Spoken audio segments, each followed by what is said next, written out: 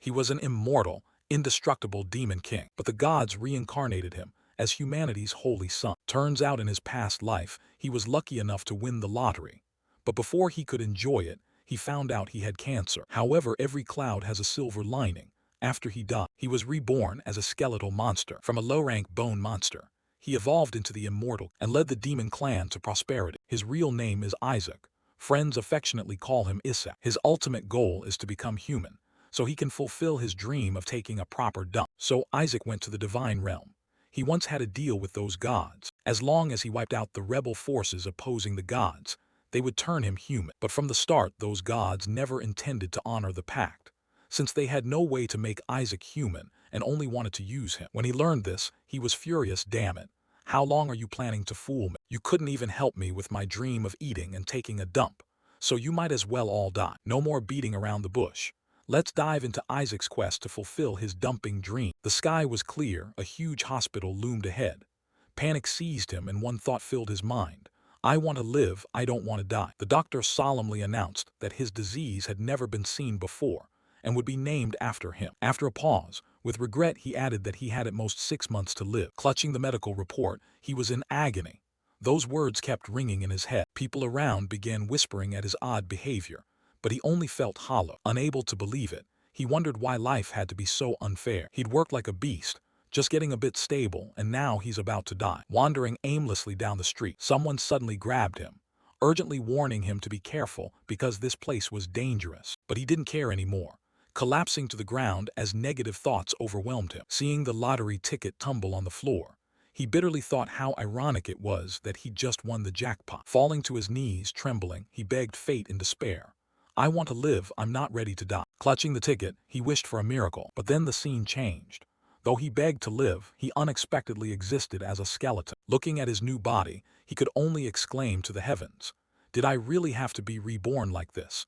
And now even basic bodily functions are impossible. When a three-eyed monster lunged at him, he drew his sword, roaring that he'd wipe them all out. The blade soon grew stained with blood, but noticing the giant closing in, he immediately took a defensive stand. The giant's powerful blow sent him flying up, but he quickly counterattacked. Pouring all his strength into the blazing sword, he shouted, this damn business ends now. Finally, the enemy fell, and he coldly declared that the suppression of the rebel forces was complete. After reincarnation, he became a low-level demon, gradually evolving into the Wraith King. Cries of Demon King, Immortal Demon King echoed everywhere. He went on to recount his journey, from resurrecting a demon army that was nearly extinct for centuries to standing before those who once treated him as a sacrificial pawn. Though he might actually have been balding, he was now the Demon King.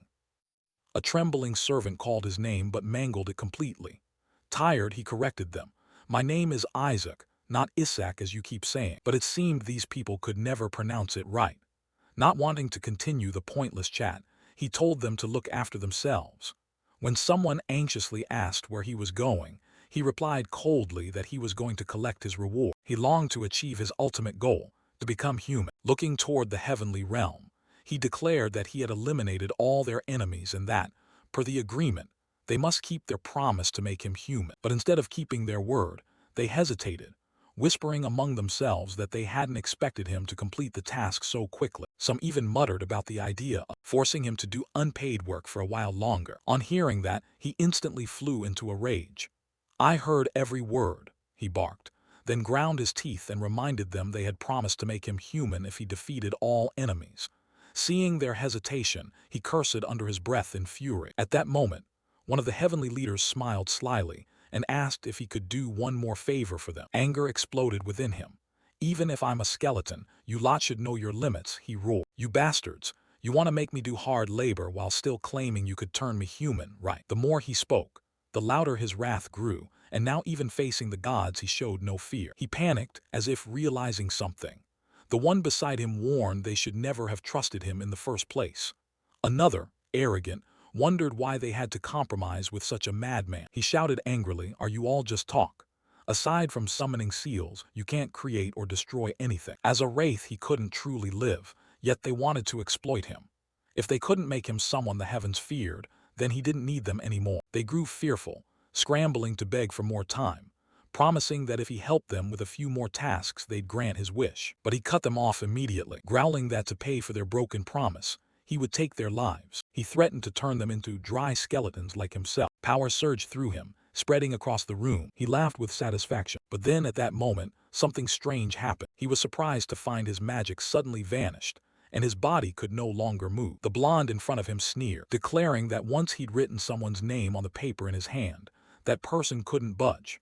They all shouted, "Annihilate," revealing this was a high-level sacred technique used to seal disasters like him. They showed contempt, mocking that an ordinary demon like him should be grateful to serve them. Now he'd have to live a miserable life like a worm. He snorted, taunting, "Couldn't you at least pick a hairier worm?" He mocked, nodding that he still clung to his hair. The moment the light from the paper in his hand flashed, he blankly realized something was off. He kept sneering, exposing that if they were going to act, they should at least do it faster before he noticed. Before they could turn him into a worm, he chose to kill himself. They panicked at the sight of that insane act, unable to believe he actually dared to do it. However, one of them stayed calm, confirming the ritual proceeded as planned, meaning the Demon King's soul had been sealed. When he woke, he felt something strange about his body.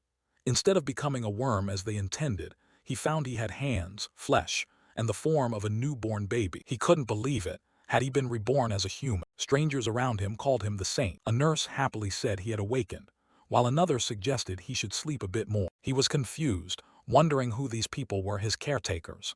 Had he really become human? But his doubt grew as he noticed their mysterious expressions. One of them hinted that, though unwilling, they still had to complete the task. Before he could understand what was happening, a suspicious baby bottle appeared before him. They gently apologized for making him sleep more. Then the final words rang out, "May you rest for all eternity." He panicked, struggling but only managing to cry out. Did he think he had just been reborn only to die again? A bottle was brought to his lips, but the moment it touched his mouth, he immediately turned away, startling those around him. They didn't understand why he refused to drink. He turned his back, thinking that having returned to being human, there was no reason to drink something so suspicious. But then he wondered why he had to be human in the first place. His caretakers were puzzled that he didn't behave like a normal baby. Could he even sleep well like this? Someone accidentally called him Isaac, which made him start. Isn't that his real name? But they had mistaken it for Isaac. He gradually realized the truth. It turned out he had been sealed, but for some reason, he had been reincarnated into a body with the same name as his own. He snorted, inwardly despising those who sealed him.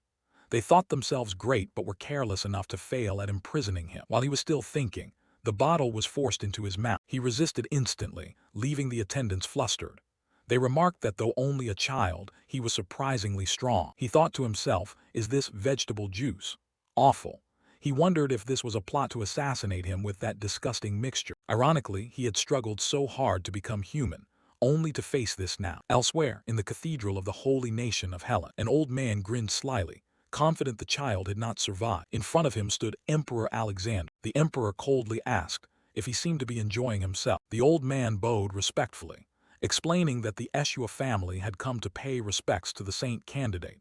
Since the holy seat could not ignore the saint, the emperor smiled mysteriously and nodded in agreement that because this matter involved the saint, they should inspect it personally. But he warned that if anything went wrong after handing the saint over to the holy seat, it would be most unfortunate. Suddenly, a blood-curdling scream grabbed everyone's attention. The sly old man broke into a dark grin. When the servants rushed into his room, they were utterly alarmed. But contrary to their initial worry, the sight before them surprised them. He was still safe. He had even finished 15 bottles of vegetable juice. The servants cheered that he ate so well, truly an angel. The old man was stunned, unable to believe his ears. This was absurd. He should have died after drinking that. He was furious, because the contents of that bottle were not ordinary vegetable juice, but a saint-slaying toxin, a poison that destroys holy power. If taken in a full dose, it would surely be fatal. But he had long since detected something unusual in his body. He understood this wasn't an ordinary poison, but a source of energy that could be converted into demonkind's mana. He welcomed it cheerfully, thinking it ironic that his enemies had accidentally helped him absorb mana so easily. He was so intrigued he asked for another bottle, much to everyone's surprise. They smiled slyly, thinking the more he drank, the happier they'd be, since the stuff wouldn't take effect immediately. But he thought differently. Splendid, for the sake of victory, I'll absorb all this mana. Deep within the subconscious world, he began to focus, condensing the energy he had absorbed into his mana core. But as the condensation proceeded, he suddenly discovered something strange. His mana core lacked the usual color. and instead emitted a pure white light. He didn't understand why, but the sense of power far exceeded all his expectations. He wondered how many blessings had been stuffed into this baby's body. If fully exploited, he could become a monster stronger than anything he'd imagined. In the holy seat, a piercing cry rang out. Someone angrily shouted, "Who dares claim the saint will rule the holy nation?" It was the cardinal primate, furious to the core, saying everyone insisted their child was the saint, even the lowliest houses. An old bishop below hurried to reassure them, assuring that all other saint candidates had been dealt with. The cardinal nodded in agreement but remained worried, saying there were unpleasant rumors about. These words unsettled the bishop. He straightened, his face darkening, warning that there was still a saint candidate from the Eshua family. The bishop stammered, mentioning that this family was an important power at court, and explaining they could do nothing about it. But before he finished, the glass in the cardinal's hand slipped, cutting him off. Wine splashed across the floor, looking like the color of blood. The cardinal went on to insist the child would die as soon as the bishop arrived, and that the bishop's task was only to confirm the death. He emphasized everything had been arranged. His expression grew increasingly terrifying, each word seeming to want to snatch another's life. He insisted the saint must come from the Berith family. Meanwhile, the bishop stood before the child thinking it should have been dead already. However, before him the baby was still alive. This terrified the bishop, cold sweat streaming down his face. The emperor was there too, happily pinching the child's cheek, and noting that the child's golden hair was the same color as the founder of the holy nation. When asked about it, the bishop stammered and confirmed the emperor was not wrong. The baby looked at them with bewildered eyes, thinking the man before him must be the emperor. He even remarked that this child seemed closer to the divine than the current pope, truly the nation's saint candidate. The baby was stunned to hear that, gradually realizing this was why everyone kept talking about the saint. Meanwhile, the bishop felt uneasy. He thought to himself that if the emperor favored this child from the start, things would become more complicated. Unable to let things continue like this, the bishop offered to take care of the child. The emperor asked why. The bishop pretended there was something wrong, saying a newborn couldn't possibly drink so many bottles of vegetable juice. The emperor countered that a saint candidate drinking the church's provisions was not unusual. The baby lay in the cradle, thinking to himself that he was the demon king, yet somehow became a saint candidate. Absurd. The bishop insisted it wasn't certain and begged the emperor to hand the child over for care. However, the emperor said members of the Eshua family would arrive, so it could wait. While the two were still arguing, the baby suddenly sensed a strange aura escaping. He quickly covered his mouth, worried it was lingering dark mana he hadn't finished digesting. He casually scanned the surroundings to see if anyone noticed. The bishop hadn't given up. He stepped closer and declared he had just sensed a dark mana emanating from the child. His expression changed immediately, thinking something suspicious was afoot. The baby panicked at this, thinking to himself that the bishop had discovered it already. The bishop went on that this child might be a failed candidate with dark magic, so it should be reported and investigated at once. The baby fumed inwardly at these words. The emperor couldn't hide his anger either, shouting, "How dare the bishop say that about a precious saint candidate?" However, the bishop remained calm, asserting the emperor needn't worry because the pope had already decided to choose a candidate from the Berith family as the next saint. Hearing that, the emperor grew wary, thinking the bishop wanted to promote someone from his own family to be saint. Shameless. The baby was also angry, realizing this was why the bishop wanted it eliminated. The bishop scooped the child up and ordered it taken for interrogation immediately. Meanwhile, the baby could only curse silently in helplessness. The emperor spoke up, reminding everyone that the Eshua family were close allies of the court. As emperor, he thought the child still needed to be examined. The bishop replied that he understood, but added that the crown prince's blessing could only be granted after the saint was decided. This made the emperor pause and ponder the situation more deeply. He thought that if he didn't support the child the pope had chosen, the pope might refuse to grant the prince's blessing. He wondered whether this was truly the will of the church. Meanwhile, the child grew ever angrier, cursing inwardly at the people who only chased after money. He worried that if they discovered his true identity, things would become extremely troublesome. Nevertheless, his eyes kept watching the situation around him. The old bishop spoke up, insisting that if necessary they could examine the child immediately with his exorcism power. However, he paid no attention to the baby bottle in the child's hands. While the bishop babbled on, explaining that if the brat were human nothing would happen, but if it's a demon it would react immediately. Suddenly there was a loud crack, and in the blink of an eye the bishop was struck in the face by the baby's bottle, tumbling to the ground unconscious. Teeth were knocked free from his mouth, falling like rain. The child kept an innocent expression. The small hand continued to swing the bottle as if nothing had happened. He simply thought, just keep acting like a real baby. The bishop's face swelled from the blow. Glaring furiously at the child, he couldn't help exclaiming, "Can a single bottle do this much damage?" But no one paid him any mind. Everyone was busy praising the child, astonished at the light emanating and telling themselves that must be holy power. If so, this child must be a saint. The baby kept its innocent face but felt a bit bewildered. He admitted he could sense holy power within, but what exactly was this source of strength? Not wanting to overthink it, he cheerfully shook the bottle once more and delivered another smack to the bishop's cheek. He wanted to see what else the old man could do to him. The struck bishop was terrified and shuddered, repeatedly wondering if this was some form of dark magic. At this spectacle, the emperor laughed heartily, and the guards around him couldn't help getting excited. Isaac was ecstatic, repeatedly bashing his face while strengthening his weapon. "I'll use enchantment magic to harden this bottle, then pretend to be an innocent baby. How's that, you bastard? Hit him until he collapses." Seeing this, a guard blurted out that he was impressed by his holy power. He kept staring at his weapon in wonder, like, what is this? Though it's weak, whenever I use dark mana, a bit of holy mana comes along with it. These two are supposed to be polar opposites, so how can they be used together? It must be related to that white mana core. Just as he was about to smack him again, the bishop snatched the bottle, scowling angrily at him. He tore the bottle away, hurled it to the ground, and shouted to the emperor, "I swear on all I hold, this child is heretical. We must perform an exorcism immediately." Hearing this made Isaac sick of the stubborn bastard, but he slipped his hand into the man's robe. "I don't want to do this either, but you seem to have something interesting here." He pulled from the man's person a severed pair of hands exuding a mysterious, terrifying purple aura. Seeing this, the bishop turned pale with terror. Those hands were remnants of a vanquished high-level demon, an artifact capable of absorbing the life force of other demons. He had been hiding it on himself in case of pursuit. Was he scared that this kid knew about it? Isaac grinned wickedly, feeling very pleased with himself. In an instant, he tossed the hand behind him.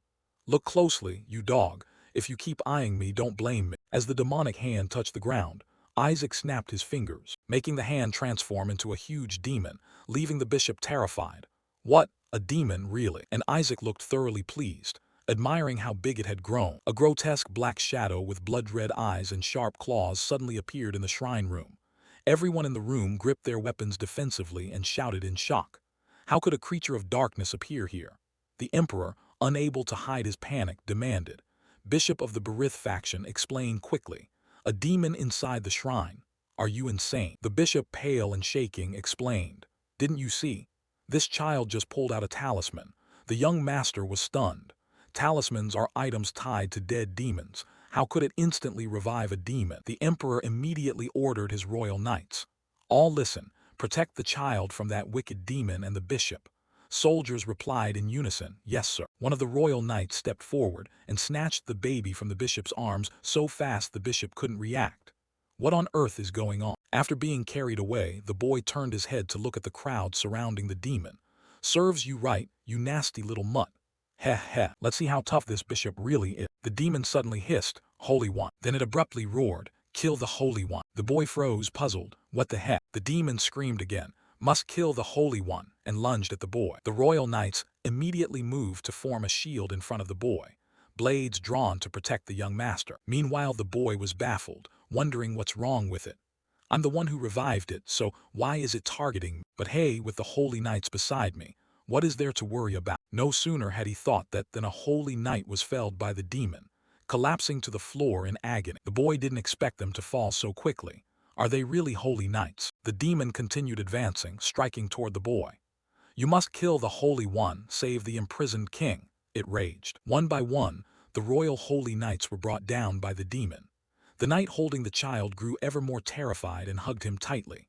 The boy, squeezed, nearly choked, thought, "Gotta stop it first. No one will be paying attention to my mana in this chaos, right?" The demon crazily charged its target, to kill. The boy stared coldly at the demon.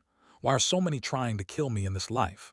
I saved you, yet now you target me." His eyes turned icy, specks of blood flickering. Ungrateful little demon. For a moment, the demon was terrified by his aura. A golden light suddenly emanated from him.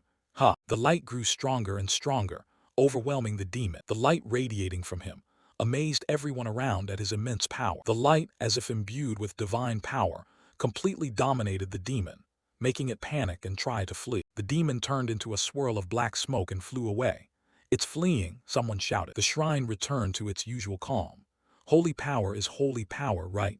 Sir Isaac just defeated a high-level demon. Impressive indeed. He's so young too, truly a young master. Everyone praised without restraint. Looking at his tiny hands, you wouldn't expect.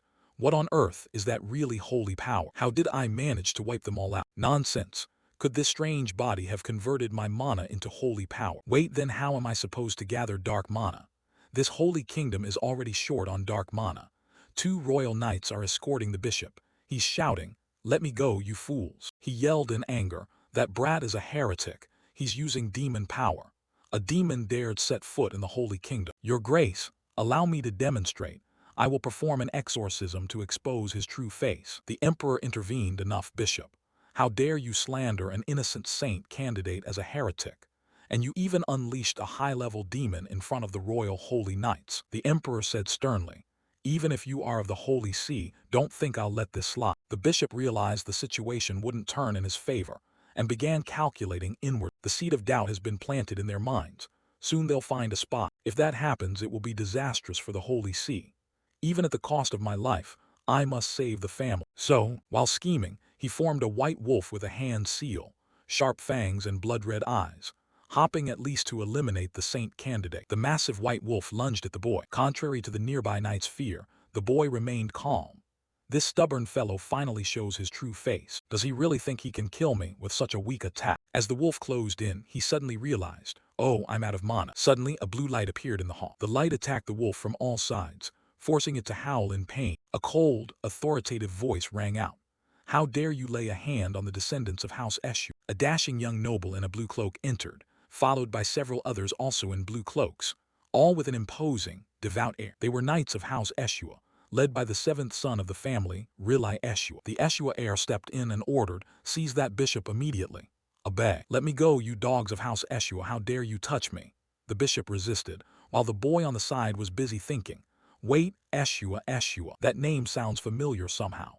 The heir commanded his knights to show their respect. All the Eshua knights knelt and shouted in unison, "Hail the heir of House Eshua." The heir turned to the boy, "Sorry I'm late, Isaac."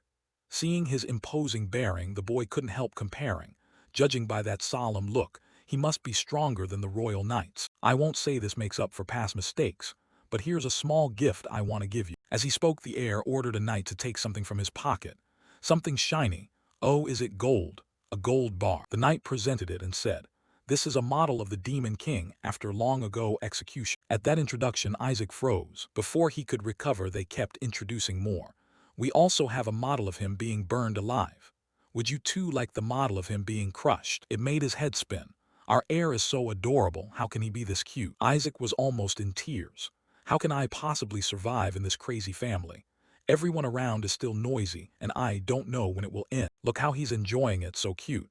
He's so moved he's crying." Suddenly he remembered something. "Wait, Eshua, I remember now. It was the saintesses who tried to defeat me." He recalled past battles. One girl introduced herself. "I am Shuri Eshua, the 45th saintess." Another girl said, "I am the 61st saintess of House Eshua. You have no right to know my name." He rubbed his head, realizing they all belonged to House Eshua. "Damn, not only am I a saint candidate, but I was born into a family of saintesses. What sin did I commit in my past life to deserve this fate?" Suddenly someone shouted, "Those damned Eshua people over there." A knight holding the bishop shouted, "How dare you? Shut your mouth." The bishop kept cursing, "I knew you were heretics. Where did you pick up that creature, huh? I will expose your true identity." He snarled. A sword was about to be drawn as he continued to insult them.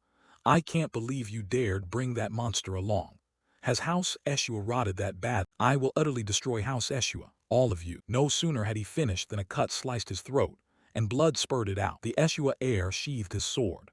"You should be grateful for the mercy of House Eshua.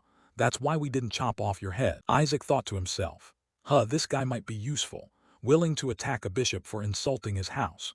With the right reason, he might even dare take on the Holy See. The knights nearby tried to reassure him. "Young master, you don't need to listen to such words, just see and hear the good things."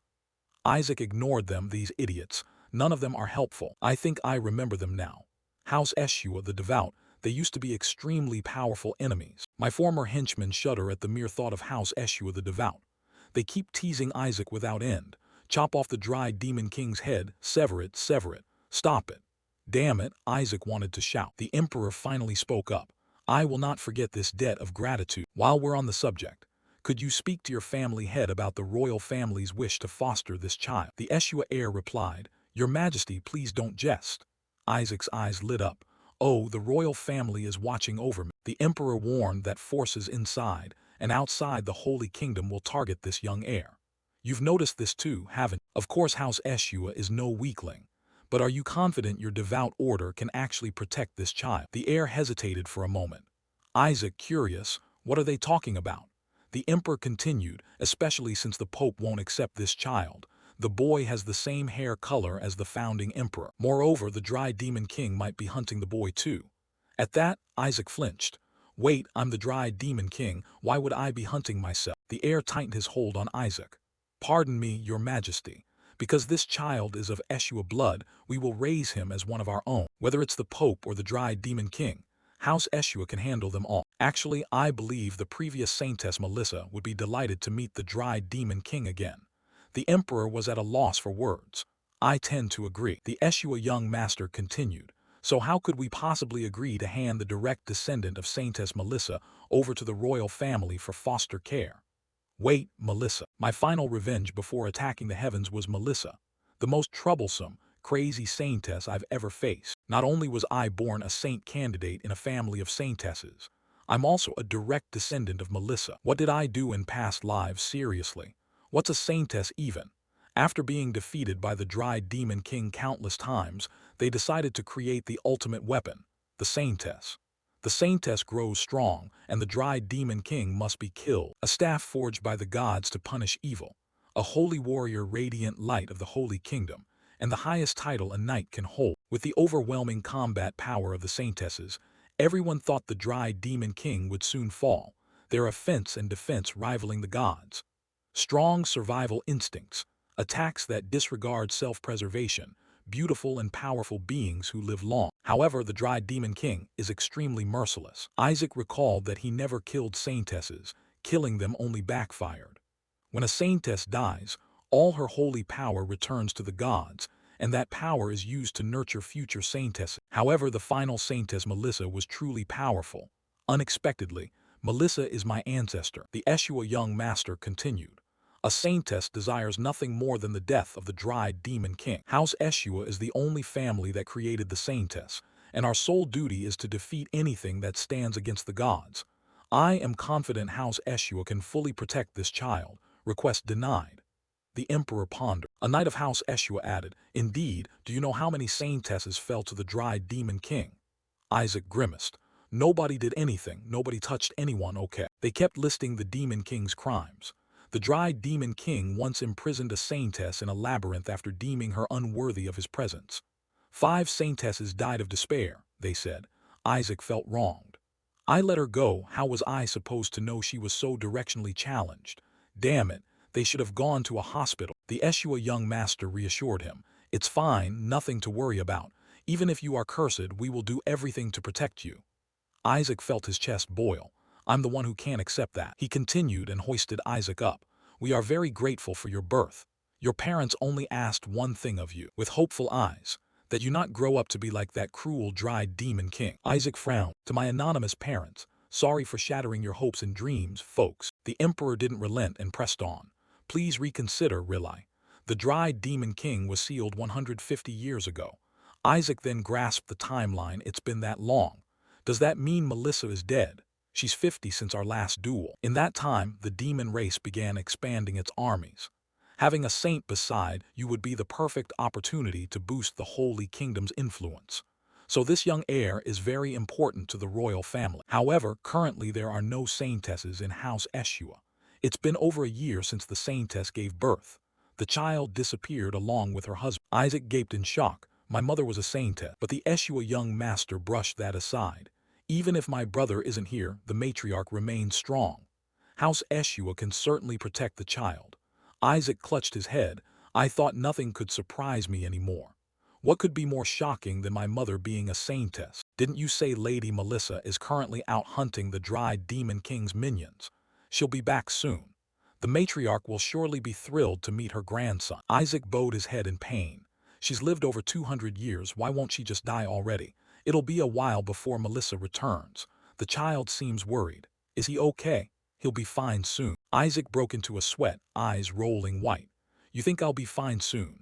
While my eternal nemesis is still alive and grinning like that. The moment Melissa finds out she'll burn me at the stake, how could anyone be fine? Melissa was the last person I faced. Isaac clutched the Emperor's hand for dear life. He put on his cutest face. Oh, Your Majesty, please take me with you. Oh, this child. The two began to quarrel again. Oh, look, even the boy wants to go with the royal family. He's just a bit overly friendly, Your Majesty. The Emperor pulled Isaac closer. The royal family can provide a lot for the boy. Even if House Eshua specializes in producing saintesses, they don't have much experience raising a saint. The Eshua heir wouldn't back down. This child is destined to be a monster-hunting knight, and no family trains exorcist knights better than House Eshua. Besides, the boy is the first saint ever born. Doesn't the royal family also lack experience raising saints? They both tugged fiercely. Royal family is better, no, House Eshua is better. Isaac was exhausted. Oh, please stop. The knights intervened. Please calm down, you'll tear the young master in two. Stuck in the middle, Isaac was helpless. I'll go with the royal family, so stop. I don't want to die. Besides, the light that shines on light. That light kept radiating from the Emperor, so I'd have a better chance of survival if I went with him. I can't pass up that opportunity. The Emperor beamed with satisfaction. Wise choice, little one. Isaac's eyes lit up. This is. Elsewhere in a deserted area, someone's voice. Impossible, I'm sure it used mine. I'm certain that child is a spawn of demons. The bishop standing before a group of mysterious people said, one who seemed to be the leader. Holy power granted directly by the gods. So are you telling me the demon clan wields holy power? A sword was drawn. The bishop trembled, but I'm sure that was mana. How could I possibly confuse mana with holy power? The leader replied coldly. The Holy See has rendered its final judgment on your claim. No sooner had the cardinal spoken than that blade sliced into his aorta, blood spraying everywhere. The executioner, eyes bloodshot, declared the sentence of punishment, the crime of blasphemy. Another suggested, I'll go gather an assault team. No need, the Emperor will take the child anyway. There will be plenty of opportunities within royal territory, we'll plan for that later. In the cradle, Isaac itched his ears, someone's mentioning him. This time that brat will surely die. From Isaac's vantage through the nursery window, the sunlight outside was dazzling. The sky seemed wider than ever. He scratched his ear, eyes squinting red, thinking to himself. Right now I'm heading to the Eshua residence. From above it was easy to spot a luxurious carriage, escorted by knights in polished helmets riding horses. The black-clad group that ambushed last night, watching from above, looked bewildered at the sight. The crowd quickly turned to the leader for answers. Wait, sir. The story rewinds a few days. A blinding light appears in the room that piques everyone's curiosity. That light was. Isaac, cradled by Alexander Helcliffe, was squinting so hard he had to cover his chubby hands over his eyes. His head was in a whirl. Why is it so bright? My eyes. Rilai quickly spoke up. Yes, Your Majesty, House Eshua isn't exactly the best place to raise a child. He bowed respectfully and said earnestly, you might think it's just full of demon corpses and mana cores. Isaac, astonished, muttered, your will to survive shines that brightly. A dazzling halo formed around Rilai's hand. His voice, warm and deep, rang out. The most valuable thing in House Eshua at best is the dried Demon King's corpse. Hearing this earth-shattering news, Isaac went pale, mouth agape in disbelief. My body, you have my body. Inside he was screaming dramatically. You should have said something first. Isaac quickly reached out his small hand to grab Rilai's, making the man pause mid-sentence. Even so, Rilai huffed. Isaac's face lit up with glee, waving his arms to draw everyone's attention. The tiny baby was just showing he wanted to go to House Eshua. Rilai couldn't resist the cuteness and covered his mouth. Moved to tears, Isaac. Back to the present. Isaac lay sprawled, staring out the window with a jumble of thoughts. Even if dragged out of the royal family and into a house, there was no other choice if he wanted his body back. His mind leapt to the image of a fearsome skeleton clutching a magic orb. The body he'd trained with magic to rival the gods. If he could reclaim it, those of you would be nothing but dogs. Thinking of the blinding light Rilai summoned, he felt more certain of his decision. Besides, It was the first time he'd seen such a brilliant will-to-live glow. Following Uncle to House Eshua would greatly improve his chances of survival. On the carriage, a blonde knight was curious why the Pope's forces chased young Master Isaac. Hearing this, Isaac clung to the edge of the cradle to eavesdrop. I'm also wondering why they're so panicked. Riley didn't hide it because they received a prophecy from the gods. It said the saint would become a child of the divine. The two on the carriage kept chatting, unaware he was listening, meaning he'll be the next pope. Indeed, that's why those Berith people want a saint. Chubby Isaac's face filled with dark suspicion at how the story was twisting into something bizarre. He quickly ran through some facts in his head. The Pope, the most powerful cleric capable of using level 10 holy arts. To all clerics and holy knights, he was no less than a king. In the Holy Kingdom, he held power nearly on par with the emperor. Isaac propped his leg up, stroking his chin in deep thought. For thousands of years, Berith produced popes, so they're hysterical at the idea of a saint stealing that from them. Thus every other house wants to breed a saint too. Just then, admiring murmurs outside the carriage caught Riley Eshua's attention. He stuck his head out and asked the coachman what was wrong. The man awkwardly tipped his hat and replied, "Young Master Riley, we've arrived at the duchy, but there's a small problem." In the distance behind the coachman, 3 gate guards were slowly approaching. One who appeared to be the leader raised a hand to stop them. "Sorry, but you cannot enter the duchy." Seeing the tension, Isaac also poked his head out to snoop. "What's at this time?" Riley growled angrily and shouted, "Do you dare not recognize the Eshua sigil? How were you educated?" The lead guard grinned, revealing sharp fangs. He hissed, "Of course you cannot enter." No sooner had he spoken than he lunged forward, his hand morphing into a claw, ready to strike. "We must wipe out the child who inherits the saintess's bloodline." The knights were horrified at the transformation. Demon Isaac, leaning at the door, also jumped in shock. "What the hell is this? I'm sure I ordered a ban on attacking human territory. What is the new Demon King doing?" The red-haired demon grinned nastily, pointing as he announced, "Hear this, lowly humans. Our exalted king has ordered the saints and saintesses to be killed without hesitation." At this, Isaac was left speechless. Of course, the new Demon King has taken the throne. The red-haired demon continued his harangue. "In the name of our great dried Demon King, King Isaac, we will slay the saint." Hearing this bluster, his round face twitched and he muttered, "In the name of a monkey, when did I say that, you idiot?" The demon horde, bristling with demonic chi, bared fangs and claws in menace. "If you hand the child over to His Majesty the dried Demon King, we might spare you." Before they could finish, a bolt of lightning struck, instantly turning one demon to ash and freezing the others in place. After the flash, the demon was nothing but burning flesh collapsed on the ground.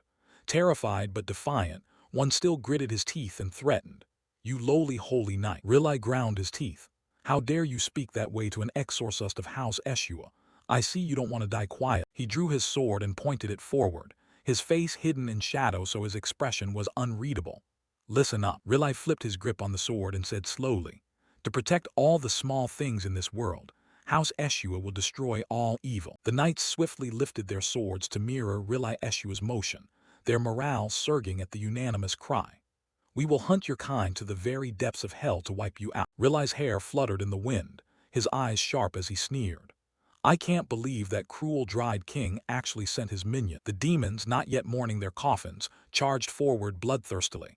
"You lowly humans dare." The lizard demon lunged, claws slashing, roaring in fury, mocking Demon King Isaac over his resurrection. House Eshua's knights showed no sign of wavering and quickly raised their swords in defense. The blonde knight grabbed Isaac and covered his eye. He reacted fast, snatching Isaac and leaping aside. Though they escaped danger, he still offered a hurried apology. "Forgive me, young master." Isaac, carried away in the hasty retreat, was dazed and not yet fully recovered. "What happened? Is someone impersonating me?" The blonde knight quickly ran with Isaac to a secluded corner of the woods and stopped. He gently set him down on a patch of grass and instructed softly, "Please wait here." The blonde knight swiftly cast a magical barrier around Isaac and promised, "I will return at once." Isaac was amazed at the barrier. Security barrier. Isaac stretched his chubby hand, thinking to himself that even a high-ranking demon probably couldn't break this. It's really strong. After checking for a moment, he showed a refreshed, satisfied expression.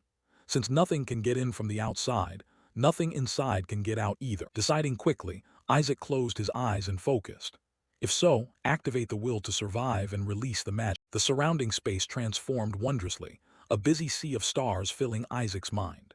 Hear my call, you made by magic but endowed with intelligence. At the whispered incantation, a shadowy figure with a sloped shape that didn't look gentle appeared. But as it opened its eyes, the evil look vanished and only cuteness remained. Master, my lord. Isaac quickly covered its mouth. Got it, long time no see. Be quiet or I'll grab you. The observer quickly expressed longing to his master. I thought I'd never behold your glorious face again.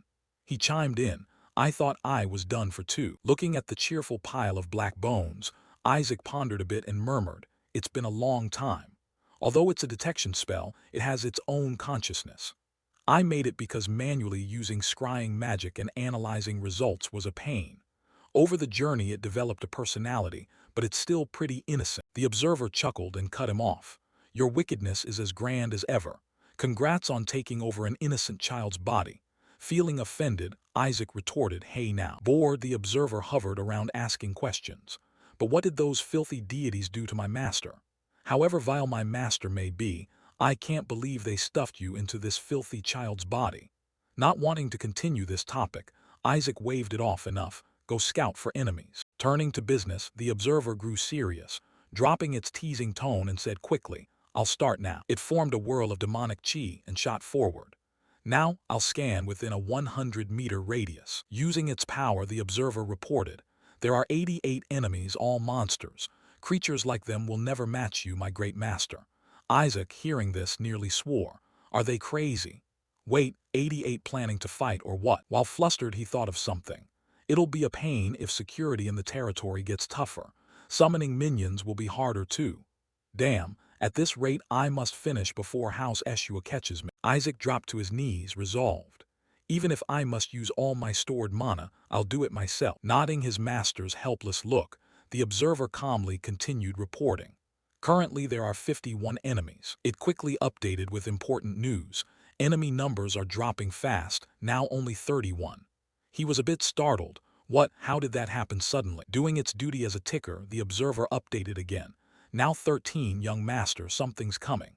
Rilai was startled and urged, form defensive ranks. Just as they were swinging fiercely, the demon skittered over to the spot.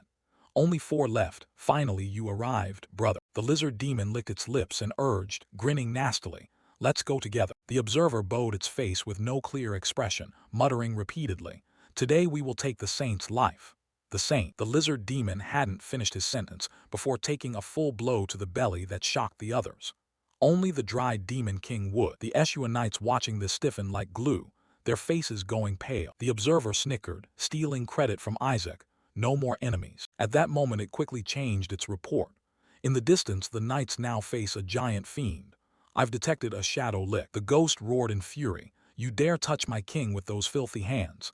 Give up your life. Isaac twitched at the scene, seemingly unable to make sense of the current turn of events. What is he now? The totem kept issuing eerie sounds. You dare touch my king with your filthy hands, give up your life.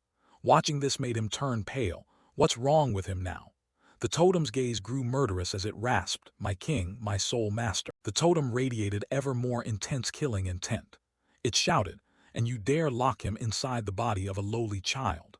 Because Isaac freed it, all the warped devotion the shadow lick felt for him exploded. It warned those there. Don't be stubborn and stare at the child with those disgusting eyes. The talisman growled again, I will gouge your eyes out. Seeing that, the blonde knight flustered and asked Rilai beside him, young master, what is he saying? However, humans couldn't understand because it spoke in another tongue. This talisman chuckled with self-satisfaction. Whoa, it's truly chaotic. He was a bit stunned. Looks like that bastard recognized me as the ancient demon king. His effort to follow me was commendable. But at that moment the knights began to act, all the knights readied for combat clearly. Isaac internally shouted again, what are you doing? Stop performing over there. He started trying to convey his words to the blonde knight not far off. Baba, basically that bastard, don't block my path. My mana core is overflowing. Seeing this he even shouted spiritedly, young Master Isaac, please wait a moment more, I'll dispel it. Then that eerie laughter echoed again. The talisman couldn't help but gloat. My master has recognized me. My guiding light has acknowledged me. Yet in the blonde knight's eyes there was only fear and screams. The young master of the demon clan is showing hostility. At that moment the talisman zipped through the crowd of knights. I will go to my master immediately. Riley quickly realized where that path was headed. That lowly thing was aiming for Isaac. The talisman lunged madly. "Filthy holy knights, how dare you seal him in such a filthy place?" Isaac panicked a bit. "I've been noticed by him." He couldn't help feeling helpless. He couldn't let his manhwa be exorcised.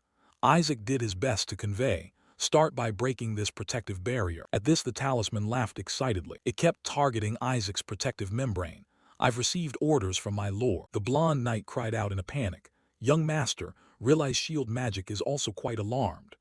Isaac smiled faintly in satisfaction. Escorted by the talisman, he praised it. "Well done."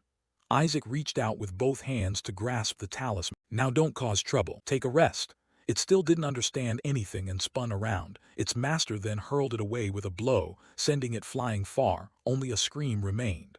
Why? Riley saw this scene and went pale. Could it be? Isaac remained relaxed there, from which one could guess it had talismanized into a demon clan. The blonde knight couldn't help exclaiming happily. He turned a talisman into a demon clan on the first try. Isn't he extraordinary? The others also cheered Isaac on. That's a sacred spell that normally only cardinals or holy maidens of considerable power can use. Isaac thought to himself, it's not even a sacred spell. I'm just using Riley guessed it was definitely a talisman transformation sacred spell. But even with such a high-level sacred spell used, it's strange that he couldn't sense any holy power from it. The blonde knight figured he knew. People only reveal their true worth in danger. He recalled the events then, and that thing had also rushed at the young master. I'm sure even the Darklick sensed danger instinctively and hurried to remove the source of threat. The blonde knight kept flattering Isaac inwardly. "Our young master is magnificent. I'm certain of it. I'm completely sure the young master is the Holy One." Riley pondered for a moment. He had a point. Even demon clans came here to target the baby. Even if he's not the Holy One, that child has something special about him. He gritted his teeth and wondered, but why does it have to be a boy? Riley reflected that because of the ancient demon king's curse, the male children of the Eshua family would. Suddenly the blonde knight's voice rang out, cutting through his thoughts. "I've made up my mind." He hugged Isaac resolutely. "As captain of the Azure Faith, I will protect Isaac's future. You will become the future of the Eshua house." Riley was a bit surprised to hear that. He smiled faintly and replied, "Understood, I'm the fool." Riley reached out to lift Isaac. "I've always feared the ancient demon king's curse. This child will bring honor to the Eshua line." He lifted Isaac and declared confidently, "Let's go home, Isaac. Uncle will teach you many things." Riley continued, "You have extraordinary talent, so I'll raise you to be an exceptional knight." Isaac thought to himself, "I won't become that. Just return my body and we're even." Riley then said something that left Isaac dumbfounded. "Even if you won't live long, I'll protect you at any cost." Isaac was stunned. What the? Riley declared his name would spread across the continent. Isaac protested vehemently. "Whoa, wait, I feel like you just said something super embarrassing." Riley misunderstood. "Of course I know you'll like it." Isaac shouted, "I won't." Riley suggested that once home he'd start by teaching him how to curse that dishonorable ancient demon king. Isaac silently cursed the damned Eshua family. At that moment, the carriage arrived at the Eshua Duke's residence. The statues were carved in gleaming gold. Even the building's architecture was exquisitely ornate. Isaac glared at the outside scene in growing anger. These Eshua bastards tear demons apart with gusto, yet live in such luxury. How much did this pile cost? Isaac remembered his time among the demons, and how those bourgeois scum made him toil, until his clothes wore thin to feed his children. The shadow murmured softly to him, "Oh my master, this place is on a whole other level compared to our crumbling palaces. Sell a few of those sculptures, and we could buy a dozen demon king castles." Isaac retorted, "I know, shut up." Riley carried Isaac and said, "This is the Eshua household. Isaac, this is the cradle of monster hunting and exorcism on the continent." He held Isaac up to look around. A group was training on a scarecrow. "When you're older, you'll be like those kids." They took turns striking the scarecrow with sticks, shouting, "Die, Demon King." They beat it with visible anger, half-heartedly at best. "Curse you, your limbs torn apart won't be enough, ancient Demon King." Those words kept echoing, "Die, die." Isaac froze in place. What are you teaching the children? Is this a fanatic family? He reassured himself, whatever, it's not important. Isaac vowed, "Once I infiltrate the Holy Empire, I'll burn the Emperor and make this place the Isaac Empire." The shadow whispered in his ear, "What are you doing? Holding a grudge against kids playing? Pathetic." He told it to be quiet and went to survey the surroundings. It busily replied, of course. A magnificent building glowed, drawing gasps. Oh, Isaac watched and murmured, calculations, exquisite. Are those all manhwacores? There are dozens. The shadow agreed. This is the first time I've seen so many manhwacores concentrated in one place. How many demons did they slaughter? At that moment a servant announced, "We have arrived, young master." Riley stepped down from the carriage and ordered, "Prepare a room for us, he'll stay with me." The steward stammered, "Ah, about that." He hurriedly reported, "Sorry, young master, we've been ordered to take young master Isaac to the annex." Hearing that, Riley was puzzled. The annex? Why? The steward awkwardly replied, "Ah, the fifth young master ordered that young master Isaac must never be brought into the main house." Isaac was thoroughly annoyed. What now? Riley was naturally just as displeased. "You want to send Isaac to that deadly cursed place?" Isaac grew more puzzled. This family really excels at hypocrisy. Ever since I crawled around as a newborn I knew it. The Eshua house is falling apart. Riley complained, "He's really making a fuss for nothing." Isaac quietly agreed. Right, right. I can live in the mansion. Why must I go to the annex?" Whisper murmured in his ear, "The manhwacores are in the annex. Order them back. I can't let my nephew stay in that ghost-haunted place." Hearing that, Isaac vehemently objected. "No, the annex, I must go to the annex." Isaac's words were incomprehensible, and Riley tried to reassure him about Uncle's room. "Uncle will read you holy tales of how the great saintess fought the ancient demon king, as a bedtime story every night afterward. Then Uncle will teach you exorcism techniques made specifically for the ancient demon king." Isaac turned pale with fear. "Damn, that's an exorcism on me. You trying to kill me?" Just then a voice rang out. "It's just picking up a homeless kid. Why are you making such a fuss about it?" The man grinned. "Obviously I already said I'd send that kid to the annex." That rude fellow even opposed Riley. "After so long, you're actually going to defy your brother." That man was none other than the Eshua family's fifth son, Gol Eshua. Isaac turned his head and exclaimed, "Ooh." Seeing the two face off, he concluded the guy was a bully. Gol taunted, "Put that thing down, I'll send it to the annex." Riley angrily protested, "Are you joking? This child is a descendant of the Eshua house. We won't send him to the annex used for exile." Isaac wanted to scream inwardly, "Hey, put me down and just send me to the annex already." Gol reached out and touched Isaac's cheek, asking, "Where did you find this skin and bones kid?" He even mocked descendant like it was a joke. Hearing that, Isaac thought he liked the idea of being sent to the annex. But what's up with this jerk? Are you a cleric or a thug? Isaac sighed in relief and decided, "Whatever, I just need to get to the annex and suck the manhwacores." Meanwhile Riley pressed Gol, "Didn't you know why I want to send this child to the annex?" He bluntly exposed him. "You want everyone to think the child is cursed so you can remove his inheritance rights." Isaac then snapped awake, "Inheritance rights? Wait the hell a moment." Isaac remembered something and got furious, ready to strike. "Fine, I'll suck this house dry, become a saint, then the Pope, and take revenge on those damned gods." Gol nonchalantly replied, "That's the plan. I heard a demon appeared to snatch this brat, so it seems cursed already." The blonde knight, hearing this, angrily shouted, "No, the young master participated in expelling that demon." He recounted seriously that the demon's appearance because of him proved his importance. Even the knight behind added, "Indeed, he has the divine power of a saint." The man burst out laughing. "Ha, hilarious. How long will you keep covering up for this trash? Don't make me laugh. If you insist he's the next saint, then show me his power." Whisper then whispered to Isaac, "Why don't you show him your power? Summon a meteor or something." Hearing that, Isaac retorted, "Meteor my ass." Gol clicked his tongue and continued, "Right. If you want to call him a saint, I'll set one distant condition. That thing over there." Gol challenged Isaac. "Whether it's the family crest or whatever, why not have him resurrect that thing he loves so much?" He scoffed, tongue clicking, "That holy tree died from the demon's dark mana. So if the kid really has what it takes to be a saint, he'd resurrect it easily, right?" Gol smugly emphasized, "That's if he's truly a saint candidate like you all claim." Riley asked him again, "Do you even know what you're saying?" Isaac murmured, Melissa, you're great at fighting but your descendants are a mess." He thought back. The first son missing, the second adopted. Suddenly Isaac noticed something. Whisper whispered, puzzled. What's up?" Watching, Isaac grabbed it. "What are you still thinking?" Making it all confused. Before it could reply, Isaac flung it that way. "Go there and take everything for me." Whisper was utterly flustered. "Wait a sec." Riley tried to reason with that Gol fellow. A tree dead for 70 years, and you want some toddler who can't even speak. While they were still arguing, something strange happened. Riley was also astonished at the sight before him. What the hell is that? The holy tree. The holy tree has turned green again, completely unlike the withered trunk from moments ago. They stared up and down the tree, exclaiming in shock, "It's been revived." Gol froze, stunned. Even with purification and restoration magic, it kept dying slowly. He fretted, pondering, what on earth is happening? Isaac smiled confidently. It's nothing really. He was quite proud, face beaming with confidence, thinking there was some dark mana near the roots, so he sucked it all up. Whisper returned, a bit deflated. I've absorbed all the mana there, I'm full to bursting. Everyone, astonished, asked Riley, Sir Riley, what happened to that tree? What did you do? But Riley replied coldly, I did nothing. Hearing that, the soldier immediately guessed, could it be? The one everyone adores is just sitting there grumbling, it's all mana. What a waste.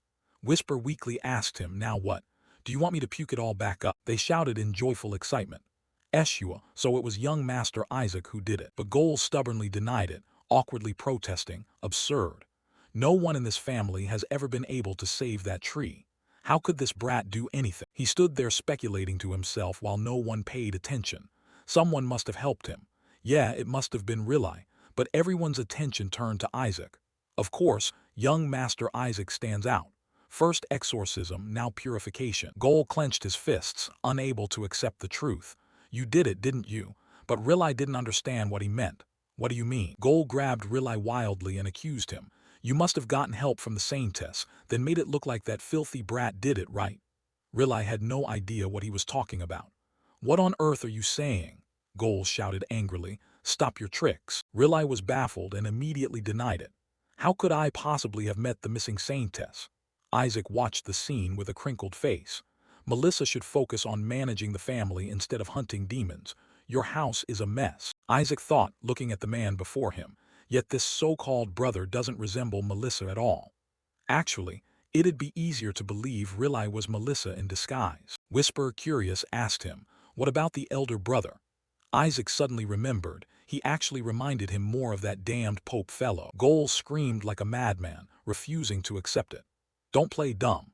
You think I don't know you brought this kid here to make him the next saint candidate? I can't believe you'd use such dirty tricks when our family already has a saint candidate. Isaac immediately perked up to eavesdrop. There's another candidate in the family, and that crude bastard even wants that candidate to win. Whisper was gleeful at someone's misfortune, teasing, looks like you need to compete with that other guy, but you don't seem to care at all, do you? Isaac, on the contrary, was positively intrigued. Don't you think that guy would be just as cruel if that bastard backs him? Beating him would be fun. Whisper reluctantly admitted it made sense. Riley frowned, questioning him. So are we just going to ignore the boy? He's our nephew and the son of our firstborn. The boy has the right to lead this house. Gol heard this and felt unbearably irritated. Nonsense about the firstborn. He ran off while the family was in danger. As he spoke, he grabbed Riley. You still want to bring up that firstborn? You only just told us this kid exists. Isaac thought this drama was worth following. So that's why I've been treated differently. What a great life. Whisper didn't quite get his train of thought. You can't be so indifferent about your own life. Gol suddenly remembered and sneered. Ah, but the kid is still the Saintess's son, right? He could just be a bastard child of the Saintess we picked up from outside. She's a saint regardless. Each of his words made Riley's face crease. But you can't be sure he's the firstborn's child, can you? I suppose his face looks decent because he resembles that woman. He kept yammering, slandering Isaac, until Riley angrily punched him square in the face. If it's good for the family, I think we could sell him to preserve the bloodline. After being hit, he still didn't understand why. Are you insane? Did you just hit me? Riley finally spoke. Did you think you could get away with spouting that nonsense? Everyone was shocked by Riley's action. Isaac, however, found it highly amusing. Yeah, brothers should spar now and then.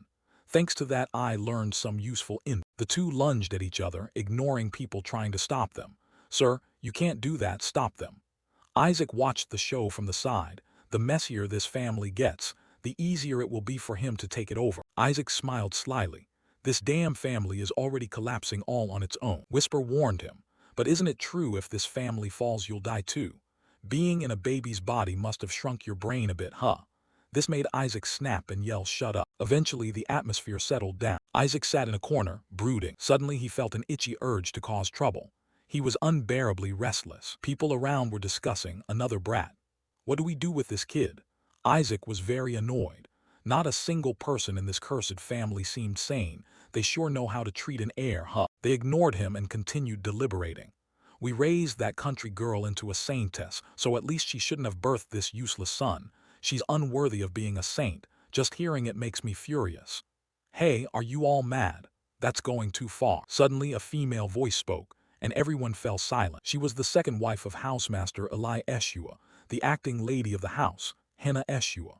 Really, we decided to raise this child in the annex to avoid attention. She demanded coldly, why did you allow this child here? At a glance Isaac understood. She was openly hostile, clearly the one behind those trying to shove him to the annex. Goal, whose face was already ugly, looked even harsher, grinding his teeth.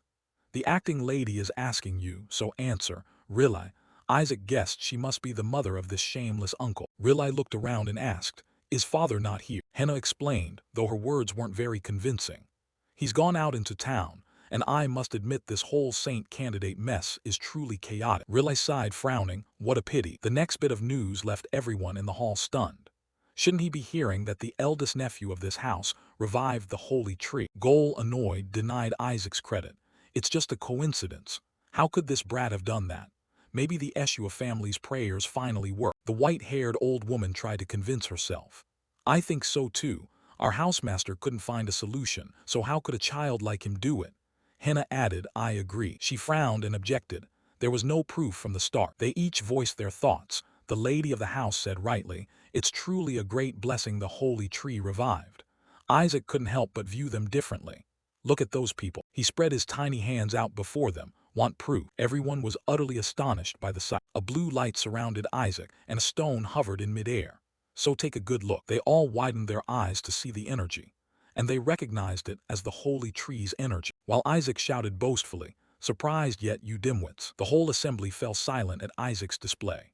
Rilai, standing nearby, concluded that Isaac seemed to have removed the mana corroding the holy tree. Upon hearing that, an old elder stood up in doubt. But a newborn could remove it.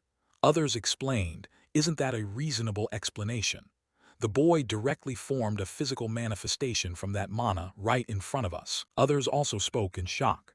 Yes, but even if this exorcising method worked, it's certainly not simple. One small mistake could have killed the holy tree. That's why the housemaster chose cyclical purification instead of straight exorcism. Goal went pale, panic struck, thinking what the hell are they saying? There's no way a newborn could do that. Rilai immediately rebutted him. Isaac must have instinctively exorcised the dark mana within his tiny body. I agree. Exactly. Rilai continued to praise Isaac lavishly. A nursing babe achieved what no one in the holy seat could for 70 years. But Goal whispered in horror, what is he saying? Then he slammed his hand on the table and demanded, Elders, do you really believe this absurd story? He ranted like a madman trying to convince them. A newborn exorcising. It doesn't even know how to speak. Outsiders hearing this would surely laugh at us. Isaac ignored Goal's words, scratching his ear in contempt, while Goal gritted his teeth with scorn. Even its claim to Eshua blood seems dubious. What if it's from some unknown clan? Suddenly Rilai spoke seriously. Esteemed elders, please hear me out. This child will certainly become a saint. Not stopping there, he added that the boy could even become the next pope. You see that? And folded his arms in approval. Exactly right. Then Rilai suddenly hoisted the boy high and proclaimed above all that this child would slay the dry-aged demon king. Isaac immediately gritted his teeth in irritation. What the hell? The previous claim was enough. One elder exclaimed in amazement, the dry-aged demon king. Another, upon hearing the name, angrily cursed, that wretched creature. Meanwhile, the housemaster's second wife sat in a corner, smiling faintly and thinking, you're digging your own grave, Rilai. At once she spoke up. If you're that confident, why not put it to the test? Hannah, backlit and looking like an old witch, said, I request access to the relic store. Scene shifts to the northwest region of the holy nation Helen. The Black Forest, a razor-sharp slash, swept across the monster's neck in an instant. The head of the Eshua family stood still, watching the monster's body topple alongside the other corpses around it. Then he sheathed his sword and spoke up. This place is pathetic. A knight stepped forward and saluted him. Greetings, housemaster. Eli asked calmly what's the matter. The knight immediately reported. "Your representative in the clan has requested use of the relic vault, sir," he asked without surprise. "I've already said the Holy See isn't allowed to use it." The knight replied, "This isn't a request from the Holy See, sir." At this, Eli turned to listen to the knight's announcement. "Your nephew succeeded in reviving the holy tree, so the acting lady wishes to see whether that child has the makings of a saint, sir." Eli shifted his stance and turned back, suspicious. "What do you mean?" His gaze was cold and authoritative like a housemaster's. "Why is there a saint among our house?" Half his face hardened as he ordered icily, "I won't allow that. Only a saintess may safely enter that place. Tell them to avoid unnecessary conflicts." He flicked his hand, instructing the knight to carry out the order with no exceptions. But another voice cut in and told them to go ahead. Melissa stepped forward leisurely to inquire, "You said that's Isaac, right?" Melissa is the lady of the Eshua house and the former saintess. She smiled approvingly with a hint of mockery. "Reviving the holy tree, isn't that somewhat impressive?" Melissa continued, "Since the vault's been opened, why not put all saint and saintess candidates in there?" The knight, alarmed, blurted, "What?" Then he asked, "But if we do that, what if a child from another house grabs something valuable?" Eli fell silent, while Melissa answered with a smile, "I hope so. Even the greatest saintesses of past generations couldn't take anything from that vault." A vision of a treasure chest flashed through her mind. Perhaps if someone does retrieve an item, they could locate the dry-aged demon king and slay him. Melissa's eyes turned calculating. "Then we should reward that person, shouldn't we?" With that, she ordered the knight to relay the message. "Whoever brings out the best relic from the vault will be granted a reward even the Pope couldn't buy." He grew worried hearing the lady's words. "That person will receive a family heirloom." Melissa raised her hand slightly and declared she would personally teach them the rituals of the demon tribe. Her face brimmed with confidence as she clenched her palm and promised, "Any child who succeeds in retrieving it can have whatever they want from me. The relic vault stores more than relics. It hides an arcane secret thousands of years old. Through generations, saintesses guard it. Thus people say the Eshua family are the keepers of this vault. Only children under 10 may enter, so the vault is used as a ritual for saintess candidates. When they turn one, these children enter and choose an item. People then predict what kind of power the saintess will receive based on the item the child returns with. However, the vault is extremely dangerous. Even saintess candidates face life-threatening risks upon entry. After many unfortunate incidents, the vault was sealed." Back in the present, Whisper's voice rose. "Let's see," it said with glee, "if my master can survive and bring back a relic." While Isaac snapped irritably, "Why are you repeating that?" Whisper then mused, "But you're looking forward to it too, aren't you, master?" The boy babbled in reply, implying of course he was. Then his face turned wickedly eager as he said, "They say the corpse of the dry-aged demon king is in there." Suddenly a hand wrapped around Isaac and curiously asked, "Are you excited, young master?" A knight hugged him and gently announced, "The lady has opened the vault to all candidates." Hearing that, his head filled with bewilderment. "All of them?" Then he gleefully tossed Isaac up to encourage him. "All the descendants of the 5 noble houses will come. Even that damned Pope's house will show up, but I'm sure you'll win whatever happens." "Young master," Whisper hovered nearby and observed, "seems like they're making a big deal out of this." While being cheered, Isaac grew a bit more confident. "Good, more people means more distractions, so reclaiming my body will be easier." Just then another hand cradled his body, warning, "Be careful, Isaac." Rilai smiled at his grandson and revealed, "The demons captured from the battlefield will guard it." Hearing that, he blinked in thought, "So there'll be danger because demons guard the place." Though it sounded scary, Isaac smirked confidently, thinking if they're caught like that they're probably only level 6. "I just need to overwhelm them." And while he was musing, Rilai set him down on the bed and warned that level 8 demons aren't easy to deal with. Immediately Isaac turned to anger, fuming silently. "What the hell? Why would level 8 demons be there?" The knight from before spoke up to discuss. "Even so, that level 9 dragon is probably the worst." Rilai replied casually, "If we're only talking ranks, then yes." Whisper rolled its eyes beside him. "The whole Eshua family must be insane. A dragon where a bunch of kids will go." Then it asked, "But at least you know a lot about dragons, right, master?" Seeing his expression, it loudly asked, "What now?" Isaac bit his finger, trembling with panic. "Oh shite, dragons are on a totally different danger level." "Well, I've tricked them a few times," Whisper admitted helplessly, then asked, "How many exactly?" Suddenly visions of terrifying dragons and furious voices echoed. That bastard duped even the little dragons. What the hell did he sell those kids? They're not even 3 yet. The elder dragons being fooled, let alone wormlings, you skeletal bitch of a mother. Thinking that, he answered softly, about 70. Isaac grew more flustered. Oh no, and they have good memories too. They'll notice their souls are missing. Yet Whisper cheerfully calculated, maybe it's time I change masters. Seeing that, he ground his teeth and snapped, I can hear you, you know. After an internal struggle, Isaac pressed both hands to the mattress and concluded, looks like I'm out of option. Thinking of the treasure chest, his mind intensified with schemes. So there are level 8 demons and a level 9 dragon in the relic vault, but my current self can barely handle level 6 demon. While pondering, Isaac's face turned more sinister. To fight them, I need to steal all the mana cores from the Eshua family.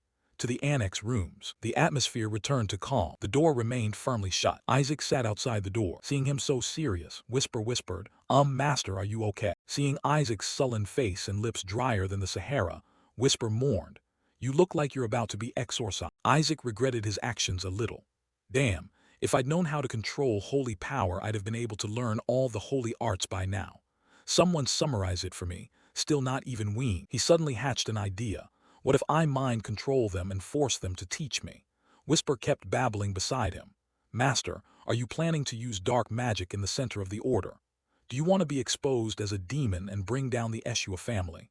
Hearing that, Isaac stared at how wildly it was extrapolating. What happened to your personality over the last 150 years? He returned with the book in hand. Just theory like this and I understand nothing. Seeing him so tired, Riley picked him up. You tired, kid? Riley smiled, probably because so much happened today. Isaac tossed his chin. Right, kids my age need 16 hours of sleep a day. Riley carried him off while the servants cleaned up nearby. Riley waved his hand across his forehead. Instantly all of Isaac's strength returned. He thought happily, a holy technique, nice. His eyes grew a bit mischievous. Perfect, next cast some magic attacks. Uncle Whisper sighed, please just lie still. It reminded him firmly, today you need to get to the annex, you have to find a way to drive these people out. Isaac suddenly realized. Right, the annex. Do whatever. Isaac flopped down, I need to get rid of all these people quickly. Whisper scored the performance. Who would fall for that awful act? And yet 2 oxen led him to sleep. He fell asleep so fast, what a wonderful child. The boy does everything quickly, leaving Whisper bewildered. Are you all insane? And you fell for it. Then they prepared to leave as he wanted. It's late, we should go, right? Yes, I need to train anyway. Whisper gave up. What an interesting bunch. Just as things were going well, Isaac pricked up his ears to listen. The talisman is dangerous. Hide it away quickly, which made him eavesdrop. What? Riley cautioned carefully, it's precious, it's Isaac's first talisman, so keep it safe. Yes, sir. Inside, Isaac screamed, I still need to resurrect that talisman, you can't take it. But protest was useless. I'll display it in a place where everyone can see. Isaac could only silently cry for his talisman. I need to absorb mana from. Isaac had an idea. Then right now I'll go drain the mana cores in the annex. He climbed out immediately, let's go. Whisper asked, are you really going to crawl all the way to the annex? Not sure you'll make it today. But Isaac was calm. I have a plan, just open the door for me. Whisper obediently, yes, of course. I'll go ahead to lead the way. I'm not carrying you the whole trip. It regretfully reported, your uncle locked the door and from the outside too with a holy seal on it. Like a thunderclap, that damn uncle. You decided to just break it down. Whisper tried to stop him. They'll think you're being attacked and rush here, leaving Isaac helpless. Damn it. He angrily pounded the door, furious. This is driving me insane. I can't ride on Whisper the whole way there. But if I use magic, everything gets more complicated. While Isaac was furious, Whisper seemed very relaxed. Not knowing what to do, the door suddenly swung open in his face. How am I supposed to get out? A little brat was slowly walking in. What the? The boy stared at Isaac on the floor in bewilderment. This kid was Gol Eshua's son, the saint candidate of the Eshua family. Shuri was 5, and the boy thought, he's barely even walking. Isaac also stared. This brat is my rival. Whisper, seeing blood on his face, panicked. He dared harm my master. Shuri looked at him with a murderous gaze, grinding his teeth. This talisman even a genius like me couldn't make. He held the item in his hand, jealousy toward Isaac obvious. There's no way that brat can do it. But Isaac didn't care much. He was feeling very excited. Shuri swung his hand, about to do something nasty. I'm the one who will become the saint. He used magic to take out the talisman. Seeing this, Isaac quietly gave him a thumbs up. You dare snatch that from me. But before he could enjoy it, Isaac controlled the talisman and punched Shuri, splitting his head. That's the plan to get me out of that damned Eshua family. At the same time, Isaac suddenly realized I've found my means of transport. Shuri clutched his face in anger and glared down at Isaac. Do you know who I am? He thought, you look just like that thug uncle, you're probably his son. Isaac watched his every move and prepared a counter stance. Also, I see you're gathering holy mana to attack me, you bastard. He kept striking Shuri while the boy couldn't retaliate and could only take the hits. So you deserved it. Whisper approved too. Nice hit, master. Isaac, like a little devil, mocked Shuri, brat, except that you'll be my vehicle. So far Shuri lay still taking the blows, looking a mess. Finally he sprang up. Shuri shouted, you think you're so special? Isaac gave him an assessing look. The boy said, surprised. No one my age can use a level 3 defensive holy spell. Shuri tried to do something to show off, but it was still too early to be impressed. Shuri waved his hand and a beam of light covered the surroundings. Level 3 offensive holy spell. Radiance. He shouted and hurled the glowing orb at Isaac. Isaac remained calm. Impressive, using 2 radiances at once. But this little stunt only amused Isaac more. Thanks for the meal. Shuri's radiance was gently absorbed by Isaac. Shuri stared in astonishment. His eyes widened.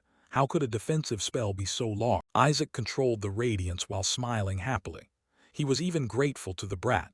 Since his uncle never taught him, he didn't know how to use it. Shuri was amazed to see this, and Isaac smiled, thankful for the lesson. Faced with this powerful radiance, Shuri found it hard to believe. Impossible. Before he could adapt, Isaac continued manipulating the radiance. The strong beam lunged at Shuri, leaving him frantic and helpless. Wait. Shuri's piteous screams rang out. Whisper, seeing this, asked curiously, master, though I enjoy the show, is killing someone from the Eshua family really okay? Isaac sighed and thought, who said I'm trying to kill him? Seeing him all messy and bruised, Isaac explained softly, the attack doesn't even hit him anymore. Only then did Shuri, both embarrassed and angry, shout, you little bastard, you can't even hit us, so why are you scaring me like that? Shuri ground his teeth and yelled, no matter how many holy attacks you use, you can't defeat a saint candidate like me.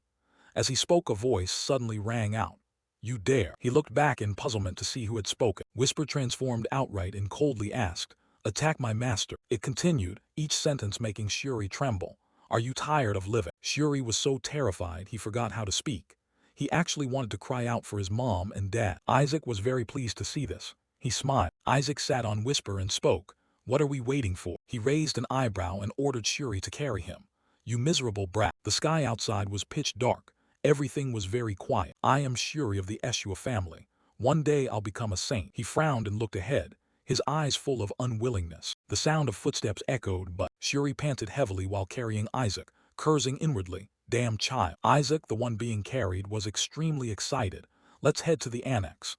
Shuri ground his teeth and glared. Why are you doing this? He was about to put on a threatening face when Whisper appeared beside him to discipline him. Dare move and I'll tear you to pieces, you lowly insect. So Shuri was shoved back into a meek position.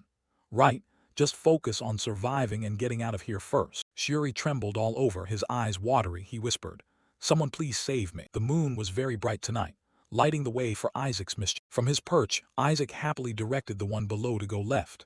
Left, you hear? Not pleased, he bent down and nagged. Want to die? Focus. Shuri, confused and panting, asked, where exactly are you taking me in the dead of night? Then suddenly he stopped in his track. Looking at the scene before him, Shuri's face went pale. He hesitated and said, this is. They'd finally arrived.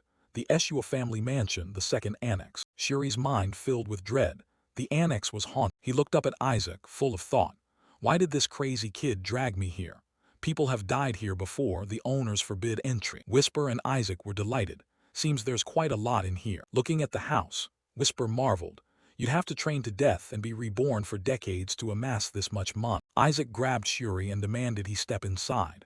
Let's go, kid, but Shuri resisted. You want to go in? No, we can't. Adults said it's forbidden. At that moment, Whisper appeared to intimidate him. Shut up and lift your feet.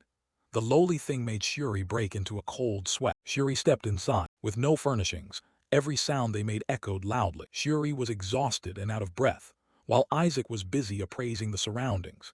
Inside was worse than outside. Suddenly he noticed something unusual, a thin mist drifting about. Isaac thought in surprise, wait, that's. Whisper explained beside him. This whole place has been sealed, master. Every door has something like a protective barrier. Isaac frowned and said, "What a hassle." Shuri's head was sweaty. He tried suggesting, "Maybe we should go back, everything's locked anyway." But things didn't go his way. Isaac grabbed his hair, making Shuri cry out in pain. "What's wrong?" he begged in pain, both hands trying to stop Isaac's action. "Don't grab my hair, okay?" Seeing the portraits, Isaac was a bit surprised. He moved closer, the former heads of the family. As he looked at the painting, he asked, "So now you want to compete for the next head of the family too?" Saying that, he assumed he was right. Pointless, since that next head position will be mine anyway. No sooner had he puffed himself up than the ancestor portrait he was proud of was destroyed with a snap from Isaac. Shuri was so stunned he felt his eyeballs might pop out. Isaac didn't stop. Shuri frantically shouted, "Our ancestors, are you insane? Why are you doing this to the family heads?" Isaac frowned and explained, "You really shouldn't put barriers on these portraits, should you?" Whisper breathed a sigh of relief and smiled.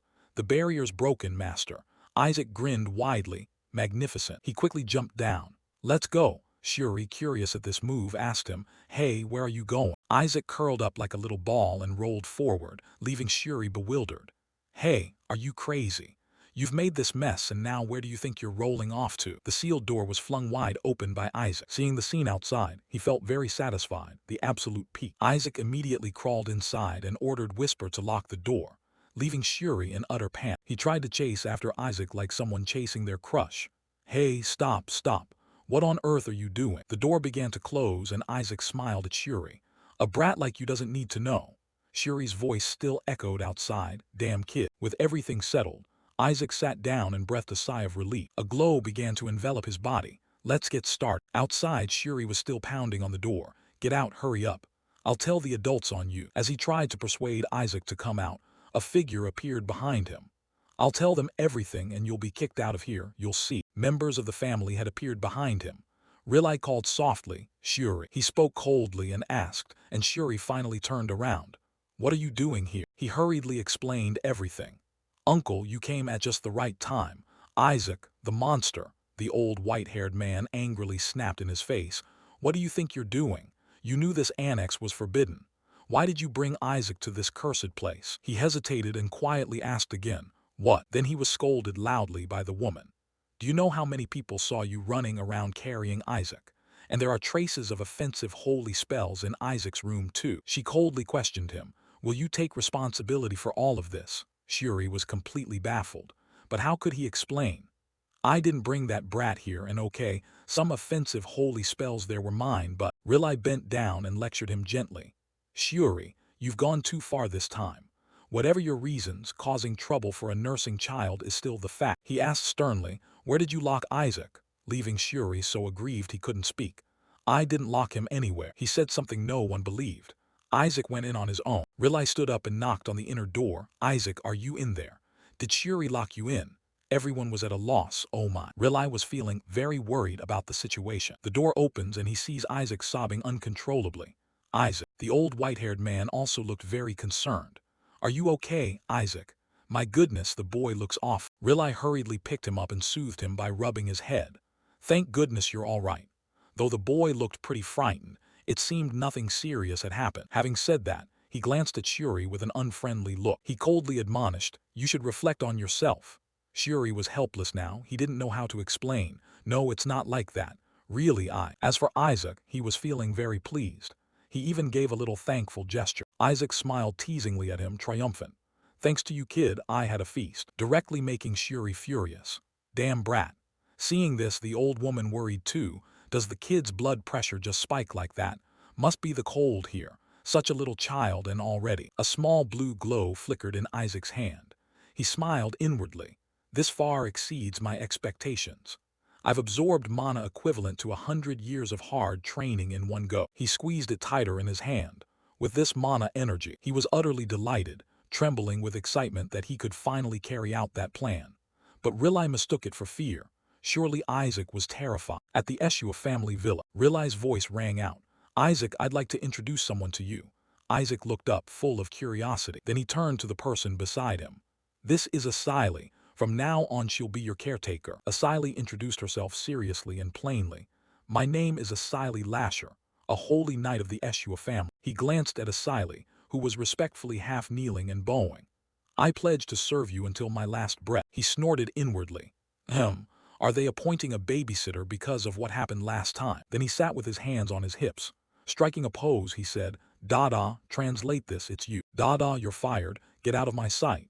He even tried to put on a scary face to intimidate them. Asili and Riley looked at the child on the table in surprise. She stepped closer to him and softly called, Master Riley, may I pinch his cheek once?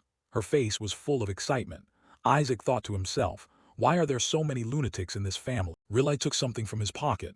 All right, Isaac, here, I have a gift for you. It turned out to be an old ring placed in a plain box. Isaac snorted in silent judgment. Did Uncle pick that up from the trash? Whisper's face beside him showed disdain too, chiming in. I thought I misheard, but apparently the Eshua family really is facing a crisis.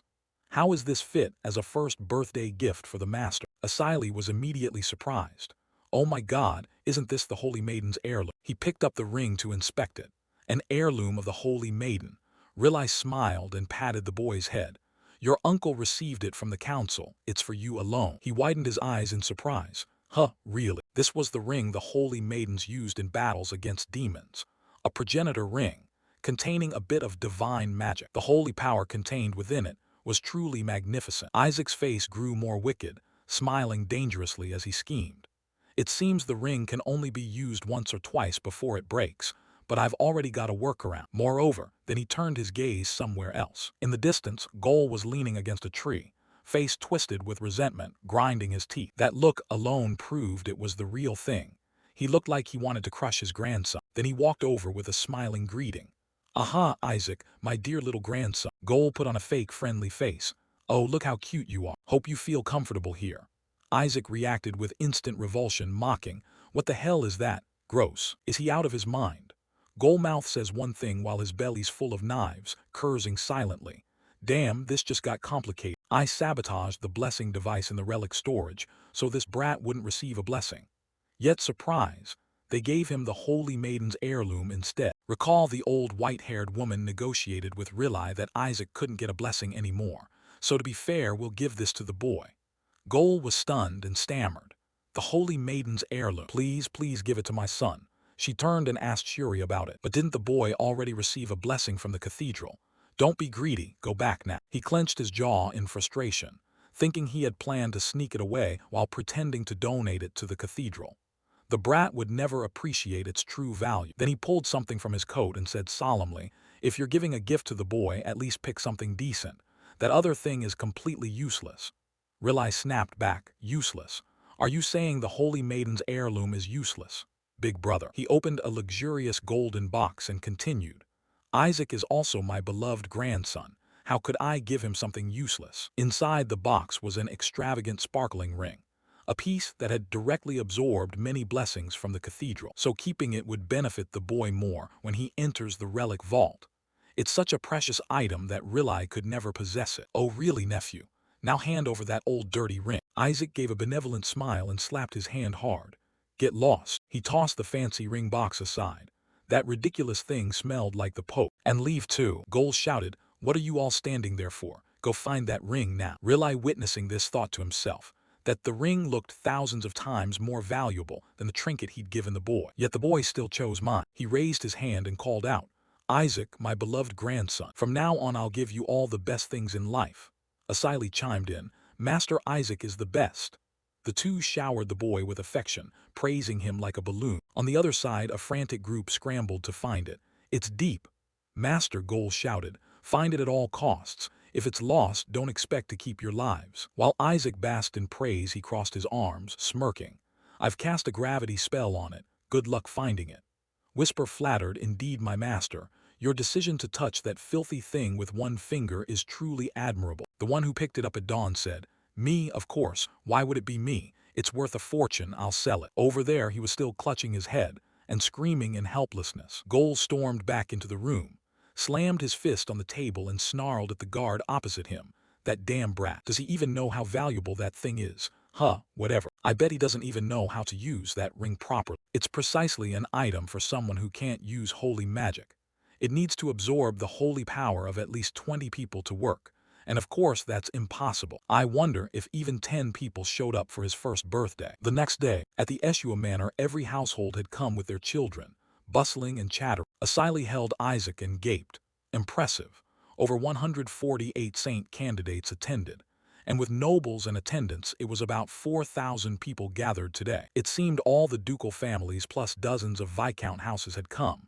The emperor even showed up, and other nations sent saint candidates too. Amazing. While you snoozed in her arms babbling in your sleep. Then you woke up, thinking, why are there so many saint candidates? Are those gods lazy so they scatter them everywhere? Whisper replied. That's exactly the sort who would do that. Rilai stroked his chin thoughtfully. Surprising.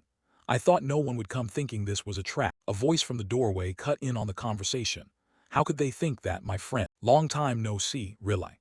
The visitor was the chairman of one of the Empire's 3 merchant guilds and Rilai's close friend, Count Simon. Rilai surprised. Simon, you came too. He chuckled and continued, rumors spread across the Empire so of course I had to come. Everyone knows this isn't a trap and decided to attend besides. Didn't those weak kids of House Eshua join too? Aha. Not to mention the rewards the head of House Eshua put up. So how could I miss it? Even the Pope's family will be there. Isaac perked up at that. What prize did she set? Rilai, incredulous, asked, don't be ridiculous. How could the Pope's family participate? Simon shrugged innocently, just guessing. There's no way those pompous types would appear on Eshua territory. Except our Berith family, who else don't we consider filthy commoners? Simon, lower your voice. Why, my son Aeon is also a saint candidate, and this event is hosted by House Eshua. The Pope's family has no reason to come. You should think carefully before speaking. Someone outside just opened the door and stepped in. Regardless of that crew who always look like they've stepped on a thorn, the newcomer cut him off. There's an old saying, nothing is more dangerous than a crude friend. Oh my, indeed the wisdom of the elders is never wrong. Simon was startled out of his wits. Rilai anxiously called the newcomer's name. Cardinal Berith. Berith smiled with dangerous arrogance and said, I didn't expect the weaklings of House Eshua to hold an event like this.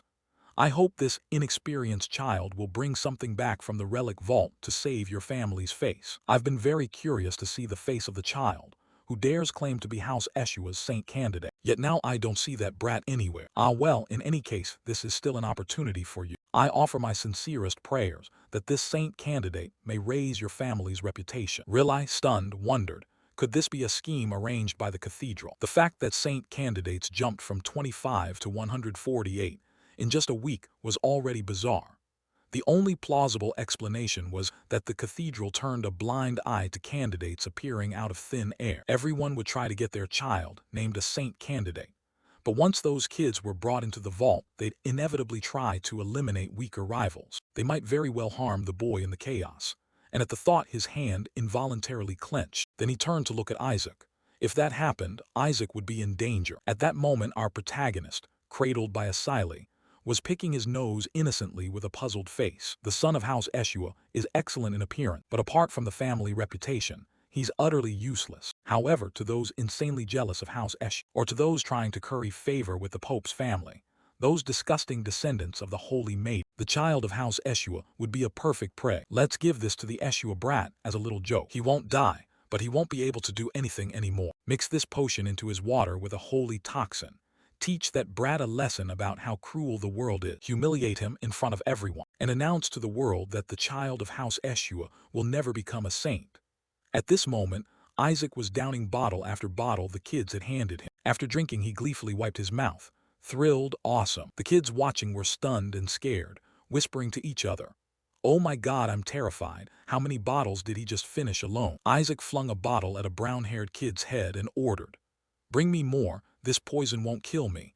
The kid who got hit was terrified and began to cry. Isaac waited while the boy shook out another bottle and waved it. Say more then.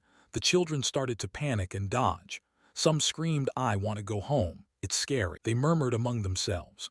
What's wrong with that child? I thought you spiked it with laxative or he grabbed the demon bottle by mistake. I don't think so. Let's go. Shuri covered his face in despair. Why does he keep drinking? This is humiliating. Don't sully the name Eshua. If you're a saint candidate, you should at least notice when something's wrong. He snatched the bottle Isaac was chugging and shouted, stop drinking. Are you that thirsty? Isaac looked puzzled at his action. Shuri held out another bottle to him. "Here, drink this if you want." Before the sentence finished, he shoved the whole bottle into Isaac's face. Isaac scolded in displeasure, but it contains poison. "Give it here, give me the deadliest bottle." The kid holding the poison bottle rubbed his forehead and muttered, "Why is he so hyperactive?" "But that bottle has holy poison," another kid intervened. "Are you crazy? If he drinks that he'll die instantly." Isaac gaped.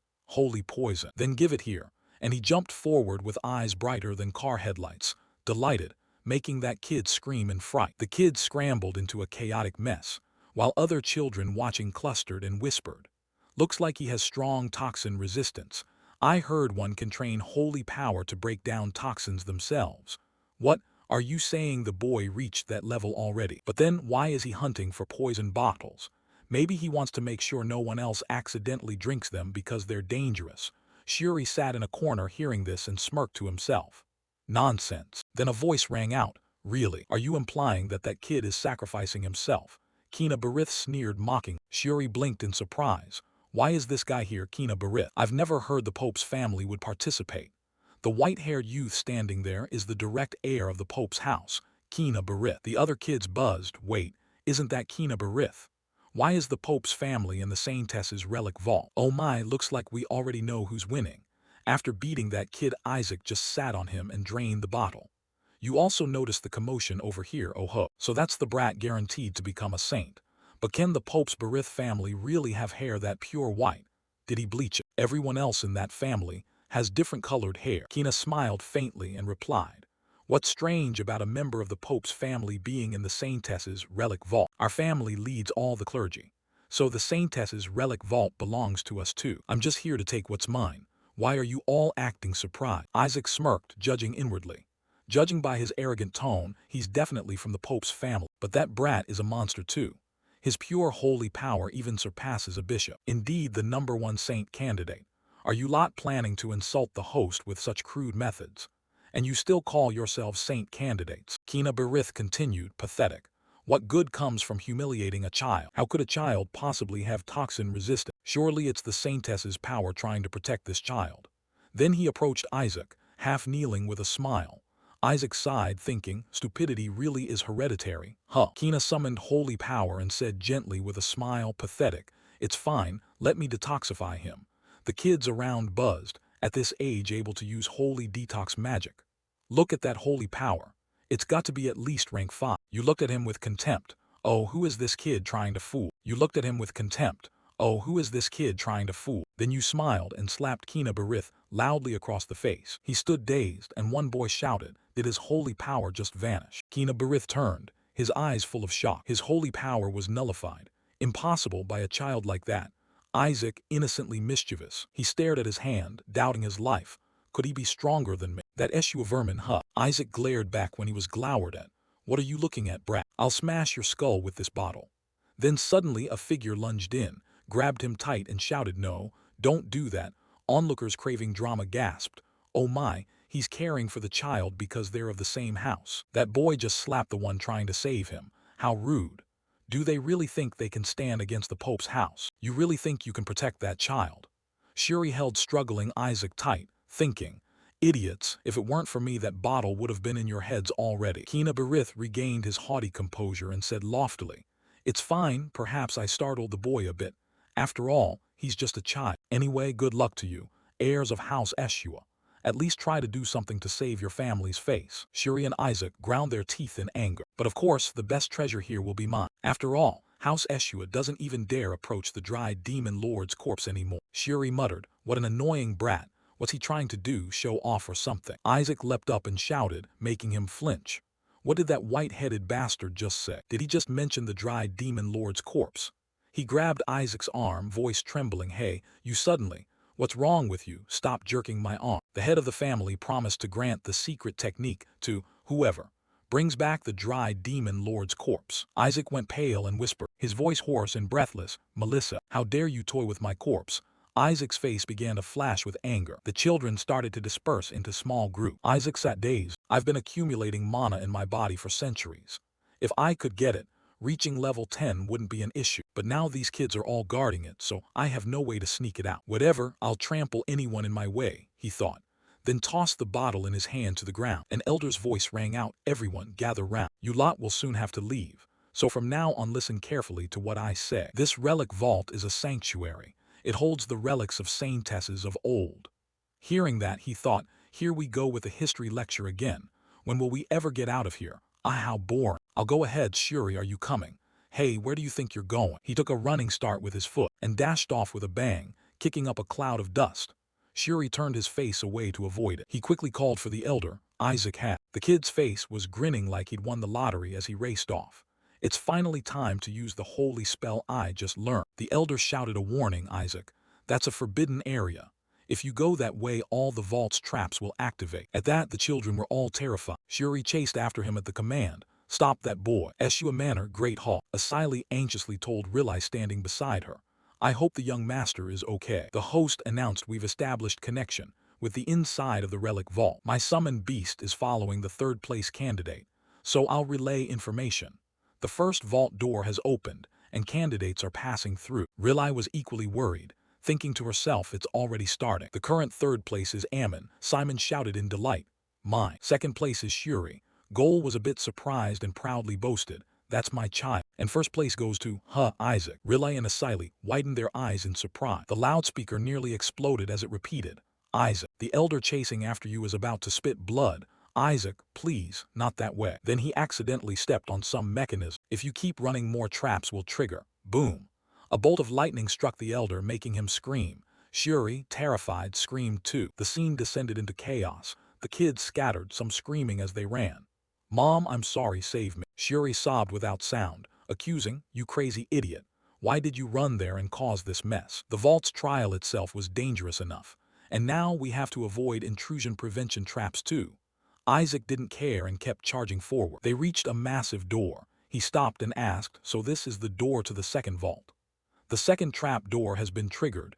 Use the side entrance to the second vault." Shuri shouted a warning. "Isaac isn't there." Whisper suddenly appeared and said, "Wonderful, master. Thanks to the mana you absorbed in the annex, I've ranked up." Isaac grinned more wickedly than a capitalist. "Good. Now I can make you work harder, damn it." "Bring everything here," he ordered. Whisper darted off, obeying. The kids outside were just coming to their senses and paused their chatter. "I had no idea it was this tough. So that's why the saintesses were so strong, huh?" A boy pointed at Shuri hovering in midair. "Isn't that the Ishua kid?" "Yeah, something like Sue. How can he fly? Did the family teach him beforehand?" "Not fair at all." Shuri sighed, "As if they'd taught him anything, you idiots. As if I wanted to float like that. Put me down." Whisper dropped him. He fell face first to the ground, then reported, "Master, I've secured the informant for us." Shuri scrambled up and said, "Stop this. I don't know how you passed the first vault's trial, the trial of choice, but from the second vault on, one small mistake can kill you. You have to fight your fears and choose the harder path to sharpen your senses." Isaac cut him off with a lightning bolt, "Talking too much. Whatever, hurry up and explain what's inside the second vault. Once you enter, remember, never attack the enemies, okay? Don't attack them." "What nonsense is that? Why can't I attack my enemies? That's the only way to clear the second vault. Whatever appears, you must stand still for 3 minutes until they vanish. Say you understand or we'll both die." Isaac felt his patience wearing thin. "Ridiculous. Testing my patience, huh? People have actually died from that. Fine, fine. How hard can it be? Just don't attack, right? 3 minutes is nothing for me." As the great door opened, a voice rang out. "Welcome to the corridor of calm. Patience is a virtue and cold reason. Remain calm and steadfast, and that patience will lead you to the light." Scene shifts to another space. It's over with Kina Barith's group. The blue-haired underling anxiously asked, "Are you sure this is safe? We're at the end there." Kina turned and smiled confidently. "There's no reason for us to go first on that dangerous path. Those meat shields will take the hits for us. Did you forget there's an 8-tiered demon standing guard at the door of the second vault? I'm sure the ones up front are stuck in there. See that?" Following where he pointed, the second door was ajar. "The trial has begun." Inside the second vault, "Do not waver." A shadowy figure gradually appeared. It was a ridiculously handsome deity who continued, "That patience will lead you to the light. If not, after only 3 seconds." Isaac unleashed holy power and tore the guy apart. Damn it. Shuri saw it, and his hope of survival died right then. Remembering Isaac's confident line, 3 minutes is nothing for me, oh boy. He couldn't help but shout, "That crazy bastard." Isaac grit his teeth. "How can I stand still seeing the face of a deity?" Whisper chimed in, "I think 3 seconds is already generous." A disembodied announcement rang out, You have failed. Those lacking patience will be punished by the deity. A monster appeared from who knows where. Oh shit, my soul left my body. He muttered, that's it, I'm dead for sure. Isaac grinned wickedly and summoned a powerful red holy surge. He threw a strike that knocked the monster flat as a pancake. Shuri gaped, mouth agape, stammering. The monster exploded in a spray of bits like fireworks. Shuri stared in disbelief. What the hell just happened? Its corpse collapsed into a pile of rubble and dirt. He thought to himself, this is supposed to be tier 8. Are you kidding me? The magic from my subordinate created that golem. The elite demons of the Dry Demon Lord. The 14 attendants. That's their unique magic. Have they now been turned into lapdogs for House Eshua? Or does this place have something to do with my body? I need to go see for myself. Shuri saw Isaac start running again and hurriedly asked, hey, where are you going now? A smug laugh came from behind. Aha. Who would have thought the descendants of House Eshua would help us like this? They stepped out from behind the bushes. Leading them was a red-haired brat pointing and saying, see, I told you those people knew how to pass the trial. He's the Scarlet Faith Zealot, one of the 5 faiths, the 3rd son of Duke Sepet's house, Nizer. Nizer chuckled smugly, thanks for taking out the gatekeeper for us. Now move aside. We'll be the first into the 2nd vault.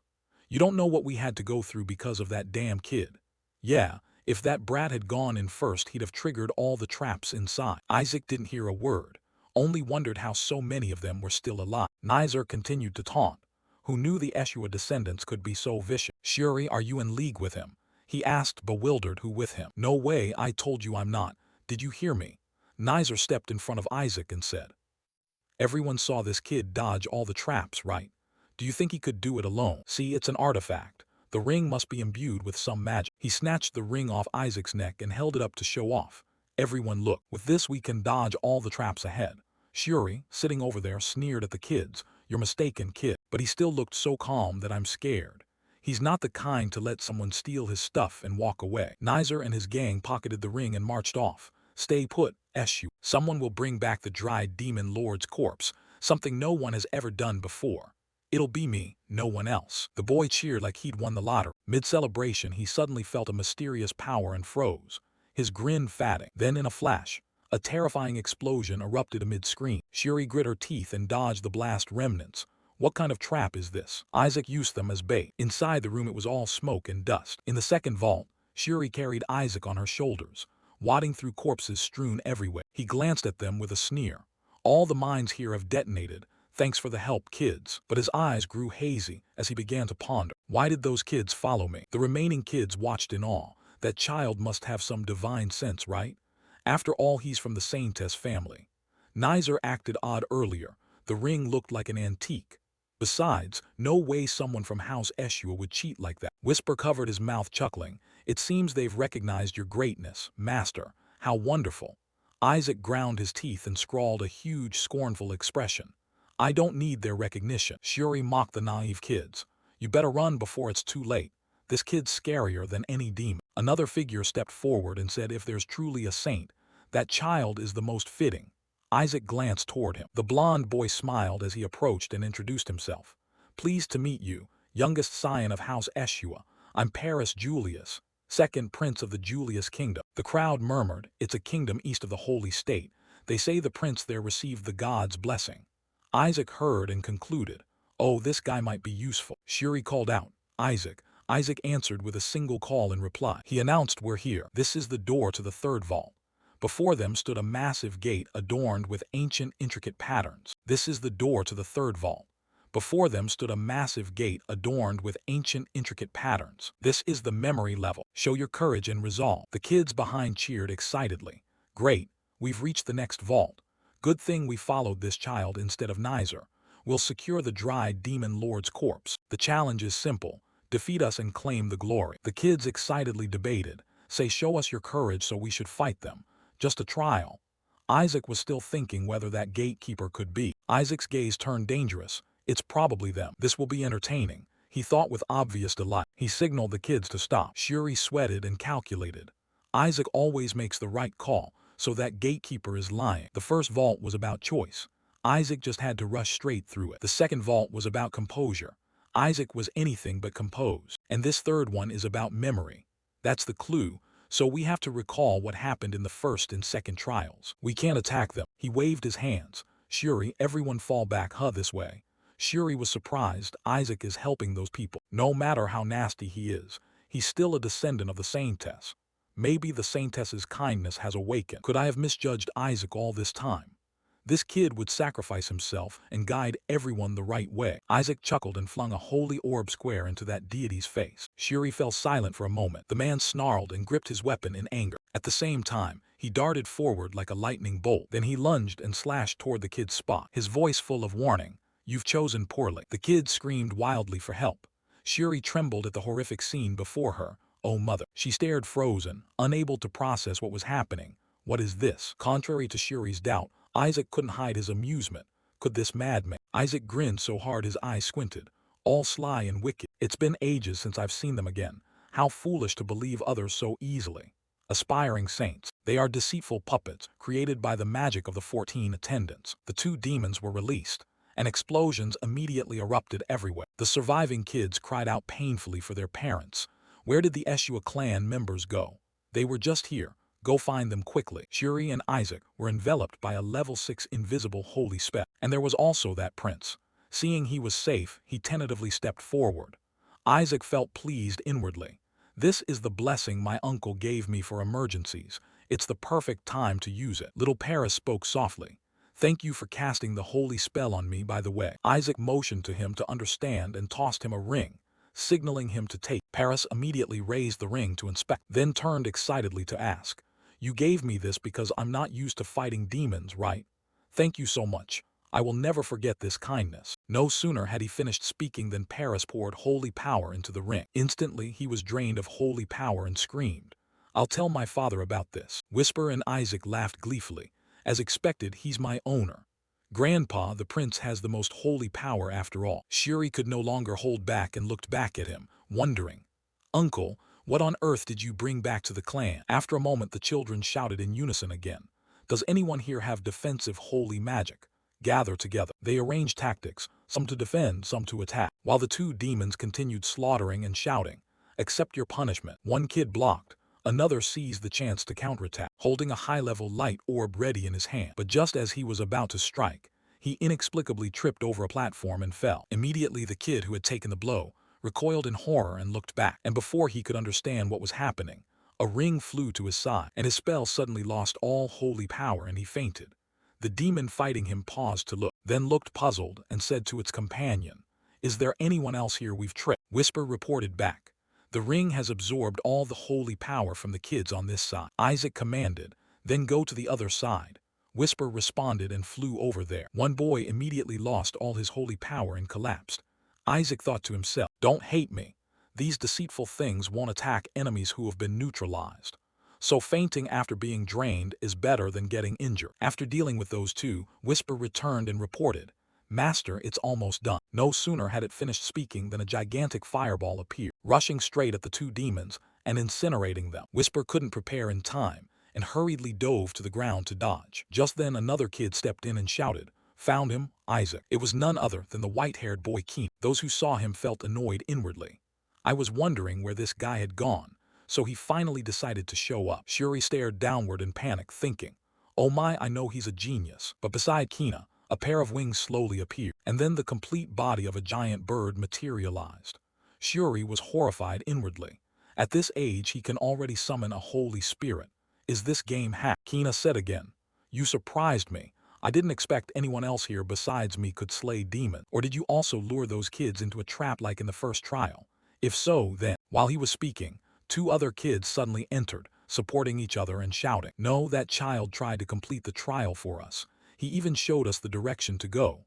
He is our benefactor. Hearing them, Isaac sighed inwardly. These kids are totally crazy. Whisper sneered, Is this what people call Stockholm Syndrome? Kina paid no mind and turned back. Benefactor. Aren't you ashamed to call yourselves saint candidates? I can't believe you need help from a child like that. One kid snapped back. Hey, you've been hiding this whole time. Why are you barking now? How have you helped while we were risking our necks to find the traps? More and more kids crawled out, shouting insults. That's right, Isaac is more like a saint than you. When we get out, we'll tell our parents about this. You're always avoiding danger. Who did all this for us? You didn't do anything. Let's tell our parents it's better to follow the RT Shua clan. Shuri heard them and lamented inwardly. That's not true. The cruel child is trying to take advantage of those people. They were angrily cursing when the ground suddenly shook violently. The children turned toward the source of the sound and saw a light orb rising up there. The kids clustered around, curiously asking each other, "Is that the real gate leading to the third archive?" "It seems like it. I think so." "So does that mean the second trial is over?" The orb spoke. "Congratulations to the candidates for passing the second trial. I am the final gatekeeper of the archive of sacred relics. Now choose. Stop the trial here and select your treasure, or continue facing trials to reach the third archive." One kid said, "Of course we'll choose the latter." The voice immediately rang out. "Choose carefully. Stop the trial here and select your treasure, or continue facing the trial to the third repository. If you pass the trial, you can find treasures in the third repository. But if you fail, you will die." The kids trembled with fear at those words. Whisper reported, "Master, judging from the aura in that voice."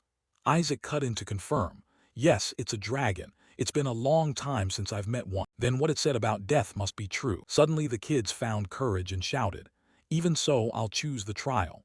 We've put in so much effort to get here." "That's right. If we can get treasure from the third archive, we'll surely become saints." "Me too. I also want to reach the third archive." After a while of discussion among the kids, the voice rang out again. "So you are willing to face danger and choose the trial? Very well, then accept the trial." As soon as it finished speaking, the ground trembled once more, and rocks began falling continuously. Isaac was thrilled like a maniac, and the voice said again, "The final trial is simple, praise your God." No sooner had the words ended than a statue fell down. The kids asked each other in confusion, "What is that?" "Another statue. Is that our God's statue?" The statue moved and spoke, "Show reverence to your God. Only those who prove their faith may enter the third archive." The kids couldn't believe it and said, "All we have to do is kneel and pray before that statue." "But this is a trial. This is way too simple." Only Isaac muttered resentfully, "No way, you bastard. There's no way I'm kneeling before that jerk. Especially after he's toyed with me for hundreds of years and tricked me at the last moment." Suddenly a boy stepped forward and said, "It's not that hard, right? I just need to pray to our God, correct?" Then he dropped to one knee, raised both hands and prayed, "O Most High, the Supreme One worthy of endless glory and honor. This servant bows in worship." The statue immediately spoke, "You were taught properly, well done, approved." The boy jumped up cheering. The others crowded in to discuss, "So we just need to pray?" "Yeah, really." Suddenly, Isaac leapt down off Shuri. Shuri was about to tell him to go pray when he kicked and snarled, "Grandpa, why should I do that?" Then someone else walked past Isaac. Kina strode forward with solemnity, saying as he went, "We were taught how to pray at the Holy Hall. Look, this is the proper posture for worshiping our God." The kids exclaimed in surprise, "I want to be a servant too." Then to Shuri's astonishment, the whole group rushed to kneel and the prayer echoed, "O Most High, Supreme One worthy, we bow in worship." Seeing him standing there, the statue thundered, "What are you still standing for? Do you intend to give up and accept death?" Immediately, Shuri joined the others in continuous prayer. Suddenly, the statue turned its attention elsewhere, saw Isaac with his chin raised and asked, "Child, why do you not kneel?" Isaac replied angrily, "Grandpa, are you crazy if you think I'll do that?" Seeing him sit there acting old, the kids looked at each other and asked, "What's wrong with that boy? Does this child have a problem with his faith?" So the rumors that the Eshua clan lost their faith are true. Hearing them, Shuri clenched his teeth and cursed inwardly, "That vicious brat, don't sully our clan's reputation. Just pray." Kina looked at Ijock with satisfaction, thinking, all of this will be recorded. Does that kid want to lose his chance to become a saint? No matter how talented, without faith he's worthless. I shouldn't have paid attention to him from the start. The statue shouted again, "What a disrespectful act, child of the Saint Maiden's clan." Before the statue finished, Isaac retorted, "Grandpa, so what, you pig?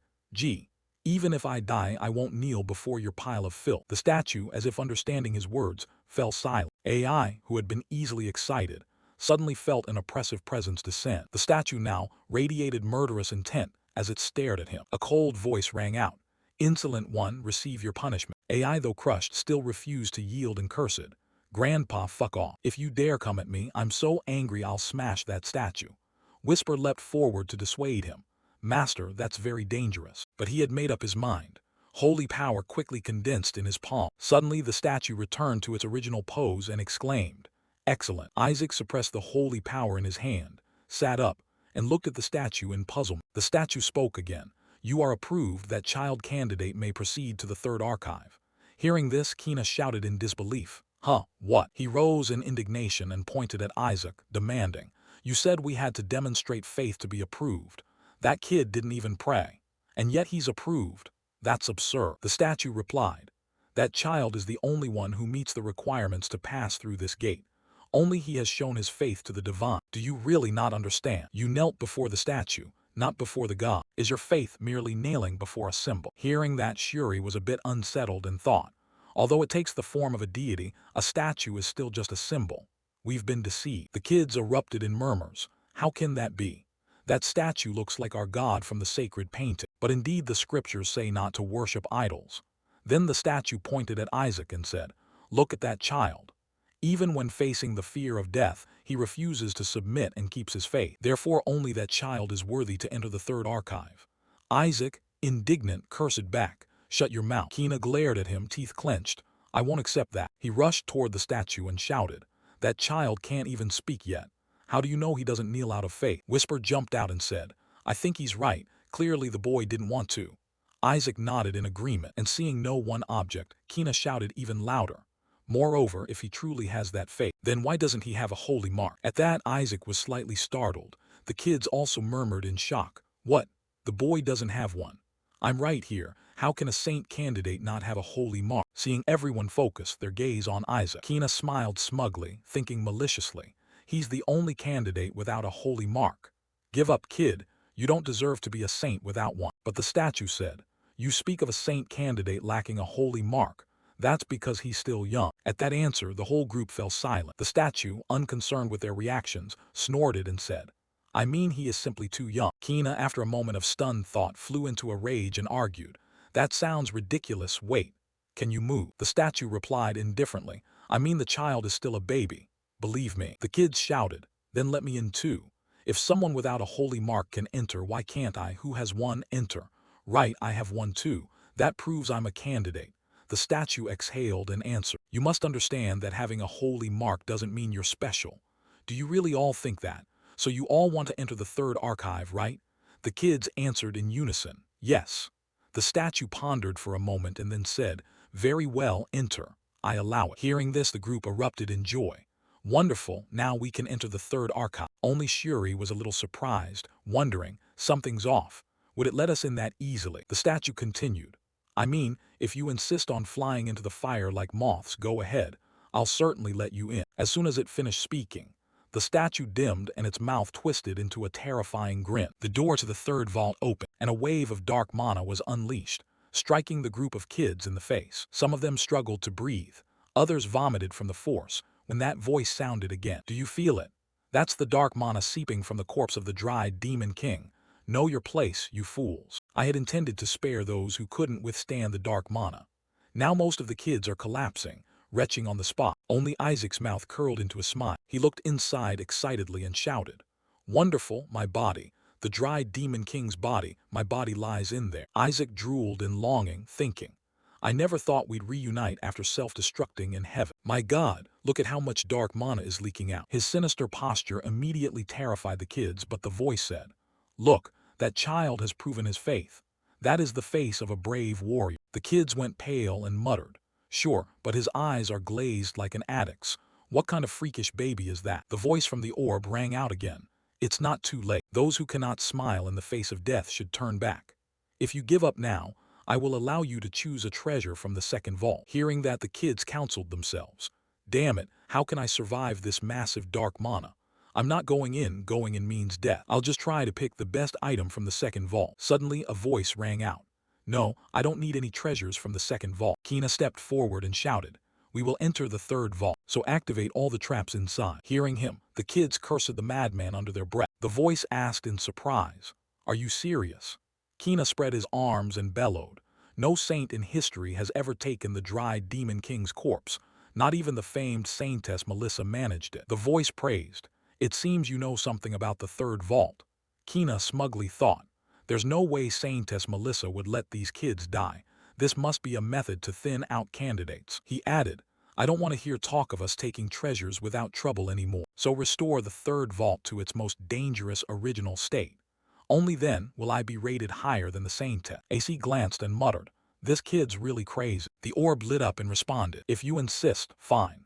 That will make it easier for me to determine who the true saint is. Seeing the blinding light, one kid couldn't help shouting, "Ah, if you want to go in alone." But the whole group was lifted off the ground, screaming in disbelief. "Why are you dragging us along?" Deep within the third vault, a skeletal hand lay at the center. The kids who entered could no longer stand. A jock cried out in delight, "Oh, chaos indeed." Whisper pointed and shouted, "Master, there." He meant the place where the bony hand was surrounded by flickering mana. Whisper exclaimed joyfully, "Your body is there." Isaac whispered in glee, "Well done. My baby, meaning my body, is absorbing the energy in the third archive." The kids now saw it too and asked in panic, "Is that the dried Demon King's corpse? Just the hand gives off that much dark mana." Isaac thought differently. "It's not the whole hand, it's only the thumb. Is that what's left of me? The others are all copies." Suddenly, the hand erupted with a huge surge of mana. From inside that column of mana, the shape of a demon appeared. The kids clutched their heads in terror. "Ah, a demon. Thought they wouldn't appear after the second trial." The voice rang out again. "Didn't you ask to disable all the safety devices?" Isaac stared at the demon in astonishment. "Wait, that's..." The demon stamped its foot on the ground, threw its head back and roared, "You worms, how dare you covet the body of my lord?" One kid pointed at Kina and cursed, "It's all your fault. Are you going to take responsibility for this?" Kina waved indifferently and stepped forward. "Trust me, I guarantee you can leave here safely with a treasure." He thought, the 14 retainers, elite subordinates trained by the dried Demon King, are also fools captured by the Holy Pope's clan. I've prepared a holy spell capable of countering that one. The treasure will be mine. At that thought, Kina's eyes flashed. A vast pressure descended as he intoned, "Kneel." Seeing this scene, the kids stared and murmured, "Wow, that's the light of the Holy Pope's clan." Kina privately rejoiced, "Good, it's working. Now I'll take it." Suddenly the demon shouted, "So it's you, isn't it?" It was no longer restrained and lunged at Kina, threatened, "You worms dare covet the body of my lord." At the same time, outside the entrance to the relic vault, people gathered and murmured, "What's going on in there?" The connection was suddenly cut off, and shortly after someone ran up shouting, "Big trouble. The demon seal in the third archive has been undone." Hearing this, Ryan Simon panicked and broke into a sweat. Simon bit his hand and muttered, "Ryle, the sealed demon is one of the 14 retainers, right?" Ryle wondered in alarm, "How did this happen? If it really is one of the 14 retainers, then those inside are in danger." Those with children inside scrambled and asked, "What about the elders sent as supervisors? They went missing trying to disable the traps. So the kids inside are in extreme danger. How can the children handle that monster? We must stop the trial and get them out." Just then, a huge teleportation gate appeared outside the entrance, its blinding light causing people to squint. Ryle stared in confusion. "Is the relic vault open? What is that dazzling light?" Someone said, "Please stay away from the entrance. The leaked dark mana could be dangerous." Someone else said, "No, wait a moment, I don't sense the presence of a demon. Has it been defeated?" Hearing them, Hari hid among the crowd, quietly pleased. "Well done, Kina." The crowd buzzed. "You mean the demon guarding the dried Demon King's corpse has been defeated? Then one of the saint candidates must have done it. Probably Kina Baris, as expected of the Holy Pope's clan." Ryle, hearing this, could only bite his lip and endure. The others, unconcerned, stepped up to Hari to offer congratulations. "Congratulations, Cardinal. This result is worthy of the strongest saint candidate." Hari smiled and replied, "It seems Kina has completed the task excellently." Saying that, he glanced at Rai and thought smugly to himself, "Family Eshua, this is the consequence of your foolish resistance to the authority of the Holy Pope's clan.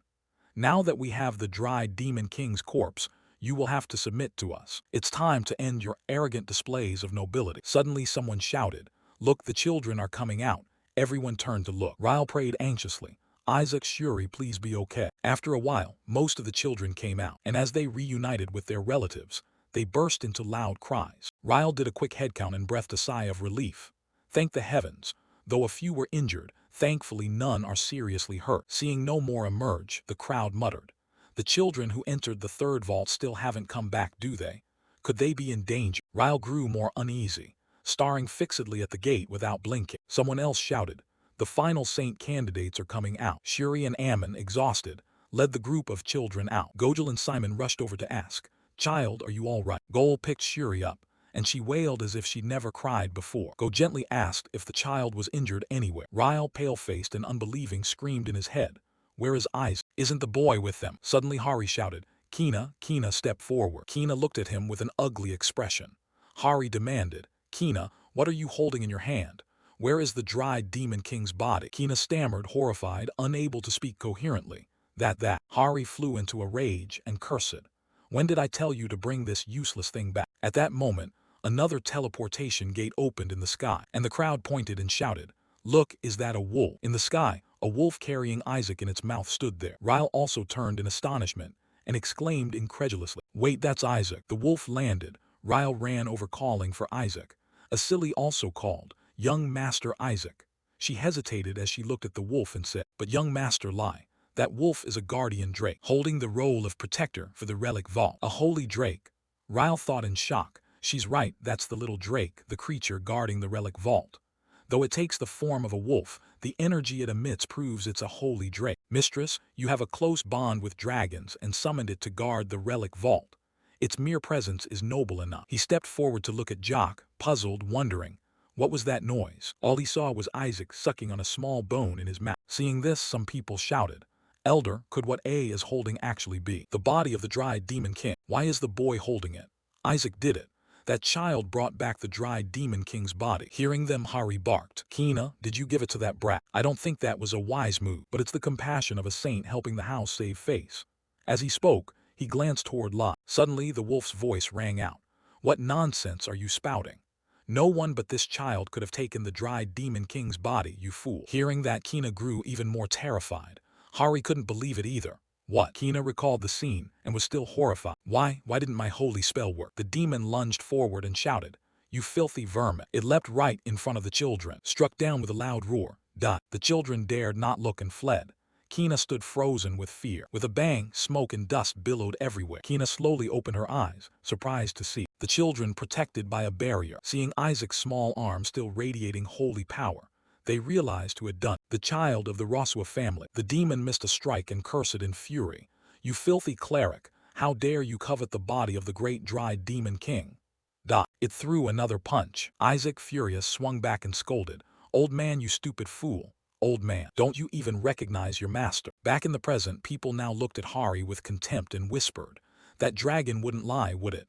So the Rosua child really brought it back. Then what did Kina do?" Suddenly D'Isle stepped forward and said, "But isn't this dragon extremely dangerous? The 14 retainers aren't demons kids can handle. Why did you remove its seal?" The wolf replied smugly, "Oh, the 14 retainers. That white-headed brat asked me to lift the seal." The children calmed and pointed at Kina, accusing. "Yes, Kina ordered the dragon to activate all the traps in the third vault. He dragged us along and put us in danger." The people surrounded Hari and accused him. "So our children almost died because of Kina. How could someone from the Holy Pope's clan do such a thing? If Isaac hadn't defeated the demon, things would have been worse." "Wait, does that mean the Eshua child defeated the Holy Pope's clan child? Isn't that wonderful? A child who isn't even a saint yet is already that powerful. So the rumors that the Eshua family is about to return are true."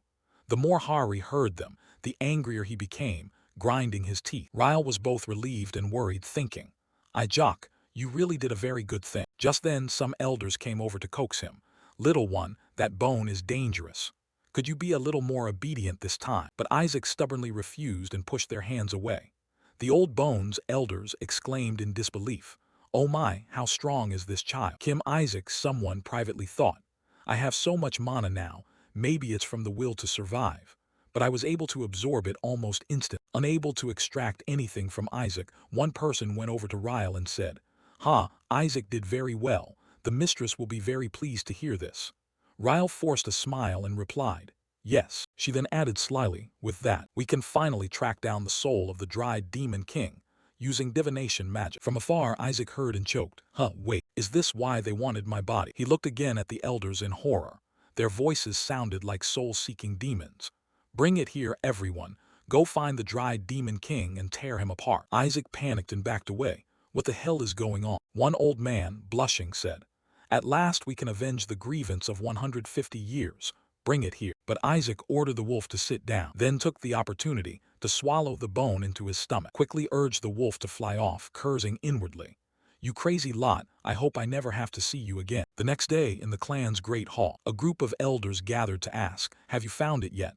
The old woman from before said, "I don't think it's here." After a while she collapsed again and lamented, "Why hasn't it appeared?"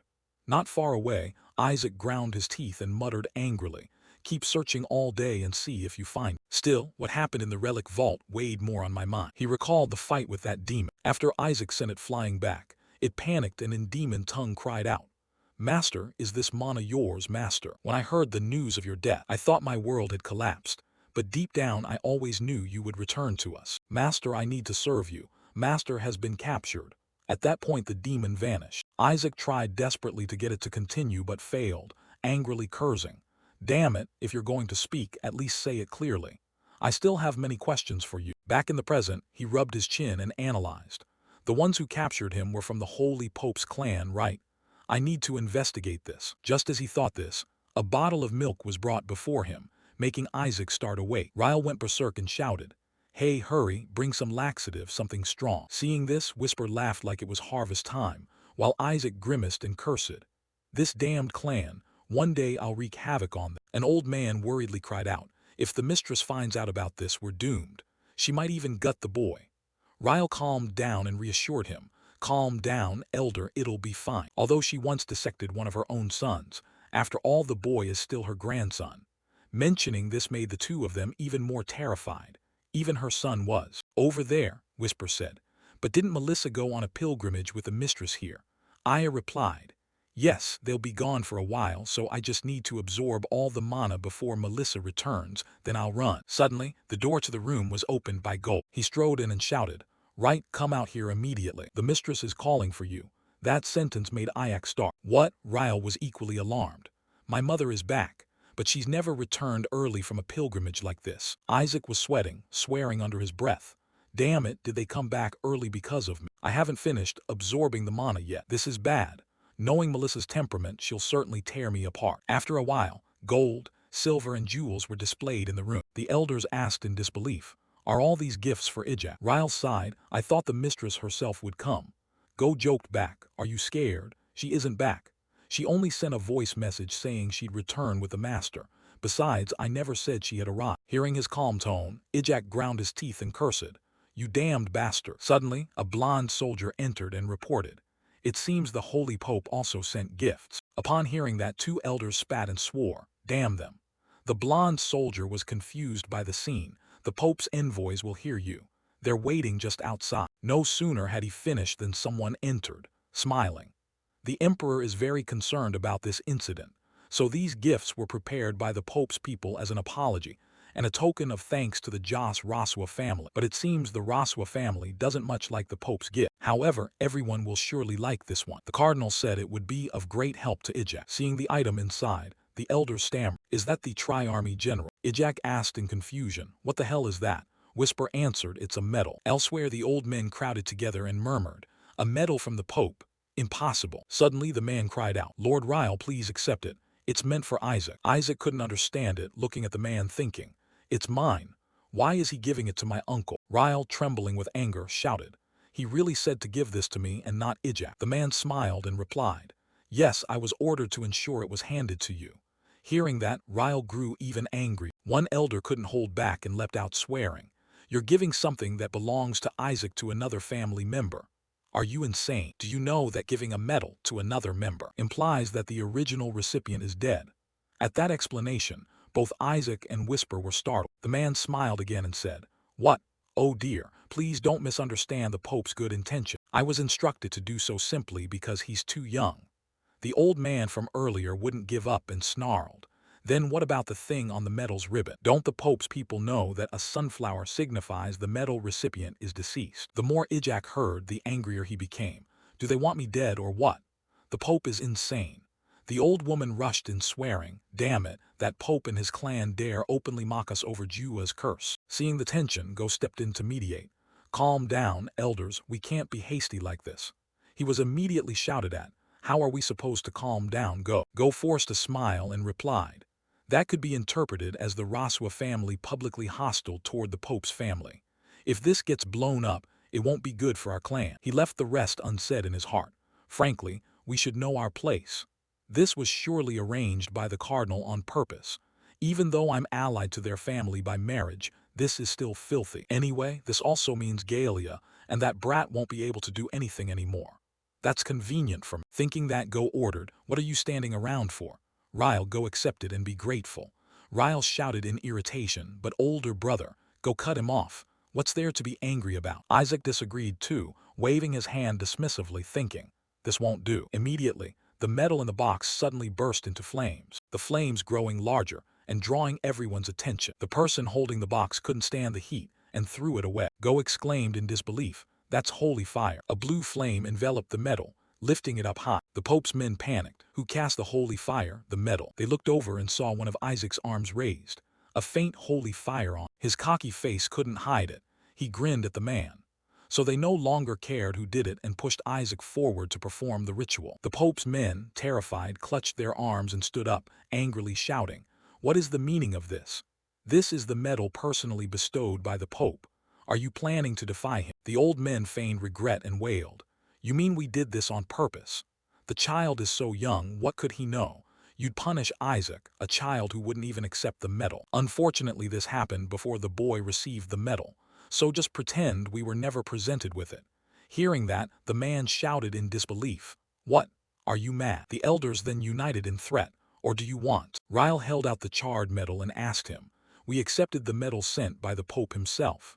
Despite the fact it was melted by a child's toy fire, the elders chimed in, lamenting, "The metal really melted.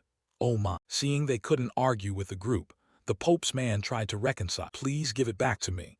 I must have handed over the wrong item." Ryle threw it back, but the metal suddenly burst into flames. The fire leapt onto the man as well, burning him. Despite his screams as he was burnt, the old men turned to tease Isaac affectionately. "Oh my, our little Ijek is so mischievous."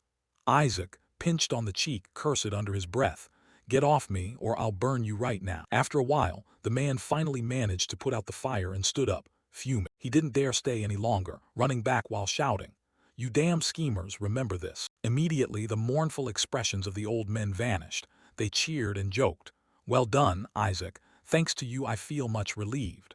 One even stepped forward to instruct Go, "Throw away that disgusting metal." Then he threw his head back and laughed. The mistress should have seen the look on that bootlicker of the Pope just now. The others chimed in, "Well done. Ryle, you were behind all this, weren't you? Using holy fire was a brilliant idea." Ryle looked bewildered. "What?" Another elder came up and whispered, "Don't play dumb, kid. You're the one who cast the holy fire, right?" Ryle broke into a sweat and asked back, "Huh, wasn't it you elders who did it?" Hearing him, the elders were stunned and began turning on each other with questions. "Didn't you also cast a holy spell on the boy when he entered the relic archive?" "I only cast an invisible magic." "What about the speed Isaac used? How could the boy do that?" After some talk, they all looked in one direction like facing a monster, murmuring, "Could it be that this child has cast all those holy spells?" The ancient scripture, a legendary treasure that allows its user to instantly learn and cast the spells contained within. Isaac recalled, marveling, "It was definitely the right move to take this book from the archive. Although it's weaker than the fire magic I used as the dry demon king, it's still quite useful." The elders, unable to find an answer, returned to discuss. Could the boy's mother have used holy magic? Is Isaac's mother a pyromancer? She's actually the opposite. Then he's beyond talented. It's like someone who can compose poetry without ever learning to write. Even the genius saint Melissa had to learn to read before casting her first holy spell. Hearing the old men mutter, Jack joined in complaining, "What's all the noise about? This is getting intolerable." Just then, a silly cried out, "Pardon me, elders, but isn't it even more surprising that he nullified the Pope's blessing?" The elders rushed toward her, eyes brightening as they replied, "That's right, you're sharp." The elder who had ordered the medal thrown yelled, "Hand over the medal, I must inspect it personally." Ryle replied, "Yes, elder." Before he finished, he couldn't find the medal and cried helplessly, "It's not here." The elder flew into a rage and shouted, "What? It was clearly just here." Go stood back and cleared his throat. "I threw it away. The elder who told me to do that should not have said so." That elder helplessly ordered, "Gather people and search for it." Go didn't bother to go. Standing there, he thought slyly, "I didn't expect that brat could melt the Pope's medal, an object made from an unmeltable metal. We can't let the master know about this. Let's see how they can prove anything without evidence." A few days later, in the western duchy of Rotshua, the head of the Rotshua family returned. He ordered his descendants, "Although the manor is not far now, do not let your guard down, understand?" Looking at the layer of ice he himself had frozen, the head frowned and murmured something under his breath. At the same time, Inside the family's manor, the elders turned ashen and murmured, "Why? Why? Why hasn't the body of the dry demon king appeared yet?" Isaac was blissed out beside a pile of laxatives, smiling contentedly. "Thanks, feels like a tonic to me." The elders collapsed again, heads bowed as they lamented. 3 laxative pills and 500 fruits from the Julius clan as well. Hearing them, Isaac remarked, "Ah, those fruits are tasty. I heard they increase affinity with sacred beasts." Sacred beasts, creatures that assist in battle. There's no reason not to befriend them. I'll need their help to defeat the Pope and the gods in the future. Surely the Rachua clan must have one, right? Thinking that, Isaac panicked in disbelief. Outside the window, a giant whale was rising into the sky. That was the Eshua clan's sacred beast, Terran Blanc. Just then a voice echoed from outside the door. "Please wait a moment, or would you prefer to dine first?" The Lord ignored them, and directly opened the door to enter. The elders saw him and bowed in salute. "Hail, master, hail, master." Watching the man approach, Isaac took him in at a glance. "Is that the head of the Eshua clan, my grandfather?" Holy crap, look at the aura of survival radiating from him. I have a good feeling about this. Suddenly Dial stepped forward to block him and reported, "Father, please wait a moment. Cutting Isaac open won't solve anything." Isaac thought smugly, "Don't worry, my dear uncle. There's no way he'd cut me open, right?" But the master paid no attention, pointed directly at Isaac, his voice cold as ice. "Throw him into the sea of fire." Hearing that, Isaac froze, stunned. Ryle panicked and shouted, "No, father." Isaac also cried out in fear, "What's wrong with the survival aura? Why roast me? Are you insane?" So only my uncle stood on my side. Ryle loudly defended, "The boy is still too young to be thrown into the fire." Hearing that, Isaac snapped angrily, "So if I grow a bit more I can be tossed into the flames. Sounds like I'm doomed either way." Ryle continued pleading, "Father, please reconsider."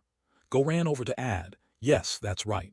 Rewarding him like that is far too generous to the brat." Isaac lost it and cursed, "How the hell is that a reward?" Then Joe spoke up. "Indeed, if we throw Isaac into the fire we could reclaim the body of the dried demon king, and the boy might grow stronger from the fire's blessing. But please give us a little more time." Go sneered again, "Or we could just cut his belly open." Ryle suggested instead, "Or dunk the boy in water." Hearing that suggestion, Isaac exploded in rage. "You lunatics go to hell." Go kept offering his opinion. "That can't happen. The fire and water of the shrine are Eshua clan's secret treasures, used to nurture a saintess. And you suggest using them on a useless snot-nosed kid." Ryle retorted, "Useless? How can you say that?" Hearing this, Isaac realized a little. The way he objects like that, it seems those things would be good for me. Go babbled on, "Shuri is the one worthy to receive them. Remember, Shuri defeated the demon in the relic archive." Ryle argued back, "What are you saying? It was Isaac who defeated that demon. Even the holy dragon spoke up for the boy." Go replied, "That dragon must be mistaken. How could a toddler who hasn't even learned to walk accomplish all that?" Ryle snapped, "Don't get cocky, brother. This has gone too far. Isaac even used holy fire to scorch the metal sent by the Pope. We witnessed that ourselves. Are you going to deny it too?" Go didn't care and argued stubbornly, "Who knows whether you and the elders colluded beforehand? Besides, there's no evidence at all." Suddenly the master interrupted, "A medal." He pulled that medal from his coat pocket and asked, "Is it this thing?" The only one connected to the divine is the Pope, and an object blessed by that figure is called a blessing medal. Looking at the medal in the master's hand, Isaac was a bit puzzled. "Even as the dried demon king I couldn't melt it so easily. How could this happen? Is it because I'm born stronger in this life?" At that moment Ryle shouted in astonishment, "How did you find it, father?" The master replied casually, "I picked it up on my way here. Seems like it was at the bottom of Lake Elysva." On hearing this, Rye exclaimed happily, "Look, father, the boy carries a flame capable of melting the Pope's emblem." Isaac smugly thought to himself, "That's right, now you can prove that the Rachua clan surpasses the Pope." Ryle added, "He can even withstand the dried demon king's flame." An elder joined in, "Indeed, master, this child will surely become an excellent dried demon king hunter." Ryle continued, "Weren't many civilians hurt by the dried demon king who had been hiding until recently?" The elder agreed, "Exactly, if we ignore this, the era of the dried demon king will rise." Hearing them, Whisper said dejectedly, "Whether now or in the past, it seems impostors of him still run rampant, master." Isaac sighed, "I'm wondering who they could be, but never mind. The more attention they draw, the more it benefits us." Whisper agreed enthusiastically, "That makes sense. Suddenly Joe's voice rang out. Not just now, father, think about what happened 70 years ago. The Dry Demon King came to the Rot-Shua clan and cursed us. Hearing that, Isaac flinched in disbelief. What? Ryle ground his teeth and recounted. He came to us and declared he would destroy the Saintess's bloodline. Just thinking of that curse makes my blood boil. Whisper laughed. If that happened 70 years ago, then it couldn't have been you, master. You died 150 years ago. Isaac, ignoring the jab, mused. A curse on the bloodline. So that's why they keep saying I can't live long. But never mind. A curse from a common demon is child's play to me. I just need to suppress it with higher grade mana and it won't affect me. Suddenly the elders said, even if that curse doesn't kill us, it will suppress vitality, cause erectile dysfunction, or stunt development. That's why many people live their whole lives without growing a single hair. At the mention of hair, Isaac flew into a rage and vowed, I'll definitely kill that fake bastard. Whisper taunted, baldness can be hereditary, you know. Isaac snapped. Can't you see the master and Rye have full heads of hair? Damn you. Suddenly the master stepped before Isaac and said, a curse. With eyes so reddened, the boy must be cursed too. Fire and flowing water won't be enough. Hearing them, Isaac grew anxious. What's this, guys? You're making me a bit worried. The master paused a moment and said, I will grant the boy a holy spirit. The moment he said it, everyone was startled. What? Isaac was also astonished. A holy spirit? You mean those creatures that can only be possessed when bestowed? I really need it to reach the transcendent level. A rank even the gods can't touch me at. It's a wonderful gift. With a holy spirit, I'll become transcendent and punch those arrogant deities in the face. Gogo couldn't stand it and objected. A holy spirit? That's too much favoritism. Father, isn't that a reward reserved for those who have brought great glory to our clan? What has this child done for us? Even if it really did melt the metal, that's just a blatant provocation against the Pope. Do you think they'll easily let that slide? Hearing this, Isaac ground his teeth and cursed. Not you again. Why don't you shut up and get cursed? Suddenly the master glanced at him and growled. So Go, when they sent that so-called gift, what did you do? Go flinched, too scared to answer. The master continued. Those heretics dared to insult us inside this very manor.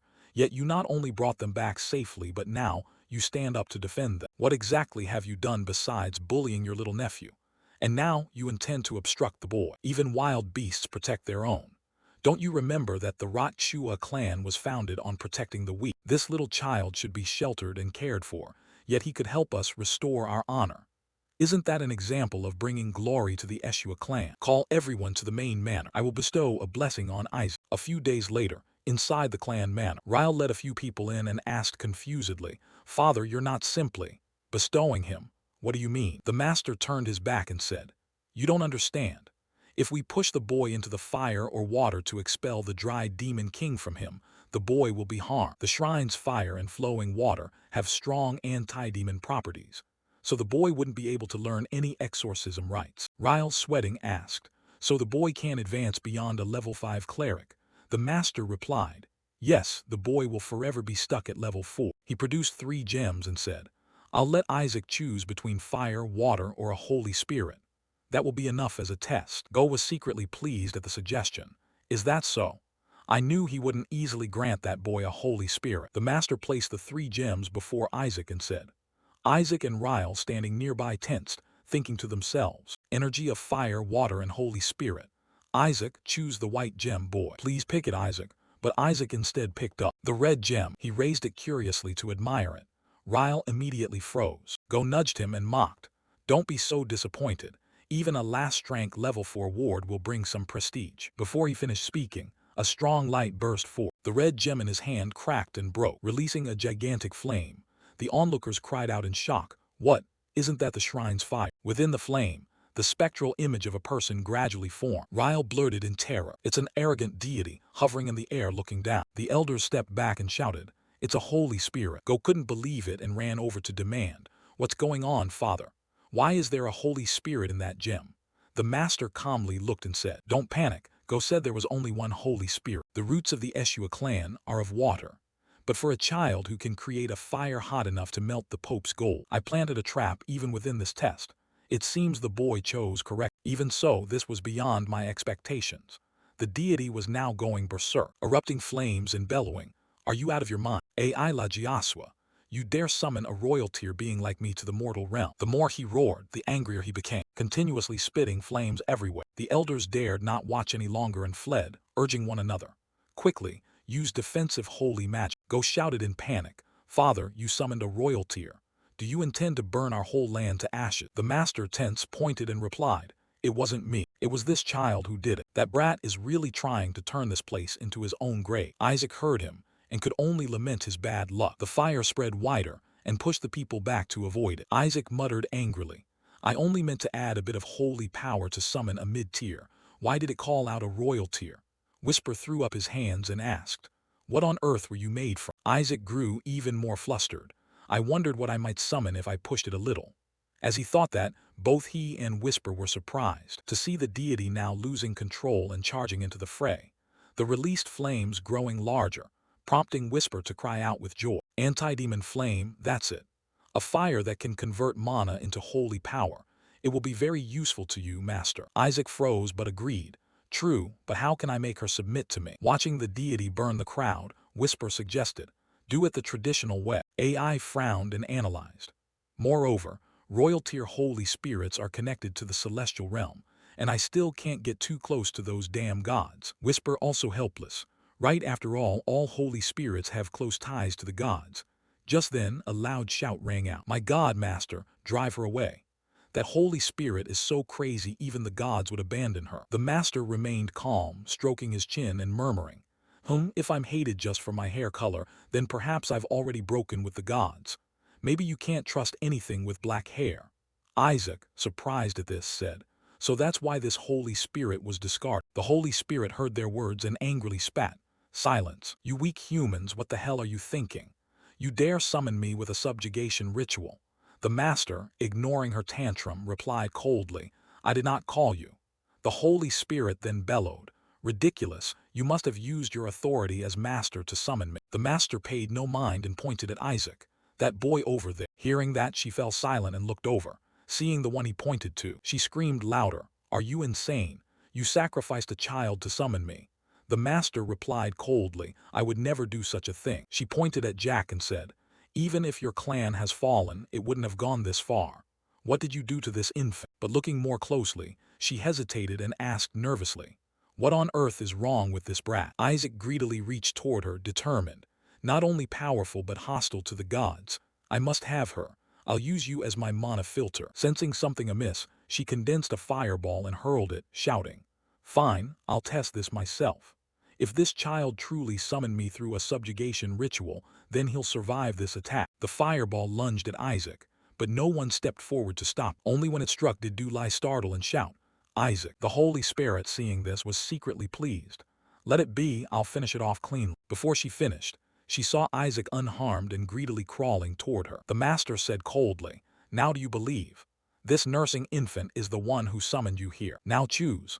Make a pact with this child or refuse and accept punishment. Hearing that, she gritted her teeth, unwilling to choose. As she flew down to where Isaac was crawling and tried to explain, do you think a holy spirit of my rank cares about that punishment? This is even better. I'm already here. I'll burn down the Raswa clan and enjoy my freedom. Look at your lands burning, you stupid whale. While she was speaking, someone lunged forward, opened wide, and swallowed the woman in one bite. These words stunned the crowd. They hurried forward to stop it. AC, you can't eat that, she screamed in fury, you crazy brat. She couldn't break free and helplessly waited for those outside to rescue her, but no one did, only advising, don't swallow this time. That only made her angrier and she cursed loudly. Have you all lost your minds? How have you been caring for this child? Just wait, you bastards. I'll withdraw now, but I will repay this debt. Hearing that, AIJSCK stopped licking and said, oh ho, planning to teleport. Inside its mouth, the Holy Spirit slammed its hand and shouted, see you later, you sons of bitches. But nothing happened, leaving the crowd bewildered. Whisper beamed with satisfaction and teased, oh my. She didn't understand either and asked why couldn't it? Suddenly, a familiar surge of energy shot straight at her. To the onlookers, it looked like holy power, but the Holy Spirit screamed in rage. Damn it, that's dark mana. The master forced a smile and explained. The boy swallowed a thumb of the dried demon king. She went berserk and howled. What the hell did you feed this child? AI thought to himself with satisfaction. Holy spirits are the purest beings in the holy realm, embodiments of holy power and extremely weak against dark mana. As he guessed, once a bit of dark mana surged over her, she couldn't withstand it and clamped her mouth, crying out, "Damn, I'm losing my power. I feel sick." "Gag, stop it, please stop," the master coldly said. "Oh, what a pity, the dry demon king's power is too great for us to approach." This only annoyed her more. You all go berserk at the mention of the dry demon king, yet now you can say such nonsense. The master crouched to negotiate. "If you stay by my grandchild's side and purge all the dry demon king's dark mana, I'll take you home." She raged. "Where did you find such tasty playthings? Do you know who I am?" The master didn't care and replied, then feel free to stay there and be eaten." Waiting for no further response, the Holy Spirit grew a bit panicked and threatened. "You lunatics, this is why I hate all of you. If you weren't descendants of the saintess, I would have cut ties with you long ago. Damn it, since it's come to this, I'll use this brat to destroy those damned people." Hearing that, AC kept licking and cursed.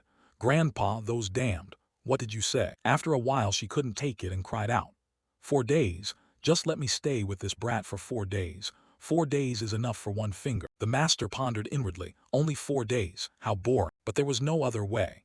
The master turned and ordered, "Open the east gate of the mansion and bring this child and the Holy Spirit inside.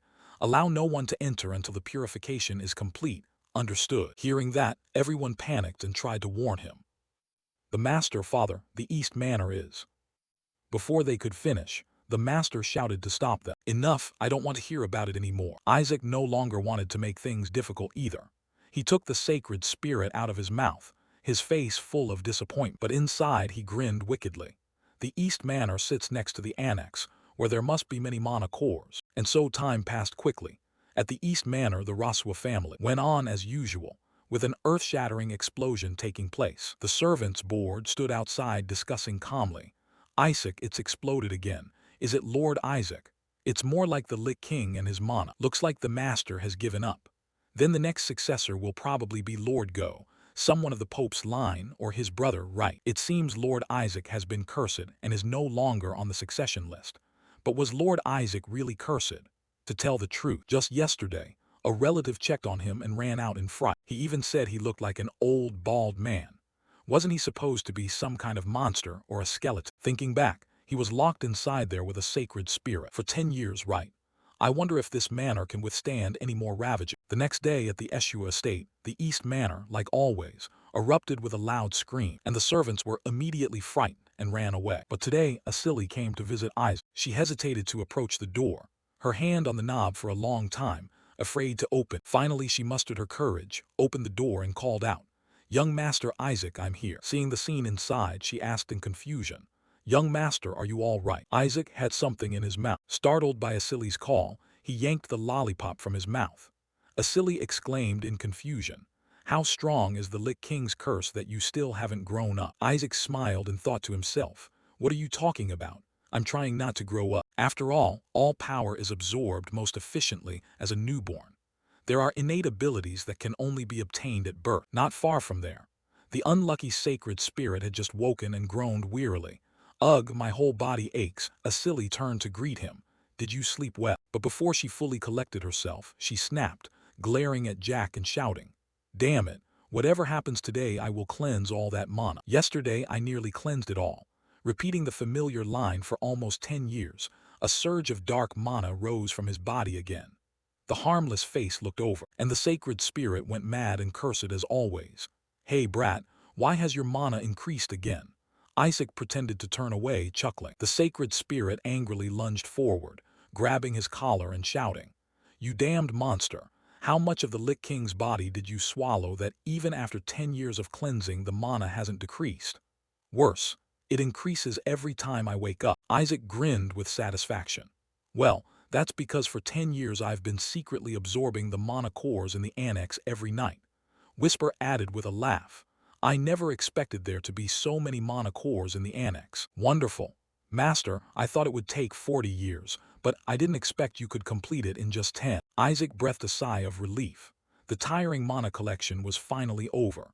Self-taught, his knowledge was a bit limited, but he'd trained up to 6th level holy magic. Seeing Isaac sitting silently alone, Asili worried he was upset and comforted him. "It's okay, young master. The Holy See is about to act." Isaac puzzled thought to himself, "The Holy See," Asili added.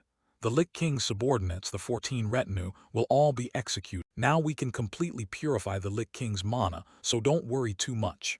Hearing this, Isaac jumped up and shouted, "Grandfather, no, are you crazy?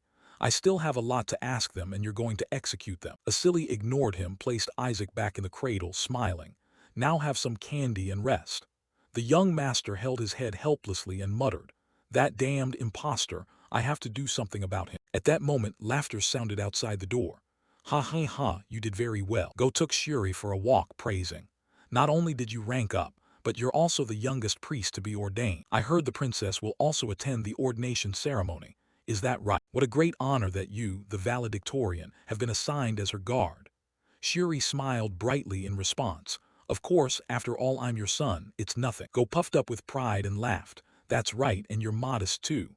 My son is becoming more reliable just like me. You're so clever." Before he finished laughing, he couldn't see Shuri anywhere and called out in confusion, "Huh, Shuri, Shuri." At that moment, Shuri was being teleported away, crying and screaming loudly, and landed face first on the ground right in front of Isaac's cradle. Still indignant and not understanding what happened, the familiar voice rang out, "Hey, Shuri." Isaac leapt up, stood on the edge of the cradle looking down imperiously and shouted, "Do you want to die? Every time you open your mouth you make things up. Do you think your life will be over after you graduate the academy?" Shuri flushed with shame and cursed inwardly. "It's that crazy name again." Isaac lectured loudly, "Remember, it's thanks to my training that you could rank up and score high on the exam. And now you act like you're something special." Shuri protested, pounding his chest, "I worked hard too. Do you think becoming valedictorian is easy?" Isaac snapped, "With your level that's impossible, you idiot." Shuri dared not argue and stammered in agreement, "Why yeah, that's true." Isaac rubbed his chin, thinking, "Maybe I should start preparing for the priest ordination ceremony. After all, most holy spells require ordination before they can be used." Thinking that, Isaac jumped down and cried out, "Hey Shuri, I need your help." Shuri, startled, asked, "Me? What now?" But when he saw Isaac's grim face, he quickly put on a smile and asked, "What do you need help with?" Isaac curled his lips and said, "Hand over everything you have, your prize money from the quiz competition, and the allowance you get from Go." Shuri cried but could only scold inwardly, "He's really a demon." Isaac, as if reading Shuri's thoughts, said, "I thought so too." "Ah, what about the matter of the Lich King's subordinates being executed?" Isaac asked further. Shuri replied wearily that, after the incident at the Relic Archive, they stopped obeying orders. Since they looked like they were just waiting to die, they decided to eliminate them. Isaac, surprised, asked, "Really? No choice, I must get it this year." Shuri asked in astonishment, "Get what?" Isaac answered, "The priest ordination." Shuri nearly burst out laughing, but when he saw Isaac's fist raised, he stifled his laughter and explained, "You haven't even enrolled in the academy yet, and you want ordination." No sooner had he finished than he took a smack from Isaac, who said coldly, "Try laughing again." Shuri foolishly replied, "I wouldn't dare." A moment later, Shuri hesitated and said, "Actually, there is a recommendation system. Coincidentally, the academy professors will be here. If you receive a recommendation letter and pass the exam, you can be ordained as a priest. But you must perform a great deed to prove your virtue." Isaac immediately scoffed. "Wow, a perfect system for backdoor deal." Before he could enjoy it, Shuri added, "But your character is terrible." Isaac flared up, about to explode, when Whisper chimed in, "At least this bastard can judge people." Isaac promptly shut it up, then heard Shuri continue, "You have to save a life to be recommended. The higher the person's status, the greater the chance of selection. But what are the odds someone important will be in danger at the right moment for you to rush in and save them?" Isaac didn't bother and muttered, "Counting time. So there's only 1 month left." He asked, "The princess will attend this ordination ceremony too, right?" Shuri sensed something was wrong but still replied, "Yes." Isaac grinned wickedly and said, "Isn't the princess an extremely important figure?" The next day, at the Eshua estate in the training ground, Rai stood at the gate and shouted, "Hurry up, Isaac won't come to the capital." Two family members began to persuade, "Your Grace, this year is different from previous years. He absolutely must attend the founding festival. This is the year when saintly candidates will be ordained as priests." Ryle heard this and fell silent, deep in thought. The two, seeing this, elaborated. "Over the past 10 years, while other candidates have achieved great feats, young Master Isaac hasn't even shown himself. Yes, he displayed extraordinary skills at the Relic Archive 10 years ago. I hear young Master Isaac lives in the East Man, like the Saintesses, right? I'm really eager to see how much he has matured. As a lecturer at the academy, teaching young Master Isaac is my lifelong dream. Also, this ordination coincides with the princess's birthday, so the Pope will personally preside over the ceremony. Hearing this, Rai calculated inwardly. The Pope, the other added, he will bestow the title of hero on those who are ordained. Rai fell into thought again. Receiving the hero title will significantly increase a person's power domain. That's a huge benefit. But Rai still disagreed, replying, Isaac is not old enough to be ordained. They were dissatisfied and said, if he is that talented, does age really matter? After saying this, the two looked at Doi Lai with sparkling eyes, awaiting his decision. Rai put his head in his hands and sighed, finally agreeing. All right then. Hearing that, the two brightened visibly, but Doi Lai sneered and said, but you will be held responsible, so the gang boss will be out causing chaos at the founding festival again. As usual, Isaac's manor will explode several times due to clashes with dark mana. An old man in the distance quietly observed the scene over there and thought to himself, so it's there. Even the Pope can only summon the Spirit King once, yet that kid was able to summon one through a subjugation ritual. And it was an exorcising sacred spirit to boot, a fire spirit with black hair. Chances are it's a guardian emissary of the celestial realm. A sacred spirit cannot become a spirit king because of its evil nature. The Pope and his family love collecting spirit creatures. Once they see one, they'll go crazy. If I manage to steal this sacred spirit and hand it over to them, I'll definitely be handsomely rewarded. I've also prepared something that can neutralize divine mana. If I can suppress that brat's divine mana, the Lich King's dark mana will certainly go berserk. Then I just need to slip the sacred spirit away during the chaos. A moment later, a voice sounded outside Isaac's room. This room, Professor. He was invited in. The servants cried out joyfully, finally we can meet the young master. Yes, indeed. Oh, young Master Isaac. Just as they said, he looked no different from 10 years ago. Hearing the sound, AI Jax turned his head, broke into a radiant smile and cried out, Old Granddad, please come in. Here are my recommendation letters. Seeing this, the crowd couldn't contain themselves and exclaimed, Ah, my heart. We must take him to the academy right now. Only the old man stepped forward, gritting his teeth as he looked at AI, thinking, does this little fox dare to charm people? I'll use all my power to drive the Lich King's dark mana mad. AI Jax kept looking at him with gleaming eyes. The old man clenched him in his heart and shouted inwardly, now go crazy. But he waited, and nothing happened. He looked down and saw Isaac mischievously winking at him, making a face. The old man's face went pale in confusion as he wondered, why did nothing happen? I released enough divine mana to make the dark mana lose control. At that moment, the sacred spirit leapt onto AI and shouted, Hey, you annoying brat, what are you waiting for? Kill that damned cleric already. Why release so much divine mana? The old man felt both hopeful and anxious. There it is, a royal-grade sacred spirit. This is my chance. He pulled from his sleeve a cloth wrapped in dark mana, slowly wiped AI Jax's face and said, it seems the weather is rather hot today. AI Jax sniffed and was surprised. What's that smell? His face turned ugly as he cursed the bastard inwardly. On the other side, the sacred spirit suddenly clutched its throat and started coughing violently. Seeing that, the others exclaimed in surprise, Sacred spirit, what's wrong? She couldn't bear it and emitted a large amount of purified dark mana. She lost control, grew larger and glared at the people. The old man immediately shouted, Is the Lich King's dark mana going berserk? The others were also terrified. This is dangerous, Professor. Outwardly, the old man feigned fear, but inwardly he was pleased. Good. Now I just need to smuggle this berserk sacred spirit out. He chose the moment and crushed the gem in his hand, condensed a fireball in his palm and silently spoke its name. Soul-breaking flame. Immediately, a column of fire shot straight toward the struggling sacred spirit, but the flame that struck her automatically rebounded and returned to the old professor, leaving him astonished. Instantly, he was burned by the very fire he'd created and screamed in agony. AI Jax felt smug inwardly.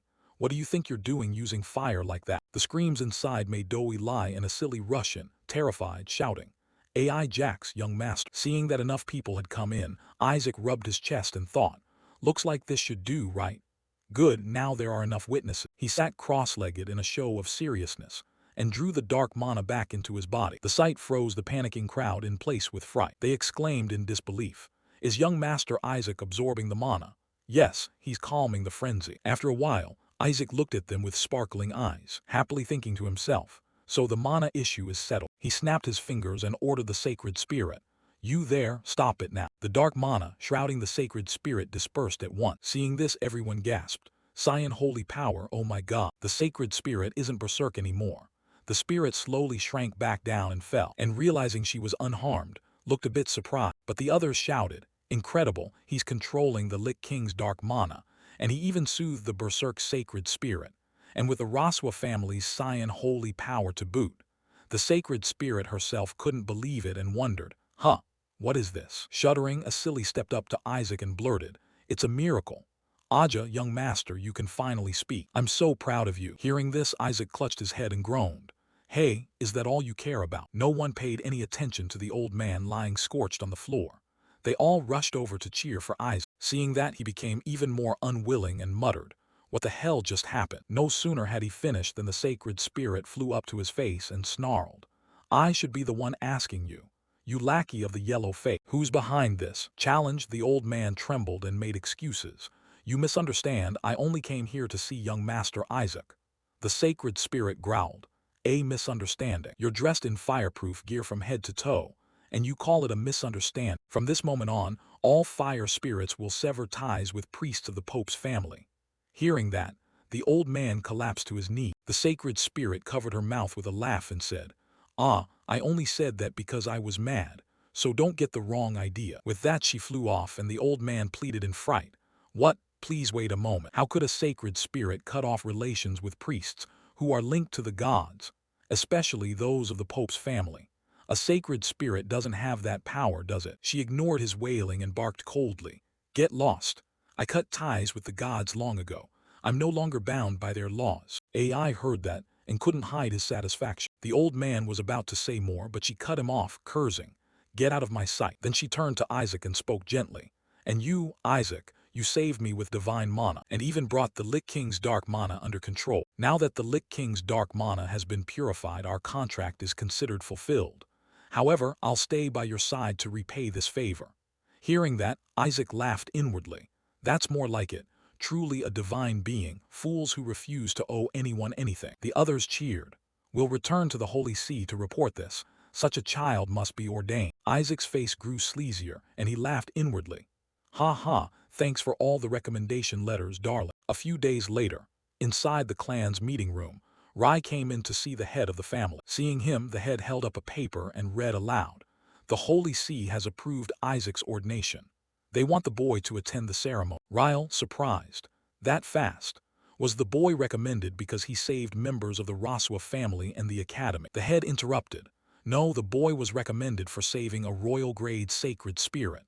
At the mention of this, Du Lai recalled, "Right, after that who could object?" Suddenly the head pointed to the paper and said, "More importantly, ordination is like graduating from the academy. So I tested Isaac to see if he has the necessary knowledge." Unexpectedly, he scored a perfect result on all 1,600 questions. Seeing this result, Ryle was overjoyed. A perfect score. Nothing could be better.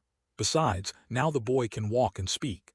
But the head sighed in concern, lamenting that his attitude was somewhat poor. "Now we only need to test Isaac's character. Most will pass, except for some pathological cases or criminal." Ryle beamed with excitement. "Ah, I remember. It's a test using holy magic to force the person to tell the truth, right?" The head flipped another sheet to see how the boy answered. The question read, "What do you think of the family that gave you birth and raised you?" Isaac answered, "I will conquer it, all of it is mine." Ryle excitedly, "Oh, strong will." The head approved. "At first I was taken aback, but such ambition befits someone of our clan." The second question was, "What will you do after you're ordained?" Isaac replied, "I'll chew the heads off those damned gods, of course." This answer left the two speechless. Then the third question, "What are your goals and aspirations as a priest of the holy nation of Helen?" Isaac answered, "I will destroy this nation." Seeing the answer, Ryle's eyes nearly popped out. He was still bewildered, pointing at the paper when the head cleared his throat. "Ahem, only you and I know these results. If Isaac takes a similar test again." Ryle clutched his head and groaned. The boy would certainly be executed for heresy. Seeing Jia Lai grasp the seriousness of the situation, the head slapped the table and decided, "I will go to the ordination in his place. Do not let Isaac leave the house during that time. Understood? That brat needs to be properly disciplined first." That night inside Isaac's room, Whisper shyly called, "Master, have you decided?" Isaac replied contentedly, of course. His tiny hand grabbed a cloth bundle, dramatically wrapped the package and crawled out the window with a smile. I'm off. The next day, at the capital's Academy Roma, inside the Holy Magic Department, someone said aloud, I hear this time a 10-year-old boy will be ordained. The children whispered in surprise, really? How did he get ordained so early? Looks like this year's graduation ceremony will be interesting. As soon as this was said, a red-haired kid burst out laughing. Nye sits arrogantly before the kids and sneers. A child who can't even walk. What kind of ordination is that? Another kid, not understanding, asked, what do you mean he can't walk? Nye replied casually, exactly that. That boy hasn't grown a bit in 10 years. He's cursed by the Lich King. How could he possibly grow up? Saying that, he turned his head to taunt. Right, sure. A kid like that getting ordained. It's probably just an honorary title. The others laughed and chimed in. Oh, is that so? Shuri took the hit while sitting there, having no choice. He sighed. What a nuisance. He was finally quiet for a bit and now this starts. But Nye wouldn't let it go and turned back to mock. Must be great being from the saintly family. Even a useless brat gets ordained. What a disgrace. Hearing this, Shuri couldn't hold it in any longer. His face darkened. He stood up and hissed inwardly. That bastard, how dare he? At that moment another kid walked in and shouted, do you think the Holy See is a joke? Near CPAC. Besides, the recommendation Isaac accepted came from Duke Leon CET. Your father. I didn't think you'd be stupid enough to insult your own father. Caught by Kina's retort, Nye angrily snapped. Shut up. You aren't even a student anymore. What are you doing here? Kina replied nonchalantly. I didn't want to come either. I was just invited. After all, I was asked to guide you as an advisor and holy magic instructor. This left the other kids stunned. After saying that, Kina turned his attention to Shuri. Shuri, I'm really concerned about you. Shuri didn't understand a thing. Kina smiled and explained.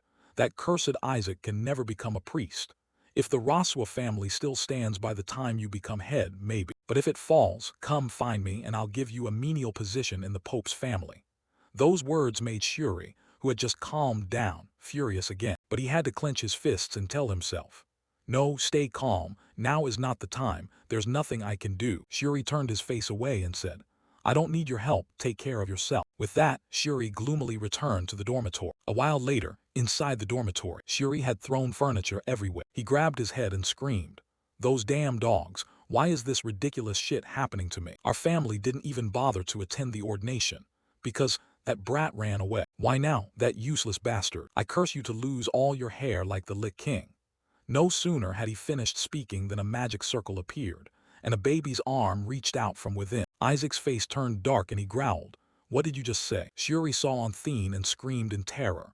AJ continued to bluster and challenge, lose all my hair, do you want to die? Shuri, terrified, yelled, why did you crawl out of there? And how did you get here? Isaac sat with his legs crossed like a little old man and replied calmly, to be ordained, of course.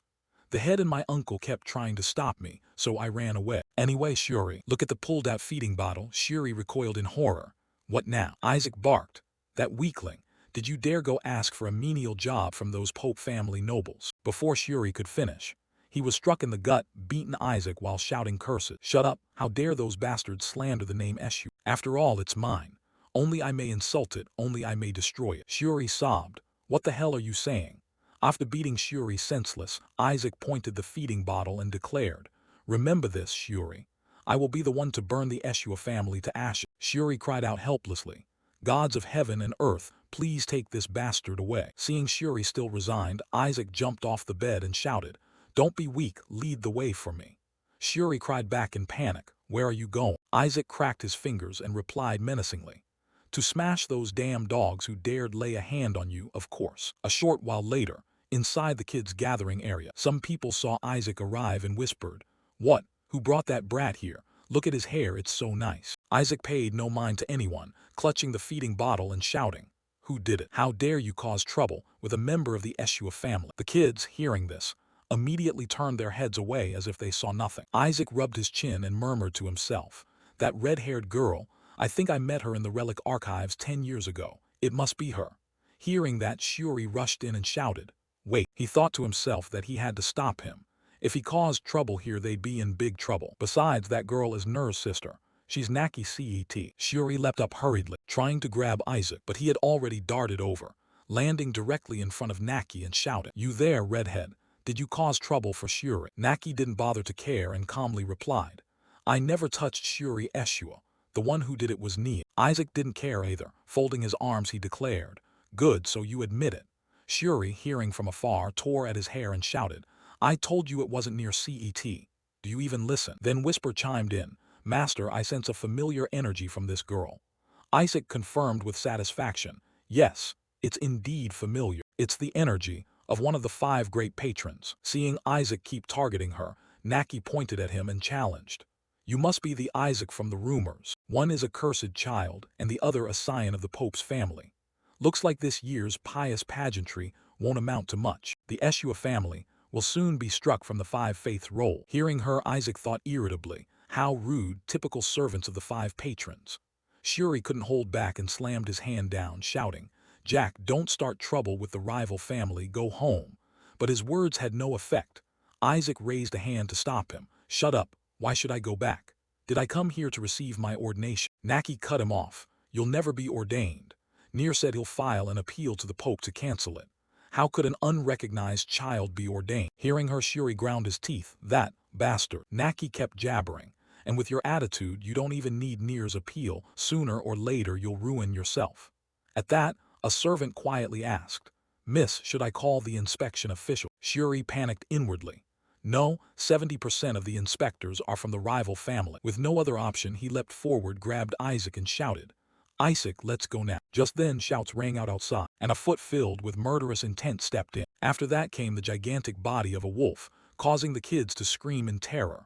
Monster. While the kids were scrambling to run away, Isaac smugly thought, there it is, my insurance. Naki asked in confusion, a monster, did it get out from the training room? A servant rushed forward to block her and said, it's dangerous, miss, please step back. No sooner had he said that than a shockwave hit him, and he was sent flying by a wolf's paw. That paw swung again and struck Naki's face, terrifying the girl. At that moment, Isaac grabbed the feeding bottle and shouted, hey, it's not that easy. He hurled the bottle at the wolf, muttering angrily, damn it, I've been calling you, and now you finally drag yourself here. Wounded by that blow, the wolf changed its target. It bared its teeth and growled at Isaac, who was standing there. Naki regained her composure, gathered her magic and shouted, you damn monster. But she glared at it and snarled, hey, get lost. Isaac's aura radiated outward toward the wolf. Recognizing the master behind that presence, the wolf was moved to tears and finally behaved like a small dog, happily running back outside. Seeing this, Whisper smiled in satisfaction. That's my master. He drags a sleeping monster out, beats it to pieces, then kicks it away to show off. Isaac folded his arms and smiled. I only do what needs to be done. Just then the Pope's guards burst in. Where's that monster? Stay away from that monster. It seems to have run that way. Contact the monster control team immediately. Someone concerned ran to Naki and asked, Miss, are you all right? Shuri saw they were inspectors. He hurriedly scooped up Isaac and tried to make a quiet exit. Ha ha, then we'll take our leave. But an inspector slapped his shoulder and held him back. Stop right there. No one may leave until the investigation is finished. Shuri grimaced and thought, we're doomed. He awkwardly turned back and forced a smile. Aha, we really don't know anything. Suddenly Naki shouted loudly, don't do pointless things anymore. She pointed at Isaac and said, that child saved me. That statement left Isaac and Shuri dumbfounded. Naki waved off the inspectors and stepped forward to ask, you're Isaac, right? I'm sorry for what I said earlier, but don't think I'm especially grateful to you, understand? Seeing the girl's flushed expression, Isaac inwardly wondered, what's up with this kid? Meanwhile, the kids who had fled began to gossip among themselves. So the boy really did get a recommendation letter for saving someone. Among the crowd of kids, a blonde girl was stunned. That child is the one my brother mentioned. She is a princess of the Holy Kingdom, Helen Slot Alex Freckheat. At the same time, at the Eshua Manor in Joe Lai's office, a voice rang out. Oh my, why do you keep refusing, Cardinal of Than Sac? Isn't it a good thing that your nephew is being ordained? Let the boy attend the ordination ceremony. The family head, displeased, replied, get lost. The voice didn't stop, continuing to persuade, but the Pope will be angry. The family head didn't care and replied, that's not my concern. My nephew will be raised at the Eshua Manor until he's grown. The other person protested, threatening, if you lock a child like that up, it will affect his character. Hearing that, the family head gritted his teeth. His character is already bad.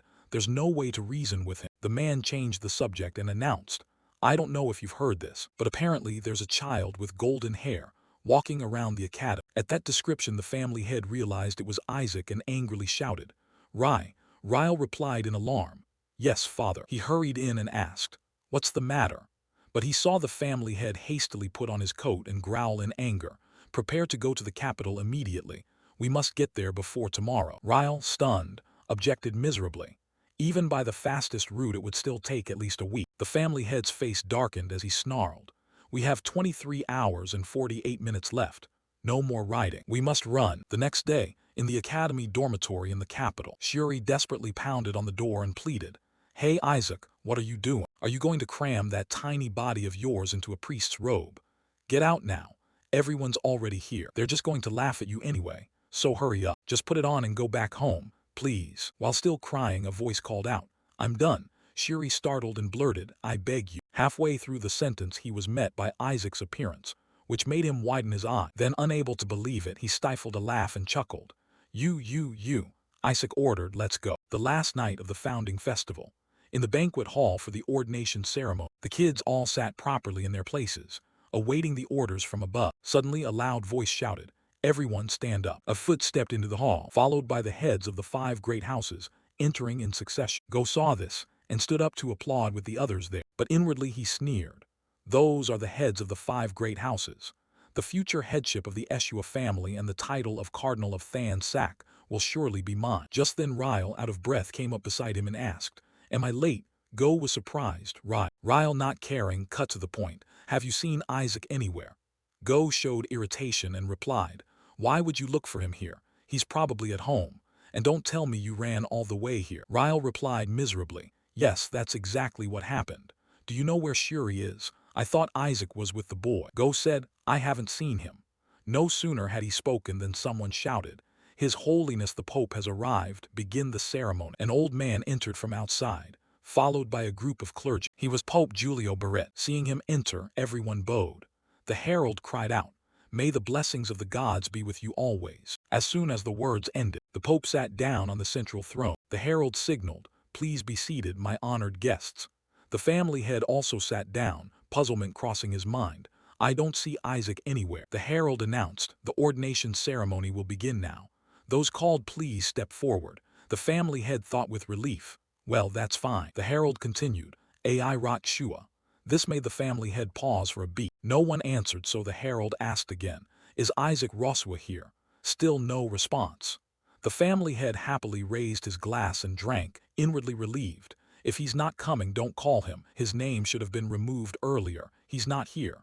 Move on quickly." Just as he was feeling pleased, a noise from outside echoed in, causing the family head to choke on his drink. Go scowled and hissed, "What a brat, how dare that kid show his face here?" At the doorway a youth entered, followed by Shuri looking utterly miserable.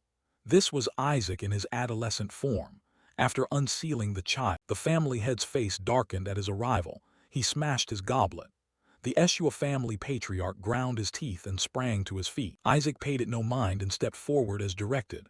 "Isaac Roswa, please step up." Hearing his name, Isaac stepped forward. Ryle couldn't contain himself and leapt to his feet, tears streaming as he sobbed. "Isaac, is that Isaac? Since when did you grow so much? And you're even wearing the ceremonial robes I prepared for you." The crowd whispered curiously, "I heard he was still a child. Can the Eshua family have such a strong child? Could he have broken the dry demon king's curse already? Wow, he's so handsome." Near couldn't believe it and jumped up shouting, "What the hell is happening? Why is he suddenly so tall?" Isaac paid little heed to the chatter and simply smiled, but the family head couldn't hold back. He dug his nails into the chair back and hissed inwardly, "You damned dry demon king, you monster from hell. What did you do to Isaac? My nephew never smiled like that. Have you possessed the boy?" The crowd kept speculating.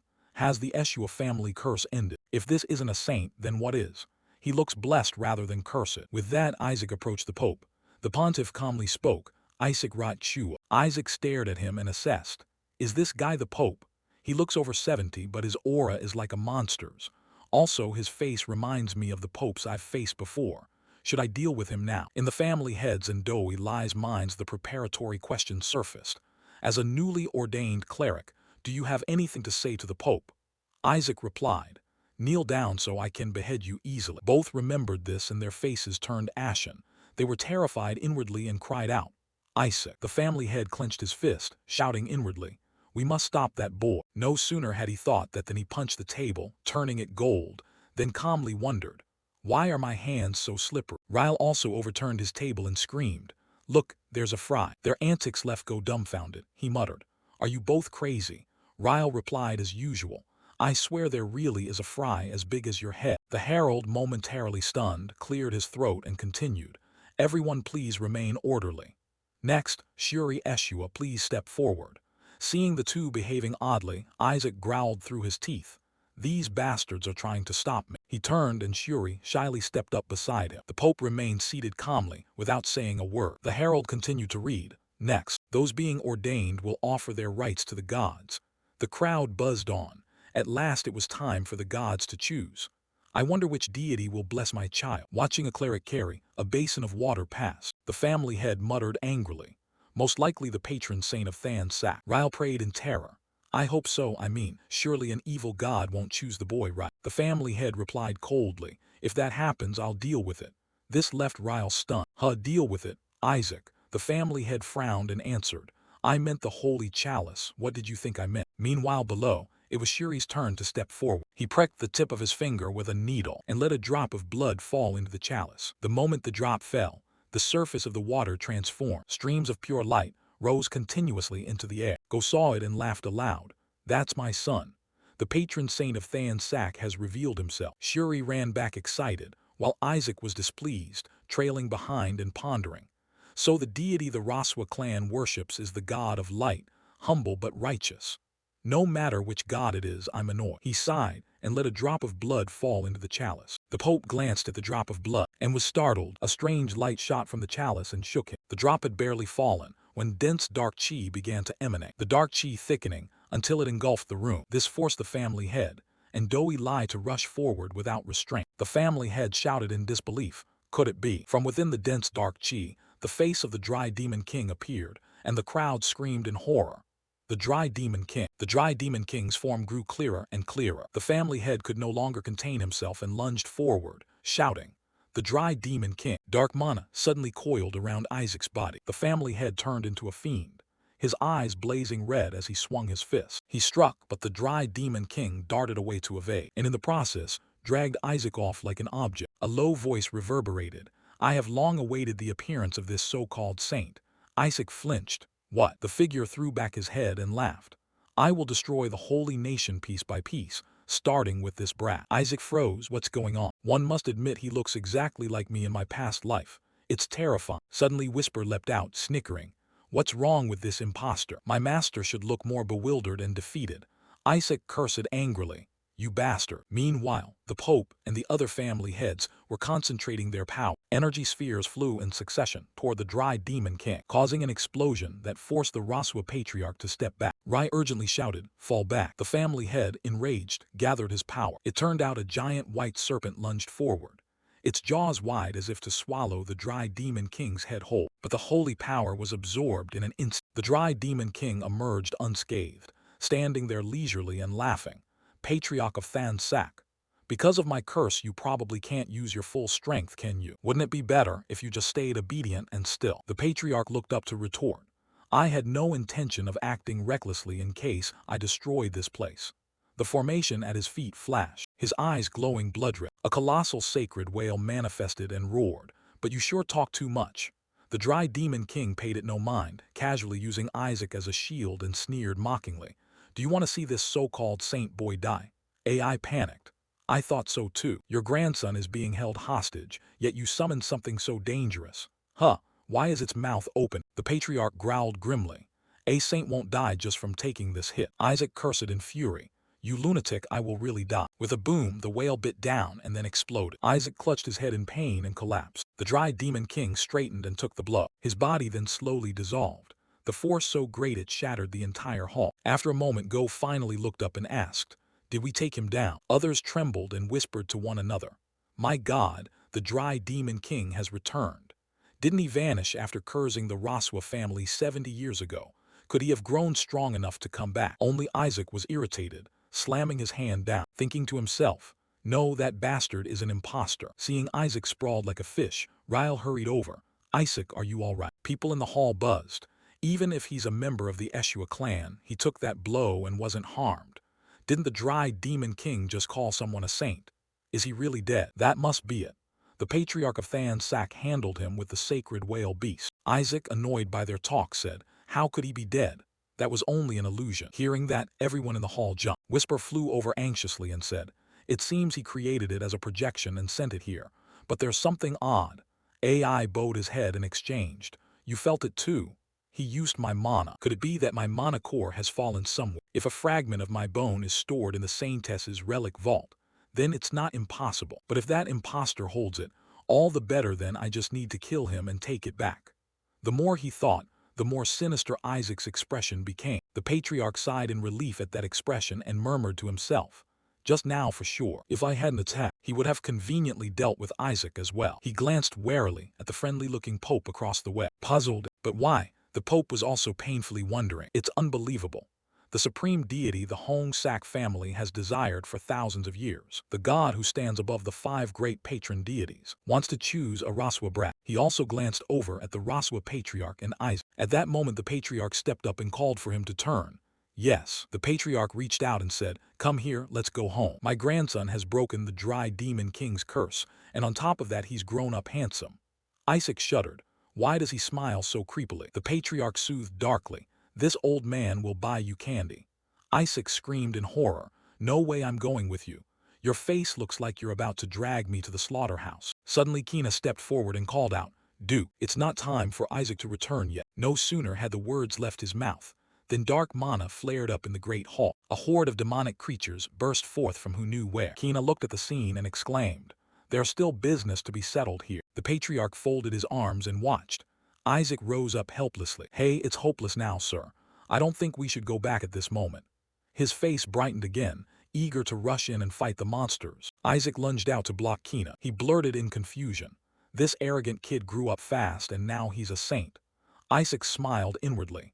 I don't know what your scheme is, but I'll use you to the fullest. Without another word, the two of them stepped forward shoulder to shoulder, thinking, I'll show you who the real saint is. A holy orb condensed in the palm of his hand. Isaac raised it high and shouted, purify. A blinding light forced the demonic creatures to retreat in droves. The crowd cheered joyfully.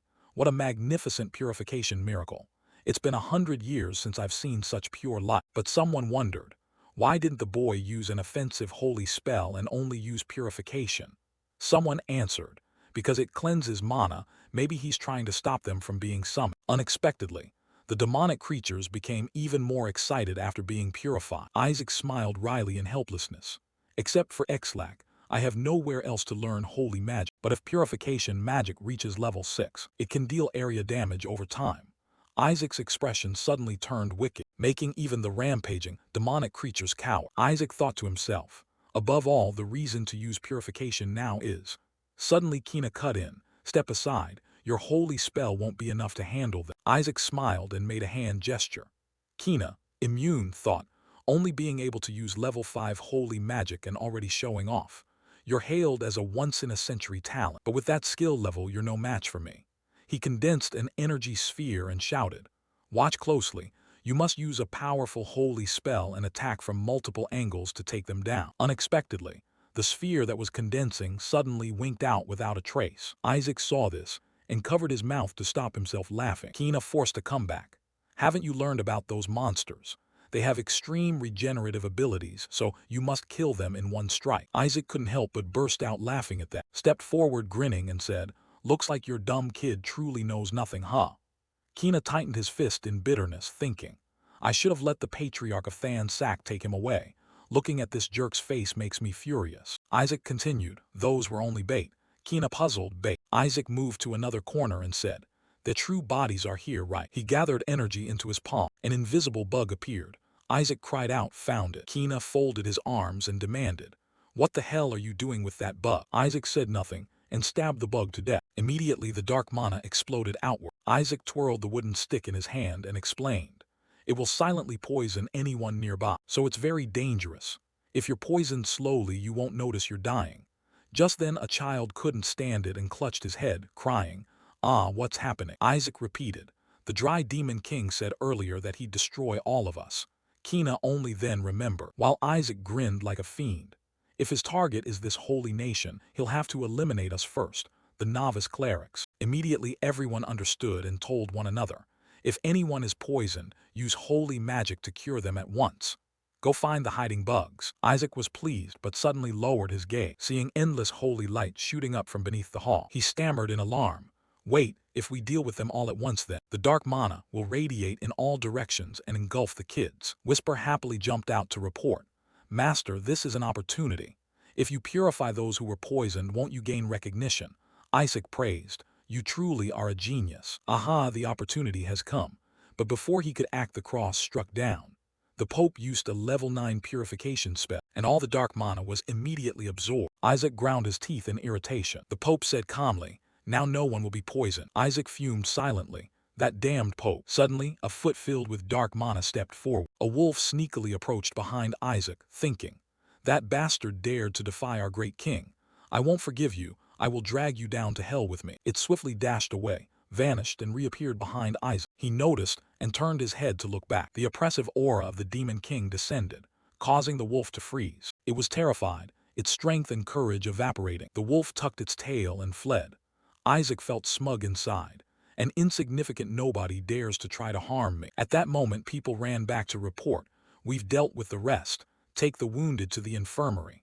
Only Kina's face clouded as he watched what had just happened, unable to believe it. Could a monster really be driven off with just a look? Impossible. How could he do that? That's something only the Pope could do. Isaac paid it no mind, yawning as he left. The dry demon king's appearance at the investiture threw the entire holy nation into panic. The dry demon king returned, then fled after being defeated. Who is the saint the dry demon king mentioned? In the meeting room, the Pope said calmly, it seems there's a problem with the holy chalice. There's an illusion summoning spell engraved on it. We're currently investigating the origin of that chalice. Please wait for the results. The blood-color patriarch immediately asked, so the appearance of outsiders is the issue? Hari replied, yes, that's one of the causes. But the main problem is the holy nation's barrier, guarded by the holy dragon. The next day, inside the Raswa household, Isaac held a newspaper and thought, the weakening barrier is why the demon race could infiltrate. And since the holy dragon is linked to the royal family, the Pope bears no responsibility. They really are slippery bastards. Suddenly, a mocking voice came from behind. My grandson, now you're even reading the paper. Go clapped, smiling. Congratulations, my grandson, you've been invested. Isaac thought helplessly, what should I do about this bastard? It feels like the patriarch deliberately set him on me. Beside him, Rai cheered excitedly. Oh Jack, since you can speak fluently now, recite the poem of the cursed demon king, please. Isaac screamed in his head, stop using that. At that moment, the head of the household stepped out, his face darkening. He walked over and said, good, you two are here. Come outside so we can speak privately. Isaac stood and agreed. Ah, yes. The room door was quickly closed. The head of the household gazed around thoughtfully, raising a third-tier absolute soundproofing sanctum that enveloped the three of them. He sat down and replied, just to be safe, this concerns Isaac. Ryle, sweating, asked, why use a soundproofing sanctum to talk? Both of them sat down anxiously to listen. He propped his hand up, his face ugly, and said, I think Isaac was chosen by an evil god during the recent anointing ceremony. The god who chose Isaac is certainly unusual. It seems this is a mark never before seen in the history of the anointing ceremony. Only the Pope and the Cardinal of the Golden Rite saw that mark, and the Pope tried to eliminate Isaac. Ryle, hearing this, couldn't help exclaiming, what? The Pope did that? The head of the household sighed and confirmed, yes. Unless it was an evil god choosing him, he certainly wouldn't act like that. Go pondered for a moment and then said, could it be not an evil god but a god worshipped by their clan? This made all three think of one answer. The Golden Rite fate. Seeing everyone silent, Go continued. They hate anything impure. I mean, when someone else is touched by something that belongs to them. So if someone from Raswa were chosen by a god worshipped by the Golden Rite clan, they certainly wouldn't leave it be. If the Pope reacted like that, then the god who chose him must be related to the Golden Rite clan. Or it could even be a god they've never summoned before. Ryle hurriedly said, if it's Isaac, the boy could absolutely do it. The head of the household frowned and growled, you think that kid could summon a proper god? The two of them trembled and answered, ah, certainly not. The head of the household then ordered Goal, Contact the Pope's clan and investigate which god chose Jack. Go panicked. Me? Why? The head of the household said if you succeed I'll give Shuri a relic. Go immediately fell silent in thought. The head of the household continued, and from now until Isaac begins his practicum, the boy will be under special supervision. If Isaac continues to have faith test results like last time, in the future he could become a dark priest. All three faces turned ashen as Go painfully clutched his head. If he really becomes a dark priest, the whole clan will be branded traitors. Treason will have everyone arrested, and Shuri will get into trouble too.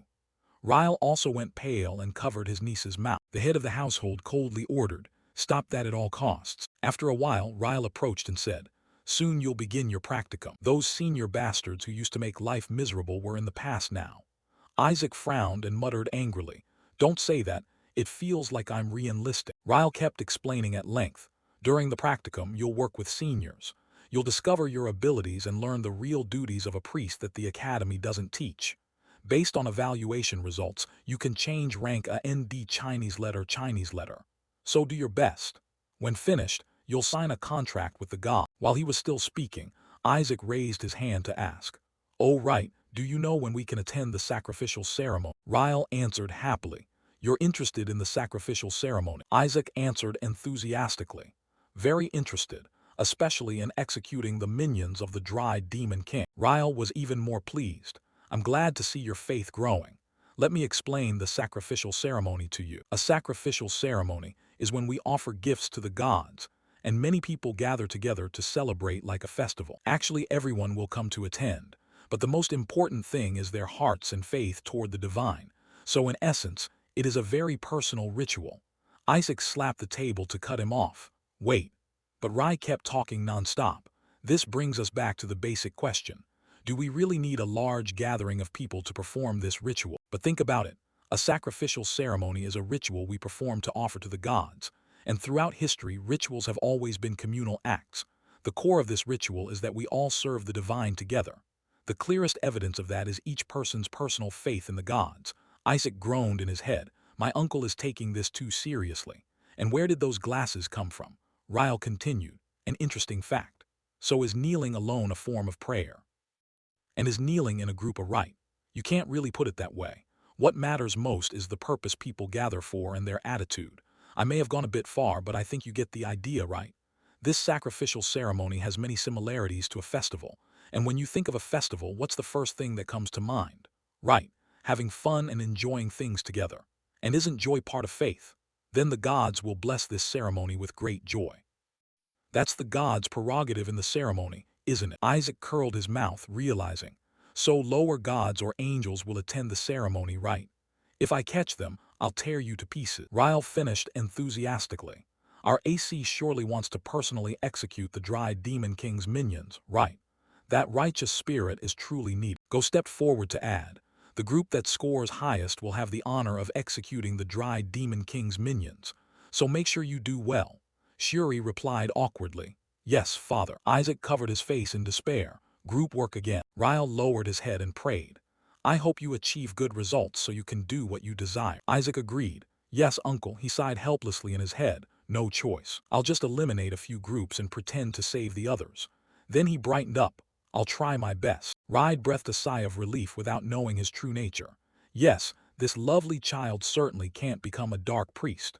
What a relief. Suddenly Go standing nearby winced and hissed, "But Isaac, which god chose you at the last anointing ceremony?" Isaac went pale at the question and replied irritably, "I don't remember clearly, but it was a rather strange and unsettling mark." In their minds the two painted that scene, and their panic produced the conclusion, "Look, this is a sign of doom. That's definitely an evil god." Both of them stepped back slightly. "It's okay, sometimes gods with strange marks look frightening. Yes, in the end faith is what matters." Isaac paid it little mind. "I'm not too worried." Suddenly Ryle said, "Oh right, the Cardinal of the Golden Rite will come to see you." Isaac dug at his ear in annoyance. "That bastard. I mean that person." "Why?" Before anyone could answer, a shout came from the door. "Hey Jack Roswa." Ryle and Go's faces turned gray as they looked toward the person outside and called out, "Kina Birit." He shouted arrogantly, "I have business with you." The two of them complained miserably, "Why is he here to see Isaac?" Go raked his hair. Who knows, how could I understand its thoughts? Kina barged in without a word. Guessing by his shoulders, maybe he came to harm Isaac, perhaps the Pope sent him. Go thought and agreed. If it's because of a god, that's very possible. Suddenly, Kina placed his hand on Isaac's hand and cried out, Isaac, I think you're worthless. I'm serious, Isaac. That disgusting line made Ike grimace. This bastard is crazy. You trying to pick a fight? Whisper laughed heartily. Kina said casually, but now I've realized you stayed out of the world for 10 years because of your training. You didn't want your skills defiled by the idiots at the academy. I knew it when you were anointed. You're outstanding and not comparable to those fools. It's such a waste for someone like you to be stuck doing practicum tasks. The more he praised, the more annoyed Isaac became. Creepy. Whisper added, I think this guy's a bit unhinged. Kina paid him no mind, reaching out and offering, train with me under his guidance, then we'll move into the professional world. Take my hand, Isaac. We'll execute the dry demon king and lead the holy nation. The scene left Go gaping. Is this a new form of bullying from the Pope's clan? But he seems serious. The offer's terrifyingly good. If it were me, I'd definitely. Before he could finish thinking, Isaac's icy words rang out, get lost. Kina couldn't believe it. What? AI snapped angrily. Get lost, I'll go through the practicum like everyone else. Go blushed, realizing, right, he's crazy. Kina wasn't satisfied and tried to persuade further. Don't worry about clerical status. I'm not only talking practice. I'll give you the standing of a priest with 10 years experience. But Isaac didn't want to hear it, showing no interest. Then pointed at Goal and said, if you want to take someone, take that one. Go couldn't believe it and pointed at himself. Me. Kina insulted bluntly. That one and you aren't on the same level. AI would agree, but Go's face burned with shame. These horrible bastards. Kina shouted. You have the talent to drive away monsters with just a look. Whisper realized and snorted with laughter. He must have seen his master scare monsters off by intimidation. Aya glanced sideways, thinking, this bastard wants to learn that move from me, huh? The more he wants it, the more I dislike him. He turned his back and waved his hand. I'll say it again. Get lost. Just the thought of learning from the Pope makes me want to puke. Kina scowled and repeated, did you just say my grandfather makes you nauseous? Isaac pointed at him and replied, of course, I even want to slit his throat. Before he could finish, a hand clamped over his mouth. In an instant, Isaac vanished from where he had been, and a voice strode in saying, our child is busy. The one who acted was the head of the household, who looked at Kina and said, don't come near this boy again. Kina protested, shouting, even if you are the head of the Azure clan, the head cut him off. If you keep associating with that kid, he'll turn you into garbage. Isaac grew even more mouthy, but the head forbade him sternly, forcing him to bite his hand. The room suddenly fell silent. Isaac went mad, veins bulging, swearing inwardly. You Raswa bastards, I will definitely destroy you. The 5 colors are the test every trainee priest must pass, consisting of white, yellow, blue, black, and red. This is the order in which they are examined, presided over by the cardinals of each faith. So to become an official priest, you must pass this test. Isaac went up to a door and muttered, our group's people will be here. According to Shuri, they grouped 30 people of the same background or faith into one team. Isaac heard the scolding. Do they want us to fight among factions or what? But Shuri said, our group is all my friends, so it's fine. AI, now fully informed, praised. Seems sending you to study early was worth it, Shuri. Then he opened the door, smiling at his decision. I'll use these guys to pass the 5 colors test and save my subordinates.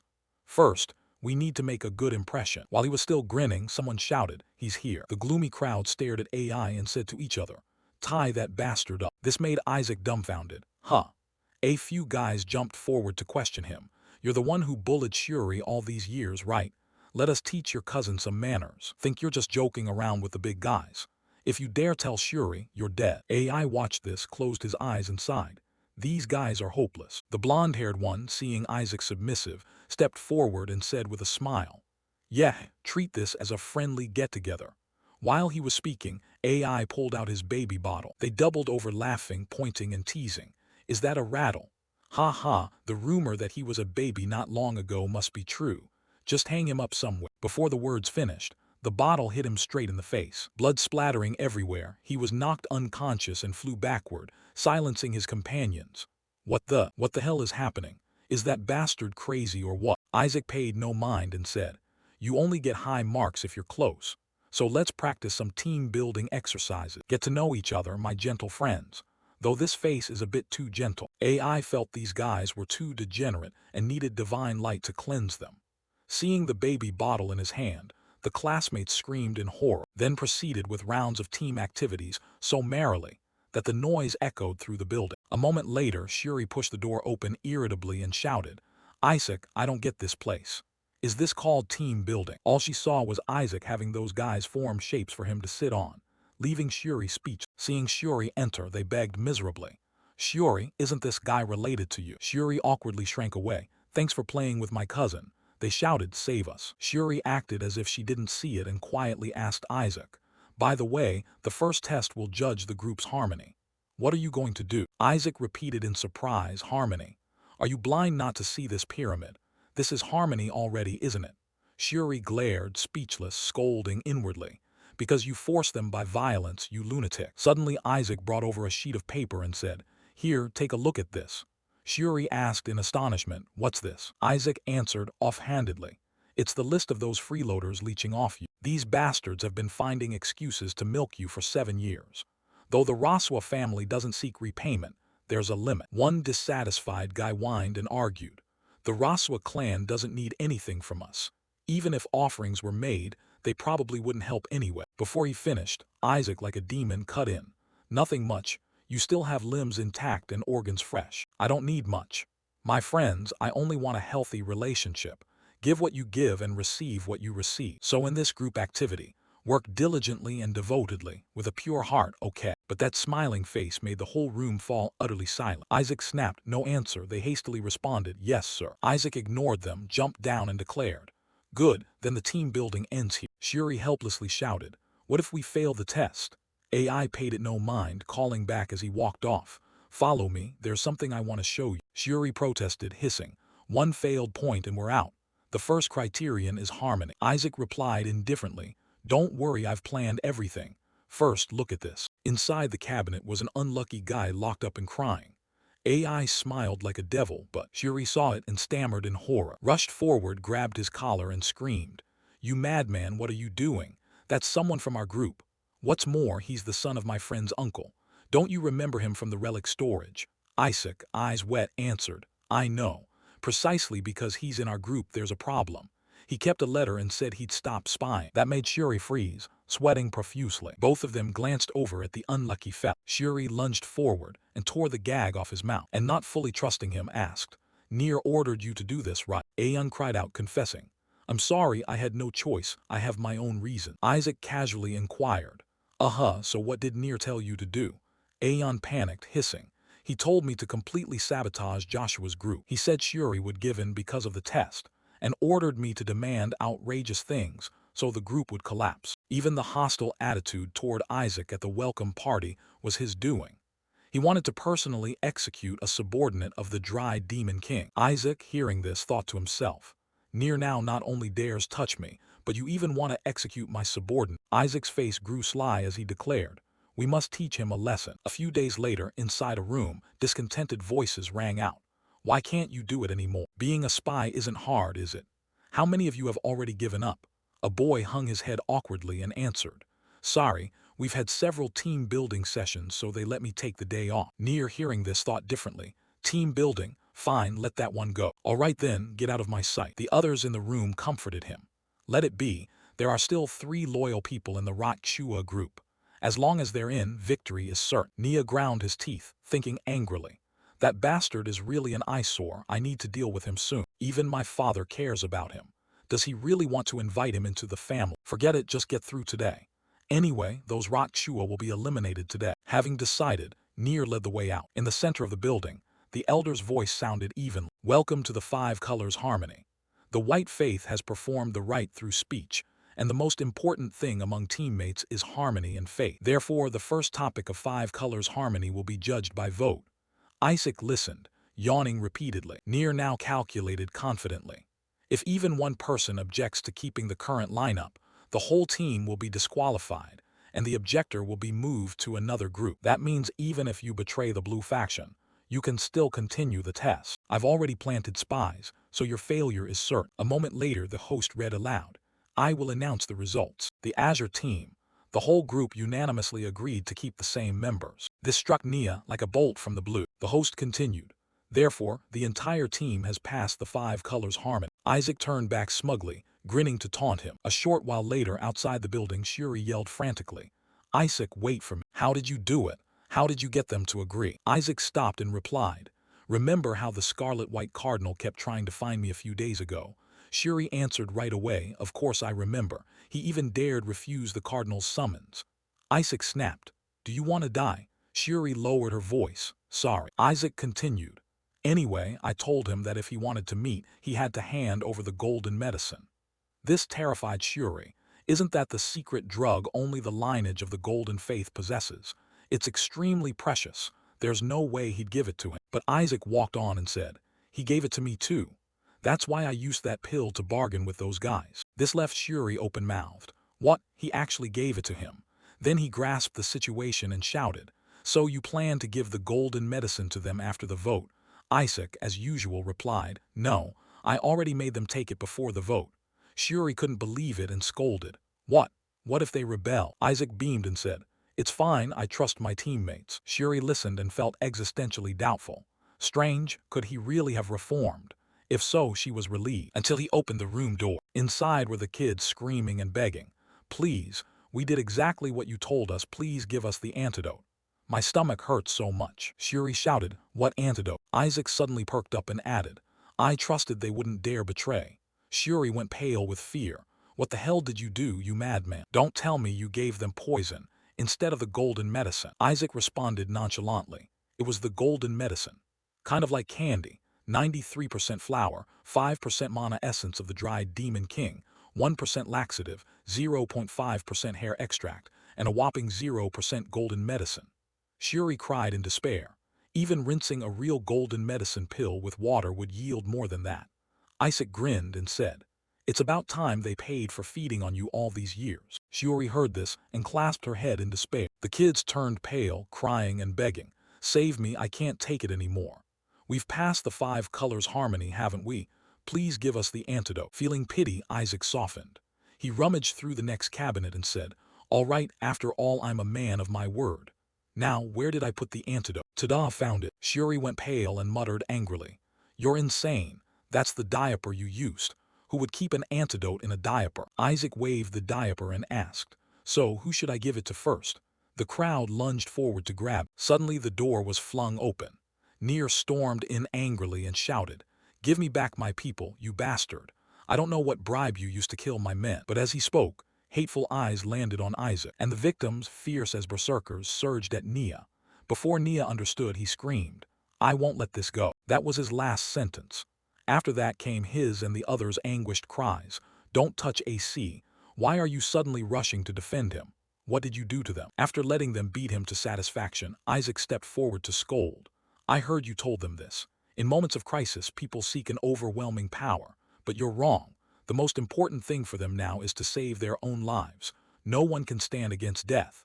Nier paled with each sentence, glanced at the trembling crowd, and could no longer look at Isaac. He doubted humanity and wondered, is that what human eyes look like? A while later, inside the cathedral office, Hari was working when he heard a knock and calmly called, "Come in." Seeing a servant enter, Hari sighed. It took 7 days just to meet an apprentice priest. That's rude. Unexpectedly, the servant awkwardly reported, "Sorry, sir, but Isaac said he won't be coming." Hari frowned and ground his teeth. He received the golden medicine and still won't come. The servant replied flustered, "That's what he said, sir. He also asked me to deliver a message." Hari asked gloomily, "What message?" The servant answered, "Next time if you want me to come, send a big lump of gold." That remark made Hari so angry he snapped his pen. He hissed sharply, "By any means, bring that brat before me." A short while later, Nier strode down the corridor in a rage, muttering, "That bastard. Still, it's not like I gained nothing." A short while later, Nier strode down the corridor in a rage, muttering, "That bastard. Still, it's not like I gained nothing. My people reported he has something he mustn't show inspectors. If I investigate, I'll find clues and expose his identity myself." While pondering this, Nia came upon a crowd gathered and angrily advanced, shouting to vent his fury. "Who are you people? Why is the dormitory so noisy?" The startled crowd turned and stammered, "Ah, we have business with the young master here." The servant inwardly cursed, Damn, why run into someone from the Crimson Clan? The Crimson are sworn enemies of the Golden Clan. Please, get out of my way. That Crimson freak. If rumors spread that the Scarlet White Cardinal summoned someone from the Azure Clan, it would cause big trouble. Suddenly the room's door opened and a voice said, "Why are you late? I'm sure I told you to come early, because I need something for the tea gathering." Seeing Isaac open the door, the servant silently rejoiced. This kid is definitely trying to help us. Given what he's received, he should at least do that. Eshua is always so predictable. They hurriedly responded, "Yes, we came because we have something to deliver to the young master. It's being prepared." Isaac instructed, "Exactly, a social gathering needs refreshments, so bring them before the day's end." The servants respectfully complied, but those words gave Nier a new idea. "A social gathering, huh? That's the meeting where you enchanted my subordinates, isn't it?" The servants hurriedly excused themselves. "Then we'll take our leave." Unexpectedly, Nier had prepared a fireball, and as soon as they left they were hit by the fifth-tier holy spell, Hell's Repentance. After attacking, Nier stepped forward and said, "I just gave your subordinates a little rest. I have business with you, so why don't we do an interesting faith test together?" Shuri looked terrified. "No, he'll surely be burned at the stake. If we do that test, the worst is the whole clan could be wiped out because of him." But now Nier produced a device and said, "I have a convenient thing. Just place your hand on it and it will react. We'll use this for now." Just then Hari appeared behind him and growled, "Isaac Rosua, I didn't expect you to dare refuse my summons just because you're busy playing around." This sentence made Nier standing before him go pale with fear. Hari looked down and demanded, "Do you think I'm a joke?" Nier awkwardly turned his head to look at Cardinal Berit. He glanced down and added reproachfully, "You're close with the Crimson Clan. A brat from that clan dares lay a hand on my subordinates." Isaac stood silently as if watching a play. Despite Nier turning deathly pale, he panicked inwardly and cursed, "Damn it. Is this guy allied with the Berit clan?" Then Isaac shouted up, "I apologize, Your Eminence, but you see, young Master Nier told me not to associate with people of the Golden Clan, so I couldn't respond to your summons in time." This sentence sent Nier into a panic. Hari, who had long targeted him, could no longer hold back and roar, "When did I ever say that, you bastard? And what's this about the cardinal summoning you? I thought no bishop is allowed to contact apprentices during their probation. Could the cardinal really?" He shouted and slipped up, prompting Hari to cut in irritated. "Oh, really?" Aya covered his mouth laughing. "Wow, this is amusing." Hari glowered as he accused, "Third son of the Crimson Clan, I gave you time to bond with your teammates, but it seems you wasted that time, didn't you? I'll let you off this time because I know your father." Nier stammered in fear, "No, it's not like that." Hari paid no attention and continued, "But I will assign additional tasks from the cathedral to your group." Nia gritted his teeth helplessly. "Damn it, please no." After dealing with Nier, Hari turned and said, "Now come to my chamber." Suddenly Isaac changed his mind and smiled. "Ah, sorry, Your Eminence Cardinal Golden, but Cardinal Crimson has called me first." This made Nier, who was holding his head and leaving, freeze in place. Isaac lounged at the door and said, "What can I do? I just had an appointment. I'll see you if the conditions are better." Hari couldn't believe it and asked, "Cardinal Crimson just called you?" Isaac, as usual, replied, "Yes, Cardinal Crimson just summoned me." Nia stood beside him stunned, having not said a word. How did he know that? "If this continues, Cardinal Paris will hate me. My evaluation points are basically ruined. I need to get out of here." So he stepped forward to explain for Isaac. "That's right, I'm mainly here to fetch Isaac, so I'll take him with me." Hari frowned. Didn't my attempt to scare him work?" He awkwardly tried to add Cardinal, but was cut off by Hari. "Fine, if you have a prior appointment there's nothing I can do.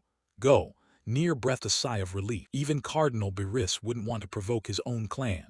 Suddenly Hari paused and added, "However, the fact that you caused trouble for the Golden Clan remains true. Therefore, from tomorrow, I will assign additional tasks to you." Nier swore, "Goddammit," but reassured himself, "It's fine. If I hand this guy to my father, cleaning up will just."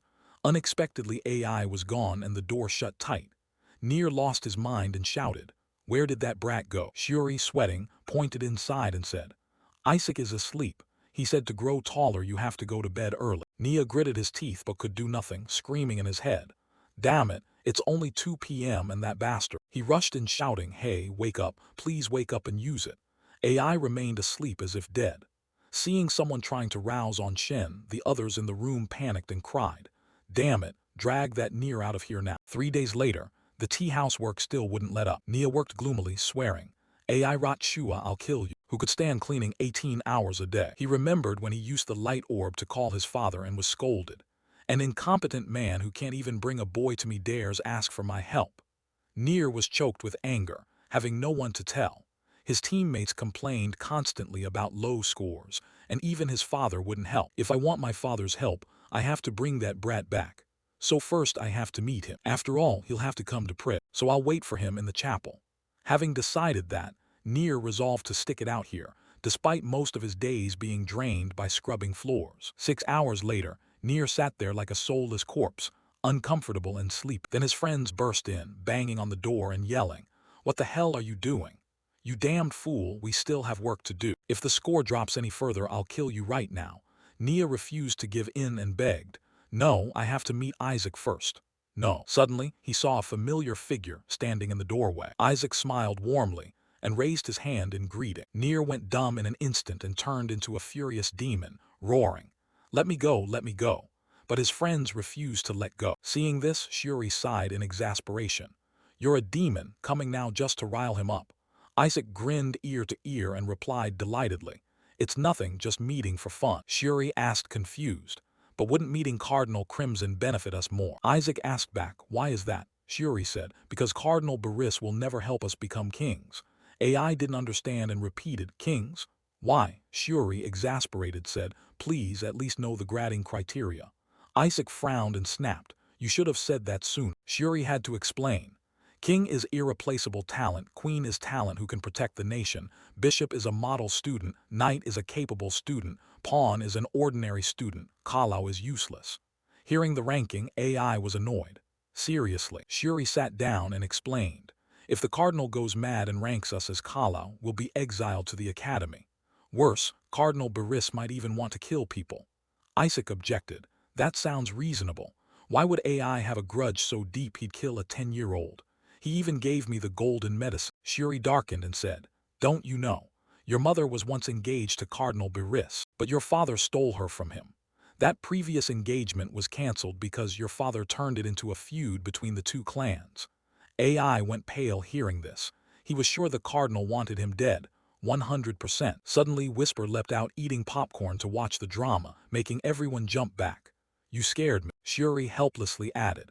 "If you can pull Cardinal Crimson to our side, you can use him to restrain Cardinal Golden. Not to mention the Golden clan's descendants must also pass the Crimson clan's test, so just promising they won't be ranked Kalau in Golden's test would be enough." At that moment, a small formation lit up in the room, and a hand reached out behind Isaac. Unaware, he mumbled, "That's right, let me go meet him once and see." No sooner had the words left his mouth than that hand clamped over his mouth. Shuri turned in surprise. "Huh, what did you just say?" But the empty room made Shuri scream out, "Isaac!" At the same time, inside Hari's study, a cataclysmic explosion occurred. Isaac snapped irritably, "Hey sir, you're kidnapping me. What the hell are you doing?" Realizing where he was, AI awkwardly scratched his head and laughed. "You always act so noble, yet you had your men kidnapped." Hari, annoyed, turned and scolded, "You brat, I have something to tell you." AI quickly cut him off. Yes, of course there's something. Didn't you call me here because I've been ignoring you all this time?" Suddenly Hari shouted, "Isaac rot Shua." Isaac froze, looked up, and immediately saw Hari's earnest face and sincere voice. "I want to adopt." Isaac was stunned, not expecting this. What did he just say? Adopted? Does that mean joining the Golden family? He wants me to join the Golden clan. What the hell? Is he mocking me? Or is this a new tactic to control the Eshua clan? When Hari said nothing, he had to explain clearly. "There's no scheme here. I'm just proposing you leave Rot Shua and become an adopted son of the Baris family." The more Isaac heard, the more suspicious he became. "Why are you doing this? Is it just because that fake Kalau demon king called me a saint?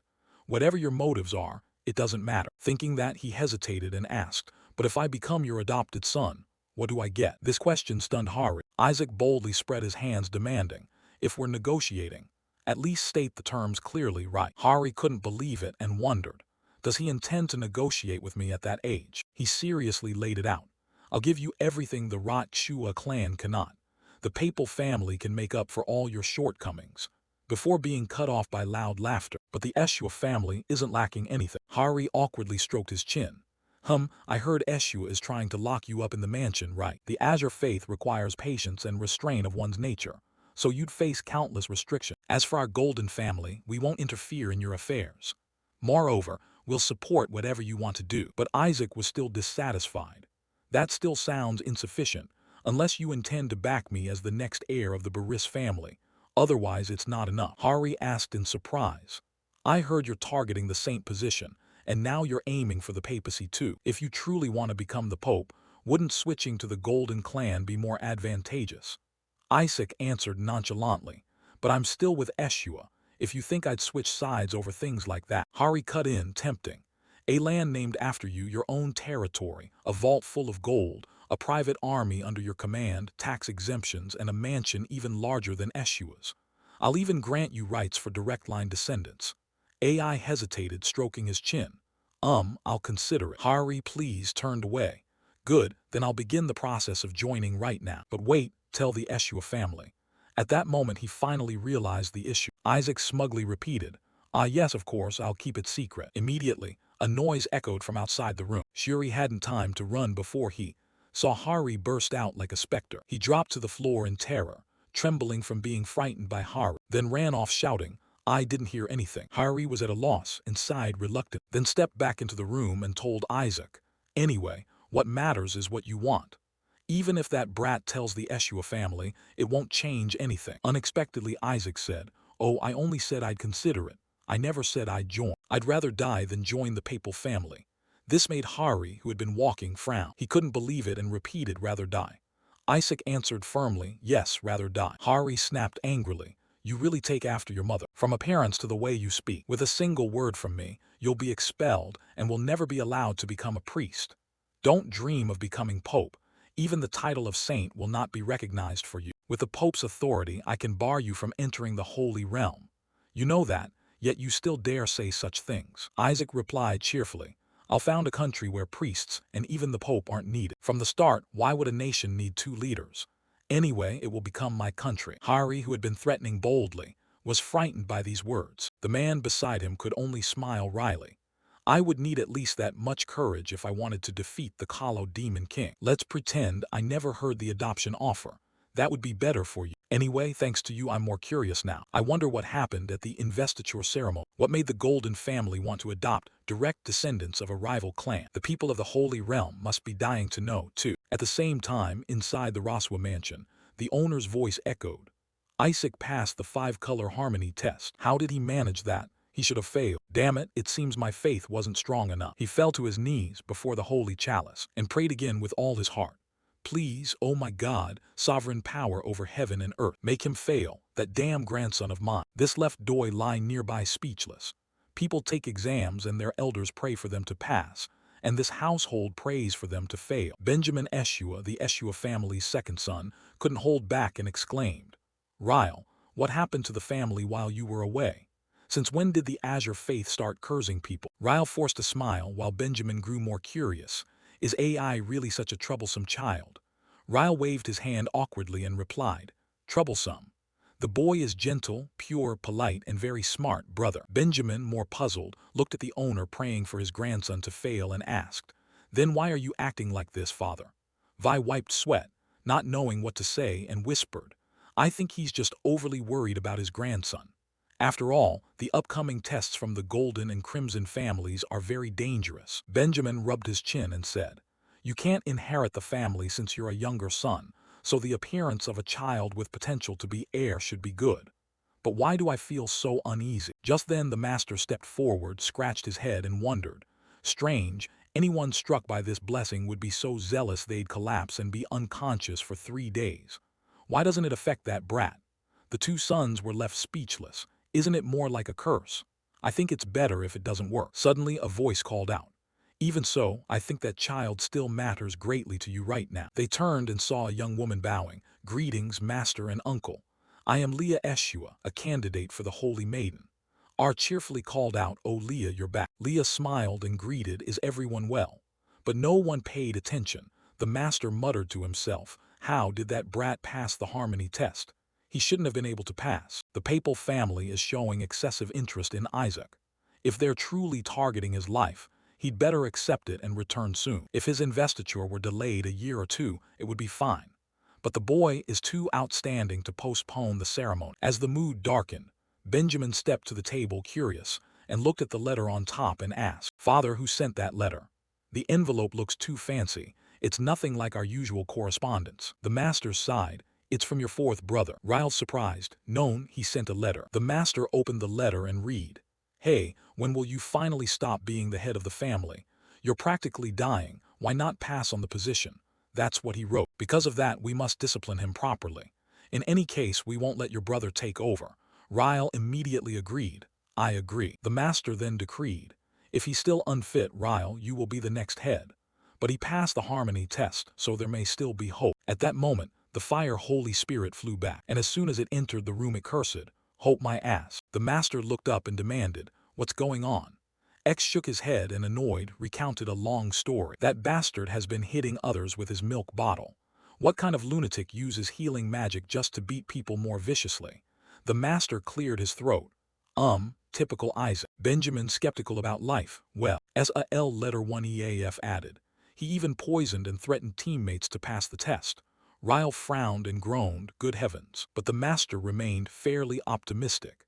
"It's fine as long as the papal family doesn't find out." Before he finished, Shuri burst into the room shouting, "Father, father, it's bad. Cardinal Paris has offered to adopt Isaac." The whole room immediately went pale. The master restrained himself and asked, "What did Isaac say?" R, terrified, tried to reassure, "Father, Isaac is a member of the Eshua family. He would never betray us." But Shuri extinguished both their hopes. He said yes. Ryle rushed over, grabbed him, and demanded, "What do you mean? Shuri, what did he use to lure Isaac?" Shuri answered miserably, "A lot of money, enough that no one could refuse." R muttered angrily, "Damn it." The servants murmured among themselves. As expected, money can buy even immortals. That's right. The master clenched his fists in anger, veins bulging, growling, "Those damned dogs, that old bastard is still alive and grinning, and they dare to snatch my family member." Back with Isaac, piles of gold and jewels were being delivered. Seeing the treasure, the students gaped in amazement. "All this gold is from the Paris family. I heard they're giving it all to Isaac." "So the rumor that Isaac is close to the papal family is true." Isaac smirked. "This is more like hush money for me. After all, gold is just gold." Suddenly Shuri jumped out from nowhere waving a flag and declared, "Isaac is actually one of the Azure Faith." Isaac was stunned. "What the hell? Why did the master send him? That stingy old man." Isaac stepped forward, and Shuri produced a crumpled letter. Isaac frowned, opened it, and read the contents, which contained only one line, "You are of the same house as me." This made him even more baffled. What kind of trick is this? As he was about to crumple and tear the letter, a voice rang out, "Why are they here?" Shuri startled and turned, shouting in surprise, "Sister Leah." Isaac, gloomy, startled, looked back in disbelief. "The lady head of the house has come too." The crowd looked toward the door and saw two women step in, prompting the noisy students to whisper, "They're the holy maidens of the Raswa family. Look, it's Melissa." Aya scowled and cursed under her breath. "Damn it, Melissa is here. Does she know how hard I've tried to avoid her? We must find a place to hide." Someone suddenly shouted, "Wow, that looks so real. That's the video from the contact sphere, right?" Isaac poked his head out in surprise. "What?" Spotting the problem, he gave Shuri a shove and scolded, "Damn it, you nearly gave me a heart attack. Stop overdoing it." I thought she had actually come. Shuri, not understanding, curled up hugging herself. "Hey, what did I do wrong?" But still couldn't avoid it. Melissa's voice rang out, "You must be Isaac. It seems the rumor about you spread fast and is true. So you really broke the Dry Demon King's curse. I'm quite impressed." Isaac wiped sweat in secret relief. "Good thing it's only through the contact sphere. Since we aren't meeting face to face, she probably won't recognize me as the Dry Demon King, right?" Suddenly Melissa added, "I heard you were recently kidnapped by his followers, is that true? You must have suffered." Isaac jerked in surprise, breaking out in cold sweat and fear. "No way. Can she sense me even through the contact sphere?" Melissa growled fiercely, "Why do I feel the power of the Dry Demon King on you?" Isaac backed away in terror, thinking, "Damn, if I'm discovered, I'm done for." Melissa continued to demand, "What the hell is going on?"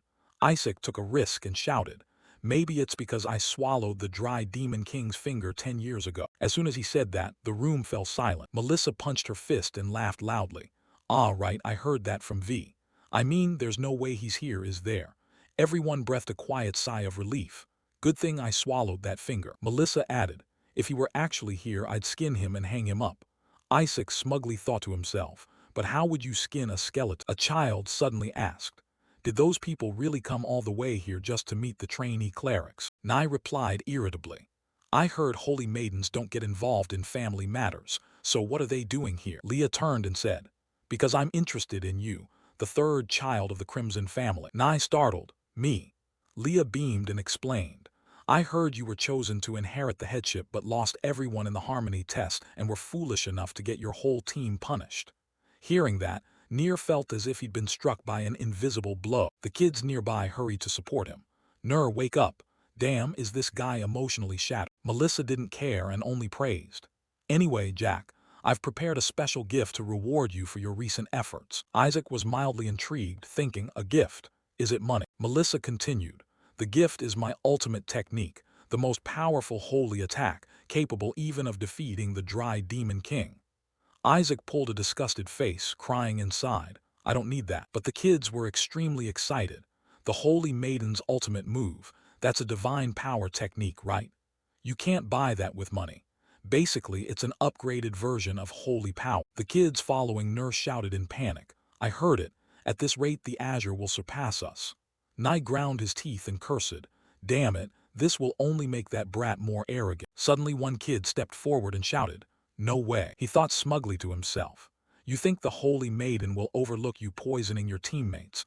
I'll tell her everything and strip you of the right to stay here. He was the son of Count Six Molech, Nur's #1 informant. Holy Maiden, I have something to report about Isaac. Isaac gave us poison to pass the harmony test. That statement stunned Melissa into silence. The kid kept whining as he recounted. A candidate for sainthood using poison. Can you believe it, Holy Maiden? Melissa stammered, what poison? Nai rejoiced inwardly. Well done, finally you're useful. Deal with that brat and I'll take you into my team. Melissa shouted coldly. Isaac, do you think poison alone is enough? Poison is one of the least effective ways to train willpower. You're doing a terrible job. The kid panicked, rushed forward and shouted. Wait, Holy Maiden, Isaac really beat us until we were bruised. Melissa again surprised. What? She continued to instruct Isaac. Listen carefully, Isaac, beating flesh and skin doesn't help training. From now on, remember to break bones. That's how you make them stronger. To atone, I'll personally break their bones in Isaac's place. The kid screamed, not knowing whom to beg when Leah intervened. No, you can't. He would die if you did that. Just as everyone breathed a sigh of relief, Leah suggested, let me do it instead, don't worry. I'll be quick and efficient. Isaac felt sorry for him and stepped forward to take over. I'll handle it myself. Leah, slightly doubtful, really. Isaac grabbed the dumb kid and whispered, see. If you'd listened when I threatened you, you wouldn't be in this mess. From now on you'll be my meat shield and subordinate.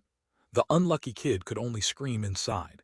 These family folk have all gone mad. A little while later, inside the private room, Isaac scratched his ear and heard Melissa ask, AI, would you like to become the head of a family? He mumbled in response, ah yes. Leah then asked, if you became the head, what would you do? Isaac didn't hesitate and said immediately, I'd definitely wipe out the Holy Maidens.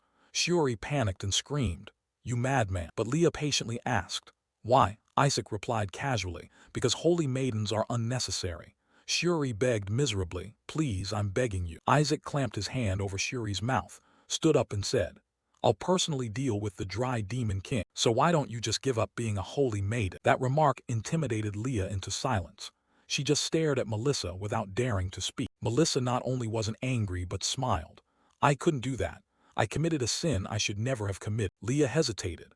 There was one time in my life when I had the chance to destroy the Dry Demon King, a perfect opportunity to annihilate him forever. But I couldn't do it. I'm not even sure why. Perhaps the gods would never forgive that. I am the reason the Dew family was cursed. Isaac was surprised to hear that. Melissa continued. To break the curse, we must defeat the Dry Demon King. That is the burden I must bear. Isaac didn't understand and repeated. A sin you should never have committed. Melissa only smiled silently and did not answer. Leah also strained to speculate. There must be a reason she couldn't kill the Dry Demon King. Suddenly Melissa changed the subject, smiling as she said, that's why I wanted to meet you today. Looking at what Melissa produced, Shuri stammered. Is that the Holy Maiden's emblem? Isaac propped his chin and tried to recall. The Holy Maiden's emblem is unique in the world. Its value is beyond measure. Why would Melissa give this to me? Melissa said again. I've heard your offensive holy spells are quite weak, so I infused some of my power into this. With it, you'll be able to use divine power at any time. You can't pass the remaining 5 color tests with purification spells alone, so use this. I'll stop by the Holy Kingdom soon. Then I'll teach you how to deal with the dry demon king. See you later." As she finished, she vanished. Isaac cursed inwardly, "Get out and never come back." Leah also stood up and said, "Well, I must be going too." Isaac also rose to leave, but Leah paused and gently asked, "Isaac, tell me, you have a ma-core, don't you?" Isaac went pale and ugly-faced. "This brat found out I created a ma-core. Even Melissa didn't notice. How does she know? Should I kill her right here?" But Leah rubbed her chin and murmured, "Or did I mistake her? The thing inside is the ma-core from the annex, right?" Isaac hurriedly went along. "Ah yes, a ma-core, that's right." Isaac touched his chest and muttered, "Oh God, I forgot I haven't absorbed it yet. I thought I could unseal it with holy magic, but I still can't. What the hell is it? Nothing works." Suddenly Leah took off her necklace and said, "That seal, you can break it with this necklace." Isaac beamed with joy, respectfully raising both hands to receive it. This kid not only knew about the monocore but also gave me a way to break it. Jackpot. Leah hesitated and cautioned, "Still, I'm not sure you can actually use it. But it seems you're trying to restore the family's secret art, aren't you?" Isaac couldn't understand. "What?" Leah asked further. "After you remove the holy maidens, what will you do?" Isaac flamboyantly replied, "Become a rich freeloader." Leah snorted and left. "All right, I'm off. Make sure we meet again after your apprenticeship is over." Isaac stared after her with wide eyes, thinking, "This kid is definitely not normal." A moment later, an Azure soldier looked in startled. Leah stepped past and said, "Let's go." The soldier hesitated and asked, "Miss, that necklace could reveal the family's secret art." Leah lowered her eyes and sighed, "I know." The soldier didn't understand. Leah added, "It's a hereditary heirloom. It was passed directly by the head of the family, so other direct descendants are coveting it." Leah smiled and cut in, "If it's taken, that only proves that's all the value he had." The soldier sighed, "But if he protects the necklace, he'll become the successor." Leah, not very concerned, smiled brightly and said, "That's still better than him going to the Holy See." Recalling Isaac's earlier words, "Definitely wipe out the holy maidens. Personally deal with the dry demon king." She couldn't help but chuckle again, and peering out of the carriage murmured, "Make sure you do it, Isaac." Isaac, meanwhile, was already eyeing money with bright interest. That night, rain poured down over the Baris manor. Inside, a servant's voice rang out, "My Lord Gojal, it's been a long time." Go replied coldly, "You're well, I hope." The servant replied respectfully, "I'm well. How are the Eshua family affairs, my lord?" Go said disdainfully, "What do you think? They're still a bunch of trash as always." The servant agreed in chorus, "Indeed, Eshua are all hypocrites." This made Go hesitate somewhat. In truth, he feared he might soften toward them, but inwardly, Go thought differently. Something must have happened during the investiture ceremony. The cleric who officiated Isaac's investiture was found dead in the monster forest. Was the matter serious enough to require silencing? And now, the Golden family wants to adopt Isaac as well. There's no way they'd do that unless they were insane. Too many strange things are happening here. Damn it. Even though my mother belongs to that family, if I dig too deep I might end up dead. A moment later in the family's inner chamber, Go instructed, "I want to rest a bit. Don't enter until I call." The servant replied respectfully, "Yes, my lord." Left alone, Go told himself, soft-hearted, "Me, the one who handed Rasua to Cardinal Baris. Sometimes I think I've grown too close to the Eshua family, but I don't feel that connection in this wretched family." Lost in thought, Go slowly entered the Baris office and moved deeper into the secret archives to check Isaac Eshua's investiture. There it was, the mark of the god who chose Isaac. Everything belongs to me." The more he read, the more unpleasant Go felt. The greatest god, really. So that's it.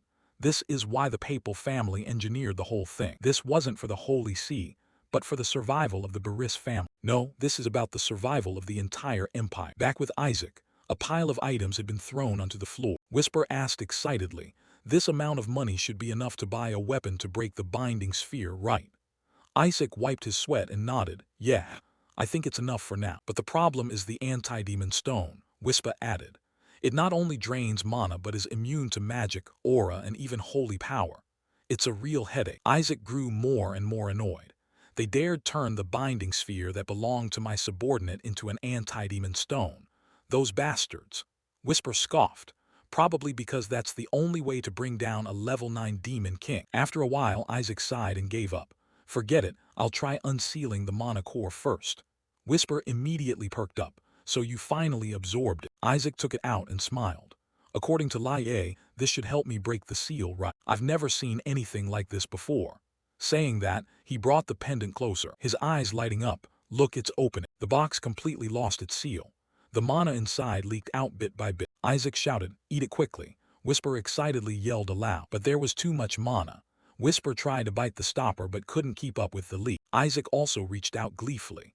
"There's more mana than I thought.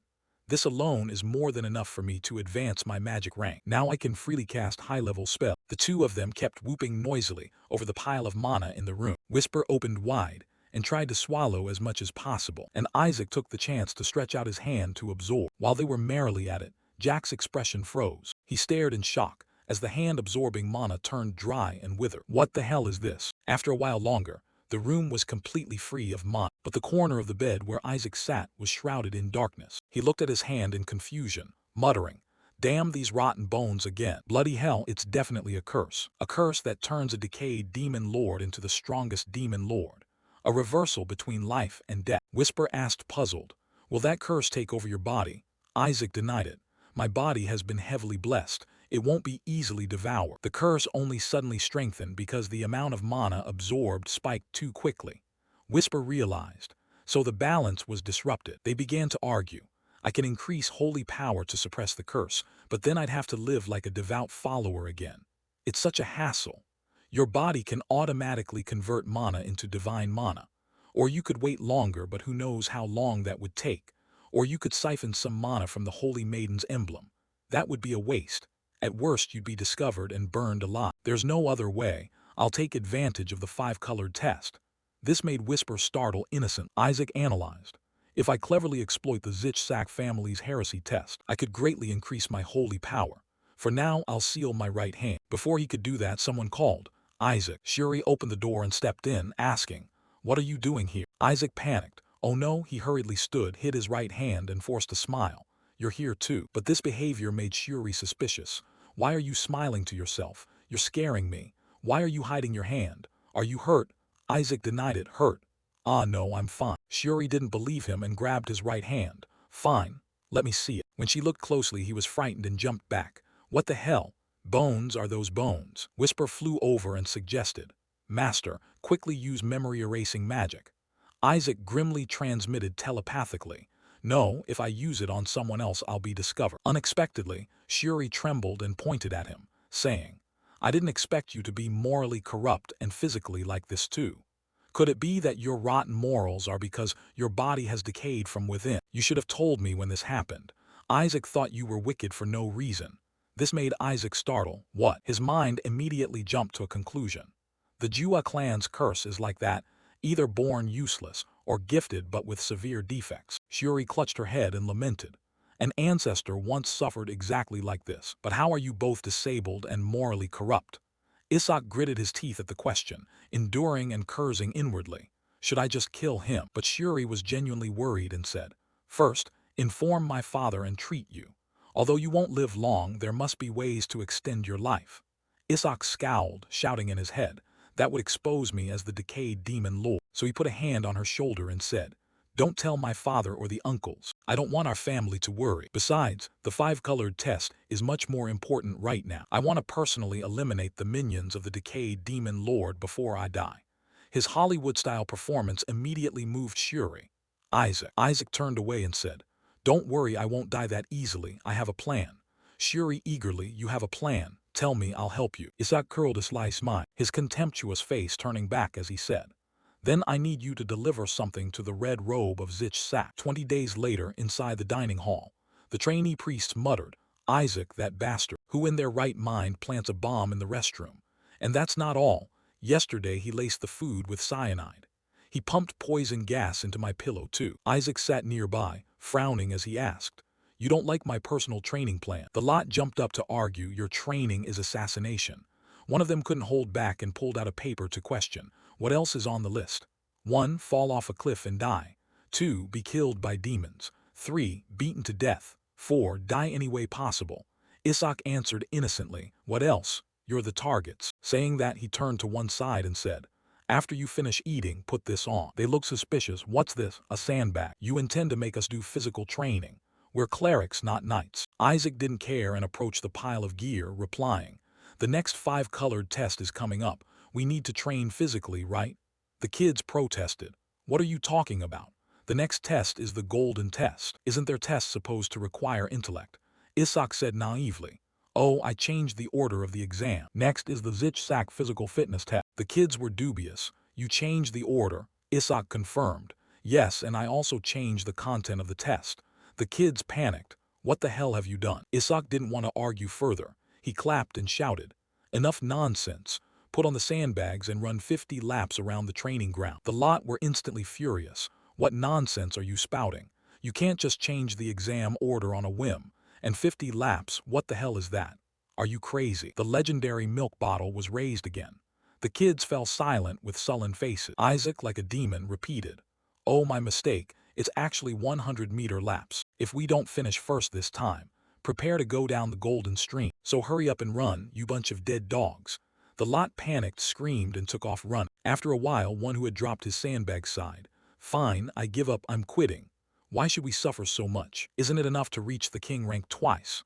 We've already done it once. Just wait for the blue test and we'll get it again." Before he finished, Isaac loomed up behind him and said, "Are you joking with me? We need to reach it all 5 times, remember." The man was so frightened he couldn't stand. 2 companions hurried to cover. "The red and yellow definitely won't let us reach king rank. And the next one was supposed to be the yellow test.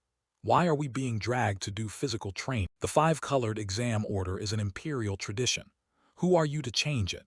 The proper sequence is white, yellow, blue, black, red." No sooner had he finished than someone, suddenly, shoved the door open and shouted, "Everyone listen, news. The next test is red." The red cardinal privately spoke with the yellow cardinal and they switched the order. The kids stood there frozen. Holy crap, but red's test is one-on-one combat. Worse, if you lose you fail outright. Suddenly AI Jayek stepped forward, voice hard. "So now have you figured out which test is next? Get moving and train like mad." A few days later, at the Empire's training center, a group of kids paced along the corridor, led by Neo with a scowl. "Damn it, can't believe father agreed to Isaac's suggestion." He recalled his father's words. Isaac said he'd show me something interesting. Attack it and give it your all. Now he was resentful. What's worse, this time it's not one-on-one but team combat. Whatever, Team Blue led by Shuri Joshua isn't anything to fear. Apart from Isaac, the others are easy to handle. There's no way the Red family, a clan specialized in combat, will lose. Thinking that, he strode out confidently, shouting, "Come on brothers, fight, take them down in no time." But when he arrived, his expression changed drastically. On the high platform 2 cardinals sat, but the red cardinal ignored them and looked elsewhere. On that side, Isaac's group stepped forward, and notably Kina had joined Isaac's team. Isaac smiled and explained to the overseer, "About this. The servant who tasted my food had a stomachache since breakfast. Luckily I found a replacement. She's an apprentice anyway, so it should be fine." Confidence quickly turned to extreme panic, and the crowd erupted. "What? Kina Baris on Team Blue? She's on par with a high priest." The red cardinal was also reluctant. "The yellow cardinal, this has gone too far. Why did you let Kina join Blue?" While speaking, he saw the yellow cardinal's arrogant expression and was left speechless, not knowing what to say. "You didn't know either." Down in the arena, Kina whispered, "If I take care of those pests, will you agree to study together and teach me some powerful moves?" AI smiled. "Of course." Kina satisfied, "Then let's do it." But for Nur, this was nothing short of the end of the world. He couldn't accept it and shouted, "That's cheating. She's not even an apprentice anymore. Why is someone of her caliber appearing in an apprentice's match?" Before this could cause a fuss, Kina cut in. "You're wrong. I refused promotion to high priest and gave up all privileges so I can remain an apprentice longer, just like Isaac in the end." The audience gaped, sweating bullets. Seeing the tense atmosphere, Kina turned to the overseer and asked, "Has the referee made a decision?" The overseer awkwardly held his head. Kina Biris is still officially recognized as a low-ranking priest, and she hasn't participated in any 5-colored tests, so there's no rule forbidding her from joining." Isaac was pleased to hear this, while NHI couldn't stand it and yelled, "Damn it, nonsense. Even if we all rush in together, we might not win. If she joins, it's over for us, but if it's one-on-one between captains, we might still have a chance." Thinking that, his gaze shifted to Shuri. Ajak noticed his odd attitude and stepped forward to tease, "What's up? Feeling nervous? See, I told you to go first." Shuri hesitantly asked quietly, "After this is over your hand will recover, right?" Isaac smiled reassuringly. "Yes, Once I gain more holy power, it will be fine. But Shiori couldn't understand and said, "You should be the team captain, really. Honestly, we've gotten this far because of you. From me becoming class leader, skipping grades and topping the test, and even passing the harmony test, it's all thanks to you." Hearing him expose that, AI Jayek scowled and growled. "What is this?" "Well, it's true I'm a good teacher, but how many can keep up? Yet you managed it." That left Shiori stunned, and after a moment she protested. Still, Nur isn't someone to be underestimated, but Isaac frowned and warned. "If you follow my instructions, even fighting that annoying redhead won't be a problem." Shiori regained confidence, joyful mixed with admiration. Isaac, who had just spoken, changed tone. "And if you lose, I'll personally humiliate you, understood?" Shiori's mood dropped, speechless. "Huh." A moment later the overseer shouted, "The match will begin in 5 minutes. Both teams prepare to fight." Asili prayed anxiously, "Lord Isaac, although Kina is on their team, I still think the situation is unfavorable for both Isaac and Shiori. Those damn members of the Red family dared to use destructive holy magic on the kids." On the floor, Isaac's apprentice side looked rabid, needing to be leashed. Isaac nonchalantly held the lead and laughed. Now, not yet, don't be hasty." The scene embarrassed Rai. Asili hesitated. "That looks more like the Blue family's holy magic, doesn't it? Lord Isaac asked me to teach him that spirit-boosting holy spell." Ryle couldn't believe his eyes. "That is a spirit-boosting holy spell." Asili awkwardly, "I think so. But it was supposed to only raise morale so people wouldn't fear the enemy." Ryle was shocked by the scene below. "Why do they look like beasts?" Isaac at the center thought with delight. "This is a secret I've never revealed. Spirit boosting combined with stimulating herbs will create a berserker effect. I've prepared their bodies for beast transformation. Now it's time to make full use of it." Just then, countless formation arrays appeared above the arena. AI Jayek looked up excitedly. "Is it starting?" One formation after another lit up, projecting phantasmal sacred trees that grew without end. The legions then knelt and bowed, and the crowd cheered enthusiastic. "That's the guardian deity of the Red family, the god of justice." Shiori led his group in kneeling and shouted, "Pray quickly. Whoever has the strongest faith will be blessed by the Red family's god, will gain the advantage." He clasped his hands respectfully and vowed, "We must win." Unexpectedly, AI Jayek couldn't contain himself at the sight of the deity, and he hurled the legendary feeding bottle, which struck once and shattered the statue into 100 pieces. He even told himself, "I didn't mean to do it." The statue's head hit the ground. Shiori couldn't believe it and lunged forward to scold. "Isaac, you still haven't dropped that habit." Isaac pretended not to care. "Don't make a fuss." NHI couldn't stand it and screamed. "Isaac just destroyed the Red family's deity statue. Isaac chopped off the god's head." Kina's face also darkened. "Isaac, did you just destroy a god's statue? How on earth did you do that? Was it some holy magic? Can you teach me?" Seeing him steal her moment, Shiori panicked. "Why did you learn that? Besides destroying a god's statue." Kina snapped back annoyed. "So what?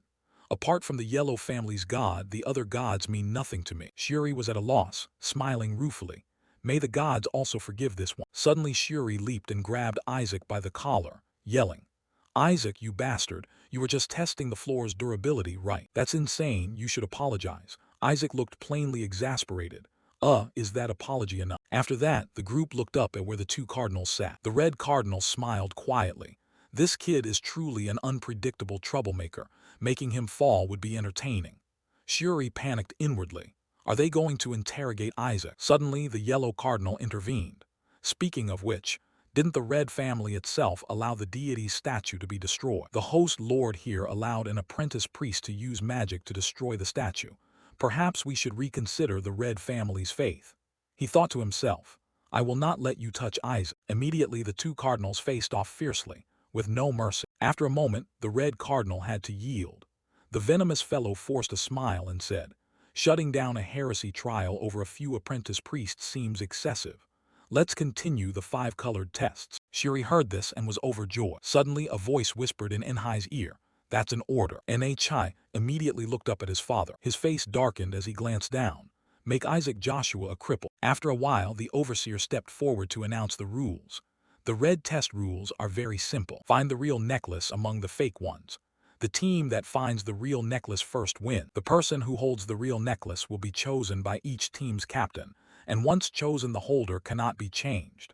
Shiori calculated tensely. Choosing who holds the necklace is crucial. The overseer added, "There are 3 ways to find the real necklace. First, capture the opposing captain and force a confession. Second, use deduction to guess who is holding the real necklace. And finally, defeat the entire opposing team and seize all the necklaces. The two captains should now distribute the necklaces. As soon as he finished speaking, Nigeo immediately commanded, "Everyone gather, don't worry. They're just the weak blue family." Meanwhile, Shuri stepped close to the overseer, his expression very serious, and said, "I want to resign as captain." The overseer flustered. "What?" At that moment, AI Jayak went berserk and lunged over, grabbing him up. "What the hell are you doing? Hurry and divide the necklaces." Shuri, furious, shouted, "Wait." On the other side, AJ and Nigeo were secretly pleased. That Shuri is really weak, really stupid. He should have volunteered to be captain. What's there to worry about fighting the blues? Just watch out for Kina. Everything else will be fine. She knows how to hunt monsters, but that doesn't mean she knows how to handle people. What a bunch of idiots. A moment later, the overseer signaled to start the match, and Nigeo's side proudly drew their weapons, everyone brimming with confidence. No reason to fear those weak blues. But the moment the sound began, the whole group's faces went ashen and dark as ash. What the hell? AI Jayak, as if possessed, charged forward alone with a roar. Because he was extremely excited. This was a legitimate test where he could really beat those hateful clerics. Yes, make full use of it. Shuri was also terrified of his teammate. Is that even a human face? The kids on the red side tried to encourage each other. So the blues planned to intimidate us with that look. Don't be afraid. They won't dare attack because of the code of honor. They can only defend. No sooner had he finished speaking than AI Jayak leaped into the air, happily unbuttoned his shirt and muttered, "Now those apprentice priests will learn my power." He pulled out an improved gold bracelet, transforming it into a spiked chain mace, and charged forward, swinging the mace with a loud shout. "Hand over your captain." Boom. The floor dented into a deep crater. The kids weren't hit but were blown away by the shockwave. Everyone, bewildered, asked each other, "Is that really the blue team? What the hell is this? I thought they were supposed to keep their honor." Isaac didn't care. Like a death dealer, he stepped forward to threaten, "If you want to stay alive, hand over your captain now." Isaac charged like an earthquake, shouting, "Hand over your captain now." Nigeo panicked, waved to command, "One person over here to help quickly. Hold the formation, do not fall back." While he spoke, Kina bent her knee to spring forward and launched herself straight toward him. Moving so fast, the kids stared after her in amazement. "Stop them quickly, feign an attack." Near carefully watched Kina's hand about to touch him, gritting his teeth and thinking, "Just as I thought, you're truly talented, Kina, but it's still not enough." He curled his lips in a cold smile. "I've seen through everything you intended to do." The moment Kina touched him, Nai's figure vanished on the spot. Kina glanced back and saw Nigeo appear there, surprised, thinking, "A holy magic clone." Nigeo didn't hesitate and shouted, "Seize her." The kids quickly surrounded and encircled Kina, and simultaneously used Level 5 Binding Repentance Holy Magic. Kina was hit by the spell, helplessly gritting her teeth as she stood and watched. Nigeo took the opportunity to vanish, and reappeared right beside the blue family's kids. He shouted excitedly, "Capture them." Another group of kids received the order and rushed at the blue family. "Got them." Nigeo seized the chance as the two sides fought chaotically to surge through, confidently thinking, "This is no different from the usual beast transformation spells. At worst, it only makes you a little stronger. Found you, Shuri. Let me take an arm or two as a souvenir." Thinking this, he gathered holy power into his palm. Above, Ryan Asili looked down anxiously. "Lord Ryle, isn't that holy magic? Be careful." Nigeo resolved to charge at Shuri. Shuri broke into a sweat, gritting his teeth and muttering, "Damn it, Isaac's words keep ringing in my head." "He'll be fine, Shuri. Just do as I say and we'll win. Nur will certainly try every way to duel you one-on-one. After all, he has always looked down on you." Thinking that, Shuri slowly raised his hand, assuming a stance to brace for the next attack. This sight excited Nigeo even more. "It's over for you, you idiot." Suddenly, Shuri's pupils emitted a cold light. Nigeo's extremely powerful attack collided with Shuri and was halted. Doi Lai gaped in disbelief. "Shuri." Isaac didn't care, looking that way and smiling. "That's right. Show us you're not weak." Shuri gritted his teeth and grabbed Nigeo's wrist, snarling, "You're the idiot here." Before Nigeo could comprehend, Shuri's other hand grabbed his collar and yanked him hard, throwing him backward. Shuri followed with a knee strike, knocking Nigeo into a heap on the floor. Nigeo's eyes rolled back, drained of strength and unable to resist. Shuri finally released him, thinking, "Do you know why we don't use our clan techniques on humans? Because they only work on demon tribes." "No, it's because humans can't withstand them." Shuri coldly stared at the unconscious Nigeo. The entire arena fell silent without a sound. Shuri, enraged, gritted his teeth and shouted, "Never underestimate the blues." Isaac's side kids cheered excitedly, while Nur's side panicked and didn't know what to do. Kina, trapped in the middle, frowned and analyzed. Shuri doesn't have such power. Someone must have secretly used holy magic to amplify his strength. Seeing traces of holy power still on Shuri's body, he immediately fixed his gaze on the mocking one here, certain it was Isaac's doing. Isaac, not yet satisfied, shouted at Shuri, "Finish it." Shuri broke into a sweat, stammering, "All right, then let me take the necklace." Hearing that trembling voice, Isaac snapped angrily, "Hey, bring Dang Hong in, finish him off." Shuri stepped forward and replied, Okay, I know." Coincidentally, Nai regained consciousness at that moment, clutching his head, and was immediately grabbed by the collar by Shuri, who shouted, "Near Sepet, tell me where the real necklace is."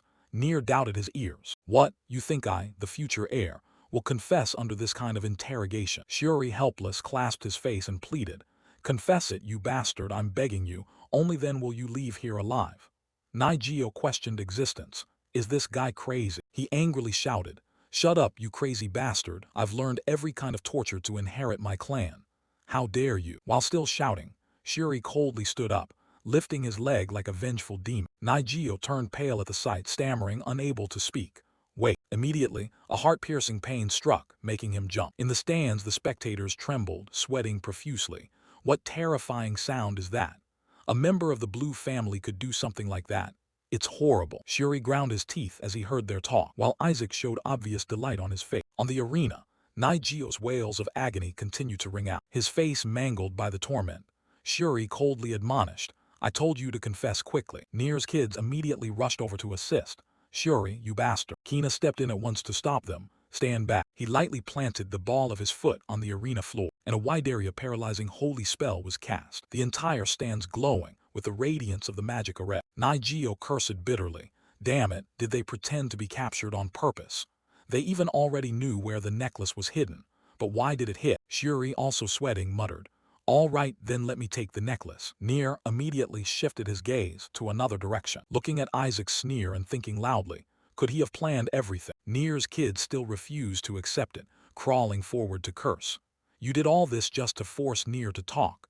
But no matter what, Nai won't tell you anything." Isaac raised an eyebrow and asked, "What are you talking about? Don't you all already know where the necklace is hid?" Now he pulled out the ancestral ring, its unique effect absorbing holy power on his hand. The kids, seeing this, hurriedly begged, "Wait, I'll tell you where it's hidden." But Isaac didn't care, swung his mace and struck them, barking, "Stop talking and let's begin." After a moment, Isaac produced a ruby-set necklace, stepped on the bodies of Nier's kids and shouted, "Found it."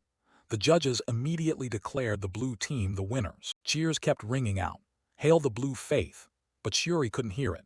He stared at his hand in disbelief as excited chatter rose. So the rumor that the blue faith has returned was true. They even managed to bring the Pope's grandson to their side. Ryle tightened his fist in excitement. "Well done, Isaac Shuri." Suddenly, a kid stepped up behind him and called out, "Truly worthy of being the Empire's youngest priest. Give the winners, those who have blessed this arena with a magnificent performance, a fitting reward." The newcomer was the crown prince of the holy nation Helen, Chapel Alex Freck Hella. Seeing the crown prince, Ryle hurriedly bowed, "I pay homage to the holy nation's second son." The prince casually praised, "Your grandchildren are truly outstanding. How would you feel if I gifted them priest uniforms?" Ryle gladly agreed at once. "Of course, your highness. That will make the children shine even more in the upcoming exam. Garments bestowed by the royal family are like heirlooms." The prince cheerfully proposed, "Then may I stop by when the tailor arrives?" Ryle hesitated a bit. "Yes. Aren't you rather busy, your highness?" "You needn't." The prince smiled and cut him off. "I want to meet them personally." Ryle wondered skeptically. They're only 2 trainee priests, why would he meet them? Suddenly the prince added, "Ah yes, consider it a small extra gift. You'd better advise your youngest grandson to skip the golden exam. The Pope intends to kill AI Giant." As soon as that was said, Rai hurriedly looked down at the arena and saw Isaac standing unharmed on the field. He couldn't help but breathe a sigh of relief and whispered, "Thank you, your highness, but he'll be fine." A while later in the waiting room, the kids' joyful voices rose. "Hey, did you hear? The prince plans to gift us uniforms. Really? And we ranked top this time too. Looks like we've made a real splash." Among the crowd, AI Giant glowered and stared ahead, snarling, "Hey, aren't you going home? The exam's over. I don't need you anymore." Kina calmly continued sipping his tea, as if he hadn't heard. His servant anxiously advised, "He's right, you must go. The master is looking for you. Kina irritably set his teacup down and barked. No, you told me to join the blue family, didn't you? That threat made the servants blanch and fall silent. Isaac sneered in rebuttal. When did I say that? Kina replied nonchalantly, last night. AI Jayak scowled and snapped. Don't make that up. That was only for the Crimson exam.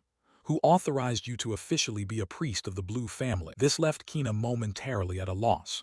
The servant exhaled in relief, then a moment later retorted. Whatever, I've agreed to become a blue priest, so I'll stay here now. The servant relaxed, then immediately raised his guard again. Master, Kina turned to instruct. Tell my father I haven't returned yet. The blue family's servant angrily snapped. Get lost. The golden family's servant worried. Master, but Kina was resolved, thinking. He definitely used holy magic on Shuri yesterday. But what was that power? And moreover, the prince plans to gift them uniforms. Gifting uniforms is basically a declaration of ownership. All 5 faiths are under the Pope's control. Could the crown prince be opposing the Pope? Thinking that, Kina slammed the table and declared, Anyway, I want my reward for helping you in the Crimson exam, but you seem busy, so I'll stay here with you. The servant secretly despaired. But if Cardinal Y finds out, the whole family will be thrown into chaos. Kina didn't bother to elaborate. If you want, I can help you win the remaining exams. I'll even deal with those golden priests for you and help the blue priests execute the dry demon king's subordinates. What do you think? Isaac didn't care and turned away. No need, just piss off and be gone. That attitude drove Kina mad. What? You said you'd teach me. I won't move until you teach me. If you're so good, drag me outside then. With that, he flopped down and threw a tantrum in the middle of the room. Isaac was exasperated. Hey, are you dumb? I'm just using you. Get out of here. But Kina stayed put, refusing to leave. Say what you will, I fulfilled the deal and I'll take what you promised. Isaac snapped in annoyance. I said later. I'm busy now. Get out before I change my mind. Kina also bristled and demanded, You going to renege? But he had no choice and cleared his throat in concession. Fine, I'll wait. Once the apprenticeship is over. Before he could finish, Isaac cut in. I'm out of patience. I'm canceling. Besides, I have disciples who obey me far better than you. Kina, displeased, sprang up. Disciples who obey more than me. Who? Isaac pointed behind him. Who else would it be but Shuri? There. Kina immediately shot Shuri a bullet-like glare. That guy? Yeah, him. Kina, unconvinced, stamped his foot and asked, You mean that guy is better than me? If I prove I'm better than him right now, will you teach me? Dragged into it, Shuri shrieked and protested. Why are you dragging me into this? Isaac continued to tease, propping himself up with his hand. Depends on how you perform. Hearing that, Kina ran up and glared straight into Shuri's face. The next day, in the cathedral's banquet hall, the kids sat eating, wide-eyed and whispering. What is that? The blue team seating is really fancy. Looks like their food is different from ours. I heard their rooms were upgraded too. So placing first in the exam gets you special treatment like that. Ryle was also present, holding a glass and musing. I didn't expect them to rank Isaac's team first. What criteria is the cathedral using to score? Suddenly someone stepped up behind him and said, You must be pleased the blue team won, right? Ryle started and turned. Your Eminence. Cardinal Paris stepped forward, smiling. Long time no see, Ryle. I heard you're about to reach rank 9. Is that true? At your age, that's truly impressive. But the head of the Rotshua family must be having headaches, since the only person capable of succeeding him, young Doi, doesn't have much time left. Ah, forgive me. Even if lifespan weren't an issue, the role of family head might still be too much for you. Besides, you can't have children. But all that said, your grandson is truly outstanding. The family head must be proud. Hearing Isaac's name, Ryle immediately grew alert. What is it? Cardinal Paris waved his hand. Please forgive my little teasing. Even though he's only the 3rd son, our family's heir was utterly defeated in front of the royal family and the other nobles. Ryle was helpless, thinking. The family really can see through people. Perhaps they already know about the Joshua family's curse. He wasn't wrong, and besides, I never intended to become the family head, as long as he doesn't harm Isaac. Just then Dulai froze. Cardinal Paris abruptly stepped toward the kids, facing Isaac, and called out, Isaac. The kid beside him hurriedly shook him. Hey Isaac, he's calling you. Isaac, eating, grumbled irritably. Damn it, why do they have to interrupt me while I'm eating? But he still turned back to greet. Yes, Your Eminence. Cardinal Paris smiled lightly and asked, What is that interesting thing you said you'd show me? I still haven't seen anything. Isaac innocently asked back, You haven't seen it. It's the sight of me crushing your son. At those words, the entire room fell silent. Isaac didn't care and pointed at him, asking, Well, Do you find that amusing? Shuri screamed, stammering. Why would you say that to the Crimson family? Isaac remained unconcerned and retorted, What? Why, afraid I'll shut you up. Shuri quickly covered his mouth and warned, They always hunt the dry demon king's serpent spies, so don't provoke them. Isaac shrugged indifferently. So what? Cardinal Paris didn't take offense either and smiled. In any case, I have high hopes for the Blue family.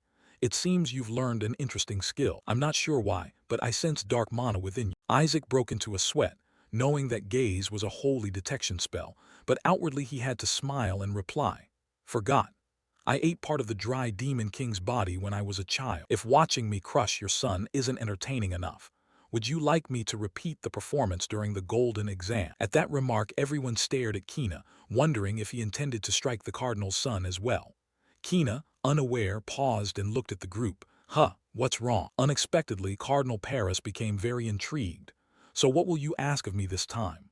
Isaac, ignoring Shuri's helpless head clutching, laughed and replied, It's nothing difficult. I want to meet the demons that serve the dry demon king. So you just give me the keys to their prison cell. Cardinal Paris went pale at that and immediately turned to leave. I can give you the keys if you return safely, but whether that's possible I do not know. You may not make it back from the golden exam. The kids grew frightened at that. Isaac didn't care and sneered. What nonsense is that bastard talking now? Just then a kid ran in holding a paper and shouted, Everyone, we've received our assignment for the golden exam. They asked curiously, What's it? The kid shouted, It's an expedition. Cardinal Paris clarified. In that exam, you'll have to retrieve items that the holy nation Hio-La has lost in various regions. Aren't you curious where your blue team will be sent? It is Graciendia, the mysterious empire. At that announcement, the kids went pale. Shuri sprang up tense from his chair. Graciendia is the archenemy of Hio-La-Du. They want us to go to a country that always tries to kill priests. A few other kids also sprang up to complain. It's right next to the demon territory. Are they insane? Do they really want us to go there? Recently, many holy knights and guards have been kidnapped in that area. I heard the culprit is a high-ranking demon that ate priests during the golden exam 14 years ago. Obviously, that area is still sealed off for investigation. Hearing this, Isaac covered his face and sat silent. Cardinal Paris stepped forward to console. How pitiful. But you don't need to be that afraid. I can change the location by my authority. The kids hurriedly nodded in agreement. Yes, Isaac, please beg him. Just once. Isaac withdrew his hand and with an innocent look asked back, Really? You'll change the location for us? At the same time, in the Blue family's mansion in the capital, Dulai's voice echoed through the house. This is serious, insane. They're planning to send the kids to the land of the mages. On top of that, they'd have to rescue the kidnapped holy knights. This is clearly an S-rank mission. It's basically sending the kids to their deaths. If they don't cancel this now, I'll smash this mansion to pieces. Seeing Dulai getting carried away, go cut in. Calm down, father is just as angry as you were. He even threw. No, he's already gone there to make a scene. Saying that, he scowled and ground his teeth.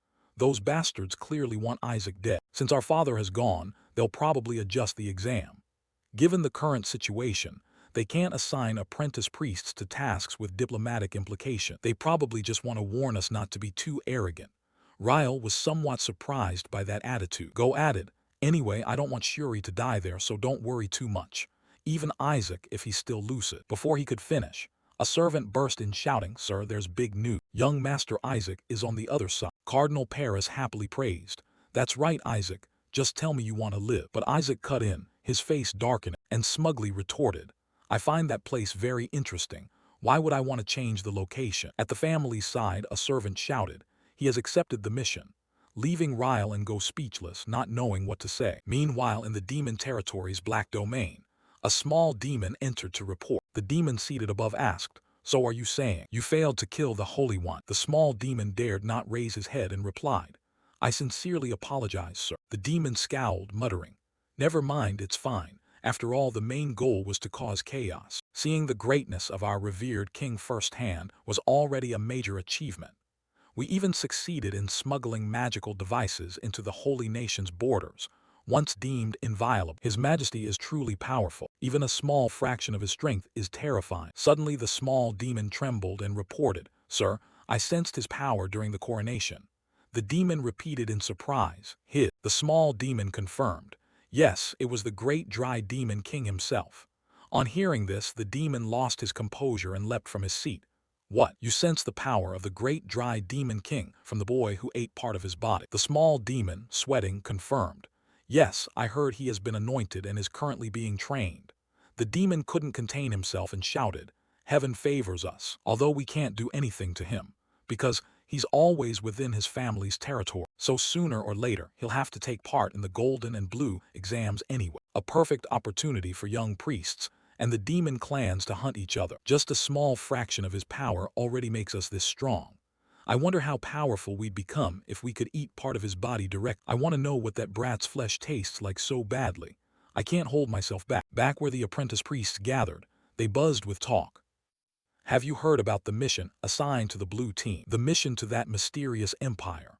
Not only that, I heard they also have to rescue a holy knight taken hostage. The Golden family really is trying to send them to their deaths. They'll surely be wiped out by those mages." Hearing the kids chatter, Shuri cursed inwardly. "Damn it, everyone thinks we're going to die. Doesn't anyone believe we'll succeed? But the worst part is, the holy knights are completely ignoring our team, which means we'll be in danger the moment we cross the border, because both the demon clans and the bandits will definitely attack as soon as we step out of the empire." As he was thinking, Isaac's annoying voice rang out. "Those bastards are really too much. Why won't anyone join our team?" These words pushed Shuri over the edge and she snapped, "It's because of you. This mission isn't just hard, they want to send us to our deaths. Can't you see everyone is already writing their wills? Do you know what happened 14 years ago? In the golden exam, Uncle Rye's blue team was entirely wiped out." Those words stuck in everyone's ears. Recalling Cardinal Golden's face, Shuri cursed inwardly. "That filthy cardinal. He dares play such dirty tricks. If we refuse the mission, he'll persecute our team, and if we accept, we'll surely die. Whatever, if we succeed, no one will dare look down on us anymore. Besides, this mission involves the mysterious empire and the high demons, basically a literal monocore factory." While still feeling smug, Shuri lunged over and shook him. "Even so, we can still choose the Holy Knight. There might be a chance. We must snatch the first team Holy Knight from the Royal Knights." "Absolutely." Just as hope rose, someone stepped forward to dash it. "Too bad, the first team Holy Knights have already been chosen by the Golden team." The person who stepped forward was Count Ma. He added, "And that's not all. My son and his friend have been moved over there too. I really shouldn't have entrusted the kids to the blue team, just for past glory." Isaac, unbothered, retorted, "You're very short-sighted. Count, you'll be ostracized once we succeed." Shuri persisted in pleading, "If you can't get the first team Holy Knight, then take the second or third team, just not the fourth." But Isaac didn't listen and analyzed aloud. "Take a Holy Knight? Where would we find such pretty ones?" Immediately he darted off, causing Shuri to scream in panic. "Great, Isaac, sign a contract with the second team Holy Knight." But Isaac walked past the exchange host, leaving her stunned. "What?" Isaac didn't care and turned his head back, then gave a thumbs up and smiled confident. Shuri, confused, also gave a thumbs up, thinking to herself, did he actually manage it? Unexpectedly, the host dashed that faint hope. The blue team chose the fourth Holy Knights. Isaac casually walked back smiling. "Hey, good news. I just signed a contract with the strongest team." The whole crowd couldn't help shouting, "Are you out of your mind? The fourth Holy Knights are basically the odd jobs. They've never been accepted in the Holy Nation, and are even forced to act as humiliating messengers. Although their skills surpass even the Royal Knights, they deeply despise the church." A while later, as soon as Isaac returned, he was questioned by Lord Lay. "Explain yourself. What on earth were you thinking?" Isaac didn't answer immediately but forced a smile, thinking, "He looks genuinely angry." Whisper pumped in, "Even if he tore the house down, he wouldn't be this mad." Realizing the point, Isaac smiled and decided, maybe I should give him the answer he wants to hear. Then he began to explain, "If I asked to change the mission, it would disgrace the issue of family honor. And of course I don't want that to happen." But before he finished, he was cut off by the patriarch. "You talk about honor." He didn't believe it, still unsure what to do when the patriarch added, "You, who use dark mana, talking about honor. What kind of expression is that? Do you think I don't know? I tolerated you because I considered you special. But now, I can no longer trust you." Isaac switched into performance mode and, trembling, said, "I truly hate the Dry Demon King so much I want to kill him." Whisper was shocked. "Wait, what kind of lie is that?" Isaac then launched into a tirade. "I lost my parents and was cursed, all because of that damned Dry Demon King. Moreover, Our family is despised because we couldn't defeat him. I am so ashamed I can't sleep. I will definitely destroy that dry demon king. The reason I used the dry demon king's power was only to investigate. I will kill him with my own hands and will do whatever it takes to achieve that. I must protect the Roswa family. If I abandon honor and live on in miserable shame, then the Roswa family will live in disgrace and eventually be only a thing of the past. He added inwardly, so later I can take this family for myself. After hearing this, the patriarch was gradually brainwashed, thinking, the boy truly isn't lying.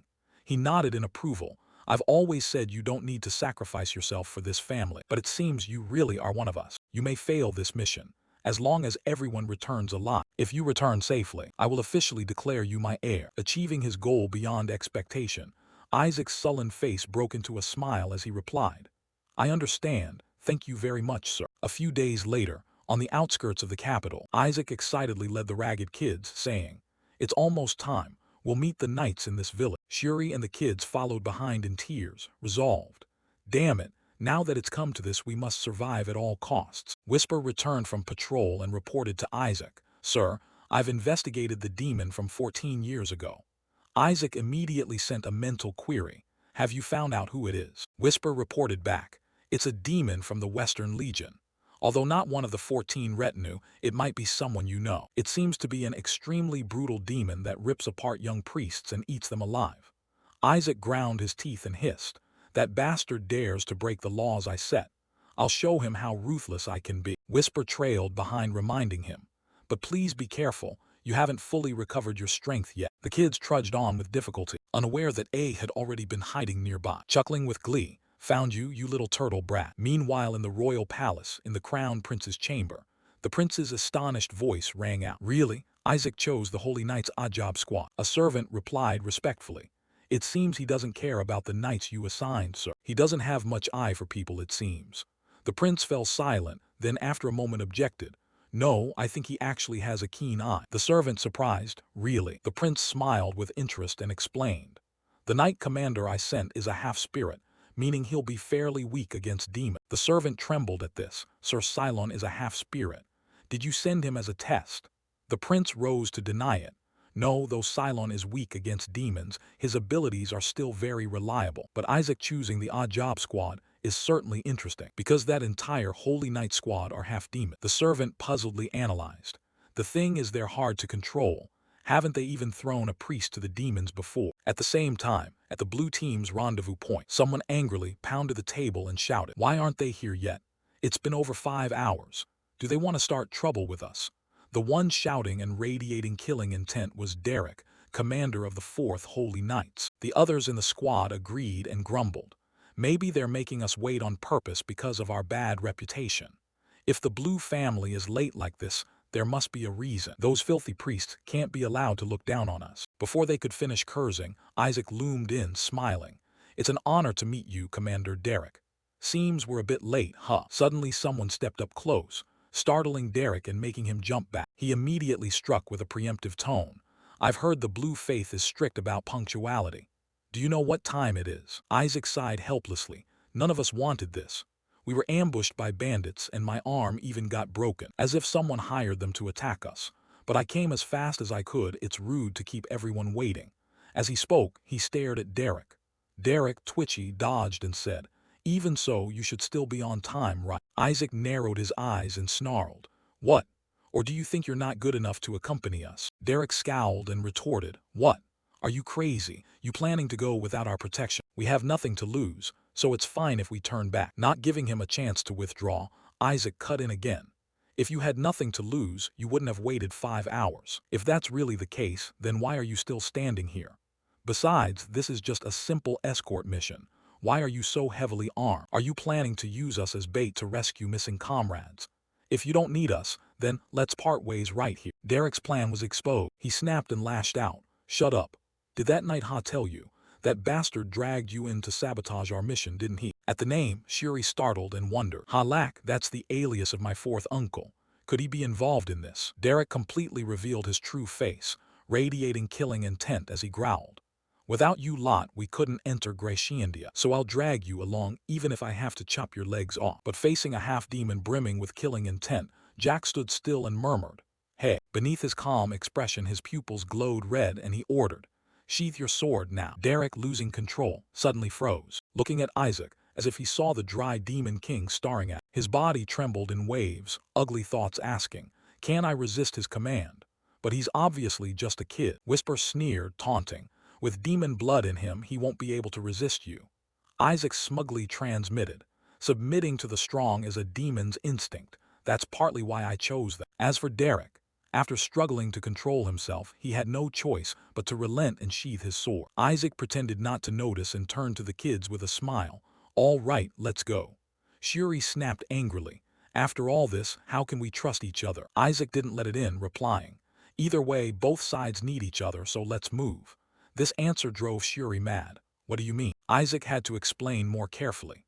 "Hunting the demon from 14 years ago and rescuing all the kidnapped people is the goal of both sides. Even if some of them are your comrades, it doesn't really matter." But Derek caught the hint in that casual remark and asked at once, "Wait, you chose us because you know our comrades were captured?" Isaac dodged and feigned indifference. "What are you talking about?" "I don't know anything," they hurriedly said, "then we'll come with you." Isaac smiled and replied, "Of course I knew." A worried kid stepped forward and asked, "So what's the plan?" "You have one right." But Isaac coldly repeated, "A plan? How can we trust demons? They will betray us. Do you know why they're only given courier duties?" While he was saying this, Derek's body suddenly brimmed with demonic aura, his hands swelling and growing clawed nails like a beast. He lost his mind and lunged at Isaac just as he grabbed the collar of the kid beside him. The nearby kids backed away and shouted, "We knew something would happen. We can't trust them, restrain them." Isaac, unsurprised, pulled out a baby bottle and smacked it once, yelling, "Snap out of it. You've lost control already." Derek immediately regained composure and embarrassed, turned and apologized. "Sorry, I don't usually transform this quickly. It felt like something was pressing on my head." A few knights chimed in. "Maybe because we're close to Graciandia's territory we're affected. My body feels strange too." Suddenly Derek exclaimed excitedly, "But I've never reverted to human so quickly. One strike and I was back to normal. You're truly amazing." Isaac praised, rubbed his nose and smiled to himself. "Of course, because I'm the one who caused it." Doesn't want to waste any more time. He slung his luggage over his shoulder and led the group. "If everyone's ready, let's go." Suddenly the pouch on his back emitted a pitch-black demonic aura. He slung his luggage over his shoulder and led the group. Isaac opened it and seeing it was from a small bird showed his displeasure. "What is this? Playing dead old lady." The bird kept its eyes tightly shut. Whisper slyly said, "This one acts pretty well, huh? If it doesn't have 30 million, it's not opening its eyes anytime soon." Isaac grew angrier, pulled out a baby bottle and lifted it. "Should we grant its wish?" The bird was startled and leapt up, scolding, "Damn it, the Blood Lord is truly ruthless. Why send me to find this damned priest?" Hearing that title, Isaac froze, surprised. "The Blood Lord? You mean one of the high demons sent you here?" After a moment, Whisper raised a barrier and reported, "The barrier is complete, my lord." Isaac held the bird in his hand, pensive. "The Blood Lord is one of my subordinates. He should currently be imprisoned beneath the holy seat. It seems he heard of me and sent this thing to make contact. Apparently, he hid the fact I'm the dry demon king from this sparrow." Isaac lifted it and asked, "Do you have any information for me?" The bird defiantly replied, "I have no information for a priest." Then, after Isaac squeezed it a bit, changed tone, I'll tell you, about the demon you're about to face. I was the one who interfered with your consecration ceremony." Isaac frowned and asked, "You mean you sent a manifestation of the dry demon king?" The bird sweated and confirmed, "Yes, I secretly planted the magical device and ordered my minions to kill the priests. That's right, it was me." After absorbing the dry demon king's power, she became strong enough to breach the holy nation Helen's barrier. The Blood Lord said he accepted execution, but absolutely refused to face the demon named Ash. Isaac heard that and cursed silently. That damned Blood Lord. The bird shook its head again and complained. Why would he give such valuable information to that damned priest? The Blood Lord believes the current Dry Demon King is an imposter. He was arrested after telling everyone that the current Dry Demon King is a pretender. How foolish was he? Anyway, I heard you absorbed part of the great Dry Demon King's body, right? Maybe he's waiting for you to enter her domain. If you value your life, turn back." Having gotten the information, Isaac released the bird and said, "Tell him I've received the message." The bird didn't dare look back, only called out, Don't die or my master will be sad. Just then Shuri brusquely walked up and shouted, "Hey, where have you been? We've been looking for you everywhere, but I'm really proud of you. You ordered food from the local inn for us, right?" This left Isaac puzzled. What food? No need to think hard. A girl stepped forward to explain. "We prepared it to serve everyone, please eat." This scene surprised Isaac a little, but he secretly smiled inwardly. I thought she'd wait. Who would have guessed she'd come here on her own? Moments later, the kids' chatter rose. "Hey Shuri, what's wrong with Isaac? He's overdoing it." But Shuri looked bored and said, "Leave him be." Isaac, on the other hand, kept issuing curt commands. "There's dust in my water. Quick, get me another glass. I don't like square plates, change them.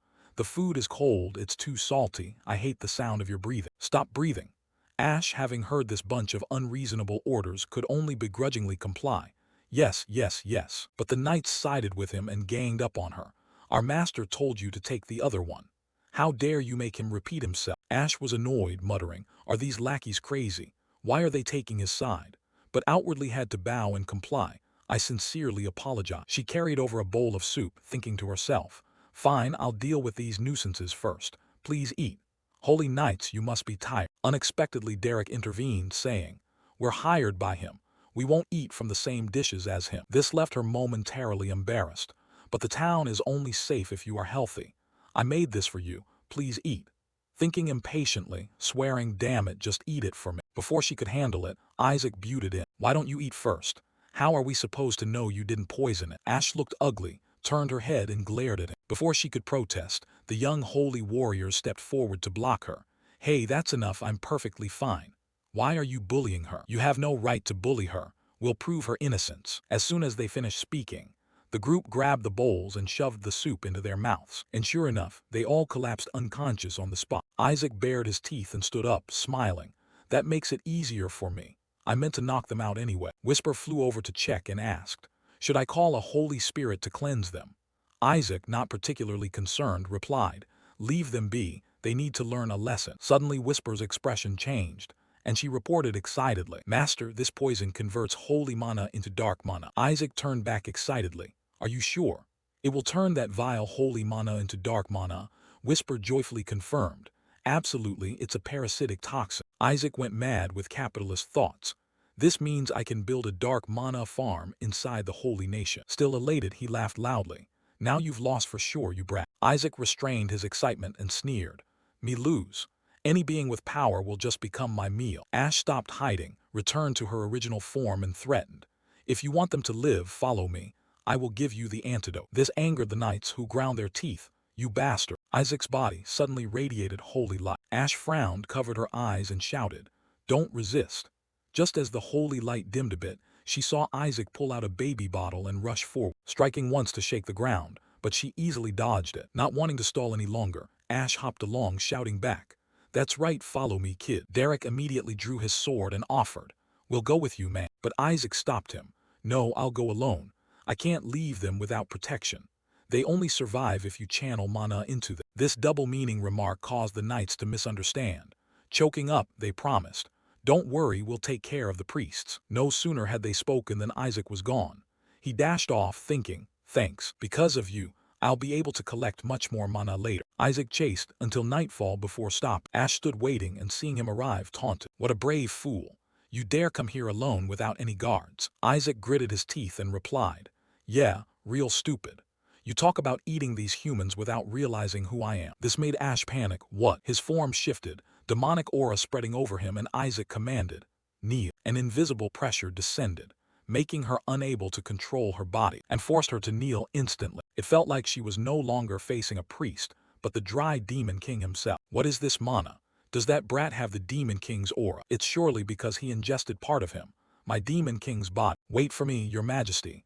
I'll cut this brat open and free you." With that, she launched a full-force attack. Isaac didn't even bother to move a hand. The dark mana condensed bit by bit, and Ash's complexion slowly paled. The illusory dry demon king condensed and suppressed her down, and she was instantly crushed where she knelt. Isaac darkened, spat out, "You fool, let me show you who your true lord is." After a while, the place returned to the quiet it had been before. Whisper cheered with delight. "Master, you're amazing. It's only level 5 magic, but its power rivals level 7.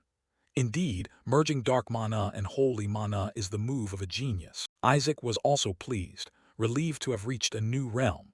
Perhaps this is why those gods didn't want to become human. Just then, a sound nearby caught both their attention. Ash trembled on the ground, stammering, Your Majesty. Whisper hesitated. How should we deal with her?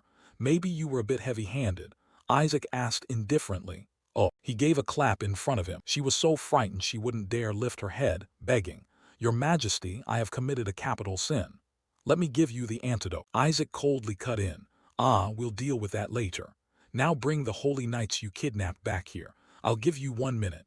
And most importantly, I want full marks on the test. So besides rescuing the holy knights, I also need proof. Ash went cold and asked in confusion, Proof of what? Isaac replied slyly, Proof that I killed a demon. 2 days later, inside a house, Shuri frowned and grumbled. Damn it, what the hell happened to that Isaac? Derek awkwardly reassured her. We had someone tailing him, so don't worry too much. Lord Isaac isn't someone to be bullied. But Shuri wasn't comforted and grew more worried. Something must have happened, which is why the mages searched for him repeatedly and were so serious each time. You should know better. We're not like the others normally, are we? Derek frowned and analyzed. There are some bloodstains where we believe he passed, but that doesn't mean he's dead. While they were speaking, Isaac stepped in from the door and called out, I'm back. Shuri, as usual, replied, welcome. Once their brains reloaded, they both jumped up and shouted, Hey you bastard, are you all right? Isaac produced a bloodstained cloth bag and said, Here, this is the antidote. Shuri curiously asked, What's in it? Isaac answered mysteriously, That's very important, so keep it safe.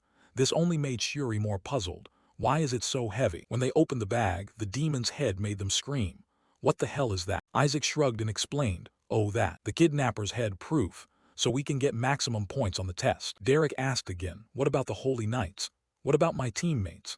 Isaac stretched wearily and replied, The holy knights. They were too heavy, so I hid them in the bushes out front. Quick, bring them inside. No sooner had he finished than someone pushed the door open. Commander, our teammates have returned. A few minutes earlier they had found our people, Saul, Ken, and even Jen. They're back. Shuri went dark, so did you. Derek hesitated, the so-called head of the kidnapper. Isaac confirmed cheerfully. Yes, I went there and cut his head off. They were both shocked and jumped. You went alone into a land full of mages. How is that possible? That's absurd. Isaac curled a corner of his mouth and smirked. Now I have to come up with a plausible story. He then said, Actually, they must have heard we'd come here on a mission. So they planned to kidnap us and staged a rescue from the demon tribe to bargain with the holy nation. Right. The bitch drugged us. We're basically mages. It looks like she planned to drug and sell us to the arcane empire. We're worth so much that they traffic people. Honestly, how could anyone treat others like that, right? I threatened to report this to the Holy See and she immediately backed down, even scared by a brat like me. The Pope really is frightening. Anyway, I asked about where the Holy Knights were imprisoned and everyone knew. I even know the secret path there. Luckily, the Holy Knights were still being kept as emergency rations. Since they hadn't been eaten yet, I brought them out.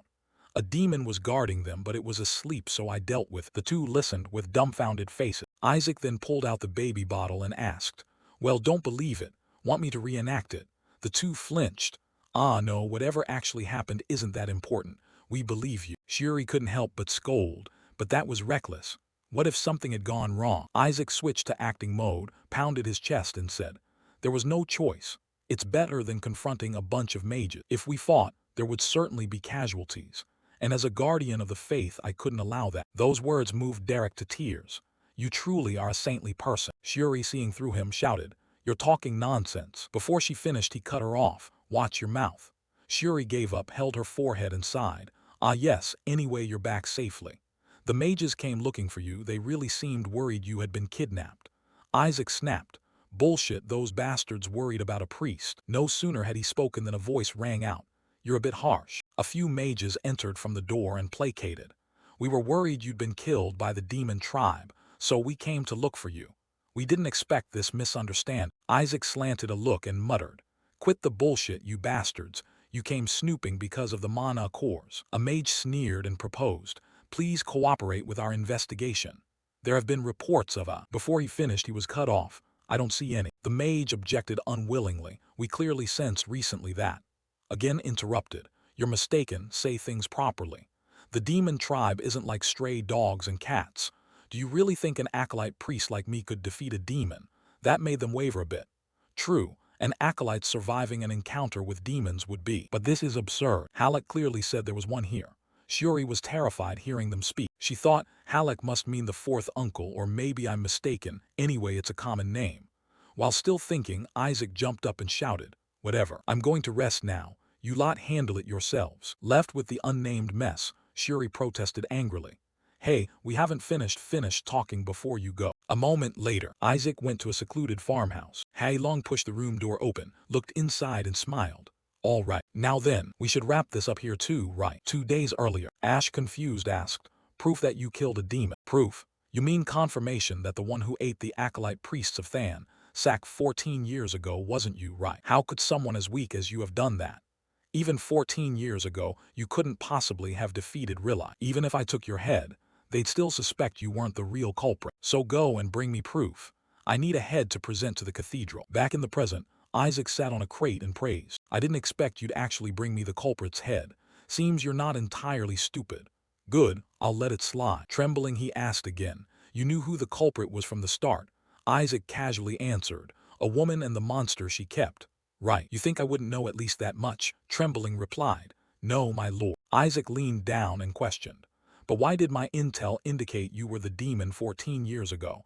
Hastily recounted, "The truth is the culprit 14 years ago was my sister. She sent her monster to hunt down the priests and treated them as snacks." Hearing that, Isaac sighed, thinking, "It must be because of shared blood their energies are similar, causing the confusion. Still, she did bring back the killer who ate Rilla's friend 14 years ago." He continued to probe. "I need a bit more information. What's the current hierarchy system among the demons?" Ash reported in terror. "The fake dry demon king is currently commanding the level 9-foot demons. Since you lost power after the battle with the god, he ordered them to kill the saints and harvest your strength." Isaac wondered, "And what are the gods doing?" Ash hesitated and answered, "I'm not sure either. But perhaps the heavens suffered heavy losses, hence their silence until now." Isaac frowned and thought, surprised, "Could the impact of that self-destruct move be greater than I thought? With their nature, they'd never stay silent for 150 years. They're certainly scouring the worlds to reclaim their souls. They couldn't have failed to notice that the beetle sealing themselves is hollow inside. But it's impossible their highest holy seal would fail like that. Even if they missed sealing their souls, failing to notice the seal was empty is even more illogical. Could it be that the beetle contains someone else's soul instead of their own? Could it be a high-level entity wielding dark mana, another catastrophe like the Dry Demon King, or even a god? Just thinking about it is intriguing. I have to investigate." Thinking that, he asked again, "You're Ash, right?" Ash bowed his head respectfully and replied, "Yes, your majesty." Isaac ordered, "Go to the demons and be my eyes and ears." A while later, inside a house, voices kept sounding in gratitude. "Thank you so much, young Master Isaac. We can never repay you. We never expected you'd be able to defeat that demon yourself, and even personally rescue each of us." Isaac modestly declined. "Don't mention it, it's our duty." That only moved the knights more. Truly the bearing of someone from the Than Sack family. "What can we do now to repay this favor? You even saved my comrades." Hearing them, Derek couldn't help but shout, "The answer is obvious, isn't it? Sir Isaac, as a rank 7 knight, I dare, and all my comrades will go wherever you command." Sir Isaac, suddenly securing a band of knights, left Isaac a bit surprised. "I didn't expect this. So I even gained a group of skilled, free soldiers. They have networks across the continent, so their intelligence and mobility are excellent. Saving 11 people and getting this much benefit is a steal. Is there even a child here? Why is he staring at me like that?" Seeing him staring at the child, Derek looked up and said, "It seems you don't know who that child is, do you? You'll be shocked when you find out." The child beamed and came forward to greet. "Hello, I'm Hyberius, youngest prince of the arcane demon empire. Thank you for saving my life." Isaac was stunned, mouth agape. "What the hell? So that's why the mages pretended to help, because the prince was kidnapped. Jackpot." Hyberius said admiringly, "I thought the people of the holy nation were all trash, but it turns out there are people like you. I owe you my life. You're truly admirable, especially compared to the bastards at the cathedral who only send acolytes instead of real reinforcements to rescue a group of knights." Hearing how he spoke, Isaac privately praised, "This kid has potential." Hyberius, unaware, continued to praise, "Compared to them, you are a man of God. Please allow me to repay you." Isaac curled a corner of his mouth and smiled slyly. "Oh, then do one thing for me." A while later, in the office of Pope Hong Sak, a servant entered and respectfully reported, "Your Grace, The Than Sack team has entered Crasyandia. Because of the mages we couldn't follow all the way, but they have definitely entered the mission area. Berit asked, slightly surprised. I thought they wouldn't get in because they chose those useless holy knights, yet they still managed it. The servant clarified, but it seems only Isaac Eshua went in alone. Berit couldn't help but take an interest. Alone. So that brat couldn't subdue those holy knights either. Understandable, if we couldn't do it, how could he? He certainly won't complete the mission, nor return alive. The servant happily went along. Yes, I assure you he won't be able to return to Helen. Berit said nothing more, only thinking silently. The fourth son of the Eshua family said he'd entertain his spoiled nephews if they came to his territory. If it's him, he'll surely use the mages to deal with them. Suddenly the servant wondered, but won't the royal family help Isaac? After all, they seemed quite interested in that brat. Berit smiled and analyzed. They don't have the spare resources. Crasyandia is a disputed region between the Holy Nation and the Arcane Demon Empire. If something happens there that the Arcane Demon Empire can exploit, it would be a catastrophe. Even if by some miracle he succeeds, we must ensure he cannot return. Clear. The servant bowed. Yes, my lord. Everything went so conveniently that Berit couldn't help feeling pleased. I can already imagine the Than Sack being ridiculed. Unbeknownst to them, Isaac was also smiling slyly. If that's what they're thinking, I'll teach them a painful lesson. Let me introduce my secret weapon to use against the cathedral. The youngest prince of the Arcane Demon Empire. The priests in the room fell silent and stared. Isaac, displeased, barked. What? Why are you all looking at me like that? Shuri angrily snapped. Are you insane? What did you just do? Who introduces an enemy prince like that? Unexpectedly, Hiberius was talented. Hearing the scolding, he scratched his head and laughed. That's why I hid my identity. Sorry for surprising you. The priests are idiots, Shuri suspected and asked. You didn't kidnap him, did you? Hiberius chuckled. Kidnap him? Never. Shuri muttered in disbelief. You're the one being kidnapped, you fool. But Isaac thoroughly enjoyed recruiting this new brother. With this move, the cathedral is finished. We didn't just save some holy knights. This will surely force them to honor us. Shuri was speechless. Aren't we the ones ruined here?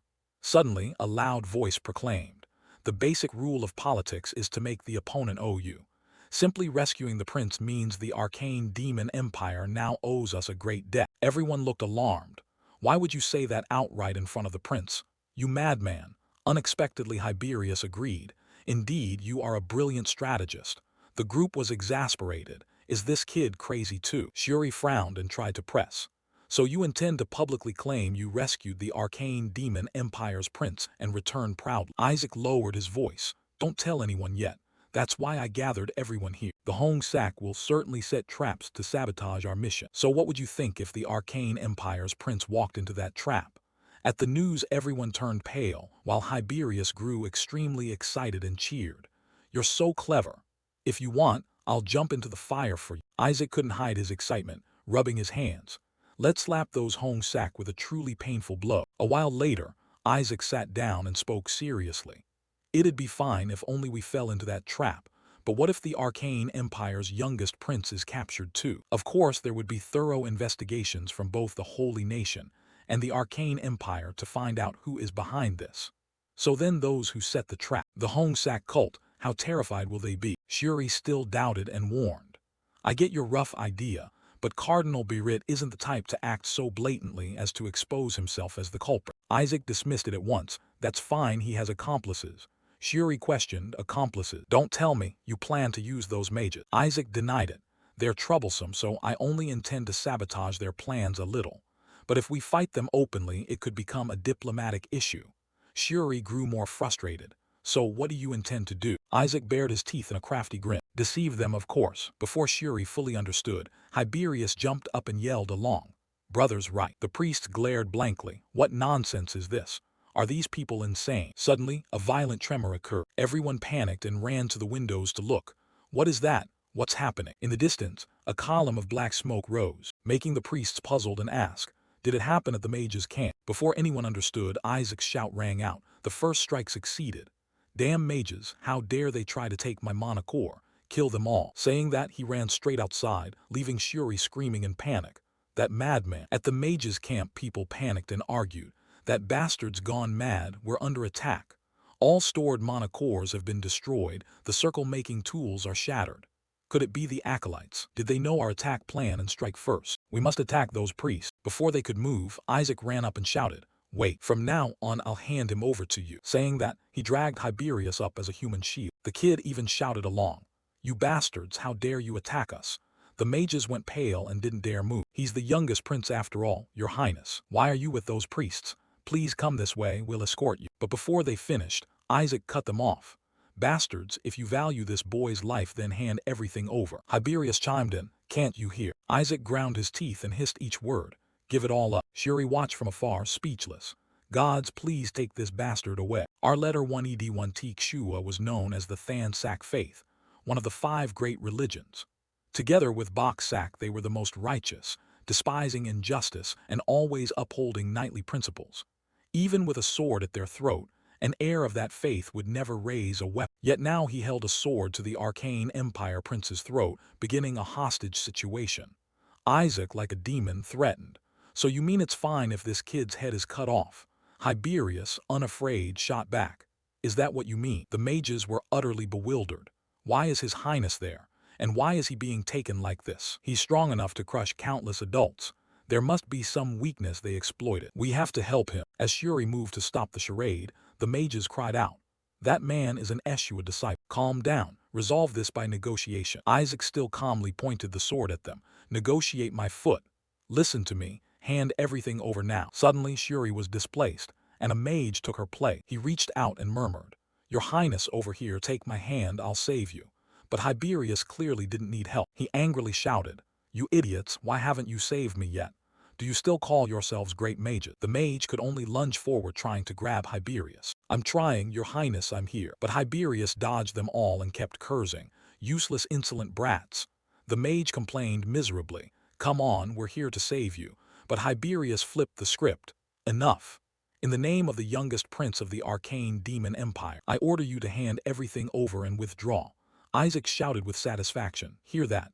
Withdraw, you bastards." The mages were bitter but had to kneel, inwardly resentful, crying out, "That is the future of our empire." Not knowing what was happening, they had no choice but to obey his highness, placing their items down one by one and shouting, "We obey, we will hand everything over. Release his highness." Isaac's eyes lit up. "Monocores, monocores," Whisper, sweating, reminded, "Master, please control your expression." Isaac still joked and shouted, "All right, to honor your kindness, I'll let this slide this time, and I'll make sure to report to the Empire that you tried to attack us." The mages frantically explained, "You must be mistaken, we're just hunting demons." But Isaac wouldn't relent. "If you're hunting demons, then why bring gear meant for capturing priests? If you don't like it, prepare to carry the prince's corpse back." The mage could only grit his teeth and curse silently. "Damn," Isaac urged, "what are you doing, not withdrawing?" Tiberius also commanded, "Get out of here now." A short while later, inside a civilian house, a pile of monocores was bouncing about. Isaac swam through the heap of monocores, laughing with delight. "Monocores, monocores." Tiberius stood beside him, excitedly praising, "Indeed, Big Brother knows everything. The arcane empire's monocores are on a completely different level from the holy nation's trash. Can't you see? The color, the scent, even the stone grain is different. I thought the holy nation was full of beetles who couldn't safeguard monocores. But to find someone like you among the Than Sak faith, true sincere belief, unmatched." Hearing Tiberius's praise, Isaac could only doubt humanity, thinking he'd met another lunatic. Tiberius kept shouting carefree, "Big Brother, just say the word, and when we return to the capital, I guarantee the Than Sak faith will receive a great reward." Isaac enthusiastically approved. "Oh, sounds good." Tiberius added, "Big Brother, have you ever considered joining the arcane empire? We wouldn't treat you badly." Shuri, exasperated, "That's crazy enough already, you two lunatics." He couldn't help it and shouted, "Isaac, I have something to tell you. First wipe your drool. Are you really going to tell the head of the family that the 4th uncle is a mage?" Isaac didn't hesitate. "Of course, I need to eliminate one rival for the headship of the family." Shuri panicked and argued, "If you do that, you'll get into serious trouble. You've never met that 4th uncle. His temperament is not something to joke about. If you frame him without evidence, you will." Before she finished, Isaac cut her off. "Innocent?" He recalled what the leading mage had said and couldn't help smirking with satisfaction. "Earlier, that damn mage clearly knew who we were and targeted us from the start." Shuri still tried to reason. The exile stands out by his appearance, so he probably recognized him. Before she could praise herself, Isaac chastised her harshly. What are you talking about? You're hideously ugly, your hair color is trash. Anyone can tell you're one of Eshua's, right? I told you they must have known in advance. Shuri, resentful, sniffled. Shut up, you bastard. Isaac affirmed. Clearly that uncle is behind this. There's no way they would know there's a direct descendant of Eshua among the acolyte priests. Wake up, Shuri. The man you call uncle just tried to kill you. You think your father will sit idly by? He must have already caused a commotion. Shuri firmly denied. He probably doesn't know yet, but that uproar has likely. In the middle of saying that, he realized the problem. Don't tell me that bastard already has. Isaac affirmed. Yes, I've turned everything upside down. Thansak, Hongsak, the royal family, even the Holy See, they're all in chaos by now. A few days later at the Holy See, Barit's horrified shout rang out. What did you just say? The priest beside him couldn't help repeating. The acolyte priests of Thansak have returned safe. The attendant respectfully confirmed. Yes, they are likely en route to the capital. We've checked. It seems their numbers are even greater than at departure. It appears they rescued those who were kidnapped. The priest, unable to accept it, demanded, what the hell are those mages doing? Barit said nothing, but his face was ugly as he cursed inwardly. That fourth son of the Eshua family and those mages, what on earth have they accomplished? Why did that brat return alive? The attendant hesitated. They said they couldn't attack. The priest aghast. What? The attendant explained that it seems the prince of the arcane demon empire was among those rescued. The priest staggered back. Who? The attendant bowed respectfully and read aloud. The youngest prince of Britannia, Hiberius Britannia, Isaac Eshua, has also requested a thorough investigation into the mages. That brat insists he'll find whoever attempted to assassinate the prince. Barit understood and ground his teeth in anger. So that's how that brat planned to play me. The prince's appearance changed everything. They'll surely investigate thoroughly. If so, I'm not only powerless but could be framed for attempting to kill the prince. What terrible luck.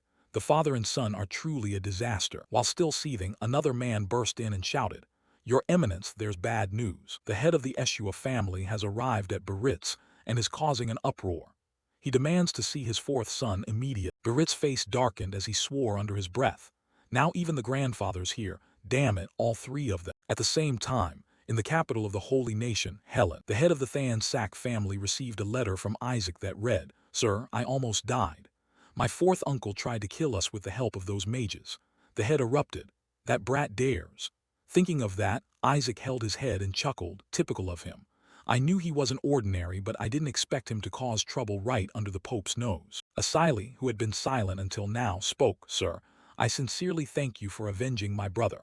He was murdered 14 years ago. Isaac was stunned. He had no idea, but outwardly feigned nonchalance. Oh, it's nothing. He then asked, what about the others? Asili happily replied, their reaction was similar, sir. Lord Goal seemed quite angry about another matter. That lunatic wasn't only trying to kill Isaac, but his other nephew as well. Rilai helplessly objected. Isaac is also his nephew. Goal tried to argue their hair colors are different. Another said, their faces are different, let alone hair color. Goal couldn't counter and snapped, shut up. Suddenly both fell silent and looked to the side. Asili sighed, and Lord Benjamin, the treasurer, had already burned the entire inheritance portion for that fourth son. Benjamin coldly said, he will receive nothing. It will all return to society. Isaac felt regret on his behalf. No, give it to me instead. Asili summarized. All descendants of the Eshua family will gather at the new year. Honestly, that makes me uneasy. It seems that person is trying to kill you, Your Eminence. He seems determined to seize the headship and wants you out of the way early. Isaac didn't care and cut in.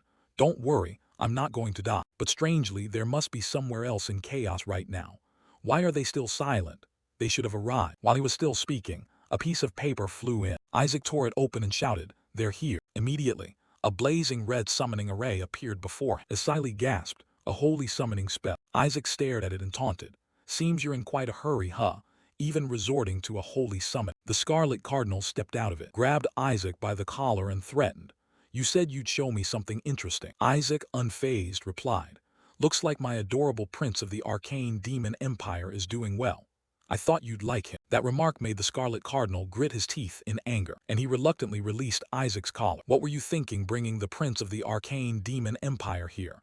Isaac shrugged. What? I did it to help you. He repeated in a strange tone. Help, huh? He suddenly remembered that at first he liked the idea too. This was a rare chance to squeeze money out of them. After reading Isaac's letter to the mages, perhaps someone tried to harm the prince. As the Scarlet family specializing in interrogation, please investigate who is behind this. He was ecstatic. It was obvious who did it. Most likely the Pope and that fourth son of Eshua planned to maim Isaac Eshua, thanks to that foolish brat.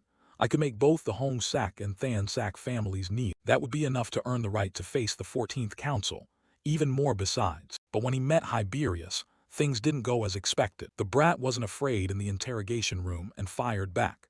Is this how Helen of the Holy Nation interrogates? You call yourselves the Holy Nation and act like savages. What? You ask my name. What about my rights? Are all priests like this? You dare ask about Big Brother Isaac. Aren't you ashamed? You lowly lot dare mention the Than Sak family. You bastards couldn't understand my big brother's vision even given another 10 years. After the interrogation, one priest couldn't contain himself. Let me go. I'll kill that bastard and go to the afterlife gladly. The man next to him, sweating, held him back. Calm down. The Scarlet Cardinal was speechless. That brat, did he order this interrogation just to scare the Hong Sak family? He didn't want the Eshua family to suffer because of the fourth son, so he brought the prince. You had no intention of cooperating by coming here, so the Hong Sak will be thrown into total chaos. You little bastard, you dare use us. Thinking this, the Scarlet Cardinal growled. You think you'll get away with this? Thinking that, the Scarlet Cardinal growled. You think you'll get away with this? Isaac was annoyed to see his people suffer such trouble, but he smiled brightly and replied, "What, you don't look troubled at all. Don't you enjoy savoring your subordinate's pain?" The Scarlet Cardinal froze for a moment, then broke into a mad smile. How strange, no one has ever noticed that before. An invisible pressure radiated outward. Asili couldn't bear it and fell to his knees, the Scarlet Cardinal's tone turning dark. Did the head of Than Sak tell you? What do you know? Making an acolyte priest disappear isn't that hard. I wonder who told you. But Isaac wasn't bothered by such threats and cut him off again.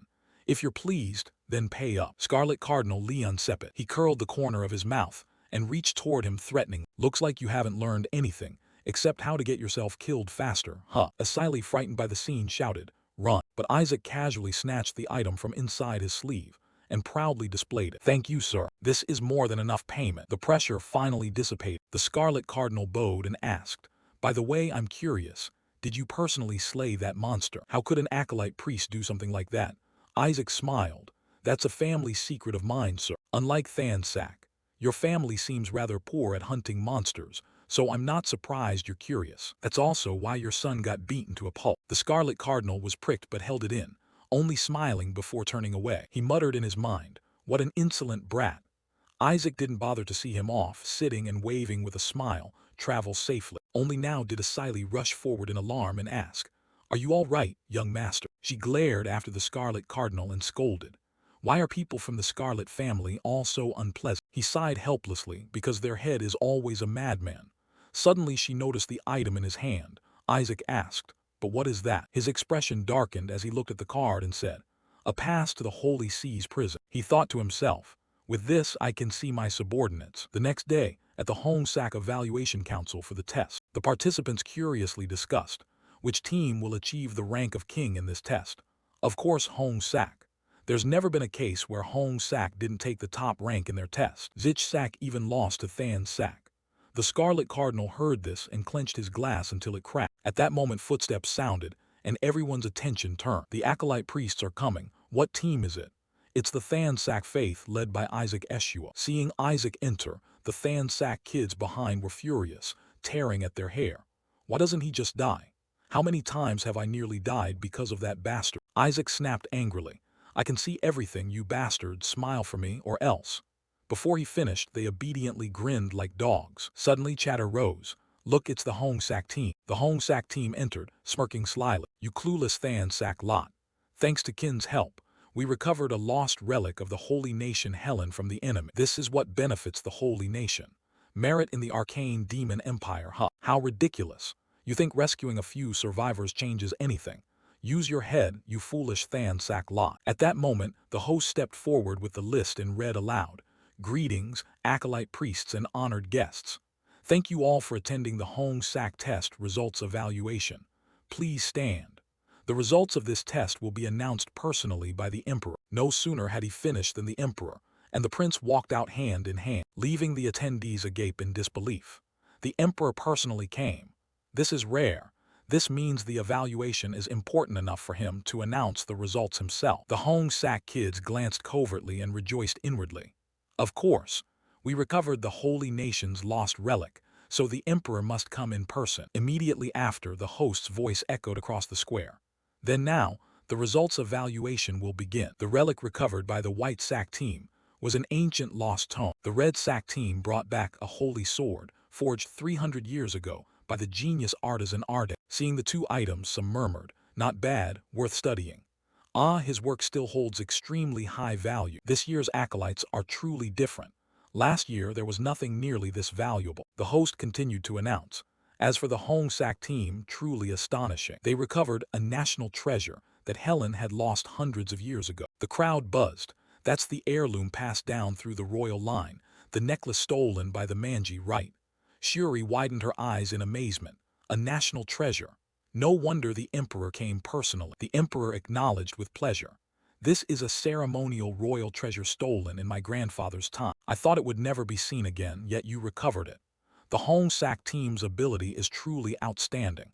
The praised kids leapt with excitement and deliberately glanced at those who despised them. This is a difference in class. Useless Than Sak lot, if you can do something greater, step forward. Shuri couldn't face them and turned away in annoyance. The host flipped the report and read on.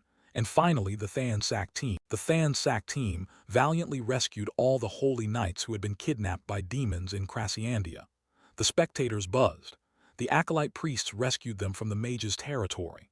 Each survivor's return is already a miracle. The Hong Sak kids still sneered. Bringing people back alone is nothing to boast about. 14 years ago, they personally punished the monster that even the mages targeted and saved all the survivors.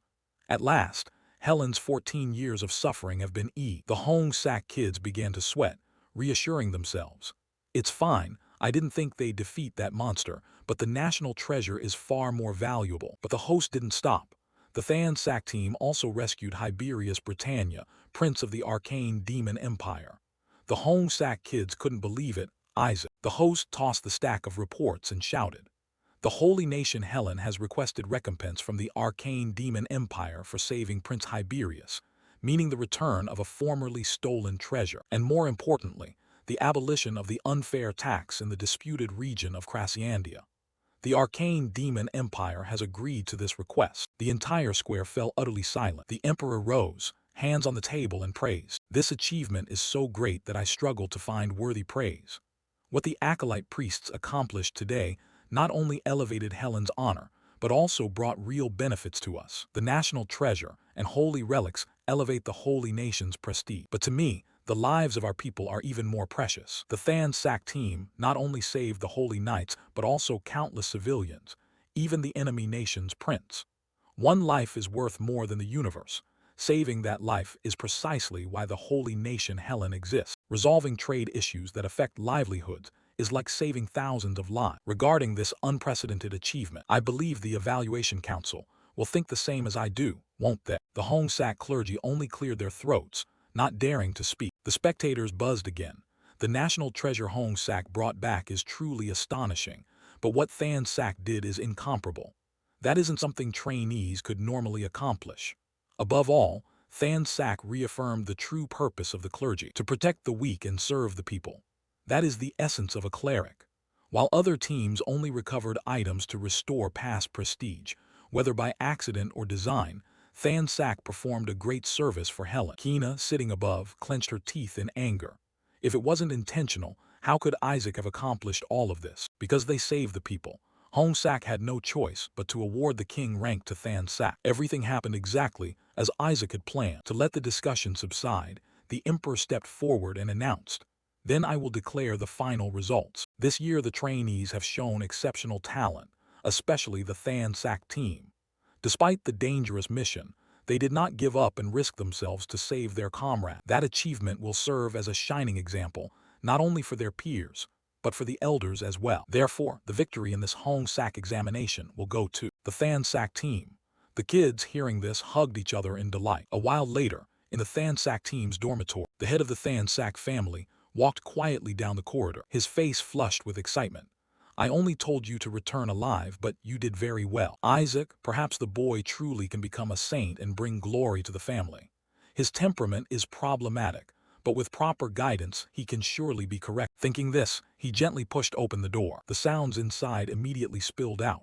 An air, it's nothing special. Just babble a few words about comrades, recite some doctrine, say what the patriarch likes to hear, and it will be as easy as pie. Don't worry about getting the king rank in the Thansak exam. Just sit still and grandfather will hand it to you.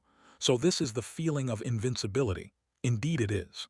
The kids fell silent, not daring to utter a word. Only then did Isaac notice their strange expressions. He turned and asked, "What's wrong? Why is everyone suddenly silent?" The patriarch went mad, glaring at him and hissing. "Isaac, it seems the heir's seat is still too early for you. It looks like no amount of upbringing will fix you." Isaac broke into a cold sweat. "Shit. You bastards, if grandfather were here you'd tell me." After a while, belongings were thrown into disarray. Isaac grumbled and shouted, "What the? This is ridiculous." Isaac grumbled and shouted, "What the? This is ridiculous. Making me bear all those grueling trainings, then using relics to tempt me into failure, forcing me to copy hundreds of pages of ancient texts too hard to understand. And that's supposed to be fair. What did I do wrong?" Whisper, sweating, explained. "You spat those ugly words in the patriarch's face. You had no choice. He said he'd give you the lowest scores if you didn't do all those things. Did you want to fail? You brought it on yourself." He glared at it in annoyance. Damn. Suddenly an idea flashed through his mind. There's a way. After all, the uncle is also going with the patriarch. He shouted loudly, "Uncle!" Rilai, not understanding, was grabbed by him and hugged while he sobbed uncontrollably. "Uncle, uncle!" Rilai restrained himself until his face went pale. "Tell me who made the child cry, and I'll twist their neck and bring them to you." Isaac immediately slipped into character, sobbing as he said, "I think grandfather hates me. Maybe I should leave this house." Rilai panicked, dropping to one knee and asked, "Son, what's wrong? What happened?" Isaac began to explain. "He told me I should leave, actually to leave the dormitory and come live with him. He said I'm not worthy. Actually, when he was drinking, he said I'm still too young." Rilai only caught half of it anxiously. Why would he do that? Could it be he wants to discipline Isaac? "My eldest brother and sister-in-law were like my parents after both died 10 years ago. My world almost collapsed. So when I learned my nephew was still alive, I was overwhelmed with joy. For this child, I'd be willing to sacrifice my life." Seeing Isaac force a pitiful expression, Whisper couldn't help asking, "What are you doing?" Isaac muttered miserably, "I just want to pass the Thansak exam and become an official priest, then join you to defeat the Dry Demon King." Whisper, exasperated, "Are you crazy? Why are you referring to yourself in the third person?" But Rilai was moved by those words, and brimming with confidence loudly said, "Don't worry, Isaac, your uncle will take care of everything." Isaac stopped crying and looked up. "Really?" Rilai slapped his chest and assured him, "Of course, I will help my beloved nephew pass that ridiculous exam as easily as turning my hand. It's a small thing, don't worry." No sooner had Isaac finished than Rilai bolted off. Whisper doubted, "But the exam is tomorrow. Can Rilai really pull it off?" Isaac was confident. "If it's uncle, no problem. Besides, there's something more urgent. I have to see my subordinates before they're executed." The next day, Isaac went to the Holy See's prison. A jailer, after checking the pass, returned it to him and said, "Confirmed. This is indeed the pass issued by Cardinal Scarlet. You can see them after 14 days. Isaac, like a little devil, grinned and accepted it. "You do have influence, that's enviable." But he wasn't satisfied and bargained. "The executions are in less than a month. Are you going to let me look at the heads after they're off?" "Cut it down to 1 week." The jailer panicked. "That's impossible. Security procedures require at least 10 days. Being allowed a visit at all is luck." Before he finished, Isaac haggled again. 5 days. The jailer fumed. "I said no. 3 days then, or better, I'll go in right now." The jailer flustered and tried to dissuade him. "Tomorrow, no earlier than that." Only then was Isaac satisfied. He shoved the man aside. "Fine, that's acceptable." The jailer was baffled. Why would the patriarch give his pass to this madman? Seeing Isaac turn to leave, Whisper asked curiously, "Weren't you coming to see them right now?"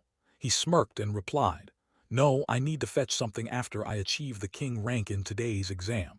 Going tomorrow is better." The Thansak exam. Rilai said he'd easily get his beloved nephew through it. Whisper mocked, repeating, "Beloved nephew." He was immediately scolded. "Shut up. I wonder how easy the test will be." Whisper grew excited too. If it's really, he'll probably turn it into child's play. And so, the day before yesterday arrived. The host cheerfully announced, "Welcome, acolyte priests taking the Thansak exam and all honored guests attending. The final task of the Thansak exam is to slay several monsters." Isaac's face had been sullenly green since he entered, whereas the acolyte priests cheered at the prompt. Easy as pie. What? Why is the test so easy? Who did you plead with the family on our behalf? If you still can't pass, you might as well bite your tongue and die. Not to mention, the monsters we have to defeat are just those dry. The Dries were still trembling in the middle of the arena. Seeing Isaac arrive, they excitedly told each other, "It's our king, our king. He's here to see us, he's here to see us. Where have you been all this time? He's come to save us." Whisper watched the scene and muttered wearily, "Looks like it's going to be brothers slaughtering brothers." Isaac was furious, cursing Rilai silently. Rilai, unaware, was extremely pleased with his feat. "It's all for my beloved nephew. Good luck." Isaac's Dries. Just hearing the name makes me want to cry. Weak as slugs, dumb as oxen, easy to ignore but also easy to exploit.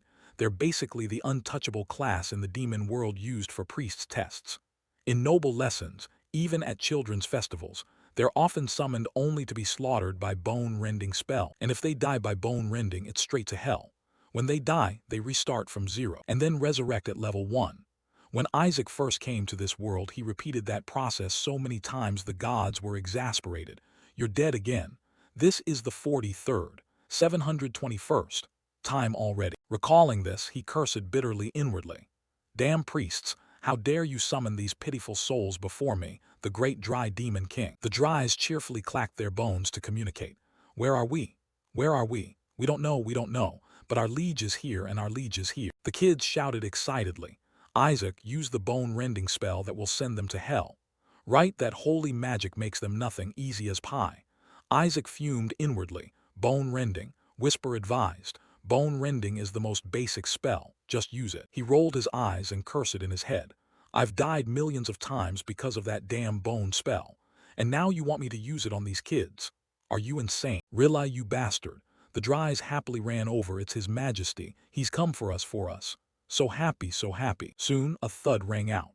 The sight stunned the kids as several Dries licked Isaac's body and checked on him. "Why did you disappear so long? Finally you've come to see us." Isaac sighed helplessly. "I know you're happy, but you're heavy." The kids looked suspiciously. Are they attacking? Are they trying to pin him to death? But why do they look so glad to see him? Facing the eager Dries, Isaac resorted to a last-ditch plan. "Damn it, if this goes wrong my cover will be blown. I'll pull their mana cores so they can't fight. If I return their mana cores afterward, they'll be fine." At that moment the host shouted, "The test begins. In this exam you must not touch their mana cores. Priests must use bone-rending to turn them to ash." The plan collapsing at the last minute sent Isaac into a rage as he cursed silently. "You damned priests." The squad captain in the stands winked encouragingly. "Young Master Isaac, we've made everything this easy for you. Remember to take first place." Isaac grew even angrier. "Damn the Eshua family, I'll wipe you out." The spectators in the stands murmured, "Just using bone-rending will pass. This is truly the easiest test in history." Indeed, bone-rending alone is usually overpowered against undead creatures. They should have increased difficulty by forcing priests to extract their mana cores. Like this, even a newborn could pass. Isaac punched the Dries away, cursing under his breath. "These dogs are worse. There's no way I'm using that damn bone spell. I'll handle them with regular holy magic.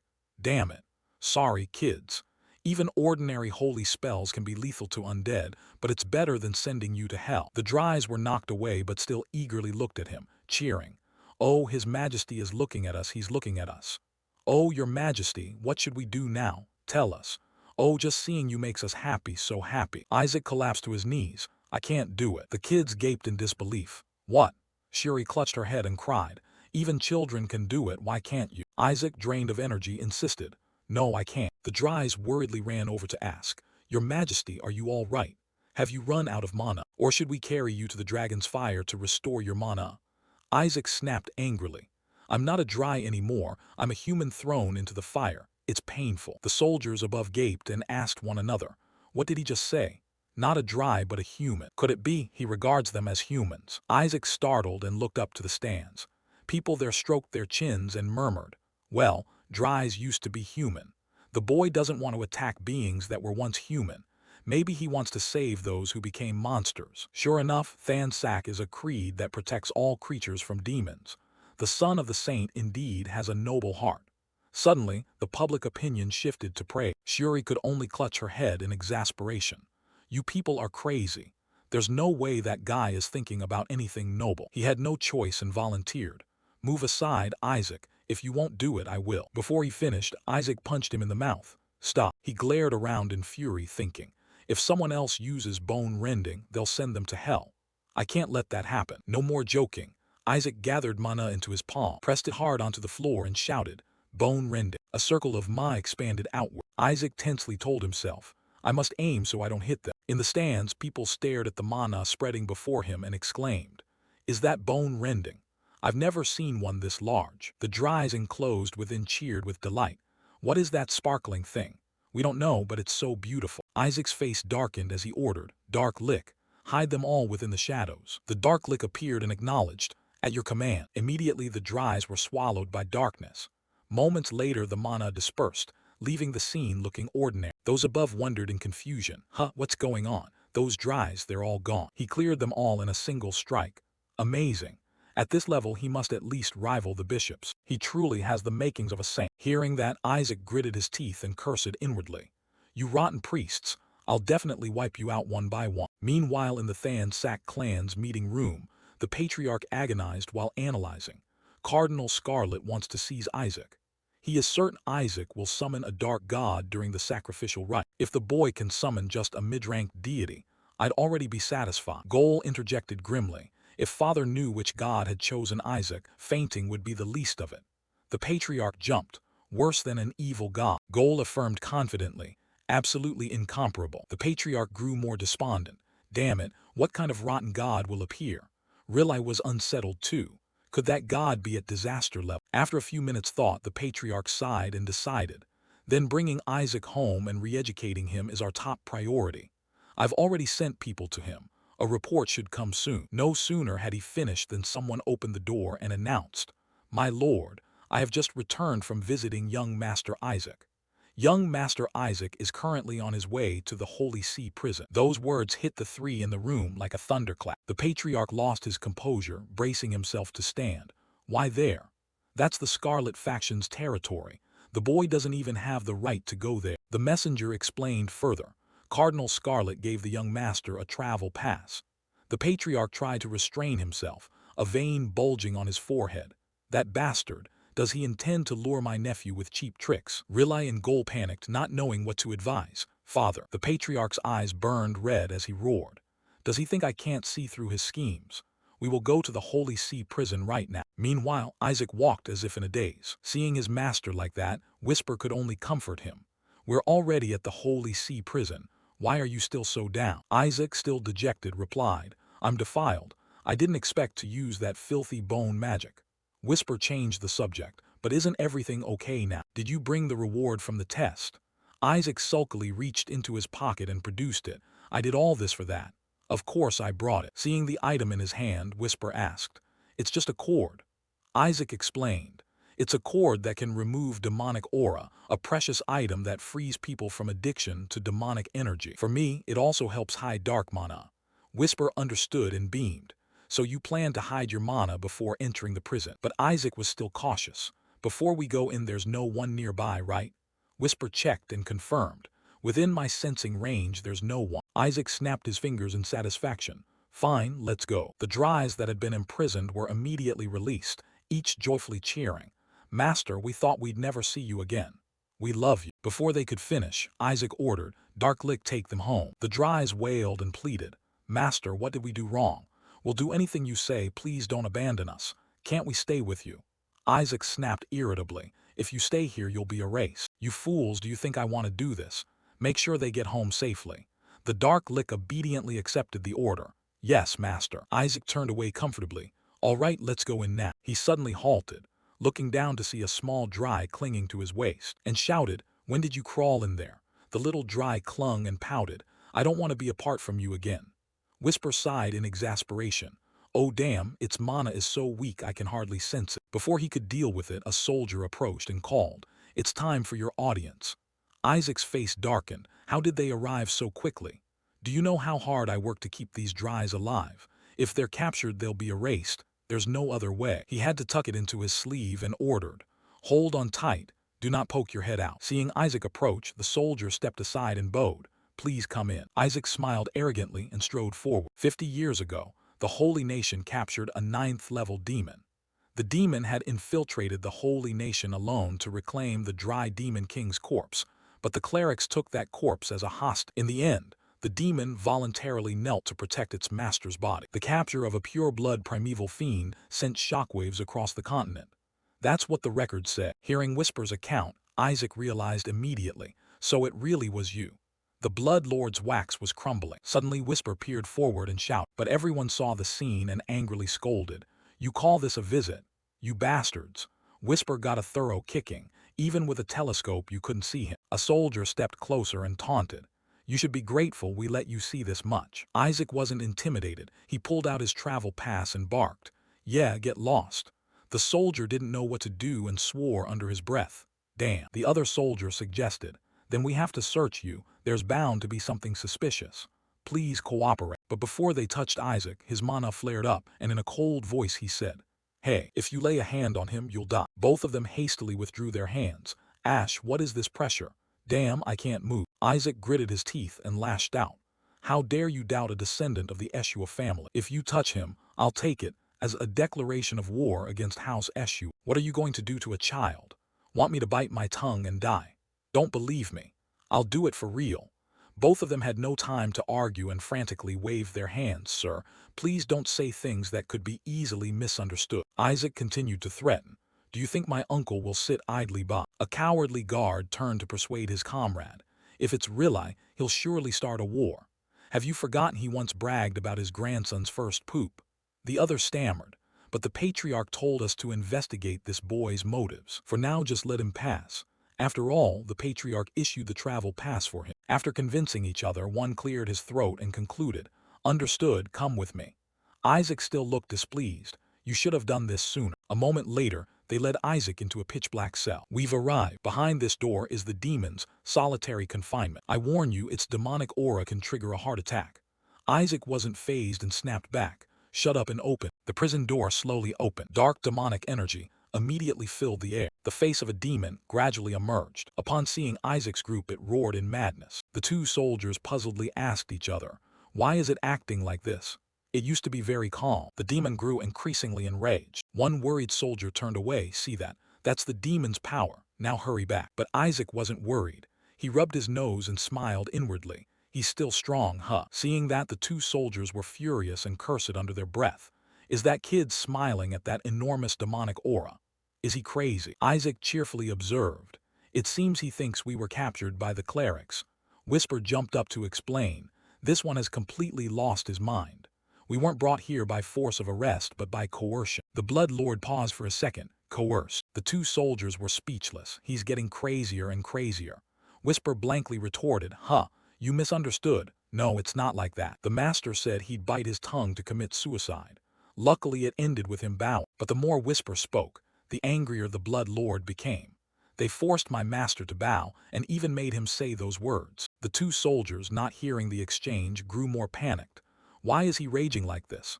Call for help, he mustn't die before execution." Whisper, exhausted, reassured, "I mean they're the ones who should bow." Isaac remained silent, weighing plans in his head. "The chance has come, but the guards are still watching me. I need a better opening." Suddenly, a golden light flashed on the Blood Lord's shackle. Isaac panicked inwardly. "Damn it, the Pope's power has triggered. He'll die before I can save him. Should I use magic to draw attention?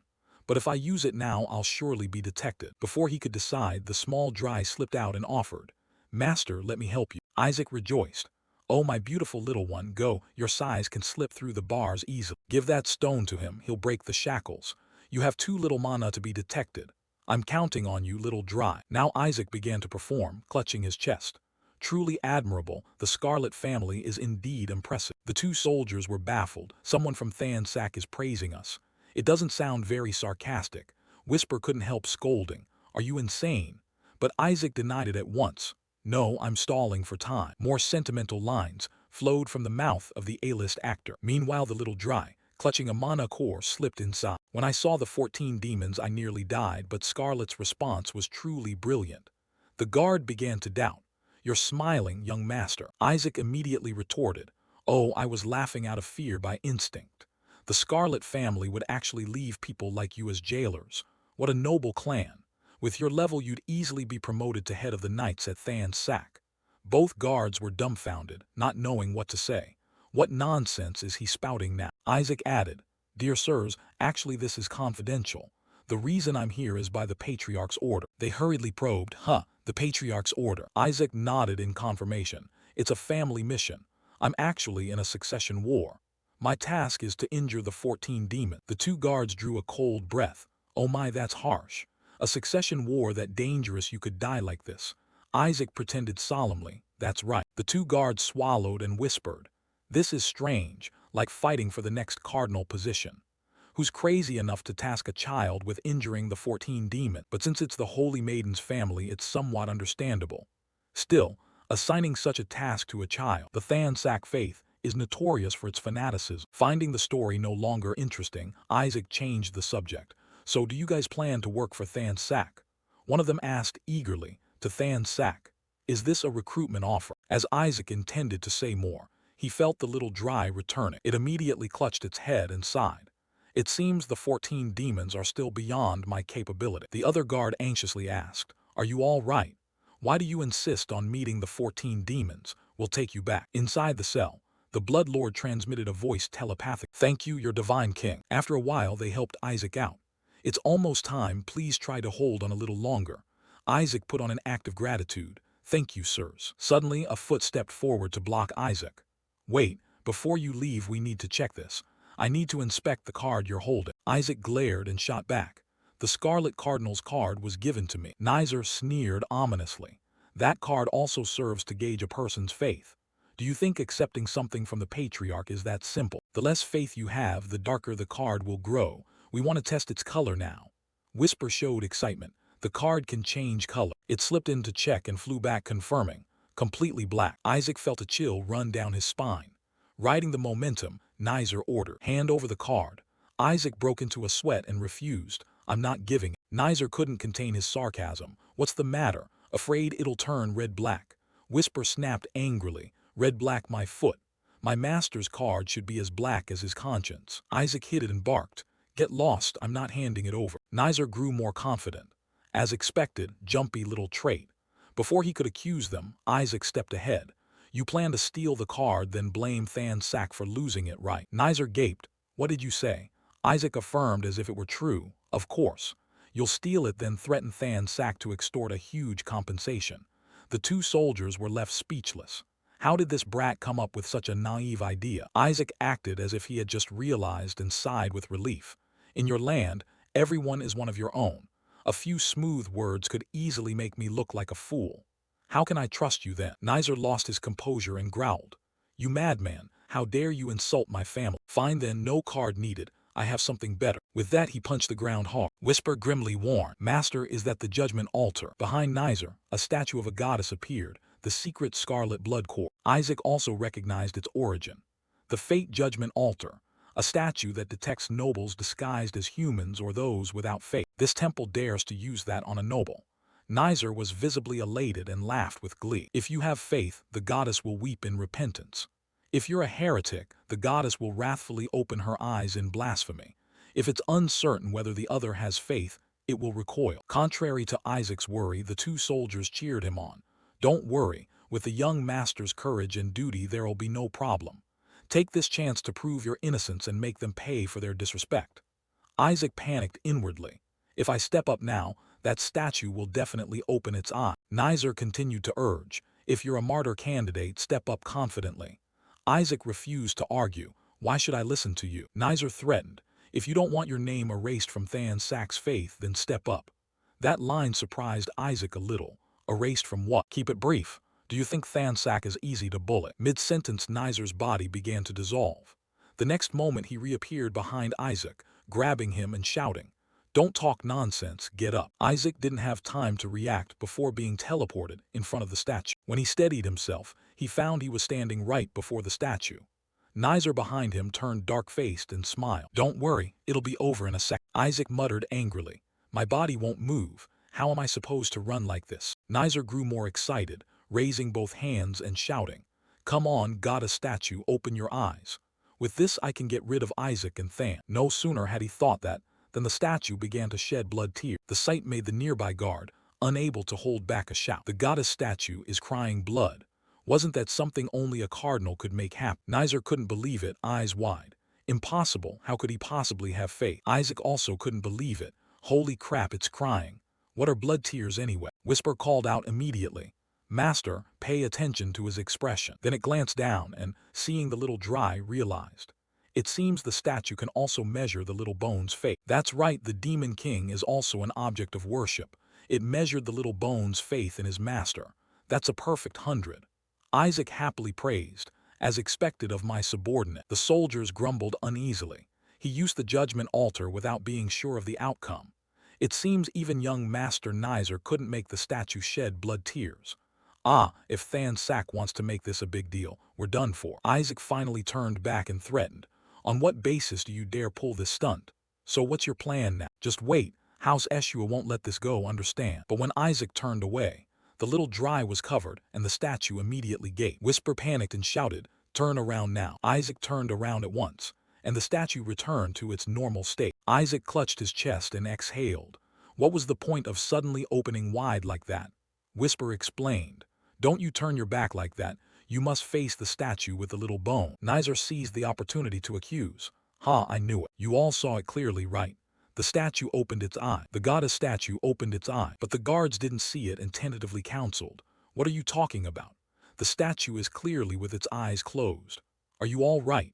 Young Master Nizer went mad, roaring, "It definitely opened its eyes. I saw it with my own eyes." Isaac breathed a sigh of relief at narrowly escaping. Whisper showed obvious delight.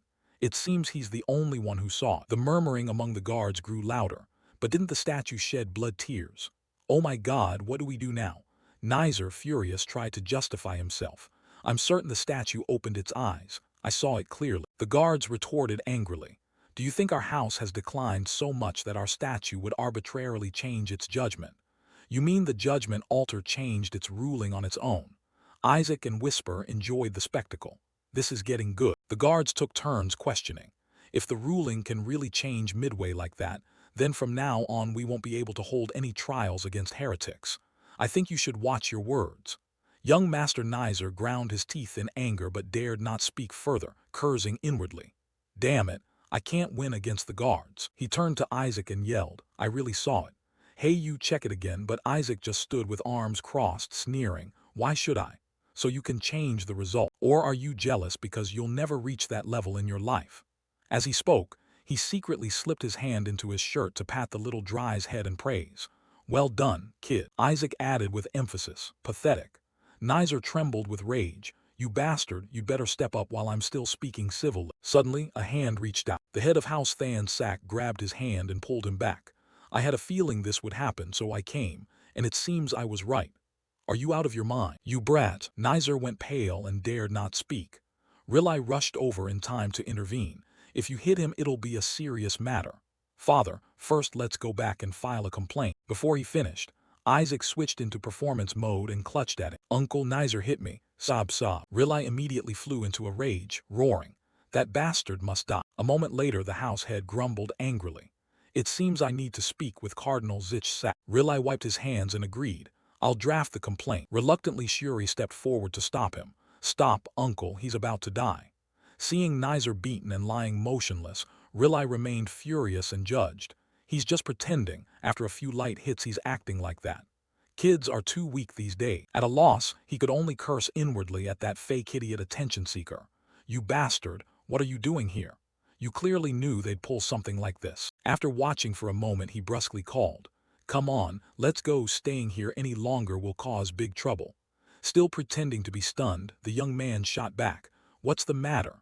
Like I'm being tried for heresy or something?" Shuri reluctantly nodded, "Yeah, something like that." Before she finished, Isaac cut in, "But I already was." Nizer brought out that terrifying statue and forced me to step on it. The two others, having calmed down, exploded again.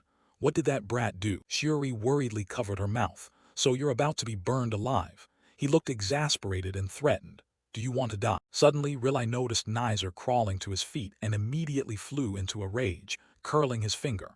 I won't let this go. The Zichsak guards had to step in to hold him back. Listen, Riley, the trial is over and the result was excellent. I'm serious. Young Master Isaac passed brilliantly. We've never seen blood tears that beautiful. The househead frowned, puzzled, repeating in his mind. Blood tears. At that moment Cardinal Zichsak arrived. I came because I heard there was a disturbance in the jail, but I didn't expect the head of House Than Sak to be here as well. Seeing him, the househead couldn't hold back and pointed, scolding. You bastard, you arrived at just the right time. You should have just let my grandson meet that demon. So why did you dare test my grandson's fate? Cardinal Zichsak snapped back. Coming to see a subordinate of the Dry Demon King is suspicious enough. And this was also a request from a member of House Than Sak. I thought running a check was reasonable. The househead grew angrier. Your third son brought out the judgment statue to use on someone. He seemed stunned. What? The househead knitted his brow and emphasized. Are you trying to start a war? But Cardinal Zichsak was calm. My goodness, I didn't know the boy would bring the statue out. Can you return the travel pass I gave you now? The househead irritatedly cracked his knuckles. No need to remind me. I don't want to keep it another sec. How ridiculous that you gave something like that to Isaac. He smiled in reply. Your grandson requested it. Approaching Isaac, the househead couldn't stop grumbling inwardly. Damn it. Even if the boy caused trouble, you shouldn't have brought out the judgment statue. But unexpectedly, the boy could make the statue shed blood tears. Something only a cardinal could do. Apologies for doubting your faith until now. Thinking that, he beamed and joked. Isaac, hand over the card. Taking the card, he was still delighted inside. If there truly were blood tears, this would be blacker than a pot's bottom, which made the househead pause for a few seconds. Blacker than sewer water. The image of Isaac being tied to the stake sprang into his mind. Seeing the househead frozen and motionless, Cardinal Zichsak slowly approached and asked, Found it? Then please return it. No sooner had he spoken than the househead turned and smashed the card. The sudden scene, leaving Cardinal Zichsak stunned. What did you just do? That card was a gift from the first pope. The househead, restraining his anger, blurted. There's nothing to give you, you scoundrel. A moment later inside the manor, the headquarters of the Zichsak faith, murmurs rose. Not only was his faith unshakable, but the judgment goddess statue actually shed blood tears. Cardinal Zichsak held his head, pressing his palm to his forehead, nearly convinced that the boy was leading the pack of saint candidates. And yet you ask for a retrial, after everyone has seen the result. Another person in the room shouted. Do you want our house publicly humiliated? You could have become the future house head since your siblings are idiots, yet you can't even handle something this simple. This man was the vice house head of the Sepet family of the Zichsak faith, Neon Sepet. Nizer could only grit his teeth and endure. Don't you understand that only by becoming the pope can you keep your life? If our family is to dominate the world, you must become a saint first. Then the pope got it. Cardinal Zichsak wearily intervened. Enough, this is troublesome enough. The faith-testing card is destroyed. You will have to accept it. It's not like there aren't other options. The upcoming god-summoning ritual will be our chance. When the gods' emissaries descend, anyone with an issue will be exposed immediately. So from now until then do nothing. Nizer bitterly recalled the statue's gaze and cried inwardly, No, I definitely saw. Suddenly he sprang up and shouted, Father, has the participant list for the god-summoning ritual been finalized? Cardinal Zichsak surprised. Why? Most are from the Than Sak contingent. Isaac Eshua is on it. Since you topped the hack sack test earlier, you can also participate. Nizer pounded his chest and insisted. No, please list me as Isaac's servant. I'll accompany Isaac as his servant. By the rules, participants are allowed to bring servants. Neon Sepet's face immediately twitched. Are you insane? Why would the heir of Zichsak do that humiliating thing? Don't you know that's for commoners? But he lowered his head, showing determination.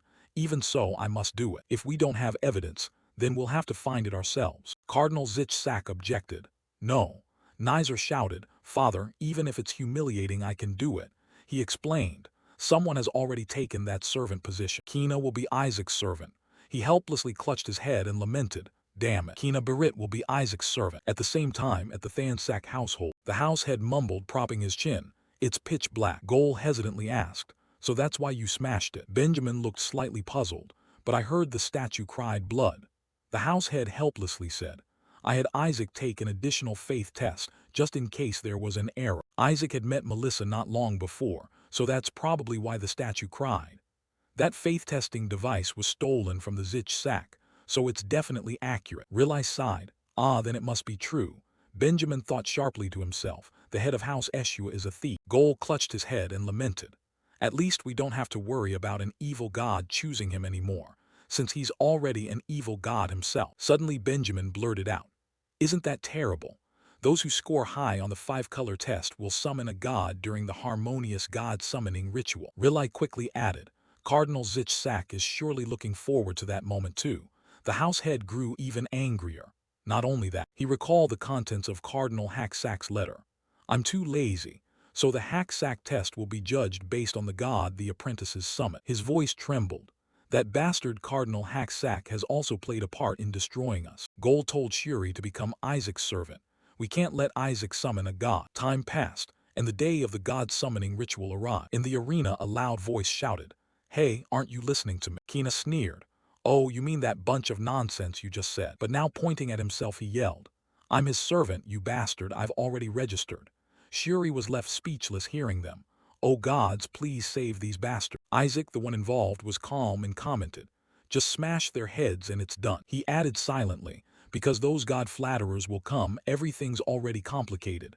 Whisper asked with interest, God flatterers, they're coming. He thought to himself, the offerings will be carried by the servants of the gods, but this offering is a high demon, so it seems one of those flatterers will handle it. Suddenly the scuffle between the two cut in. I'm the servant, not him. He was provoked into anger. Damn it, do you want me to use force for real? Shuri hurriedly intervened. Hey, today's an auspicious day, calm down. Isaac muttered wearily, auspicious day? Yeah, maybe. He half thought to himself, because today is the day my servants will be free. Shuri suffered inwardly. The elders made it clear. Our house will be destroyed as soon as others see Isaac's true face. Maybe they're right. He really is an evil god. Suddenly he glanced over and asked, what about you and those two? Why is everyone so eager to be my servant? Shuri stammered, unable to answer, because priests are expected to serve the people from the lowest positions, but before she could make something up near snapped. Nonsense. I have an obligation to belong to Isaac. Well, basically I must. Kina, becoming his servant, protested but couldn't argue. Isaac had promised to train him if he stayed by his side. Isaac had to step in to stop. Hey, stop arguing, I don't need both of you. The two startled and turned. What? He pointed directly and ordered. You be the horse, you be the servant, and you be the clothes rack. Shuri gaped, cursing inwardly. Damn it, why does it have to be me? Time shifted to midday. The crowd gathered around the stands shouted, I'm really looking forward to this year's ritual. Rumor has it the saint will be one of these children. Seeing them in person is even more anticipated than the execution of the high demon. The kids are about to enter. The reserve saint candidates slowly filed in. A steward respectfully approached Cardinal Hong Sak to report. Soon you'll meet Lord Kina. This is the first time I've seen him in person. He will surely become the saint. Hearing that, the Zich Sak attendant scowled. Become the saint. Someone from another house grumbled. Haven't you heard the prophecy? The new saint will come from the Zich Sak family. What kind of prophecy is that? Sounds totally unreliable. Do you know how rare Kina's holy mark is? Now everyone seems to have a holy mark. Hearing the attendants chatter, Cardinal Zich Sak smiled happily. Suddenly an announcement rang out. The priests have arrived. The doors opened, and Isaac led the way in. Kina followed at his side holding a fan. Nizer had to act as the horse for him to ride. Shuri followed behind, holding up his robe. The scene was utterly absurd. Pale-faced and dead inside, he thought. That bastard will surely summon the vilest evil god. From the start he was an evil god. The two cardinals from the other houses couldn't believe their eyes. The atmosphere grew grim. Voices of the attendants rose in uproar. What's going on? Isn't that the guy acting as the horse from the Zich Sak family? Why is Lord Kina there? Oh my, what on earth is happening? Cardinal Boksak couldn't help but clap a hand over her mouth to laugh. The house head hissed angrily, stopped laughing, but she couldn't hold it in. How could I hold back? Was this plot prearranged? I didn't expect Nizer and Kina to act like this. Cardinal Hong Sak looked exhausted. Do you think so? She smirked and said, You don't seem worried at all, Cardinal Hong Sak. I heard you're rather strict with the boy. Cardinal Hong Sak fell silent, brooding. He recalled Kina's words in his head. Being a servant is a crucial step toward becoming the Pope, and I don't intend to let that position fall to Isaac. He forced himself to be patient. thinking that it would be fine as long as what Kina said was true. Aja is strong enough to choose the most powerful gods. Kina being by his side is also good for our plan. Seeing no response, Cardinal Baksak burst out laughing. Why are you silent? What are you plotting? Cardinal Hongsak gritted his teeth and endured. Nothing, just making sure Kina becomes the pope. Then he stared downward, telling himself, anyway, today Isaac won't willingly return to his senses. Suddenly, Cardinal Zichsak beamed. Oh right, there's no name on the summon list for part 2 of the ceremony, is there? Perhaps you forgot that, so I added his name back in. Cardinal Zichsak and Thansak immediately turned pale with anger. What? On the contrary, Cardinal Zichsak, extremely excited, rolled his lips. I'm looking forward to seeing which god Isaac will summon. Both the Hong and Than houses were sweating profusely. This madman. Before he could say more, an announcement rang out. The official execution began. A moment later, a pillar of fire shot down and pierced the arena. A host of black-clad figures continuously descended. Shabnak was escorted out to the center of the arena, and murmurs rose. It's a high demon. He opened his golden eye, releasing dark mana around the arena. Anyone hit by it trembled all over. A high demon. Even bound like that, he's this strong. How powerful must that dry demon king be to have someone like him as a subordinate? This strength is insane. He's even more tightly sealed and bound than in prison. Shabnak slowly rose to his feet. Isaac gripped the reins tightly, gritted his teeth, and thought to himself, Shabnak, I will definitely save you. What did you do to him? Did those damned priests even shove torture instruments in there? You're insane, damn it, you hateful priest. But his expression read differently to the spectators. Murmurs rose in waves. Just as predicted, when he looks at the demon clan his eyes change completely. Who would have thought he'd show such fighting resolve before a level 9 demon? Indeed, Isaac is still who he is. Cardinal Zichsak couldn't fathom the scene. Unexpected as it was, it filled him with hatred. If he were corrupted, he'd presumably relish seeing the demon clan. Isaac lowered his head, forcing himself to endure. Better to suffer through it. As long as he got the chance to let him escape, it was fine. Thinking this, he looked up at Shabnak and analyzed inwardly. There are 5 shackles restraining Shabnak in total. Since he was given the tool, there's no need to worry about the hardest shackle. The others are even less concerned. I had placed dispelling magic on the priests performing the ritual, so once the ceremony began, everything would be released. Indeed, sparing that name was the right choice. Thanks to that, I can avoid suspicion. All right, it seems the ritual is about to begin. Seeing the priests ready, he pulled the reins and shouted, Hey, what are you doing? Move as well. Nizer fumed, cursing that damned brat inwardly, but kept his face calm and said, Since we're here, get down and walk. Isaac raised an eyebrow and hissed, Huh, a horse that speaks human. Don't want to be a servant anymore. Ah, whatever. If you don't want to be a servant, then go. For now he had to grit his teeth and endure, constantly reminding himself to hold on until he obtained the evidence. But serving someone isn't that easy. He grabbed his hair, hauled him up and shouted, Why aren't you answering? He had to neigh like a horse in response, cursing the Eshua line in his mind once more. At that moment an announcement rang out. Begin the execution. Immediately the priests folded their hands and chanted. Isaac perked up and transmitted in the demon tongue. The rune is activated. Now just unlock the shackles. Shabnak broke free in one breath, and before he finished speaking his voice carried out. Your Majesty, Shabnak would not regret dying now. May my king be granted everlasting strength. That he suddenly asked for death enraged Isaac, who yanked Nizer's hair and snapped. You bastard, what nonsense are you spouting? Shabnak spoke mournfully. The scene where you made the heirs of the faith kneel and subjugated them, Shabnak witnessed it. I no longer feel any regret. The more Isaac heard, the angrier he became, shaking Nizer's head repeatedly. Shut up, break free now or you'll really die. The chance is only now. But Shabnak remained stubborn. My king, you have succeeded in strengthening me. Simply your intention to rescue this low god is a debt I can never repay. As he said this, tears streamed down his face. Isaac restrained his emotion, lunged forward, grabbed Nizer's hair harder and roared in the human tongue. You bastard, what the hell are you saying? Nizer, sweating from the pain, replied, No, I'm not saying anything. He finally calmed and transmitted in the demon voice. What's wrong with that bastard? Whisper shrugged and flew out to say, Hard to tell, maybe there's some private reason. Look closely. What's on his chest seems to be another shackle. He suddenly woke, stared intently and realized there was another shackle. Was it added when they led him out of the prison? He transmitted aloud. So this is the reason you gave up, Shabnak. He replied despondently. You just got a new life. there's no need to risk it.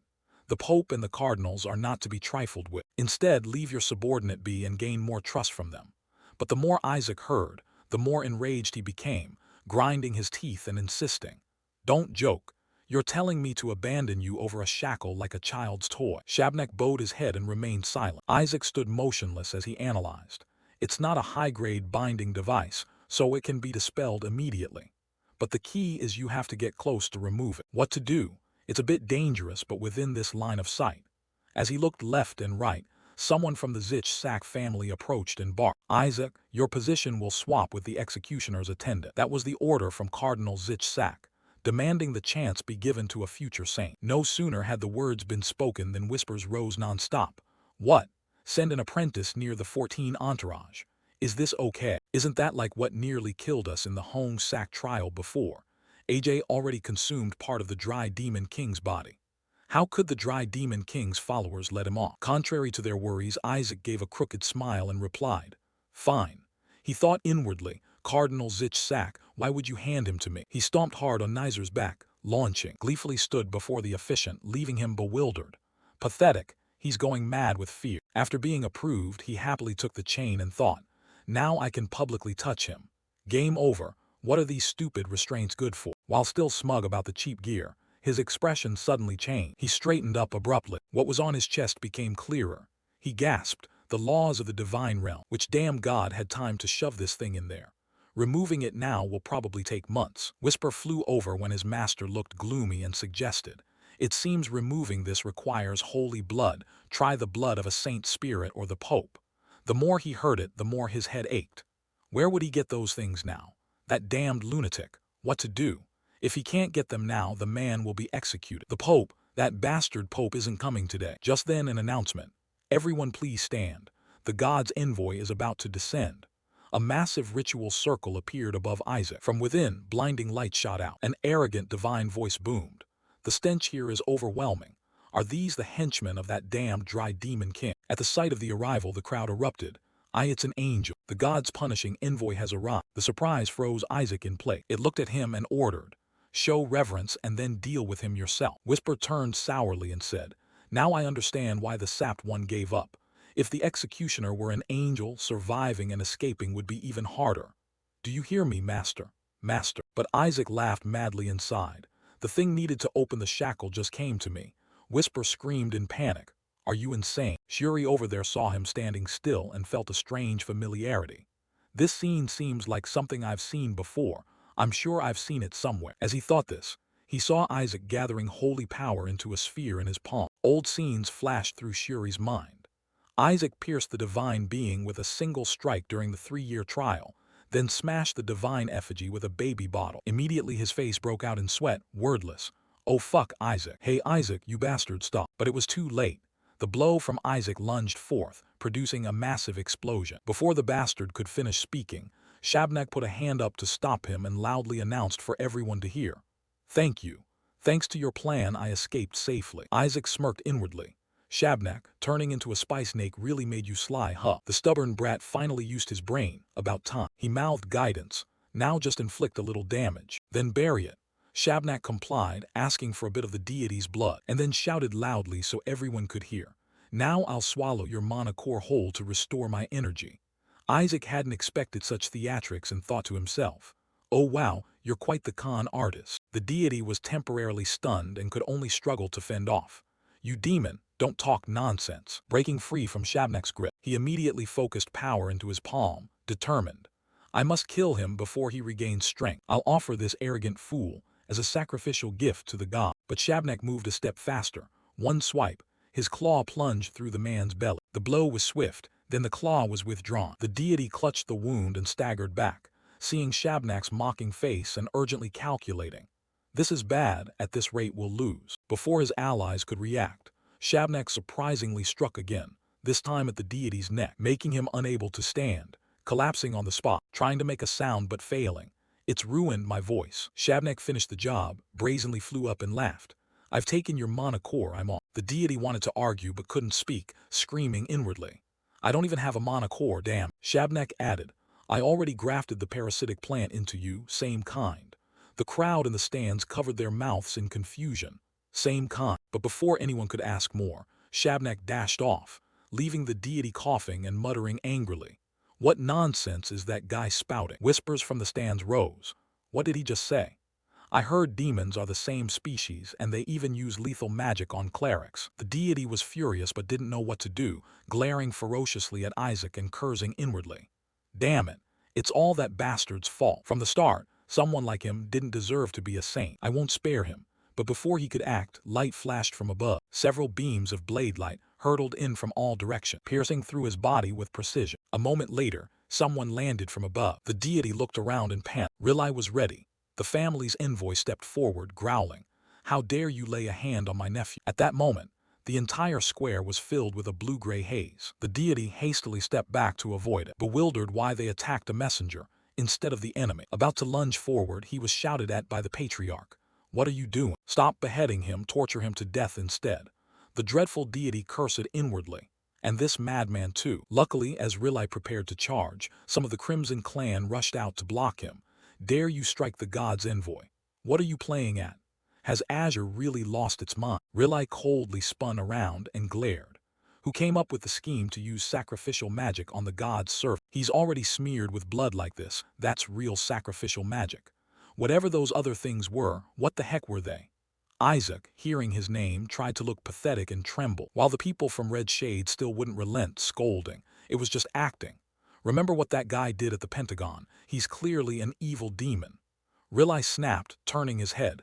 "A demon, you say? How dare you call my gentle child angel-like a demon?" The two Red Shade men assumed fighting stances and ordered, "Move aside, quickly bring him to the heretic pyre." Rilai drew his sword and charged. "Do you think I'll stand by and watch? Let's go." Just then a fist slammed down with a shout. "Stop right there." Cardinal Goldred stepped forward angrily and demanded, "Is now the time for fight?" Cardinal Red Scarlet immediately waved his hand and ordered, "All forces, capture the 14 attendants who escaped." Cardinal White Scarlet also commanded his people. Seeing many people disperse, Cardinal Goldred stared at Isaac and smirked inwardly. Even if the 14 attendants get away, this is fine. He's so badly wounded, he won't be able to summon a god. When he saw Rilai rushing to Isaac, the host huffed and turned away, instructing, "The 14 attendants have fled. All high clergy pursue the 14 attendants." Down into the courtyard, Rilai anxiously asked, "Aya, are you all right? Damn, I should have been at your side." Suddenly the family head's voice rang out, "Take care of Isaac. Rilai will chase the 14 attendants. I'll personally capture that guy and clear your name." Isaac panicked, shouting inside, "Don't you dare go, that's against the rules. If you get involved too, he'll definitely be captured." "Damn it, I worked so hard to rescue him." He whispered, "Uncle, please don't go, okay? It hurts so much." That disgusting voice made everyone want to puke, but the two men froze for a moment, then as if tamed, sat back down beside him. "All right, we won't go. No need to join the chase anyway, let me treat you first." Seeing this, Isaac chuckled wickedly in his heart. Good, everything is going according to plan. But a few minutes later, he was immediately baffled. What the hell are these ridiculous pants? Seeing a crowd from all the clans surrounding the sickbed, he couldn't make sense of it. What are you people doing in someone else's sick room? Not far away, Vi pounded the table and cursed. "Get out. How dare you cause trouble in someone else's room?" The Red Shade clan's people immediately retorted, "Why? Do you act like the holy infirmary belongs only to you? Why let a damned demon into the holy infirmary's sick room?" The family head couldn't stand it and growled, "Damned demon." The man gaped, trying to explain, "Your Eminence, what do you mean? Why prevent an investigation?" The family head didn't bother to answer and directly ordered, "I Rilai, command the entire Azure clan to cut ties with Red Shade. From now on, strike. Refuse all tasks assigned by the Holy See." The two became frantic and tried to reconcile. "No, Your Eminence, it's not like that, please calm down. We're trying to resolve this peacefully." Whisper immediately checked the records. The Azure clan usually does all the dirty work nobody wants but everyone needs.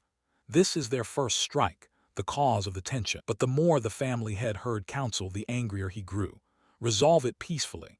When a holy messenger appeared right before the execution and attacked my grandson, do you people think this can be settled peacefully? And didn't the 14 attendants call the divine envoy one of their own?" The Red Shade man pleaded miserably. That could just be the 14 attendants' lie. The family head cut him off, barking, "A lie that can break a seal, really." Cardinal Gold Scarlet was sweating, stammering, "It's not that. The red shade man glanced over and saw Isaac wrapped in bandages from head to toe, furious. How can you investigate with him wrapped up like that? The family head was still dissatisfied, warning.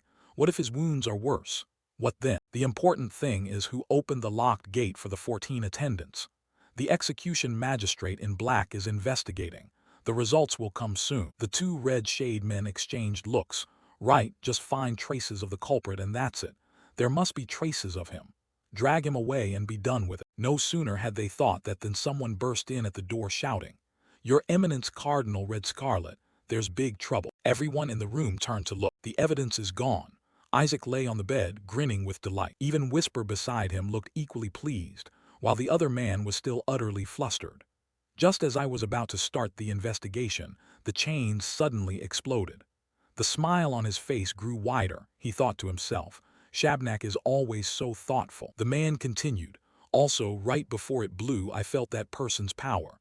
At that moment Nizer turned and clamped a hand over his mouth, snapping, "Shut up." The family head, losing patience, ground his teeth and said, "You heard it, investigate, then get out." He told himself that, and with that his grandfather closed the matter. While Isaac was resting, someone approached and knocked on the room door. "May I come in?" After seeing who had come, he opened his eyes wide in surprise. Nizer hesitated and stammered, "Isaac, how are you feeling?" Seeing Nizer's appearance, he sighed inwardly. "I feel worse just looking at your face. I'm about to puke." Receiving no answer from Isaac, he awkwardly continued, "I brought the clan's secret potion to help you recover faster." Nizer worried inwardly. Isaac is so badly hurt. Won't he be unable to participate in the god selection ceremony? He recalled what Cardinal Red Scarlet had told him. The Gold Scarlet followers must be overjoyed. "But I won't let that happen. Bring it over and make him drink the clan's secret potion, so he recovers quickly." Seeing something good brought over, Isaac immediately tilted his head back and downed it, praising, "Delicious as hell." Nizer looked on, tears failing to come from regret. "I can't believe I had to give the clan's secret potion to this bastard. Do you know how expensive it is? 1 drop would have been enough and you drank the whole bottle. You're crazy." He drank the entire vial of potion. Isaac felt his body strengthen. He happily thought, "I even suspected he poisoned it, but it's real potion. I can feel my stamina rising already. It even tastes a bit like wine." Whisper watched Isaac's greedy expression and made a look of disdain. "Apparently it has some disgusting blessing effects too. Might be useful in the god selection ceremony." Seeing him drink every drop, Nizer awkwardly tried to stop him. "Wait, I didn't say you could finish it all." Isaac ground his teeth. "What the hell did you just say?" He stammered. "The family head said he'll give you more if you come to the main manor." Isaac frowned, weighing it. That bottle was more than enough, but would they really give more for free at the main manor? This seemed suspicious. In the end he pretended to lie back on the bed, clutching his leg and groaning. "I want to go, but my leg still hurts." Nizer immediately took out a treasure and placed it before Isaac. "Then I'll let you use my gear. These shoes will help you move. Put them on and come with me to the manor." He smirked helplessly, thinking the guy must have prepared this beforehand. Whisper beside him clicked his tongue. His ambition is as dark as ever. Knowing he couldn't find another excuse to refuse, Isaac sat up, put on his shoes and said to Nizer, "Change your clothes and wait outside." Nizer eagerly agreed. "Fine." As soon as his back was turned, Nizer gritted his teeth and cursed inwardly. "What a greedy bastard. I can't believe he fell for the trap so easily. You'll be finished the moment you step into the manor. I'll plaster this all over the front page." But Nizer could never have imagined he'd be played by Isaac. Isaac walked to the window, opened it and smirked triumphantly. "Thanks, idiot." At the same time elsewhere, Cardinal Gold Scarlet slammed his hand on the table and roared in fury. "Those red shade bastards. How dare they bring the secret potion into the infirmary? I gave him a VIP room so he wouldn't run off.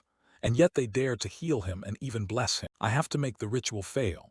The Black Shade and Red Shade clans are completely out of control. We must stop Isaac at all costs. We can't let him summon a god." Turning back to Isaac, he saw Goal and slurred in a syrupy voice, "Oh, my dear uncle, I have something to ask you." He thought in fear.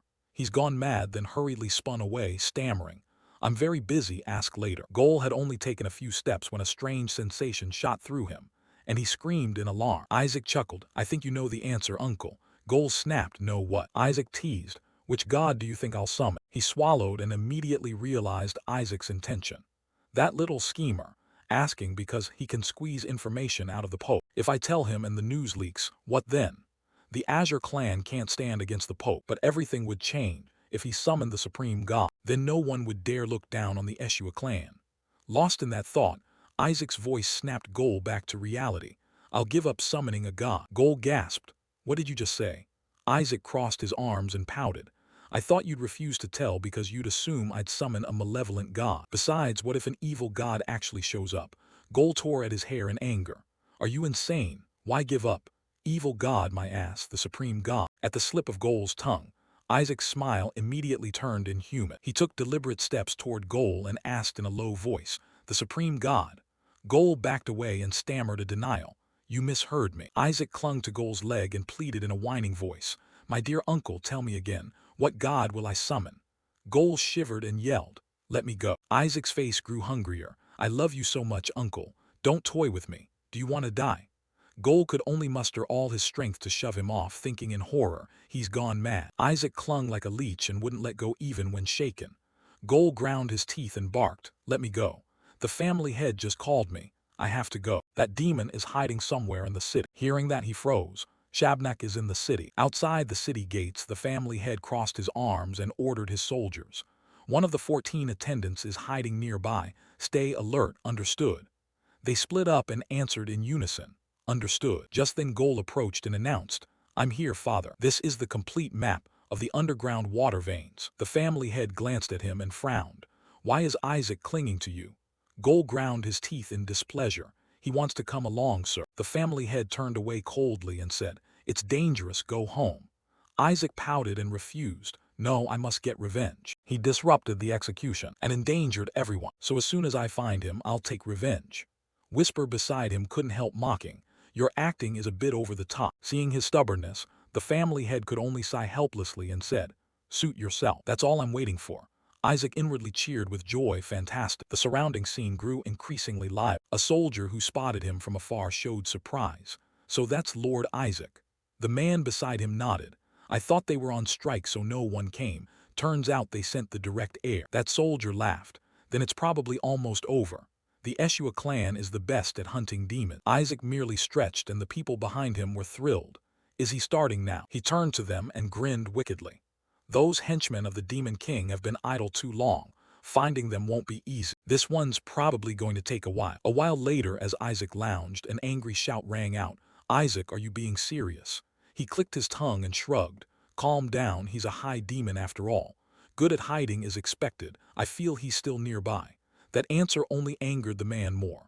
Are you mocking us? That's beyond acceptable, your eminence. The long-haired man beside him agreed. This brat does nothing all day, and this only makes us more suspicious of your grandson. Those words successfully provoked the family head, who crushed his cup in his hand and let the glass shard fall. The family head ground his teeth and asked, you mean I'm wrong? The long-haired man flinched and stammered. No, not at all. He called in a low voice, Isaac. Isaac obediently replied, yes, sir. The family head pointed at the two men and ordered, make them pay. Isaac said gleefully, loudly, I sense the demon over there. The two were so scared they fled, pathetic. Suddenly a voice sounded from behind the family head. I thought you were on strike. What's going on here? Are you trying to hide your grandson's crime? He frowned and asked coldly. What? Cardinal Red Scarlet calmly explained. Doing that only makes someone's guilt look worse. His mocking tone made the family head uneasy. Do you have proof that he released that high demon? Cardinal Red Scarlet arrogantly curled his lip. It will all become clear. He already had a plan. If we find the Pope's power inside the sealed orb, he'll be finished. I can't accuse the Pope. So the ideal scenario is to find traces linking Isaac. If that happens, I'll witness these arrogant Azure folks crumble. The more he thought about it, the more pleased Cardinal Red Scarlet became. He turned to leave and kindly reminded, I don't want to ruin the summoning ceremony, so for now cooperate. At least I'll help hide the handcuffs when your grandson is arrested. Goal hurried to the family head and whispered in his ear, Father, don't listen to him. He's scared, that's why he's acting. The family head ground his teeth coldly. I won't hold it against him. I'll have Isaac put them to work. One man blurted in panic. You're holding a grudge over this, aren't you? Hey Isaac, we heard, investigate properly. Isaac, where did he disappear to? While they were busy baiting each other, Isaac and Whisper had slipped away. Watching his hand on a raised inscription, Whisper explained, this mark is Shabnak's, Haven't seen this cipher in ages. Isaac nodded as if he understood. Whisper snorted in annoyance. I didn't expect the foot skeletons to take your place. He shrugged calmly as if it were obvious. Not surprising. They're proper demons. They always look down on serving a plated skeleton. He pondered aloud.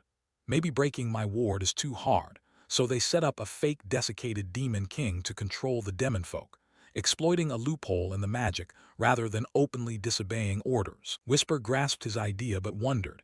Even so, it's odd. The sealed orb, the Pope, the Crown Prince. Isaac frowned thoughtfully. The mana of both the Pope and the Prince is stored in Shabnak's sealed orb. The Pope makes sense, but why the Crown Prince? Why would the Prince care about a high demon? Whisper stepped closer and asked. Anyway, how long do you plan to pretend not to care, Master? He glanced back and whispered. You mean those guys? Isaac boldly looked up at the ceiling. A group of masked men lay in ambush there, but he showed no fear. He even cleared his throat loudly. Didn't expect assassins to join the party. The masked men panicked. We've been spotted. But priests are usually so lax. Then they widened their eyes, as the aura pouring from his body began to spread fiercely. With no choice left, the masked men jumped down from the roof. Each of them was shocked. What the? I didn't even see this kid cast a single holy spell. Watching them land, Isaac frowned and sighed. You guys are mages too. The leader, not wanting to parley, charged at him. Take him out. The priests can't stand against our magic. Hearing that, Whisper burst out laughing. What exactly do they think? Are we that weak? Can't believe they're using third-tier magic on you. Isaac felt deeply insulted, rolled up his sleeve and cursed. You bastards, I'll deal with you. At that moment something pierced straight into the neck of the masked men, who immediately laughed triumphantly. You're dead. Get ready to taste the Holy Slayer. Whisper inspected it and judged. This Holy Slayer is pretty high quality. Isaac nodded in agreement. If I could absorb all the mana in it, even better. His nonchalant look stunned the leader. He's fine, he asked, voice trembling. You should have collapsed. Did you drink an antidote to the Holy Slayer beforehand? Suddenly Isaac's flair for performance kicked in. He clutched his head and wailed, my head. But this won't bring me down. I'm a proud member of the Azure clan. The masked men, pleased with the response, laughed in unison, while only Whisper, who'd watched it all, couldn't help shouting.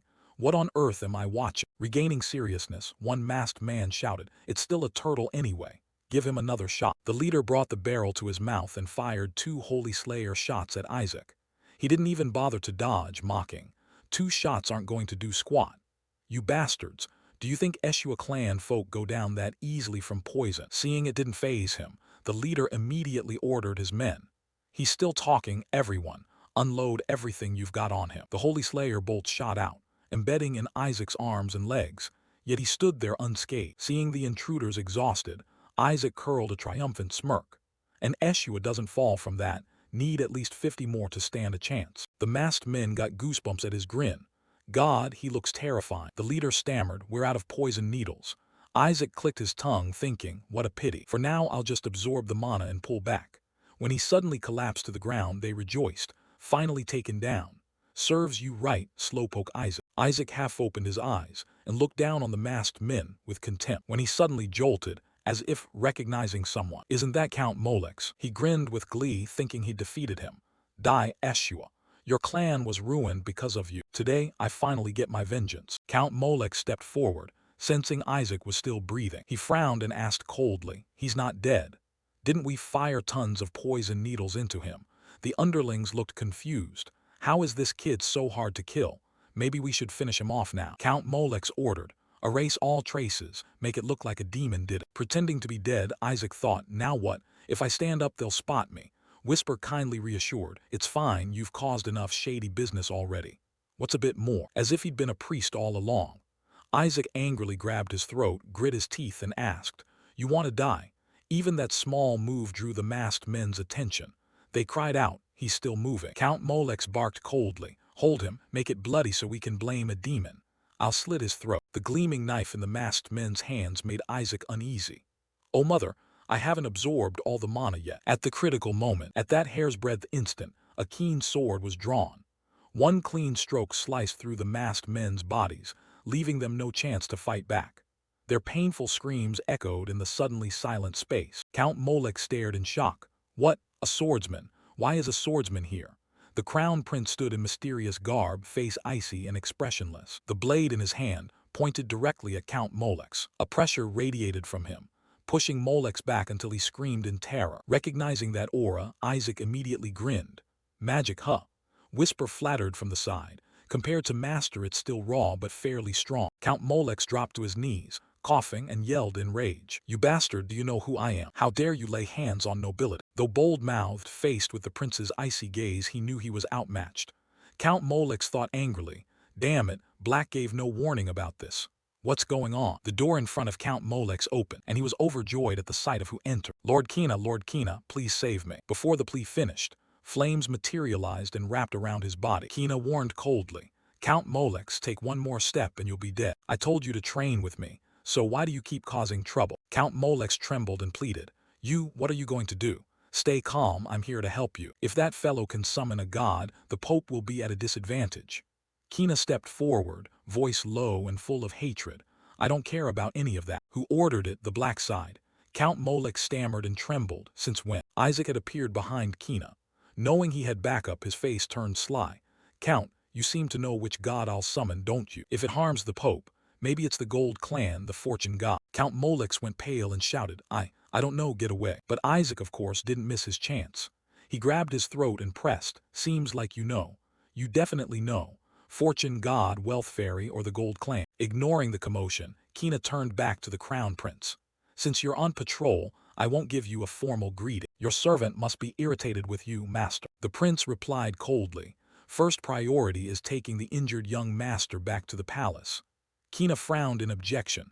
Not the palace, we'll go to the papal hall. The prince stood firm.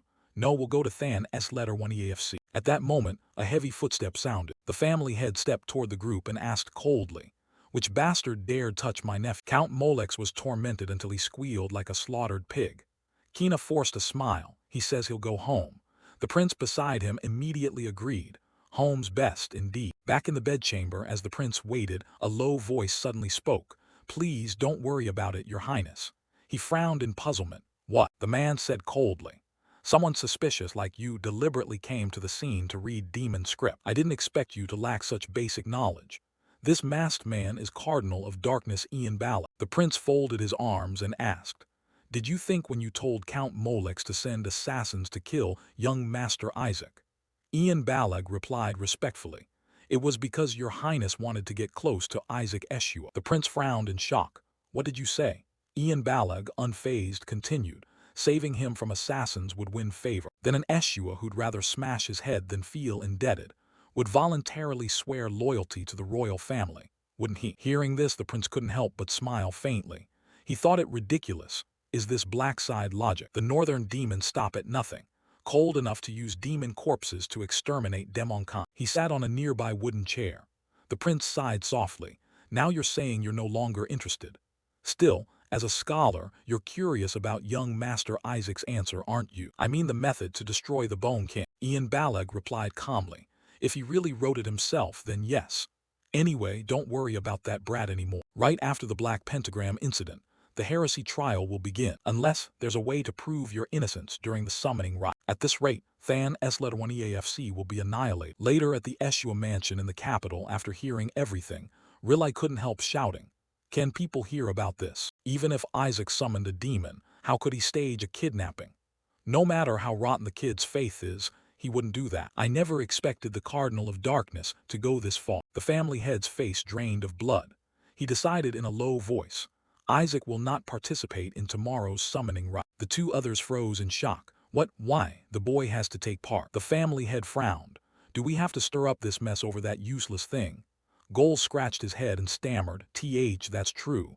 But he cursed silently. Damn it. Gol sprang up, slammed the table and declared, no, he must participate. The family head snapped angrily. Are you mad? Didn't you say he's weak and needs protection? Do you want the whole world to know the boy summoned demons? Gol shot back. Not a demon, the supreme being. The boy will summon the supreme being, regardless of faith or whatever. Just let him go. After unloading everything, Gol slumped, frustrated, smacking his forehead. Damn it, I shouldn't have said that, but better out than dying of rage. Rilai sat stunned for a long moment before murmuring, the supreme being. Gol nodded at once, yes. The family head folded his arms and asked, Isaac. Gol shouted, who else but Isaac? During the sanctification, the boy was chosen by the supreme being. so he must be allowed to summon the god. The family head sneered in disbelief. If you're drunk, go sleep it off, don't make a scene. Gol immediately recounted everything. It's true, I saw it at the Barit house. Do you wonder why they wanted to adopt the boy? Because he refused, they tried to kill him at the pentagram. Now they've failed and are desperately trying to stop the summoning rite. Don't you know why the Barits did that? Riley found Gol's words too absurd and warned. Brother, writing novels like that gets you mocked.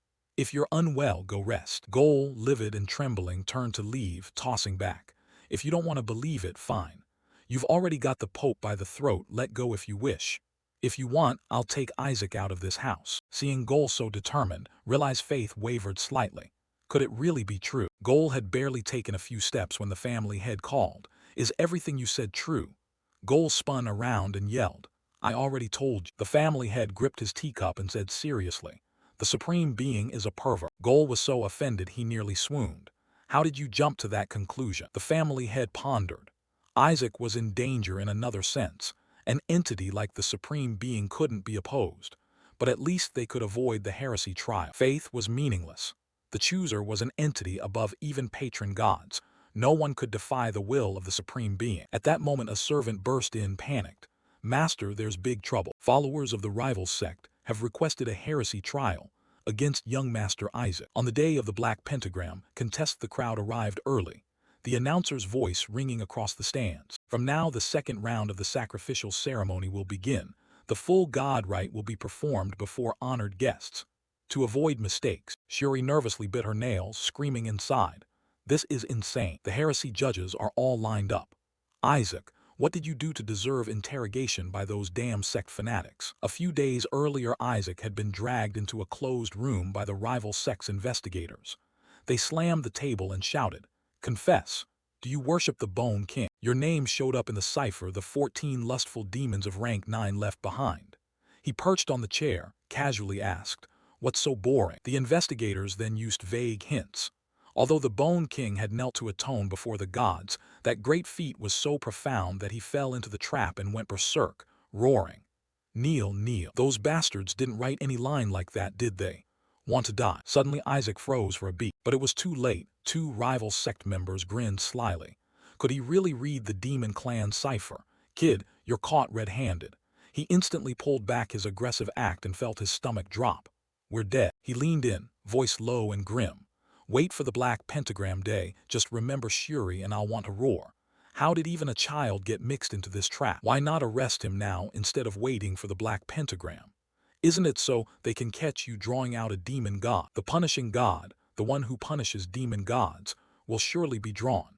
He'll be summoned the moment he's drawn to deal with Isaac and frame Than,'s letter 1 EAFC as heresy. What on earth is that guy thinking? Isaac wasn't tense like them. He wandered about, eyes shining with greed.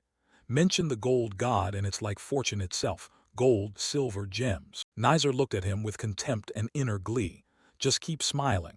I don't know how you fooled the interrogation, but I'll crush you in front of everyone. Because here I will draw the punishing god and summon him. If you pull out an evil god, you'll suffer divine punishment. Every murmured comment from the onlookers reached Nizer's ears. Is Than,'s letter 1 EAFC truly corrupted? Today they say they'll show evidence. He was exhilarated. Yes, compared to a normal heresy inquest, this would certainly send him to hell. At that moment the officiant announced, Then let the deity selection ceremony begin. Channel your holy power into the distributed gem to call the god. Shuri looked at the gem in his hand with anxious, devout eyes. O patron god of Than,'s letter 1 EAFC, I entrust everything to you. If he draws an evil god, Than,'s letter 1 EAFC will be wiped out.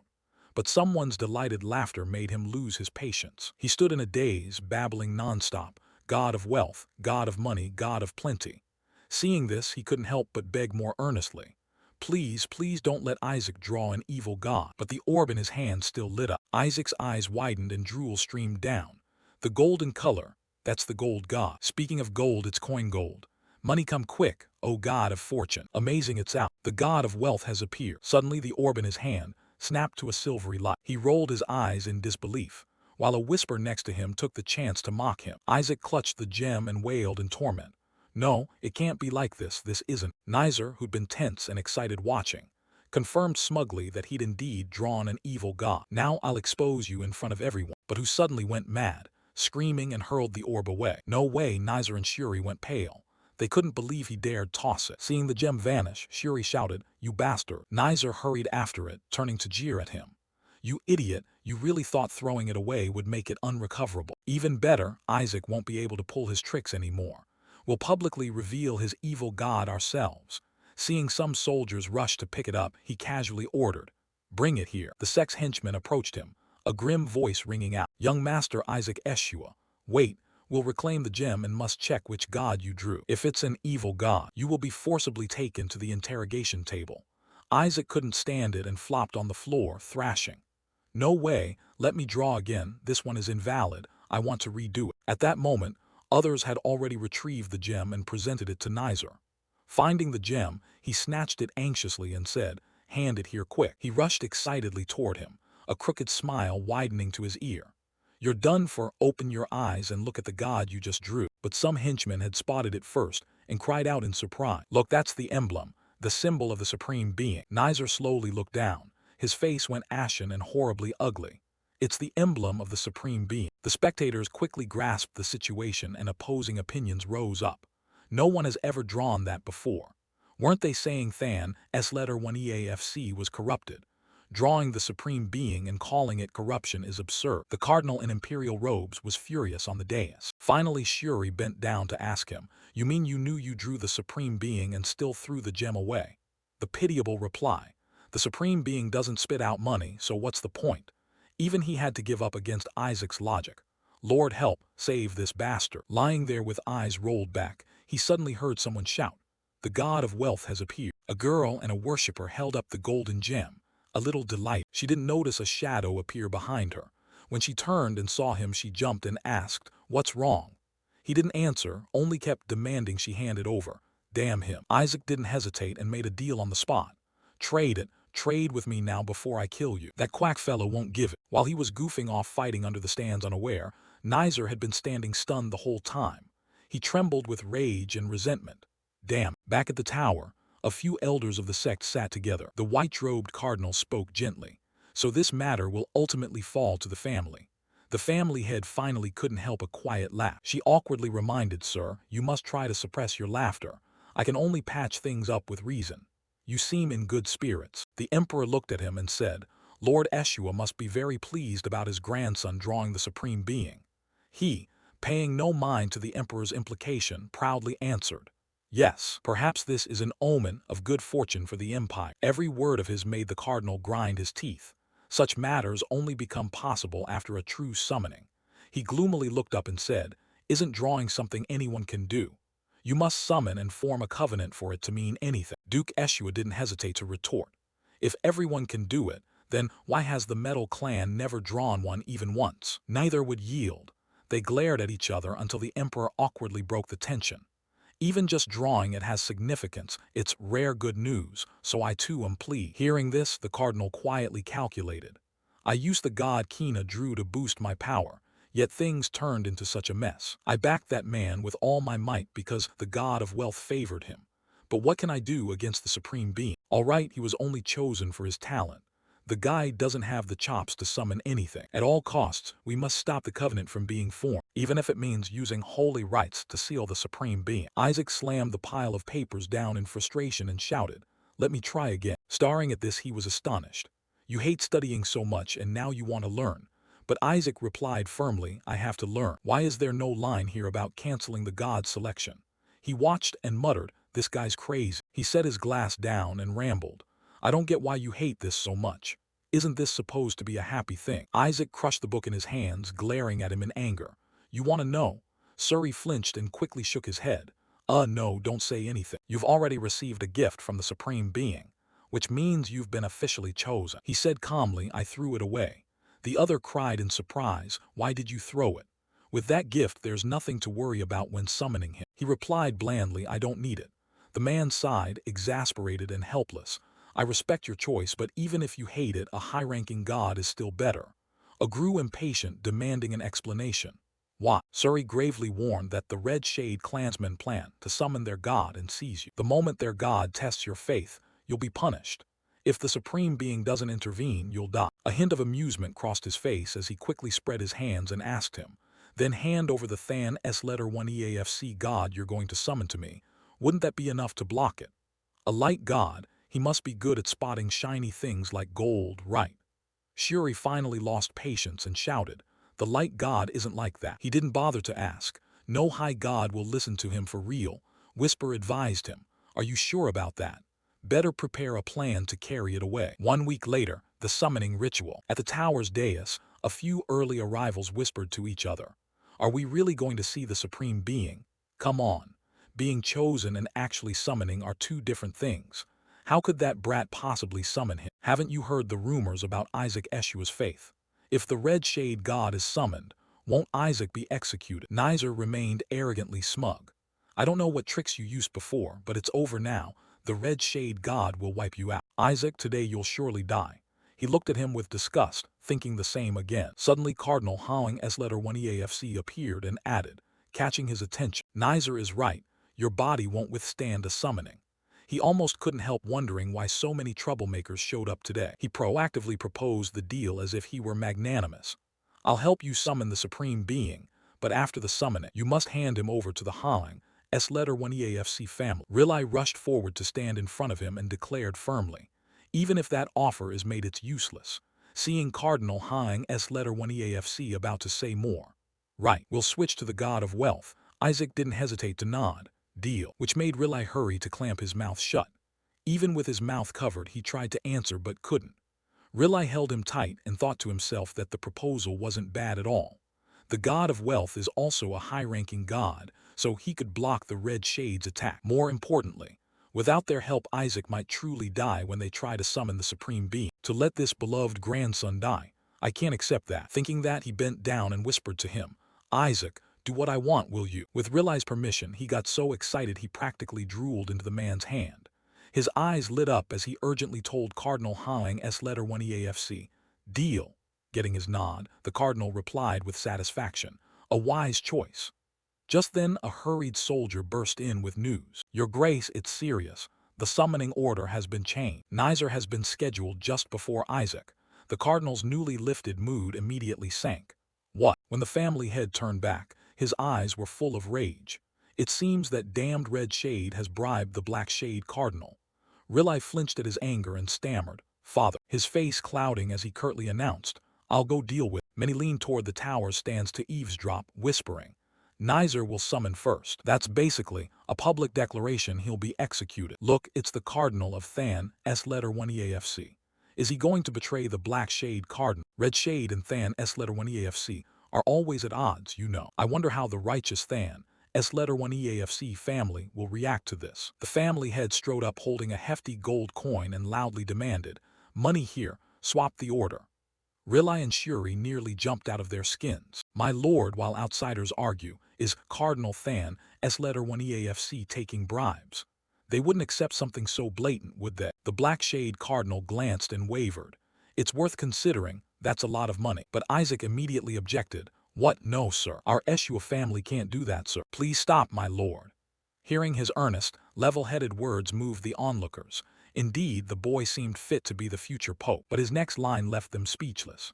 With so much money, give it to my grandson first, of course. A henchman sneered as he glanced over. Never thought Than S letter 1 EAFC would stoop to such dirty tricks. Could the Than S letter 1 EAFC patriarch really abandon his clan's creed?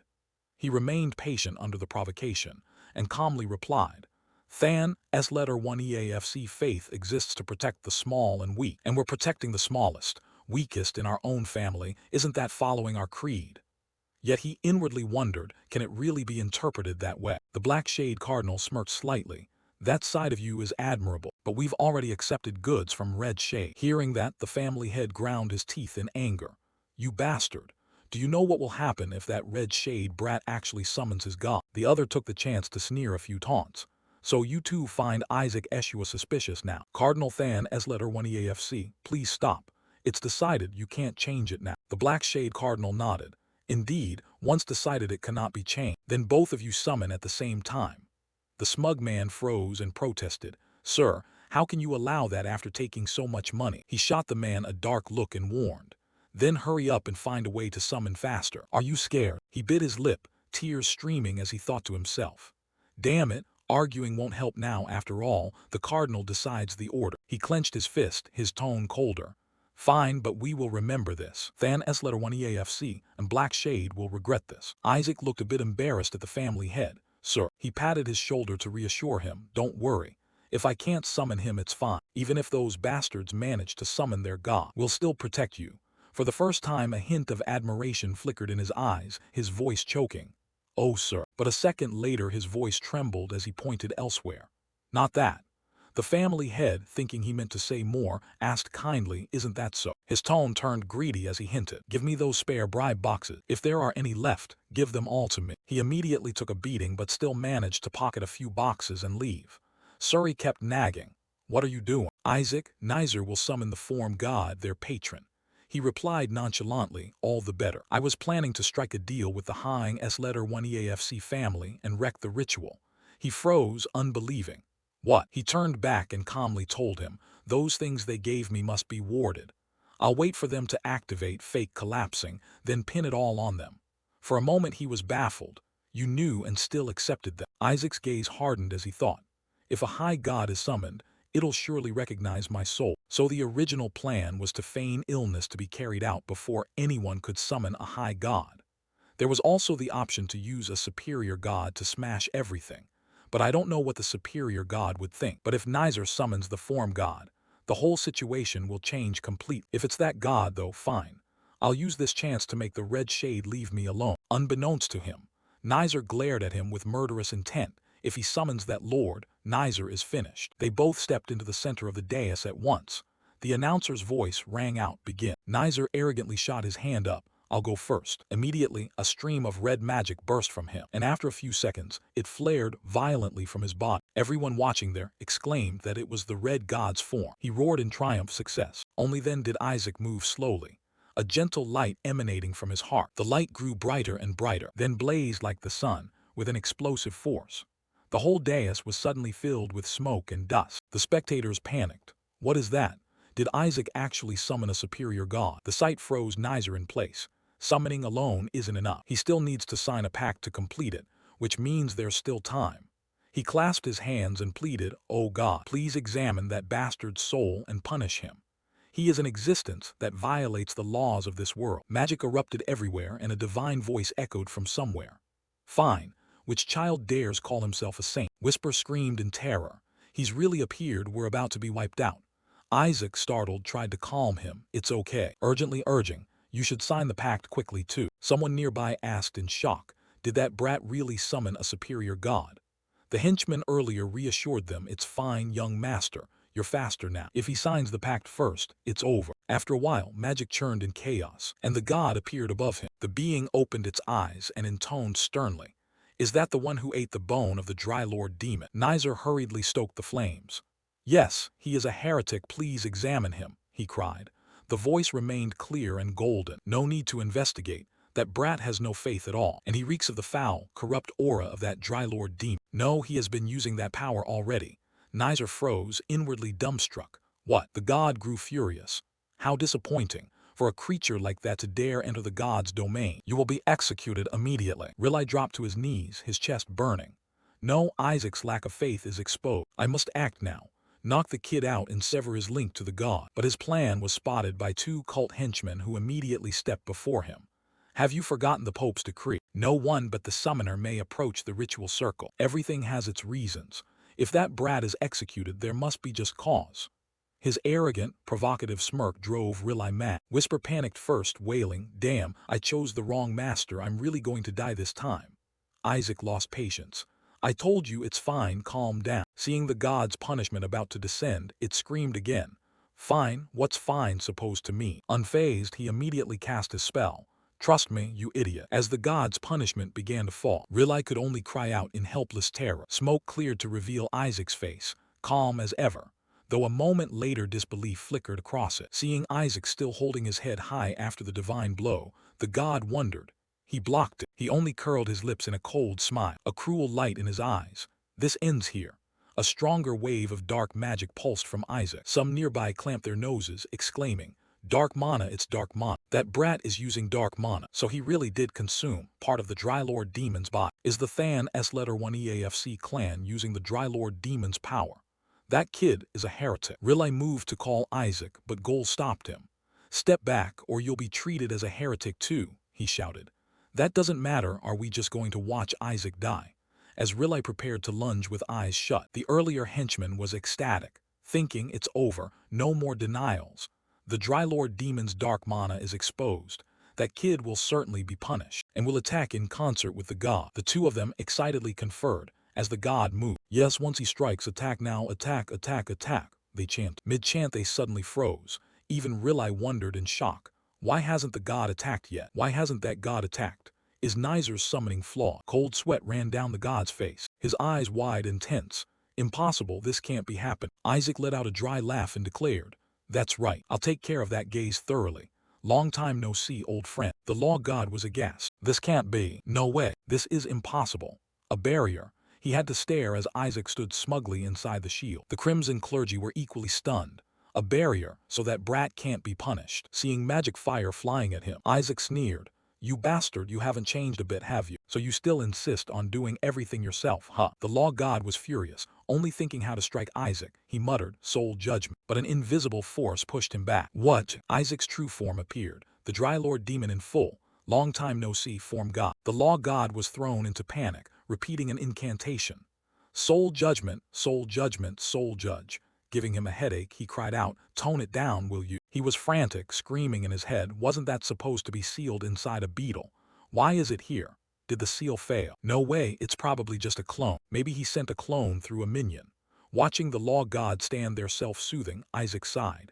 This guy's lost his mind. The law god snapped. "You'll die in that child's body. I'll return this body to its true master." But he was disappointed because Isaac replied, "You can't kill me. A high god like you picking a quarrel with the overgod. Can't you see these vials?" The law god felt threatened. The overgod has chosen him. The Drylord demon. What the hell is this? This is beyond me. I must report to my superiors.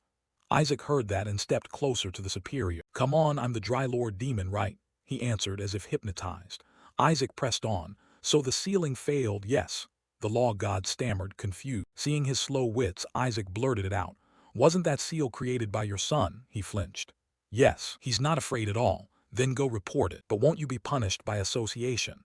You'll be penalized too, you know." Wouldn't it be fun if they heard this? Our little red god is so desperate for a promotion.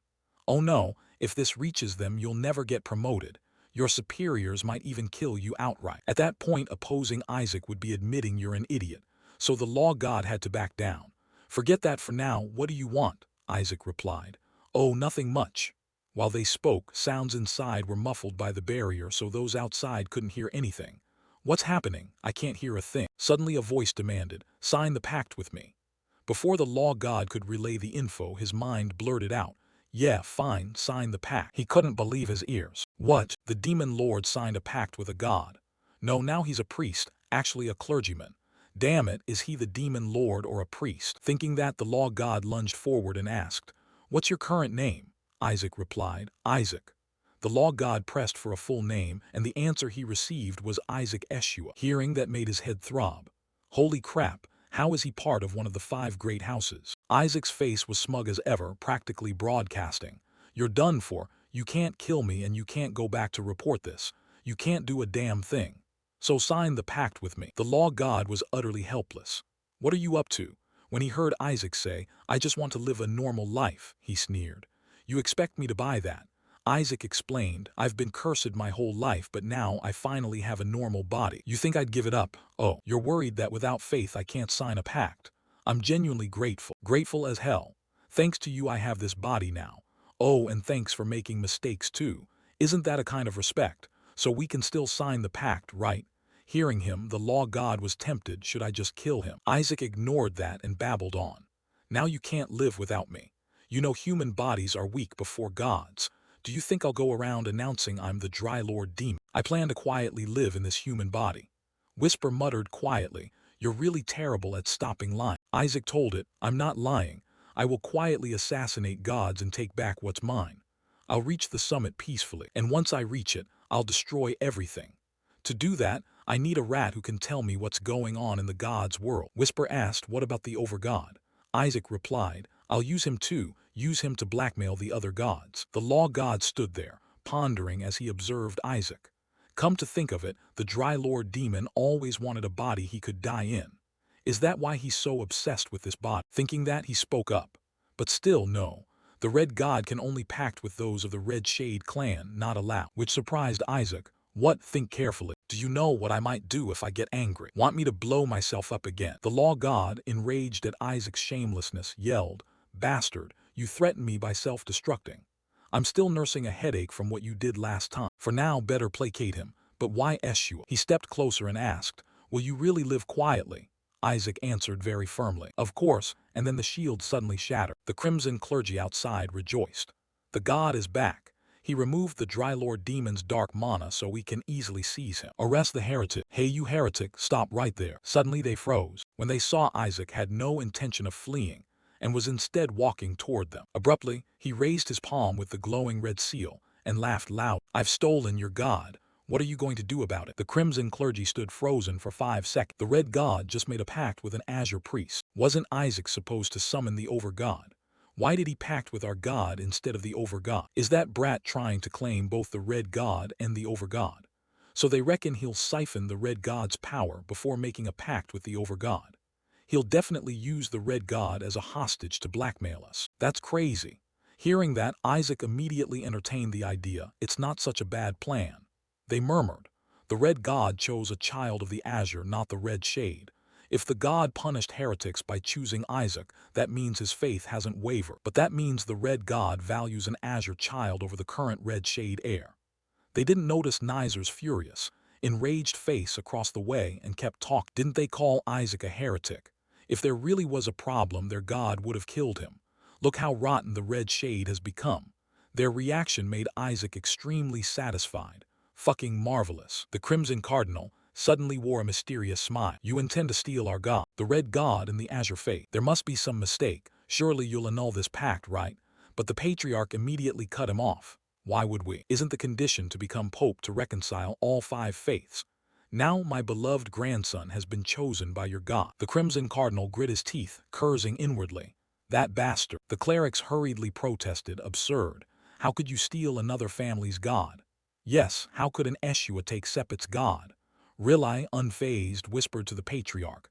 Let's go, patriarch, we have no reason to listen to them. The clerics were about to press further. This is ridiculous, return it. When my uncle's cold glare stopped them. Everything happens for a reason, didn't you tell me that? The clerics were about to press further. This is ridiculous, return it. When my uncle's cold glare stopped them. Everything happens for a reason, didn't you tell me that? At the Eshua estate, Shuri was furious. What the hell did you do? Do you see how they're glaring at you? We're short on manpower, don't go making more enemies. But you didn't even notice him. That bastard, you were lost in thought over the law god's last words. You were lost in thought over the law god's last words. Careful, if your superiors find out this will be a huge mess. Isaac replied offhandedly. The law god, uneasy, continued to warn him not to be complacent. That body was crafted very meticulously, but in return it has a very short lifespan. That's why we created many different saint candidates. Seeing him startled and intrigued, the law god went on. If you want, I can transfer you into a new body. How about the body of a child from the Red Shade clan? If you want a pact with me, that would be better. Isaac seemed to have an epiphany. Turns out this body is even better than I thought. If it weren't exceptional, you wouldn't have asked me to switch bodies. The law god conceded. What a crafty fellow. Still, I'm not lying. Isaac smiled, but no matter how strong this body is, it'll wear out quickly. Other saint candidates are as strong as I am, right? Finally, the law god closed his eyes and cast the right. Because I once tried to trick you. As repayment, I'll give you a piece of advice. Don't put too much trust in the Eshua family. Isaac was still lost in thought. Why did he say that? Shuri was furious. Hey, are you even listening? You couldn't summon the overgod because you lacked mana, right? So you made a pact with the red god instead. Just as Isaac was about to deny it, someone stepped in. Here you are. The Crimson Cardinal grinned with a syrupy smile. I offer my deepest congratulations to the priests who tied for first place, along with my Kina in the dark color exam. Though I dislike ties, since you belong to the azure faith, I'll allow it. Isaac grimaced. Geez, just hearing that gave him the chills. Shuri wasn't any better. How could that man even smile? Suddenly he asked Isaac, "You haven't forgotten our agreement, have you? I'll pay more than we originally discussed. Hand over the overgod to us." Surprised, no way Ike would agree to that, yet Isaac suddenly spoke up. "Really? Fine," which made him nearly bite his tongue. "Are you out of your mind?" Isaac stepped toward the Crimson Cardinal and leaned in. "I'll hand him over, but the money comes first. You said you'd give me the god treasure, right?" Regardless of Shuri fuming behind that cursed patron, the Crimson House understood. Each person has a limit to how many pacts they can form with gods. The Pope can form any pacts, but for you it's much harder. So I'll give you this summoning stone, then no pact is needed. Seeing the priceless item on the table, Isaac admired it. Fucking perfect. Shuri nearly popped an eye out. That was the Yellow House's pillar stone. He stared at Isaac in disbelief, thinking inwardly that the stone alone held more divine mana than most shrines. He's even offering something that could bless a whole kingdom. Isaac only glanced and snapped the lid shut. "So all I need to do is summon the overgod for you, right?" Shuri was terrified again. Does this guy really not care about the overgod? Whisper quietly communicated with Isaac. "Are you really going to hand over the overgod?" He kept his smile. "No, I just want to know what the overgod desires. I can't fully trust gods." The Crimson Cardinal bowed and nodded. "I've given you the stone. Now hand over the overgod." But he suddenly froze when he saw a silhouette clinging to Isaac's body. The silhouette lifted a hand and touched the back of Isaac's palm. A symbol appeared that amazed everyone. That's the pact mark of the overgod. It's definitely that. Wait, doesn't this mean he already has two pacts? What the hell is going on? Even Isaac, the one in question, couldn't hide his panic. What the hell is this? Why did I suddenly pact with myself? They jumped to the worst conclusion. So you'd planned this from the start. You secretly intended to pact with the overgod beforehand, right? Classic you. A sly backstabber. The situation was bad enough and Shuri's words poured fuel on the fire, which Isaac could only deny in his head. "It's not like that, you bastard." He saw the clerics were furious. They must be thinking things like accepting a handover first and then making a pact with the overgod. How shameless are these people? Those damn Azures plan to screw over not only the Red Shade but us too from the start. I won't let this slide. So he immediately started rolling around on the ground. "No way. Cancel the pact for me." Everyone froze. "Huh." Isaac pretended to shout loudly. "Cardinal, tell me how to reverse this." The Crimson Cardinal had a pounding headache. "I understand you don't want this, so give me your hand, and I'll annul the pact for you." He added, "You can't force a god to break a pact. A pact is only broken when you yourself decide you no longer want it." Isaac showed absolute determination. "I want to cancel it at any cost." So Cardinal Crimson immediately nullified his contract, burning the link. "In this way, your contract has been disabled, and the contract mark will be erased." Seeing his oddly strange expression, the Cardinal was displeased. "Don't mess around, focus. Cancel the contract properly."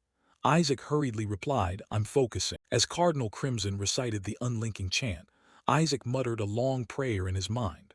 "I don't need a high god, get lost. I want the deity gone, don't block me, get lost. Damn higher god, disappear. I'm begging you, go away, cancel the contract using me, that should be enough." Thinking that, he immediately opened his eyes to check if the mark was gone and received Cardinal Crimson's extremely impatient glare. "Are you kidding me?" Isaac protested unjustly. "Not at all." Whisper had to comfort him. "Forget it, anyway this is good for you." But he wouldn't accept it. "Even so, I still prefer the deity and something about this feels off." Cardinal Crimson now looked as black as his boots. "If this really was a mistake, give the stone back. I can't take it anymore." Shuri also felt sorry. It's a pity, but he should do it. Isaac closed his eyes and took a deep breath. Since it had come to this, Cardinal Crimson and he turned and ran like the wind. "Just stealing it, I won't forget what you did to me." The priest still couldn't make sense of the situation. What is that brat saying? The things we did for him. But wasn't he told to return the stone? Is he really going to? Meanwhile, Shuri quietly backed away, and they saw Isaac leap straight out the window. "He's running, Your Eminence." In the banquet hall, during the feast, the priests were buzzing. "Hey, did you hear? Isaac has two contracts. Can someone actually sign oaths with two gods?" Kina contracted with a pair of twin deities, but they're counted as one. Signing with two gods from different faiths is another matter. Not to mention one of them is a higher god. Amid the commotion, the enforcer stepped forward and loudly said, "Quiet, we have an announcement." After discussion, the top scorer of the dark color test is Isaac Eshu. For a moment everyone fell utterly silent in surprise.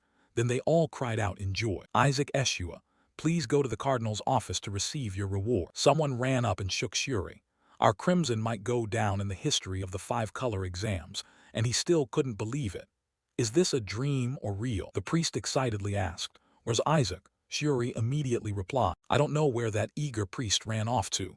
He'll be very happy to know we won. Suddenly, the enforcer cleared his throat and announced that the five-color test was officially concluded. You will step into the world with what you've learned here. Graduation will be held alongside the New Year celebration. We'll meet again in 3 months. Oh, and you'd best build good relationships with your seniors before graduation. When people saw the three of them, they immediately felt it. Just by their faces, you could tell they were about to discipline us. I heard the greeting will be brutal. Isn't that the senior of the second-rank clerics? Why is he here? He must be eyeing Isaac. Shuri breathed a sigh of relief internally. Good thing Isaac isn't here. Leaving a bad impression on the senior would be a huge problem. I have to warn Isaac not to do anything stupid. And of course, exactly what I worried about happened. Isaac burst in through the front door just then. And behind him were Cardinal Crimson's men in hot pursuit. Catch him and make him return the stone. The senior looked on, impressed. Could that kid really be the famed Isaac Eshu? He really has no dignity at all. Just like the rumors say, a complete mad dog. He really has no dignity at all. Just like the rumors say, a complete mad dog. He got a boot to the face. As he cast a haste holy spell to flee, the clerics watching were terrified. The senior, Shuri couldn't stand it either. What a raging maniac. Isaac didn't have time to listen to him shout, I'm busy, move. Everyone hurried around the senior, asking if he was all right. Is that kid insane? Yet the senior remained remarkably tolerant. Don't be hasty, we must discipline him. I will handle it. Just then a bouquet smashed straight into his face, and Isaac's high-pitched voice rang out. Damn it, how long are you going to chase me? Turns out he'd been hurling the vase on the windowsill. What the hell is that brat throwing? Give it back over there. Seeing the chaos, Shuri wore a face of utter resignation. Screw. The men beside the senior went ballistic. What the hell is wrong with him? That damn apprentice. He used the senior's face as a stepping stone. Does he think he can get away with that? Everyone treats him like a saint candidate, so now he's lost all manners. Yet this senior remained endlessly tolerant and gentle. Don't say that. He's only a kid. This is normal for an elder. What we need to do is teach him. Hearing that and seeing the senior's actions left the clerics frozen. We're totally screwed. The senior stood and began to organize. For now, the apprentices will go with the royal family.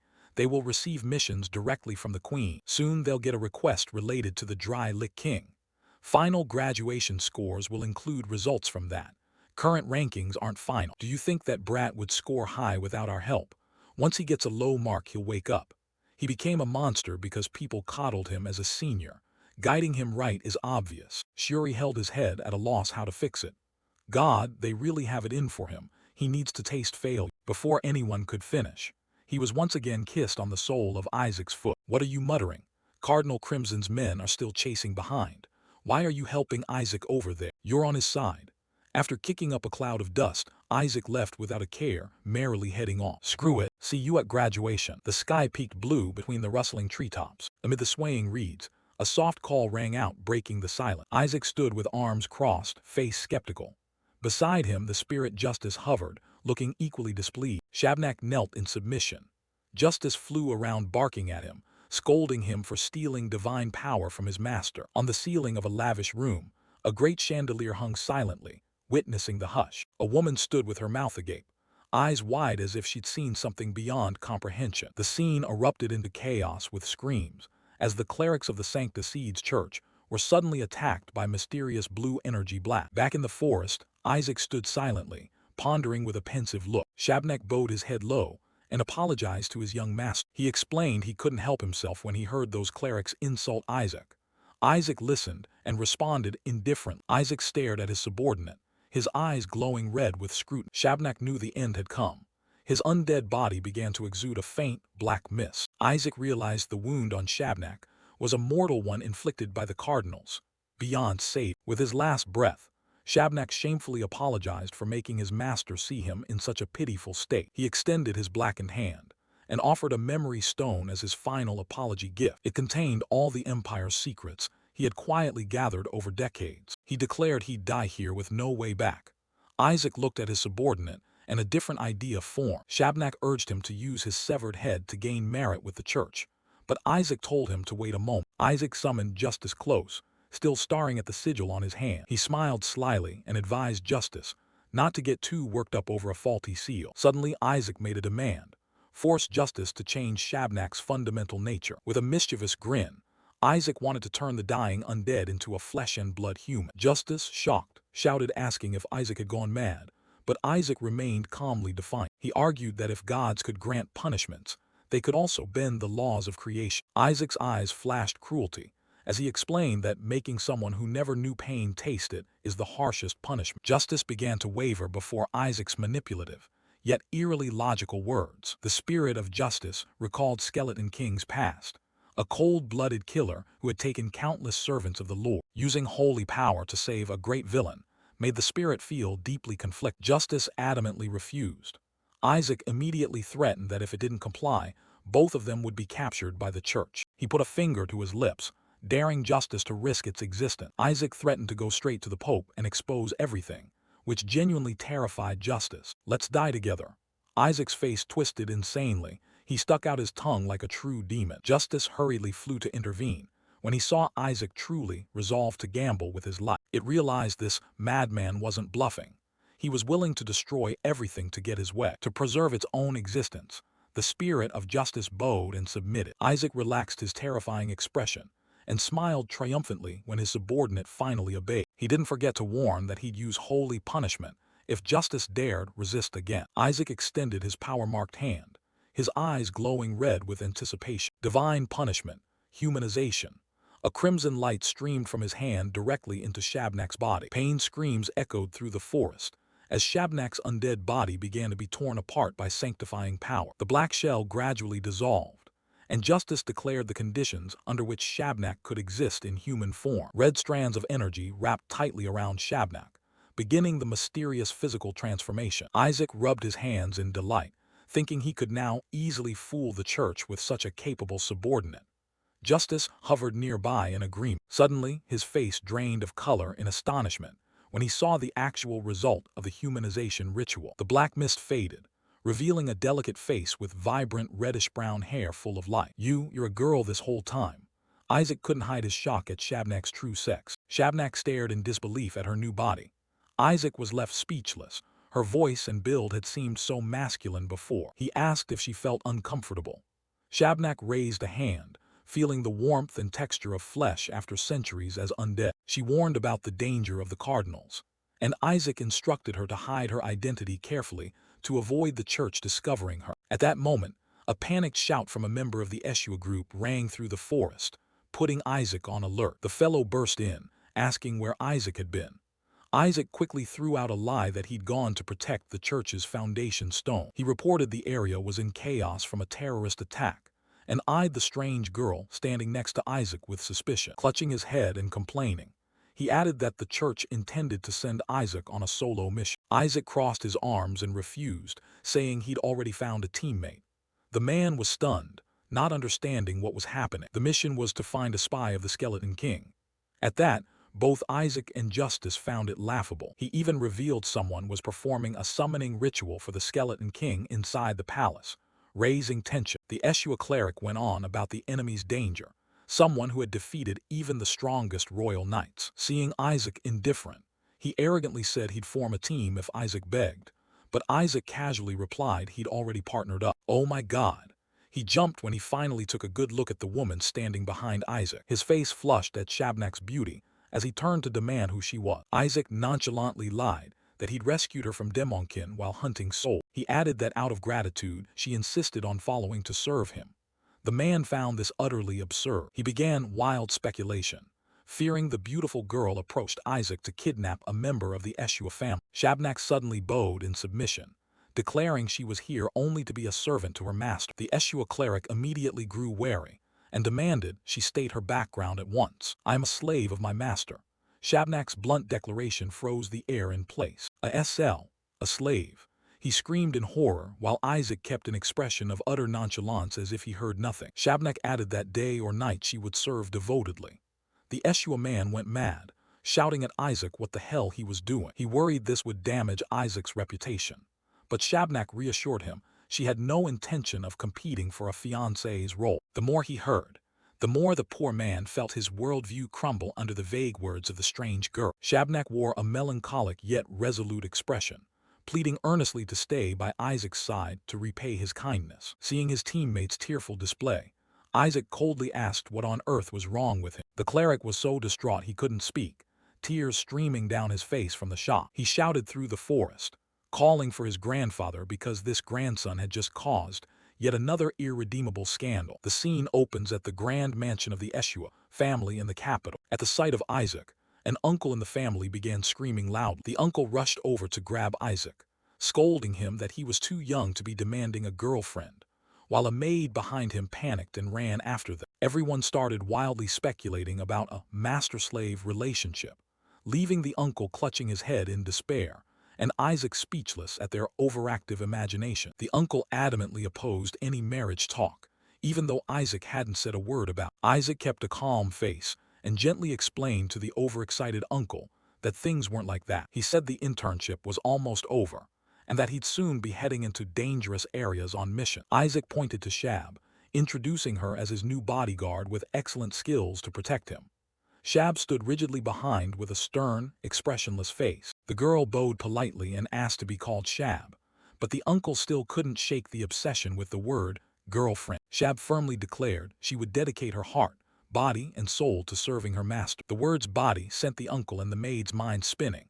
Both froze in shock. Not stopping there, Shab added she was willing to serve Isaac through the night for the sake of his soul, making the atmosphere even more unbearable. She casually mentioned mysterious magical methods unknown to the clergy, causing the uncle to collapse into a catastrophic misunderstanding. Ashamed, Isaac covered his face, ordered everyone to calm down, and threatened to run away if they didn't accept Shab as his guard. Justice could only snicker above his head. At that moment, a deep, steady voice rose in objection to letting someone of unclear origin serve as a personal attendant. The uncle turned around startled to see who had arrived, and Isaac and Shab were also curious about the sudden appearance. It was a silver-haired young man wearing glasses, looking very refined. He remarked that a bodyguard for a trickster like Isaac must be capable. He casually ruffled Isaac's hair, saying he was cuter than expected. Isaac looked puzzled. He'd never met this man before. The maid hurriedly introduced him as Sir Benjamin, the family's financial advisor. Isaac was still grumbling about being treated like a child, but the moment he heard financial advisor, Isaac's eyes lit up like gleaming gold coins. His attitude flipped 180 degrees. Isaac dropped to his knees and kowtowed, apologizing for his earlier rudeness. He put on the most innocent, sparkling face he could muster, expressing supreme honor at meeting Benjamin and begging for his help. Benjamin laughed at the boy's sudden change and suggested they first test the bodyguard's abilities. Isaac clung to his hand without letting go. He told Isaac to go inside first, as the clan leader was waiting in the study to speak with him. The scene shifted to the Sepet mansion, where the atmosphere was darker and far more serious. Nizer stood silently with a worried look, while a voice full of disappointment rang out from behind. A red-haired man sat behind a desk, scolding Nizer for forgetting the true nature of the god of justice. Nizer hurriedly denied it. The man retorted, then how could Isaac make a pact with the very deity Shuri summoned? The kid shouted that everything happened too fast. The deity vanished and chose Isaac. He had no other choice. The man pondered, feeling the deity must have chosen Isaac for some special reason they didn't yet know. He wondered whether Isaac might actually be a saint, since the god of justice acted in a way tied to the soul. Images of Isaac's bright smile flashed in their minds, making them consider allying with the Eshua rather than fighting them. However, without the god of justice, their plan to hunt the ancient treasure would collapse. They couldn't let the Eshua possess something even the Pope coveted. Nizer gritted his teeth in annoyance. He hated Isaac but understood how crucial this mission was. He decided he'd take the god back from Isaac, but the man warned him he had to act fast, because the eldest son, who wields the god of punishment, was about to return. Nizer broke into a cold sweat at the news. He trembled imagining that genius returning. Surely he'd sort both him and Isaac out if he found out. The man ordered Nizer to befriend Isaac before that guy could get back. He explained that the god of punishment dotes on his brother, the god of justice, so that fellow wouldn't overlook this. Nizer was grabbed by the shoulder and told to stick close to Isaac and extract information from the god of justice at all costs. The boy stared back bewildered. Become his servant. Nizer heard this ridiculous task and wanted to curse at the irony. Shuri's pitiful wails echoed through the mansion. He couldn't fathom how he'd picked up such troublesome skill. Isaac proudly introduced to his grandfather that this was his personal guard.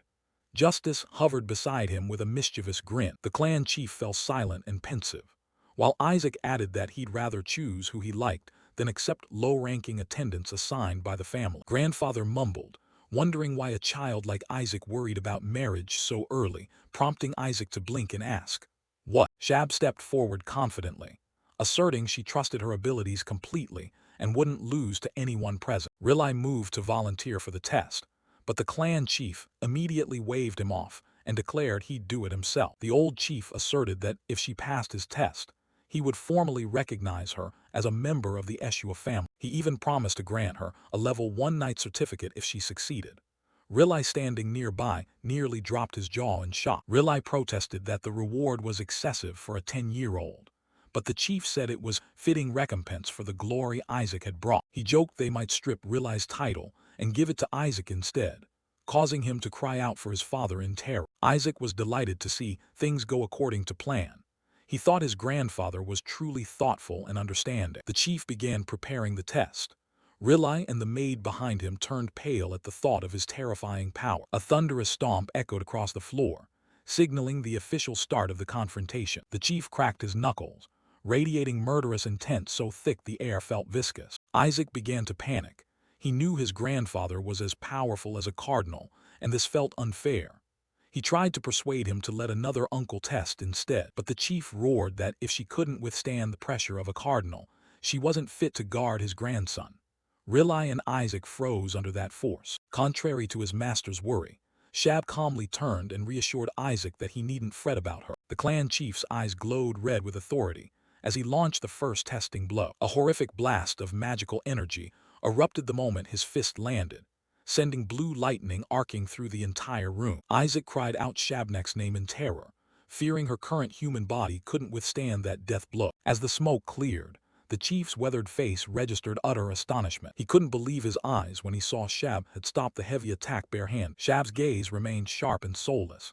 She stood unmoved as everyone watched. A terrifying impact detonated, blue magic bursting violently and ripping the hall apart. Rilai stood beside them, stunned to see his father's powerful strike so easily halted. Eshua lunged forward furious, barking at Isaac what kind of monstrous guard he'd brought home. Eli observed calmly, while Shab assumed a ready stance. The chief thought it a waste for someone this strong to be serving his grandson. The clash was swift amid the rubble. Eli realized that, although he held back, the opponent hadn't been using full force to resist. A deep suspicion began to kindle in the head of the Eshua family. His eyes hardened with murderous intent.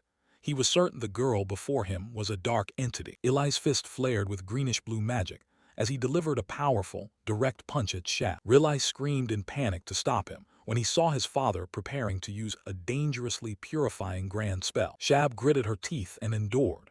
She knew she absolutely must not use dark magic now to protect Isaac's secret. A colossal pillar of holy light descended from the ceiling, enveloping the target in pure purifying energy. Everyone around fell silent.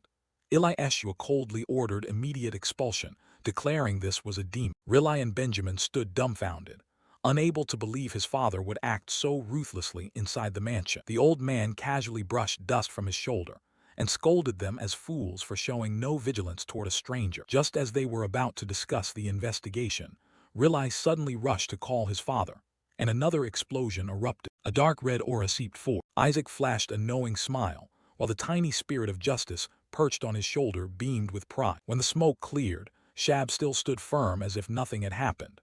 Isaac declared bluntly that she was now truly human. Aftershocks from the earlier impacts still shook the room violently, dust raining down everywhere. Shab lunged to counter with lightning speed, forcing Eli Eshua to dodge the slicing punch. The battle heated up.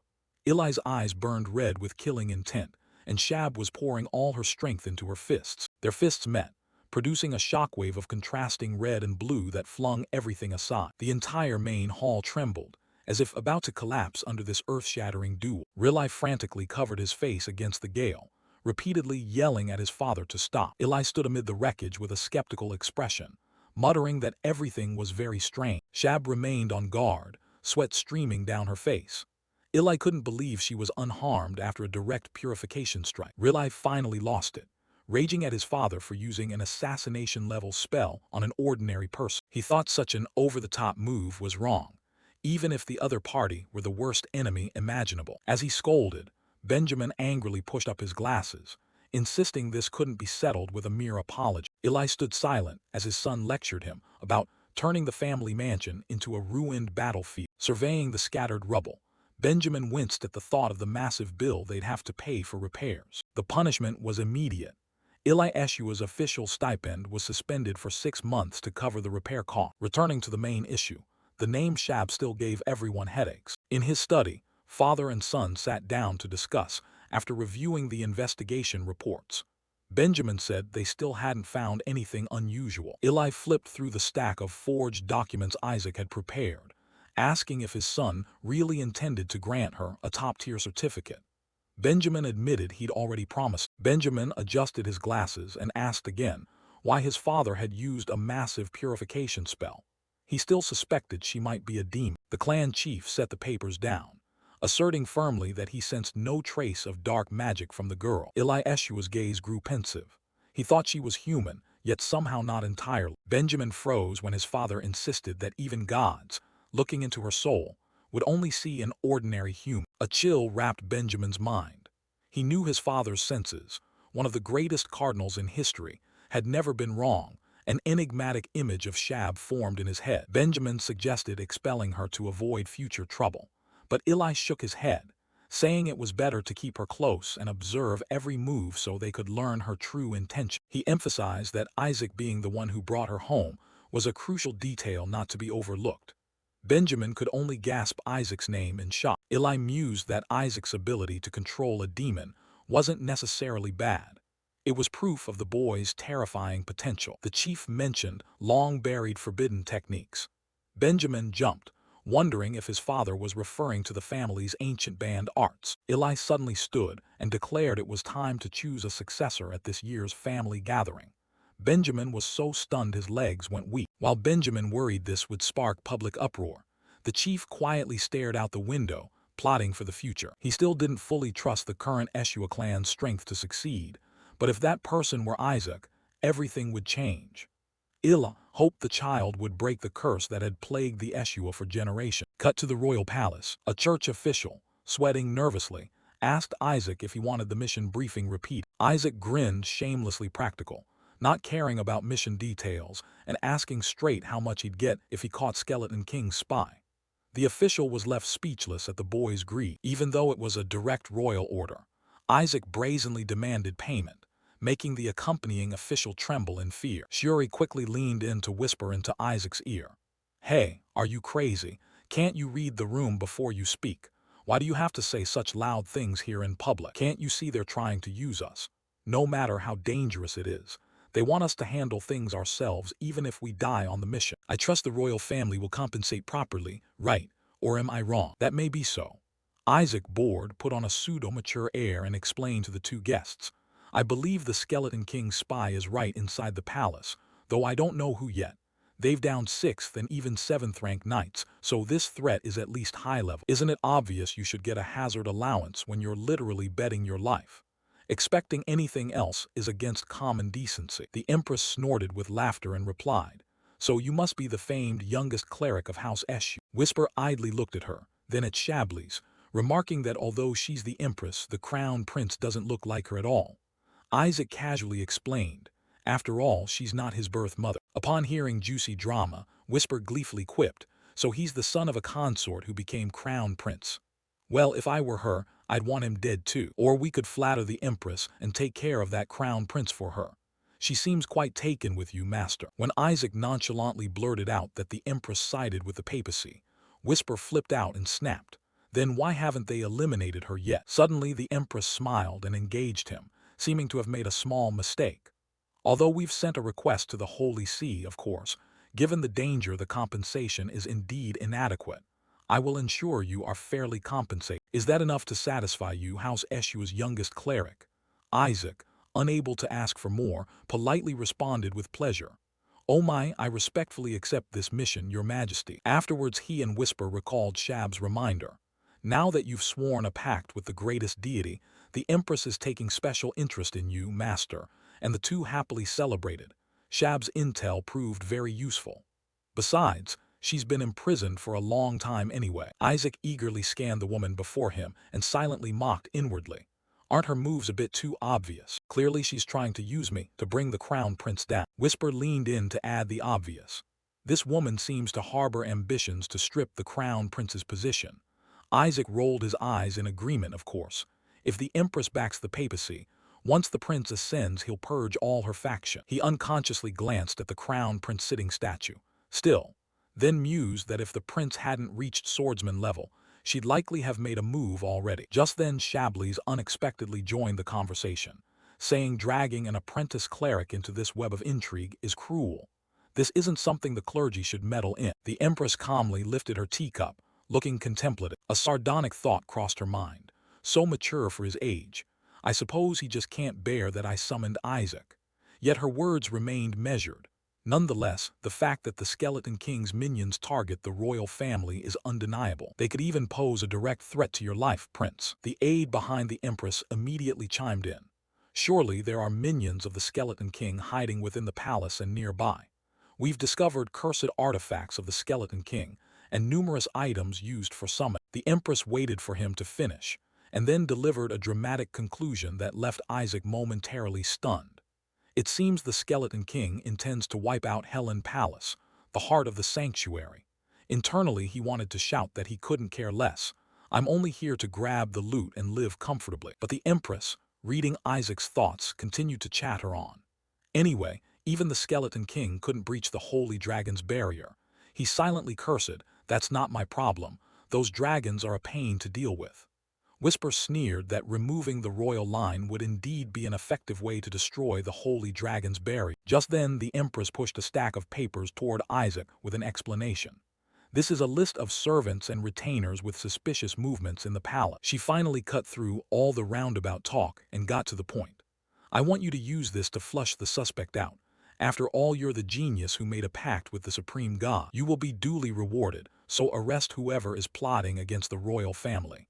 Isaac still insisted on asking, "Why don't we discuss what that reward will be?" But before he could finish, Shuri jumped in to seal his mouth with a booming promise.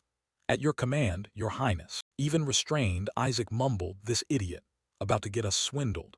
But Shuri, intent on dragging this traitorous brat away, snapped curtly, "I know, now move it." The Empress watched their backs and called after them kindly, "I'll await good news from you." Once outside, Shuri finally unleashed her mouth to scold. "My God, this guy, I thought we were done for. I can't believe you act like that in front of royalty." Isaac, not one to be outdone, shot back, "Who even cares about that now?" He ignored his stunned teammate and kept babbling about his brilliant plan.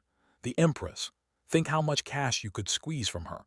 Only a total idiot would pass up this once-in-a-millennium chance. Isaac drooled at the thought of the fortune behind her and plotted to cozy up and pick her pockets clean. Shuri was left speechless at his shamelessness. Why would the supreme god choose this damn brat? But at that moment, a familiar warning rang in their ears. Don't trust the Empress too much. It turned out Shablies had slipped out of the room to wake these two money-obsessed beasts. She simply wants to use your title. Startled, Shuri could only blurt, "That's the crown prince, your highness." Shablies continued in her sternest tone. "You could lose your life like that, so I advise you to act with caution." She added somewhat oddly that she still hoped the Skeleton King's spy would be rounded up. Shuri, a little thrown, replied off-key, "Yes, you need not worry, we will certainly catch." He blushed with excitement and vowed, "We can't let that cruel Skeleton King return." Isaac, standing behind, wanted to smack the speaker's confident proclamation and muttered, "I'm back, you garbage." That night the palace looked normal from the outside, as on any other day. Yet whispers and gossip swirled around. I'm certain followers of the Skeleton King are lurking nearby. There were cursed items and summoning tools, and that warehouse was full of things linked to the Skeleton King. Isaac impatiently demanded, "Why are we standing around?" Shuri, cautious but firm, said, "Wait and see. The culprit will definitely go into that warehouse." No sooner had he finished than Isaac exposed the lie. The true summoning site is elsewhere. You can tell just by glancing at what's inside that warehouse. Shuri, startled for a few seconds, immediately interrogated loudly, "How do you know so much about the Skeleton King?" But before he could answer, Isaac thumped him hard on the head and reminded him to bow down. When Shuri lifted his head, he whispered in shock, "They really?" Isaac had lowered his voice but couldn't hide his contempt as he replied, "I told you they'd come." Then he suddenly grew more serious. "It's obvious who the culprit is." Shuri immediately fired back, "Who is it?" Isaac didn't hesitate to drop the heavy bomb. "Obviously the Empress." The answer was beyond Shuri's grasp, and he instinctively shouted, "What?" Then Shuri denied it. "But wasn't she the one who asked us to find the Skeleton King's follower?" Isaac didn't hesitate to enlighten his comrade. "She's trying to sever all ties to that spy. This woman clearly thinks she's clever enough to fool the clergy." He suddenly brightened, eyes glittering with gold. "We'll catch that lackey and win favor with the crown prince or the emperor, and then we'll pick their pockets clean." Shuri, money-mad, almost dropped his jaw. "Why are you so obsessed with cash?" Whisper, who'd been silent until now, suddenly stuck his head out with a killer question. "Are you really okay? If that's a summoning circle, your soul could be drained." Isaac scratched his head sheepishly and replied, "I'm fine, really. Humans couldn't pull it off anyway." He said that, but his actions didn't quite match. "Just chase after her." Shuri saw him spring up and weakly called after him, "Wait for me." He was busy looking around and warning others, not noticing the eerie shift around Isaac. "It's really dark, be careful." When he turned back, Shuri's eyes widened like brass bells in shock. Staring at the empty yard, he screamed the name of his comrade into the night. Isaac, the man Shuri missed, was vanishing into another dimension in a blink. Isaac felt the mana swirl around him and his heart raced. "Damn it, I'm done for. This is the Skeleton King's real summoning circle. Someone can actually cast it." While still in a daze, a voice rang out and pulled him back to the present. "Son of House Eshua." Isaac had just met the other's gaze when his normally confident face went pale. After a few seconds to collect himself, he found his voice and shouted, "Your Highness the Crown Prince." Though one stood and one knelt, both kept silent in an awkward standoff. With no one speaking, Isaac seized a moment to question himself. How could he trigger a real summoning circle? He'd only released a bunch of fakes. Halfway through his thoughts, Isaac suddenly realized, "Ah, right, this is my original summoning spell." Whisper bitterly asked, "Didn't you teach the bone brutes to use it in emergencies?" He admitted gloomily, "They're stupid enough to memorize it." Isaac shoved the strategist aside to focus on the bigger problem. Could this mean the Crown Prince is actually the Skeleton King's spy? Terrified by the implication, he nonetheless forced himself to ask more. "Your Highness, what are you doing here? Are you patrolling this area?" Before the prince could answer, Isaac awkwardly supplied an excuse for him. "Oh, I see. You're on patrol." Whisper rolled his eyes contemptuously and shattered that illusion. Clearly the prince performed the summoning ritual. Seeing the angle was bad, Isaac tried to bow out. "Very well, Your Highness, I'll go finish my remaining tasks." I saw nothing. Before he could finish, Chablis interjected, "Why did you appear from the Skeleton King's summoning circle? Is the Crown Prince truly naive or acting?" Isaac reflexively spat inwardly. "Why are you asking that now? You were caught red-handed summoning the Skeleton King. You know your head could roll off any sec." In the heat of the moment, Whisper kept adding obvious commentary. "Master, you're supposed to be a saintly candidate, yet you were summoned by the Skeleton King's magic. This question is too obvious." "The Imperial fellow's clever too," Isaac cursed through gritted teeth. "Damn it, why? I tuned that spell for undead. Humans should have a hard time using it." Whisper suddenly hatched a bold idea. "To use the Master's summoning magic, you must speak the bone language, and more importantly, show absolute reverence and loyalty to him." Saying that, he lunged at Chablis and loudly declared, "This one is definitely a follower of the Skeleton King. He's not bad." Isaac angrily shook off that nonsense. The Crown Prince of the Holy Empire couldn't possibly do this. Chablis, unable to overhear the duo's private talk, pressed on. "I'll ask you again, why were you summoned here?" Isaac, with the attitude of a pig that's already dead and unafraid of boiling water, shut his eyes and began to speak. "I wasn't summoned. I just fell off a tree," Chablis flatly denied. "There aren't any trees here." He rolled his eyes and tossed out another excuse. "Then maybe I just crawled up from underground." Chablis lost patience and threatened, "At least make up a more believable story." Isaac sighed theatrically and flipped the script. Could it really be that the Crown Prince is a follower of the Skeleton King? After that question, the two fell into a silent standoff again. Starring each other out grew tiring, so one of them finally suggested moving somewhere else to talk. Outside it was still pitch black. The quarrelsome pair had now shifted their stubborn duel to the crown prince's palace. Isaac sat with arms crossed like a host, quietly sizing up Shabli's opposite him. What a joke! His power radiates so brightly and purely. It turned out in his eyes. A dazzling halo like the sun glowed around the prince. After taking it all in, Isaac suddenly rubbed the back of his neck and muttered, "Maybe it's better if I just pretend I didn't see any of this." Though they'd moved, Shabli's question stayed the same. "Why did you appear here?" That persistent nosiness made Isaac speechlessly desert-like. "You fool, is that all you care about?" He ignored answering and instead scanned the room. What kind of place is this anyway? Isaac's gaze was immediately drawn to a row of skeleton king models on the shelf. In the most prominent spot there hung a painting of him riding a warhorse in full glory. The past suddenly excavated itself and slammed into Isaac, making him feel on the verge of exploding.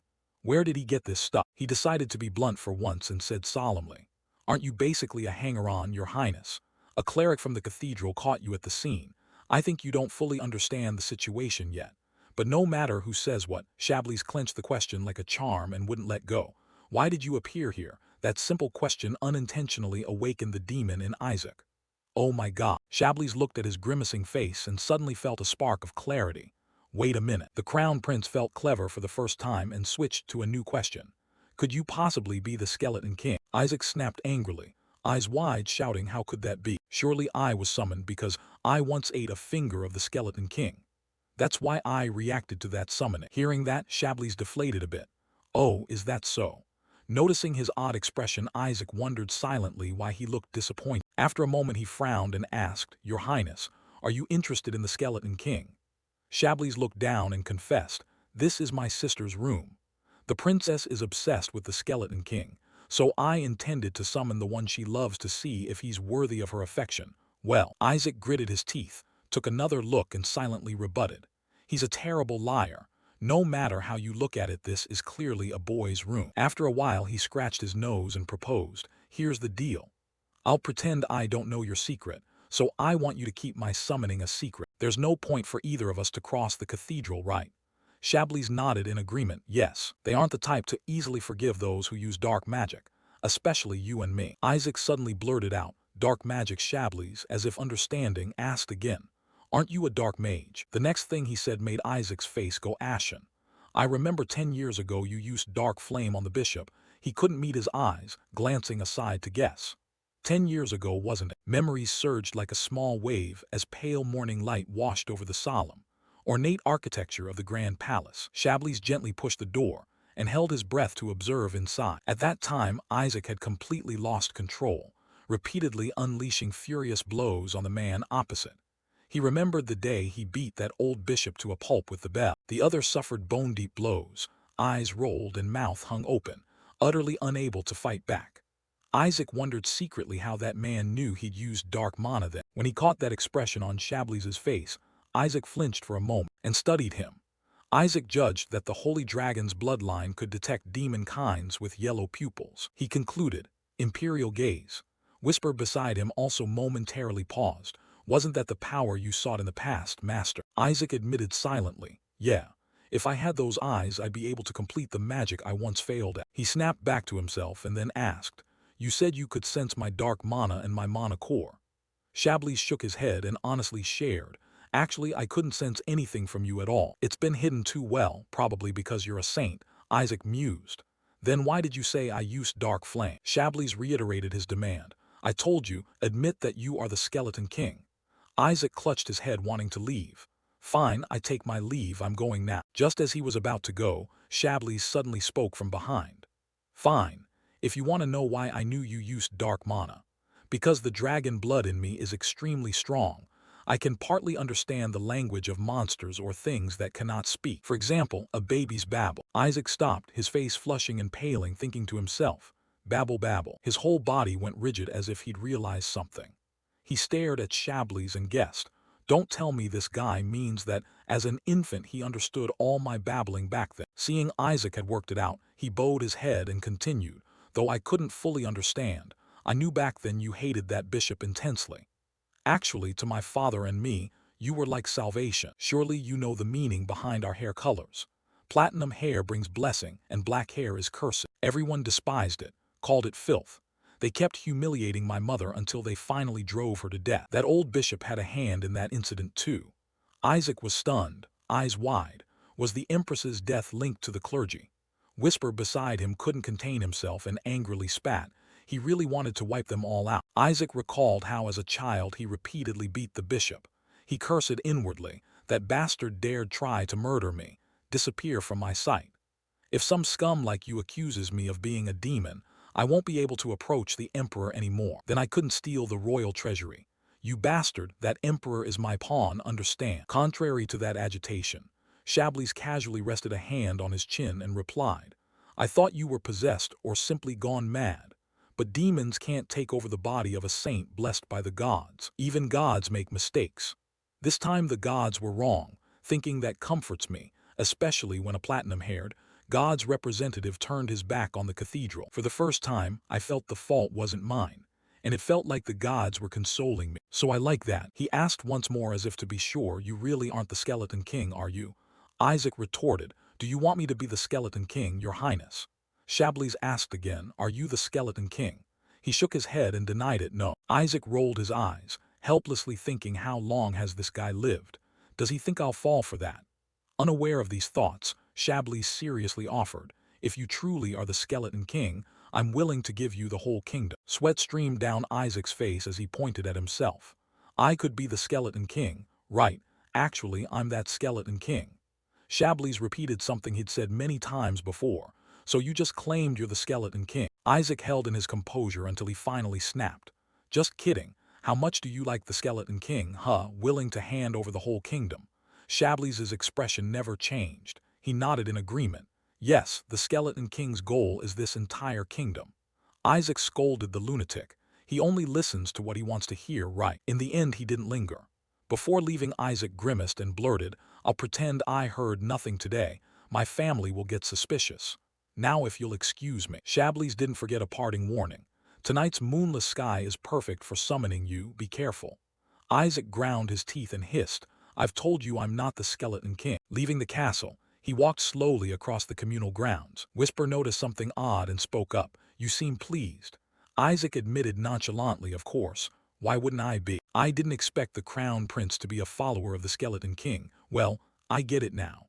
The Skeleton King is pretty cool after all. I deserve some respect. Anyway, putting the Crown Prince on the throne would make things much easier. I can't reveal my identity, but maybe I can exploit him by pretending it's the Skeleton King's words." Whisper mused. "I'm not sure though, the prince seems sharp. Besides, being summoned is a bit dangerous." Isaac countered, "No, it's actually not bad, because I've found that a saint's body and soul are tightly linked. Thanks to that, soul separation holy rites won't work. The saint's body clings too strongly to its soul, so you're out of luck." It agreed, seeming like it would take deeper root as your mana grows stronger, master. Isaac had no idea someone stood right behind him. He chatted comfortably about how being summoned any time was troublesome, and that he should fortify the Skeleton King summoning ritual on his end, when someone suddenly cut in. "Hey, where are you going?" Shuri, breathless, hurried up to him and questioned. "You gave me a start. I thought your lackeys had dragged you off." Isaac didn't answer, glancing sideways. "Okay, fine, they did drag me off." Then Isaac put a hand on his hip and asked, "What's this? Did you bring him just to come look for me?" Shuri blurted in surprise, "Just a bit." Kina charged up and blocked his path, adding fiercely, "Because you ate the Skeleton King's body, you've become the ultimate catalyst for summoning him. If you get kidnapped, it's a huge problem." Shuri agreed, showing the marked hand to Isaac. "Yeah, that. Moreover, the Holy said the royal palace is dangerous." He drew Isaac's attention downward, the radiance of the holy light. Shuri placed a hand on his chest, speaking seriously. "He said he's trapped because of the Skeleton King." "I don't understand what you're saying, but we must catch the Skeleton King's followers and support the holy light." Hearing this, Isaac pressed his lips together. Did the holy light suddenly warn and get trapped? Before he could steady himself, the surrounding space suddenly shook violently. Shuri spun to one side. Kina guessed the energy was a demon summoning ritual nearby. At that moment he couldn't help but tremble and shout, "What? Are they really summoning the Skeleton King?" Isaac was equally stunned, eyes wide in disbelief. No. A bare skeletal hand suddenly rose up from the earth. Trailing behind was a figure made entirely of jagged bones, not much different from the hand. The skeleton bared a mouth that still puffed out black smoke. Then wildly, It appeared right before everyone's eyes. On noticing, everyone screamed in panic. It's the Skeleton King. The Skeleton King has been summoned. Isaac's group didn't know how to react, only able to gape in shock. That idiot has finally set foot on this land. How dare the demon storm into the holy realm? Isaac's group didn't know how to react, only able to gape in shock. That idiot has finally set foot on this land. How dare the demon storm into the holy realm? It's just a gigantic skeleton, a mutated giant skeleton. Whisper leaned in to comment. That's a summoning array for the Skeleton King. But isn't that the kind of array that requires knowledge of holy rites? Isaac buried his face in his hands in frustration. Damn it. So the culprit must be a cleric. Whisper leaned in to comment. That's a summoning array for the Skeleton King. But isn't that the kind of array that requires knowledge of holy rites? Isaac buried his face in his hands in frustration. Damn it. So the culprit must be a cleric. At this moment the giant skeleton, its eyes blazing red, was frantically charging forward, accompanied by shouts of His Majesty the Emperor. On this side, 3 figures behind the giant skeleton were controlling it. One thrust a hand forward, grinning with excitement. Summon. Obey your summoner's command, kill the Emperor quickly and unleash your magic. As he finished, the giant skeleton reacted wildly, calling out, Master, is it you, Master? One of the group was taken aback by the situation. Master, even the leader wasn't exempt, sweating cold, he said. I don't remember telling you to call the summoner Master. Then suddenly, something caught the giant skeleton's attention. Without hesitation, it raced toward the castle. They and the others cried out in shock. Where are you going, he? However, the giant skeleton paid them no mind. Its eyes glittered as it exclaimed, I didn't expect you to summon me after 150 years. Your servant is truly moved. I might just weep a river. Isaac gritted his teeth, thinking to himself, you fool, don't come near me. Shuri, unaware of all this, could only scream in terror as the giant skeleton drew nearer. It's coming this way. It's going to attack us, right? Seeing everyone panicking, Isaac made a decision. There's no other choice. We'll have to pretend to exorcise it and drive it off like last time. Shuri's hand at his side showed no change. He anxiously inspected his hand. What the hell, why isn't it working? Isaac was the same. I can't use holy power. Whisper glanced off into the distance and reported. A holy power nullification array has been deployed across the area. Suddenly the giant skeleton's eyes flared bright. It clenched its hands and unleashed power with a shout. That's the strength of high-level control magic. Someone is directly manipulating. We have to use our magic to suppress it and break their control. Isaac sighed helplessly. Let me leave in peace already. He raised his hand, resolved to a risky move, but it had to be done. Immediately a flicker of light streaked across, then erupted into a fierce torrent of flame, engulfing the entire giant skeleton and leaving the crowd aghast. Amid that blazing, chaotic radiance, the deathly figure stood dumbfounded, not understanding what had happened. Then it suddenly dissolved into the illusory streak of light. The space returned to its original calm. Contrasting with Shuri's shock, Whisper exclaimed excitedly, the giant skeleton's gone. Was that teleportation magic just now? Footsteps drew closer on this side. The one who appeared was none other than Shablies. He held a sword and spoke slowly, just as I thought. The Skeleton King's goal is to destroy this kingdom. Isaac shouted in alarm, oh come on, stop the theatrics. After Shablies sheathed his sword, the crowd shouted in unison. Long live the Crown Prince, your highness saved us all. Kina, who'd been quiet, suddenly reminded him. If we leave it like this, the threat isn't fully dealt with. Why not just destroy its mana core? Shablies' face didn't change. He wondered aloud, wouldn't that be something we shouldn't discard? Isaac replied sullenly, why are you asking me? Shablies explained, because it's a loyal servant of the Skeleton King, your servant. Isaac hissed, I've told you I'm not. Finally he lost patience and turned to leave, not forgetting to call back. I'm going after the cultists. You check that skeleton and keep an eye on it. I'll handle Kina. Folded arms and opinionated. Wouldn't hunting them down and dealing with them be better? Isaac stopped and barked at Kina. Touch it and you're dead to me. That thing's mine. If you dare mess with it, don't pretend to be with me anymore. Kina, startled by the sudden scolding, blinked. What? He didn't explain much, just continued fiercely. They dared control that skeleton to falsely accuse the Crown Prince. We can't forgive that. With that he took off at a run, reminding them, I'll be back. Kina glanced at Shablies, admiringly watching Isaac's retreating back. Thinking to herself, Isaac, is he really siding with the Crown Prince? Over here Isaac was furious, cursing nonstop. How dare you summon and command my followers? You're all dead meat. Among the wild woods came the sound of hurried footsteps. In bled the group running for their lives, swearing, Damn it, what just happened? Do you know how hard it was to summon that skeleton? That damned crown prince, they blew it away somewhere else. The holy dragon's power is real, but I didn't expect that level. The woman beside him wore the same look, running and venting rage, and it even ignored all our commands. A summoned creature should obey its summoner, right? Could there be something stronger than the summoning circle? Enb refused to believe it. Absurd. That circle was created personally by a devoted retainer of the Skeleton King. Whatever, go find that skeleton quickly and continue our plan. We'll replace the crown prince and cast the Eshua family into the abyss. Suddenly, Enb stopped when he collided with Isaac's proud silhouette above. He, radiating killing intent, demanded, "What's going on now?" He looked around but saw no comrades and grew a bit scared. Damn it, where did the others suddenly go? Before he could react, a thunderous kick flew straight into Enb's face in an instant. Unable to react, Enb's back slammed hard onto the ground. Isaac landed calmly and said, "Looking for your buddies. My men took them away already." He went rigid for a moment, thoughts racing. Penetrating a level 7 protective spell. Could he be using a weapon comparable to the Inquisition's? If it's just that weapon, I can still handle it. After all, he's only a clumsy priest. His eyes dropped. The weapon in Isaac's hand was stained red in one patch. En froze as he recognized it. Bells. Seeing the other's expression, Isaac grew more excited. "Now you're all alone, you idiot. Don't bother running anymore. I've got a heist to finish. I need to sort this out before Grandpa finds out, or my air seat is toast." Seeing Isaac closing in on him, En panicked, thinking, "What nonsense is this madman babbling?" Isaac paid no mind to their stares. He bared his teeth and smiled. "The doctrines of the Azure Order forbid harming people, so I'll quietly eliminate you instead." Enb cursed inwardly. He doesn't even bother hiding his identity, bastard. As soon as the weapon touched Enb, Isaac asked coldly, "Before I kill you, I've got a few questions. Answer nicely or it'll hurt." Enb trembled and warned, "Where are you gonna stick that?" In the urgent moment, Enb started calculating. He's just a cleric, which means almost no physical defense. Distract him and finish him with a spell. Summoning his courage, Enb shouted, "The Eshua family says once we handle you, the great Skeleton King will be pleased." But those words didn't faze Isaac. He only curled his lips in a cold smile. Isaac raised the weapon crackling with fire and asked, "Who did you say would be pleased?" Enb froze in horror, utterly shocked by the violent reaction.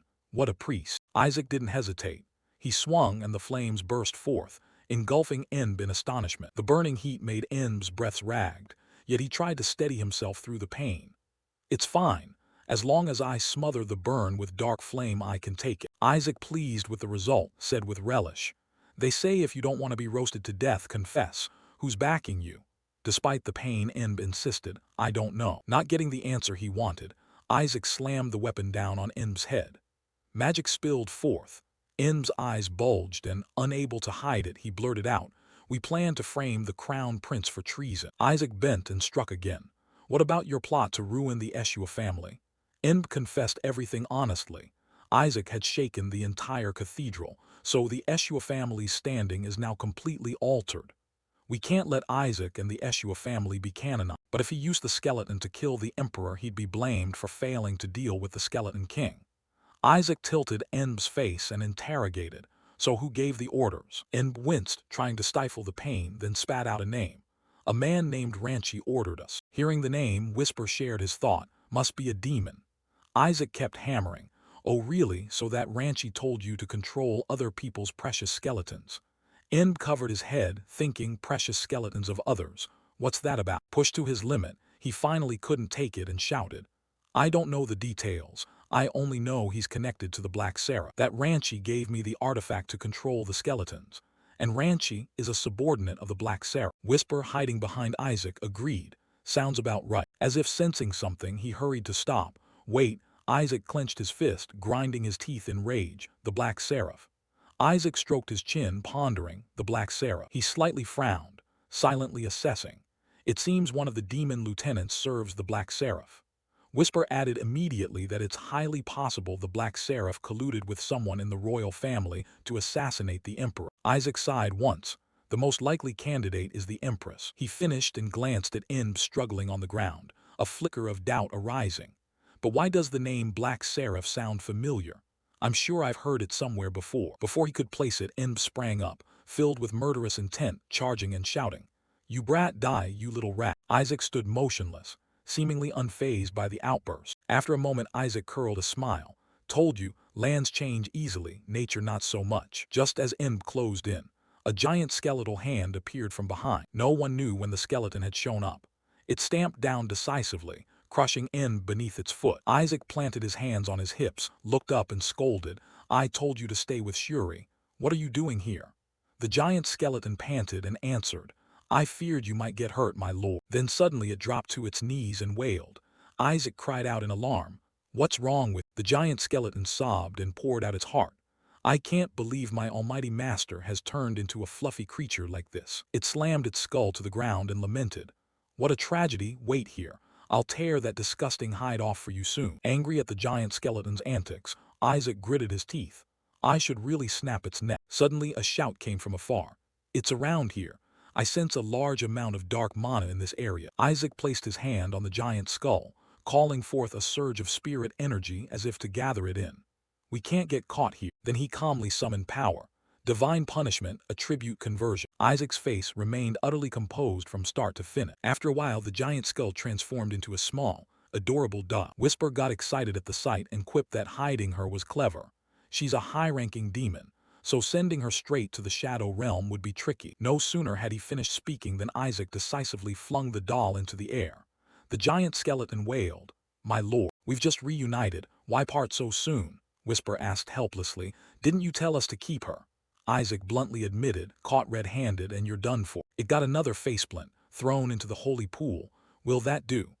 Isaac confidently reassured, It's fine, I've already changed her attributes. The crowd led by Shuri reached Isaac. He worriedly asked, Are you okay? Observing the scene from the nearby bushes with Shab, the group murmured, Looks like you're fine. They rushed over cheering, Well done, you captured this spy.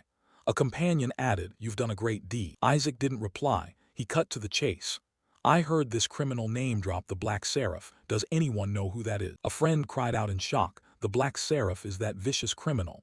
Everyone shared the expression, He's targeting the holy nation. A friend shouted in astonishment, The Black Seraph is that vicious criminal. Benjamin had the same look, He's aiming at the holy nation. Upon hearing it, he froze like stone. What the hell, did I really sign a pact with someone like that? Whisper leaned in and muttered, Those con artists are rampant, huh? The blue-haired friend scanned the fallen foes and breathed out, He seems unstable. How did you control him? Isaac glanced away, not revealing the truth. His artifact went out of control and he collapsed on his own. While they chatted, Shablies arrived. He walked up behind Isaac and praised him. You truly did not disappoint me. Isaac jolted, astonished at the sudden appearance. Where did this guy pop out from? Ignoring Isaac's look, Shablies continued, You've worked hard. Young Master Eshua, shall we return to the palace? The royal family will reward you generously. Scene shift to the magnificent castle, standing solemn under the sunlight. The next day, royal banquet hall. Isaac focused on eating from a lavish spread as whispers rose around him.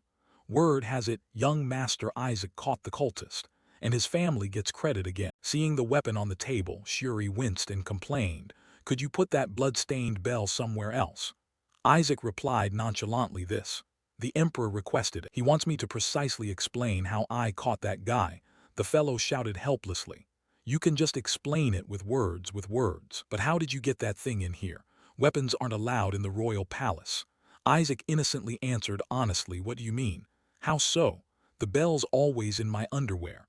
While they argued, a deep, warm voice cut in. How delightful. Alexander entered, smiling kindly and praising. I'm very pleased you put my gift to good use. Recognizing who had appeared, Shuri sprang up, Your Majesty. Alexander smiled and nodded. How could I not be grateful? Not only did you cherish the gift I gave 10 years ago, you used it to catch the criminal who tried to assassinate. Shabli, standing beside Alexander, curled a proud smile. Another voice chimed in, drawing Isaac and the Emperor's attention. Truly worthy of being a contract holder of the greatest god. The Empress approached and spoke graciously. Indeed, I asked you to handle that, but I didn't expect you'd actually catch the spy. Isaac stared at her angry yet forced smiling face. A thought crossed his mind. You must have planned to pin treason on the crown prince, so you're pretty bitter it didn't go your way. Whisper hid in his cloak and excitedly added. She must be furious.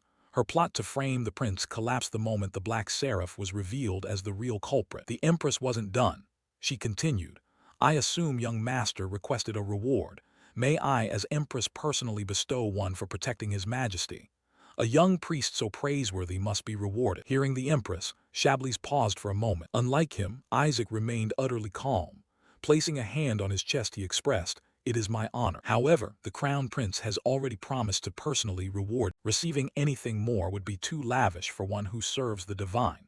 So please allow me to accept only your gracious sentiment. Understanding Isaac's intent, the empress's face turned cold as she replied, "The priest of the greatest god seems quite close to the crown prince. You'll be fine."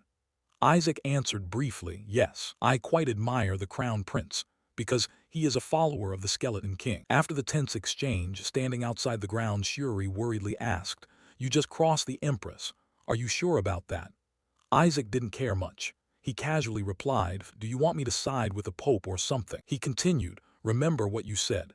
His Highness the Crown Prince was deeply moved." Isaac put a hand behind his head as he walked and added, "Yeah, so it." Before he could finish, two people cut in. "Finally found you, you shameless jerk," one youth demanded angrily, "hand over the local guardian spirit." The leader spat insults, "You rotten brat." Isaac sighed at them, "You still care about that? Really nothing better to do." The leader couldn't help shouting, "Kid, we've been searching for you day and night for days. Whatever, today we must take it back at all costs. We're in the royal garden. You can't use holy magic here. Go ahead and try. We'll report you for disrespecting the royal family." Whisper took out a pen and scribbled diligently. "Note, except for the royal family, no one may use holy magic in the royal garden." Seeing Isaac still standing there like a dumpling, the guy urged again, "Hand it over, you bastard." Isaac leaned back and answered, "No way. I've already decided to give it to the royal family, you idiots." A new note was scribbled. "Psst, touching royal property will be framed as treason." After hearing this, the blonde pointed at Isaac and demanded, "Don't be ridiculous. So the royal family would accept a god from the papal faction." "Enough with your lies," someone cut in. "Young Master Isaac is right." Chablis stood there proudly and declared loudly, "I've decided to place that item in the Emperor's palace garden." Those who recognized him shouted in unison, "Your Highness the Crown Prince." Chablis said nothing, walked step by step to where the group stood and continued, "I didn't expect you'd covet something in the Imperial Palace. Truly no manners at all." Seeing him take their side, Isaac regained confidence and grew more cocky. "See, he said he'd place the guardian spirit in the Crown Prince's garden." Chablis nodded in confirmation, "Yes, I believe we've agreed to put it in the Crown Prince's palace garden." The leader, face draining, cursed inwardly. He just said the Emperor's palace, damn it. His face was soaked. Chablis turned serious and warned, "If you take it, I'll treat it as you attempting to steal my property." Isaac tightened his grip and added, "Got it. Don't loiter around me and just give it up, you dumb jerks." With the crowd dealt with, Isaac asked, "Excuse me, Your Highness, why are you soaking wet?" Chablis wiped her hair and answered, "I soaked myself in that pond." Shuri nearby blurted in confusion, "Soaked in the pond?" Isaac scratched his head, looking bewildered. "Huh, did I forget something or what?"